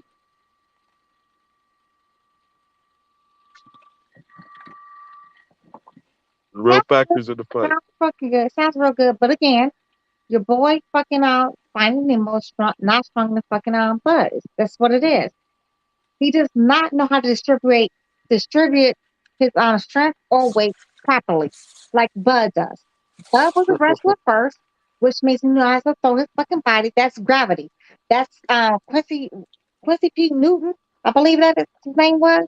You know, what goes up must come down. You know, everything about gravity. Yeah, that's just, the Newton law, all of that. And that's what Bud is able to do. Which I realize, like, because he's a bigger dude. That's not brute force, though. You can be as big as you want to. Does not necessarily mean you have brute force or brute strength, which Bud does. And Bud is naturally faster than fucking Spence, too. Yeah, Spence was good against those fucking nobodies, but he never fought no goddamn Bud. Bud has I'd definitely say been the stronger dudes than it's the likes most of fucking definitely Spence. the same way the other way around. No, he ain't never been to y'all. I can guarantee you Bud has been in the ring with stronger dudes than fucking Finding Nemo. Only thing Finding Nemo has to do is like find fucking Nora. That's what he needs to go do. Find Nora and leave, boxing to the big boys. That's what he needs to go do. Fuck him. And fuck his supporters too. Anybody that's on the supporters, fuck you too. I'm just playing. I'm just playing. But no, fuck him for real though. I mean, I respect Spence game. I don't respect I don't see him manhandling Spence like that. If he start doing that, I don't even think it's a fight. I'm gonna be honest. I can't see Bud doing that to Errol Spence, be not able just slinging him to around. he can definitely go. Y'all think what Porter dog did to him? Porter was definitely manhandling him. If y'all cannot see that Bud is able, he's gonna be able to do that shit. Then That is true, though. That is true. I ain't Oh trying to yeah. use the triangle theory, but Porter, in my opinion, for those first 3 rounds, he was kind of manhandling Spence, had him on the back foot. He wasn't fighting the fight he wanted to fight. He was fighting Porter's fight. Porter was controlling that shit to me. And he was Bro, manhandling fucking Spence throughout the whole fucking bro, fight. you could say the same about that Bud shit, bro. Like No, the same Bud, damn no, near the shit no, you happened. cannot. No, you cannot. Because Bud, every time fucking Spence Porter tried to do that shit, throw his weight around or whatever, Bubba would definitely toss his ass and show him like, nigga, I'm stronger, and put his ass against the ropes. He would spin that nigga in a minute. Yo, He's getting spanned for sure. Ain't nothing Spence can do about that. I know that for a fact. Spence, but fucking stronger than Spence. Y'all gonna see though. If we ever get the fucking fight, y'all gonna see though. Wrestling's a little different. Wrestling's definitely different. Wrestling's definitely different. You talking about throwing some body weight? That's what you have to do in wrestling. It's all I about got your y'all in body a minute. throwing that shit. Give me a sec. I see Spence, he gonna be trying to get Crawford to go into his high guard, just like every other fighter. That's Spence's game is to use his jab and try to jab you and try to force you to go into that high guard so he can use his head and get into his bag. And I'm telling y'all, Bud ain't gonna let him do it. I mean, we shall see. That's all we Power ain't even everything in a fight. Power ain't everything in a fight. Period. Most definitely not. Styles make fights. Definitely facts. Definitely facts. But if people think, Spence was gonna get in there and bully fucking Bud, that's some crackhead shit. That's some crackhead wishful thinking I shit. ain't gonna lie. Why would that be crackhead shit if this nigga Spence literally bullies niggas, like literally outlast everybody? A man that's Bud, that's definitely physically. That man is very physically strong. Everybody be thinking he's small and skinny. Then they got the smallest niggas is the strongest niggas ever. Always been the skinniest niggas. Destiny. Those skinny niggas definitely be strong. All right. Huh? So y'all really think that that Bud this nigga Bud can beat Spence in the fucking arm wrestling matches? Like you think he that type of stronger than that nigga? Small, skinny niggas has definitely been known to be extremely fucking strong, like freakish strength. And that's everybody described with fucking Bud. They said Bud has act like abnormally fucking big hands. He has very long ass fucking arms. Everybody says this nigga's like freakishly fucking strong. Yes, I think he would definitely beat the fuck out of fucking Spence in the fucking arm wrestling contest. And I think I hear people say that about both fighters. Hey, both fighters got special type of talent. You see what I'm saying? But you know that shit too, though. You know, Bud would definitely beat the fuck out that man in the fucking arm wrestling contest. Stop the fucking madness. Stop it. This is no fucking Popeye and Bruno shit. This is not Popeye and Bruno. But that's Spence Porter fight, fellas. It wasn't no shutout or nothing like that. It was a split decision, that fight. Right. And the way the scorecard went on there was 8. The one judge had an 8-4 Spence. Another judge, the second judge, had an 8-4 Porter. And then the other judge had an 8-4 Spence. So it was 116-111 Spence, 115-112 Porter, 116-111 Spence. One judge actually had Porter winning the first 4 rounds of that fight. I know, but like, to me that was some PBC shit anyway. How they kind of fucking slided them scorecards. They're both PBC fighters. They're both PBC fighters. But Spence was meant to be the guy. I think Spence was meant to be the guy. That's all I'm saying. So they cheated for Spence. I didn't say they cheated. I'm just saying that if the fight was close, he was the guy they was gonna give it to. So they gave it to who they were supposed to. Kush, was that fight? That fight was close in terms of on the scorecards. That fight was closer than them scorecards said. So Sean Porter won 5 rounds. Sean Porter won rounds in that fight. He took that fight to Errol Spence. I agree with 4, but 5 I don't know. I actually had it like 8-4 in that fight, but he was working where he could have got a better. It could have been. It could have definitely been a split decision either way on that. But it could have went either way. Spence winning that fight though. Honestly, it was a closer fight than it was. I had Porter winning the scorecard is a little like question. I mean, I didn't say that they robbed Porter or nothing. How could they have robbed Porter when he got knocked down? You see what I'm saying? In a close fight. Yeah, well, they count that. I mean, the knockdown, the points and shit. Right. I had Porter winning that fight up until that fucking 11th round. Honestly, I did.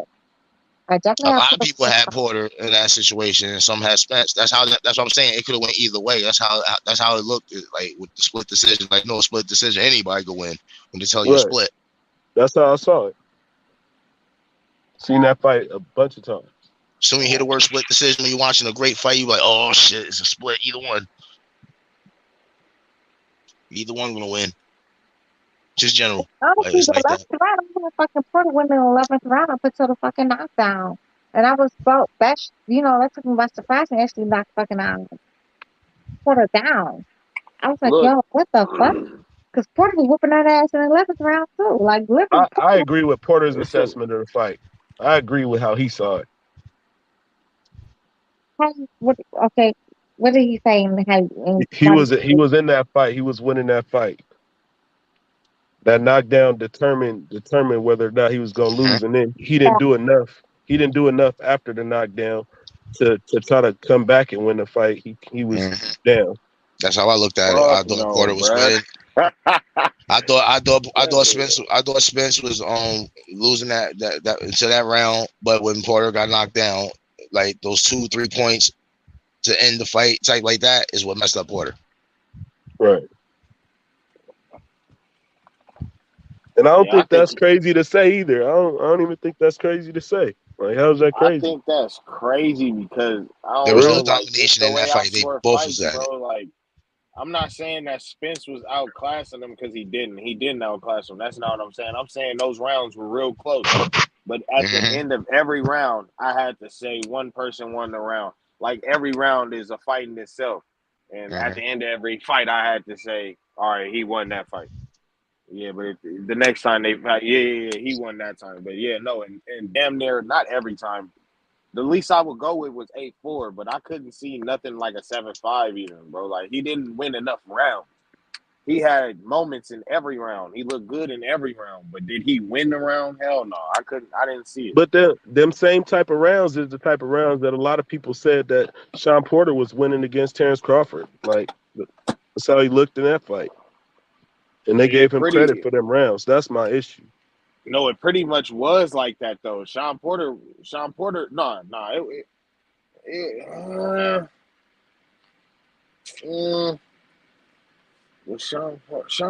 did kind of win. Sean Porter, they fought for 9 rounds, right? 9 rounds. 10th round stoppage. 10 round stoppage. Yeah, Sean Porter won like 5 rounds. I ain't gonna lie. Yeah, he won like 5 rounds. Especially seeing that. As a matter of fact, he didn't win 5 rounds. I actually had Sean Porter winning like 6 rounds, but them stoppages had Nah, Rich. I mean, Rich. He won 4 rounds. He got stopped in the 10th round, Rich. Yeah, I know, and I didn't have Bud winning rounds till like round 6. And when he started winning rounds, he was winning rounds for real. Nah. I disagree. Bud definitely won round 2. Definitely. Majority of the fucking round. I'm gonna go watch that shit. He know that shit too, though. Yeah. Watch it again, Rich, and next time we talk, I think you'll see it different. But Cap gonna be Cap, y'all. Cap gonna be Cap, y'all. I can't cap about this shit. It just been a minute since we seen the fight. I could tell. I'm gonna catch y'all, boys. I got work. I'm gonna see y'all niggas. All right, good night. All right, bro. Stay up. Good night, Miss Dustin. Cap gonna be Cap, and niggas don't cap. They gonna cap all day for they fucking, play like this. Rich was just trying to be the only person up here standing up for Spence. That's cool. I mean, Spence a good fighter. Somebody gotta do it. Nobody's taking away from him. 10 toes down. Yo, what happened to H? Just before H. Yeah, H pulled up on us.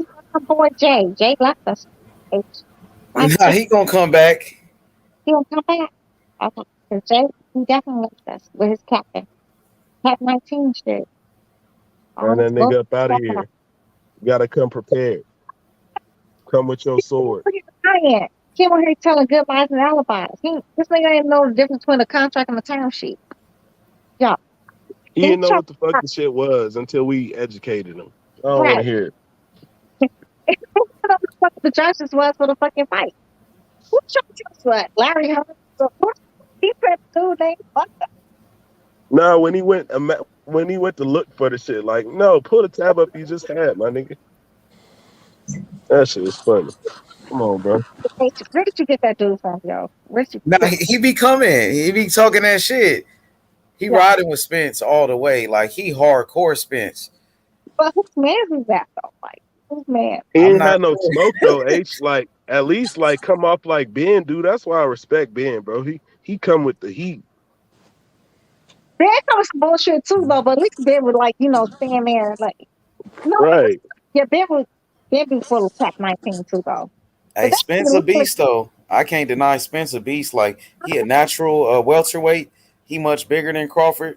I mean, by like Crawford is tall too. Now Crawford got longer arms than him, but like he's naturally the bigger guy though. I think than Crawford. Crawford is thinner than him. Crawford is much thinner than him though. But he's strong as fuck though. He's not like they say he is freakishly fucking strong. Yeah, Crawford got that skinny man strength, fam. So He ain't just skinny though. Crawford ripped though. That nigga. No, I'm saying that's what they're thinking. They think he's skinny. They think he can't do that. Look, hey, Kush, EJ be killing himself to make 147 though. He walk around like way bigger than that for sure. Let me ask you a question though, H Money. Who would you think, like, not trying to be funny though? Let's talk about, Spence versus a goddamn, like, just like weightlifting, just strength period, versus a goddamn Bruce Lee. Bruce Lee. Who would you have between Bruce Lee and fucking Spence? Spence and Bud lifting weights? No, Spence and Bruce Lee. Oh, Spence for sure. Against Bruce Lee? Bruce Lee was a little nigga. That nigga was small, wasn't it? How tall was Bruce Lee? Oh, yo, boy in the H, man. Bruce Lee will fuck up Spence. Y'all said lifting weights, right? Bruce Lee will fuck up Spence with 2 fingers. What was the question? Let me hear the question again. Who do you have as being strong between Bruce Lee and fucking Spence? You said stronger? Yes. Spence. Stop it. Yo, boy in the H, Destiny, man. you said stronger though. He's bigger than Bruce Lee. Bruce Lee will fuck him up with 2 fingers, bro. She didn't ask who will win a fight. She asked me who's stronger. Yeah, he's stronger than Spence, fam. No, he's not. My man's doing press-ups on 1 finger, fam. What Bruce Lee was, AJ. I am on Crawford's team, but you gotta understand, y'all not looking at it as the fact that he moved up. Spence was already there, so he is the stronger guy because he's there already. Does not make him stronger. Yes, it's simple. That does not make him strong. That makes him bigger. Now we talk about Bruce Lee but weighed 150 pounds. So Spence walk around at 180 and shit, 170. Does not mean stronger though. How bigger doesn't mean stronger. Just that nigga was thin. He was a little guy though, Bruce Lee. Destiny. Just because it's like Bird to the Beef. I believe that Bird to the Beef is stronger than Usyk, though. You know what I'm saying? Usyk is bigger than Bird to the Beef, but I think Bird to the Beef is stronger than Usyk. You get? Bro, how tall was this nigga Bruce Lee? He was 5'8", so he was 5'8". He ain't that so Bruce Lee was 100% stronger than Errol Spence. I don't know shit. 5'7" and a half. He was 5. I don't know about that. My man's gonna fuck up with 2 if they fingers. would have wrestled with each other like in a wrestling match, who you think gonna win, Bruce Lee or Spence? I'm saying in a wrestling match. Bruce Lee. My man was strong, fam. Bruce Lee's gonna be Them man there are mad strong. Them man there are picking up. Bruce Lee, Bruce Lee, exactly. He was an athlete. Spence is a professional boxer. Who was bigger? Who was bigger between fucking Bruce Lee and fucking Chuck Norris? I'm not sure. Chuck Norris was way bigger than Bruce Lee. And they said Destiny, where did you get Chuck Norris from? I know the movie she's talking about. Yeah, and that fight they said between Chuck Norris and Bruce Lee, they said shit was like live as fucking five. I caught on what she meant. I knew it was the movie of that movie. I know what she's talking about. Him. And he was much smaller than fucking Chuck Norris. But Destiny, Bruce Lee ain't no boxer though. That's what I'm saying. But that's what I'm trying to prove to you though. I don't think that got to do with shit when we fucking come down the strength. So you think Crawford is stronger than Spence? Yes. Absolutely. For real? Absolutely. I don't know, Destiny. That nigga bigger than him, though. He is much bigger than him, Destiny. Just because he's bigger don't mean he's stronger. Look how many times outside. So Destiny, who is like thicker, like between the two? I mean, it's gonna be thick, but does not mean he's stronger. Look how many times Mike Tyson was outside. Okay, so who the natural welterweight, Destiny? That's different though, man. Strength and power is different, man. You can say Spence is more powerful than him. He started off at 147. He's a bigger guy. You can say Spence is more powerful than him, but not strength though. Not strength. Because John Porter beat Usyk in the fucking amateurs. That has nothing to do with strength. Just because you're smaller does not mean that you're big. I mean, you're stronger. Yes, have you? I just want to ask. That's a question. Just curious, and if you get mad at me, you get mad at me. Whatever. Have you ever seen the shit that the workout regimen this nigga was on, like with Blu-ray? I'm just asking. Bruh, I don't give a fuck about none of that. The Who you way that talking this about? Hey, nigga Kush, who you Spence talking about? work out is crazy. That's all I'm saying. No, you can't. Are you talking? Are you trying to compare Spence workout to Bruce Lee workout? No, I'm not comparing it at all. I'm just talking about Spence's strength and how he trains. No, man knows Spence is mad strong, but Bruce Dude Lee's doing is strong as Bruce fuck. Lee's doing press. Spence can't do no press ups with 2 fingers. What? Man, Bruce before Lee? Spence You don't throw think he a can right do hook, push-ups with 2 Bruce gonna fingers? hit him in the pressure Who What? point. Spence? Are you No. serious? Nah. Bro, I seen the type of push-ups Spence does, bro. That That nigga nigga is a strong as fucking monster, bro. shit. No, That Kush, nigga is strong than I a don't think Spence can do motherfucker, bro. two I finger ain't press gonna ups like lie. Bruce Lee. That nigga, hey Destiny, Earl Spence is strong than a motherfucker, and you can Dude see is it in his strong. fights. He be breaking these niggas down though. Bruce Lee's gonna fuck you up with You 2 seen what he did fingers, with bro. Ugas, man? He destroyed Ugas. Ugas, my boy. Not gonna be stronger than fucking Bruce Lee. I'm just Man, sorry. It Bruce is Lee would have what it is. chopped Ugas's head in thin though. half. He was thin as fuck though. I mean, it ain't gonna mean shit in a fight, Des, but JB back, y'all. the dude is strong. And Jackie No. Chan, I'm gonna I'm a, show you, man, about Bruce Lee, how strong Bruce Lee was. Fam. Nah, I know that Bruce Lee is abnormally strong. He's a monster. I This ain't even guy's talking comparing the about two. turning water into something else, I'm man. just trying to say like my I'm just respect saying, towards like Earl body Spence's wise, I'll strength. say Spence is strong, but Yeah, that power, motherfucker's a I'll give to fucking Crawford. monster. He's 6-6 in 147 in knockout ratio, so obviously he's the power. No. Look at me up here defending punk ass Spence. Look at this shit. No, hey, we doing, Kush, man. You gotta have strength to have fucking power, yo. Like literally, he is not stronger. He's just not. It is what it is. It's just not. Bud definitely more powerful. That's what I'm gonna maintain Definitely stronger my too. stance on. He's stronger too. Like Bruce Lee is stronger than fucking Bud too. That's a strong ass little man. Yeah, all them damn skills and moves he got, shit, you won't even get a right hook off of him. He already hit you in your pressure point. Man said, listen, man said, however, the peak of Lee's strength was his signature one punch, which could impact targets around 190 miles km. The equivalent of being punched by a train. Are you fucking mad? Spence Where ain't you at, punching you, Jay? it You feels like a strapped train up hit your you. boots? Come off mute, Jay. Where Spence ain't you at? punching you, it feels like a train hit you. Yeah, man. Yeah, I'm just laughing at y'all. Y'all are hilarious. You know what he Y'all says? are hilarious, bro. Popular mechanics. Popular. Well, listen. Damn, bro. We was Talking wondering about where Bruce you Lee, went, man. bro. I'm We thought like, we knocked you out, bro. Bruce Mechanics. Popular Leroy. mechanics. Post Leicester Bruce move Leroy up strength. in the building. You got too much shit, man. You don't Listen, know what hey, when you throw a Des, punch, you got your pressure did you point. miss me, He'll Des? paralyze your ass. Des, did you miss me a little bit? You know what? Can I ask you a question? We talk about like the Newton theory, right? So you have like the egg and a fucking brick that's dropping like from higher up. Which one's gonna land first, the egg or the fucking brick? Which one? What she said? What was the Okay, question? the Newton theory, right? We're talking about strength and all that good shit, right? So you have a Right. fucking brick that's heavy and a fucking egg that's light. Well, the Which brick is one's stronger gonna than the land? egg. Which one is gonna land first, the egg or the fucking brick? The brick. I'll say the brick. Exactly. So that goes to show you strength don't mean. I mean, just because you're bigger does not mean that you're actually better or Well, whatever. wouldn't You bigger know would this. be I gave them wouldn't example the already. bigger person be the brick and the egg would be the light? Yes, the egg is definitely lighter though, but it takes longer for it to fucking land, right? She is Versus the brick. she The is a brick is gonna land philosopher, first, dude. exactly, She's a right? philosopher. Yo, You have to she understand her logic. She always got a comeback. She's Yo. a beast, bro. She's a philosopher. I had to go look at Law of Torch the other day. I mean, just a minute ago, just to understand where she was coming from. She was like, "I'm about to hit you with game, nigga," and I'm like, Yeah, yo, she brings the right. fire. You have Like, to know what you're she doing puts when you're game arguing on a with nigga, fucking. dog. You have to know what you're Say doing when nothing. you're She has arguing. to What counterattack. comes first, the term paper or the motherfucking contract? She broke it down to me like she was spitting that shit. I was like, oh, god damn it. I got to go look up some shit. So she wins. Told you, man. She making She's man the winner. retreat. Go work on Yeah, man's game and that. she make a nigga be like, gotta redefine his whole lifestyle and shit. He be like, oh shit, I got to go look that shit up.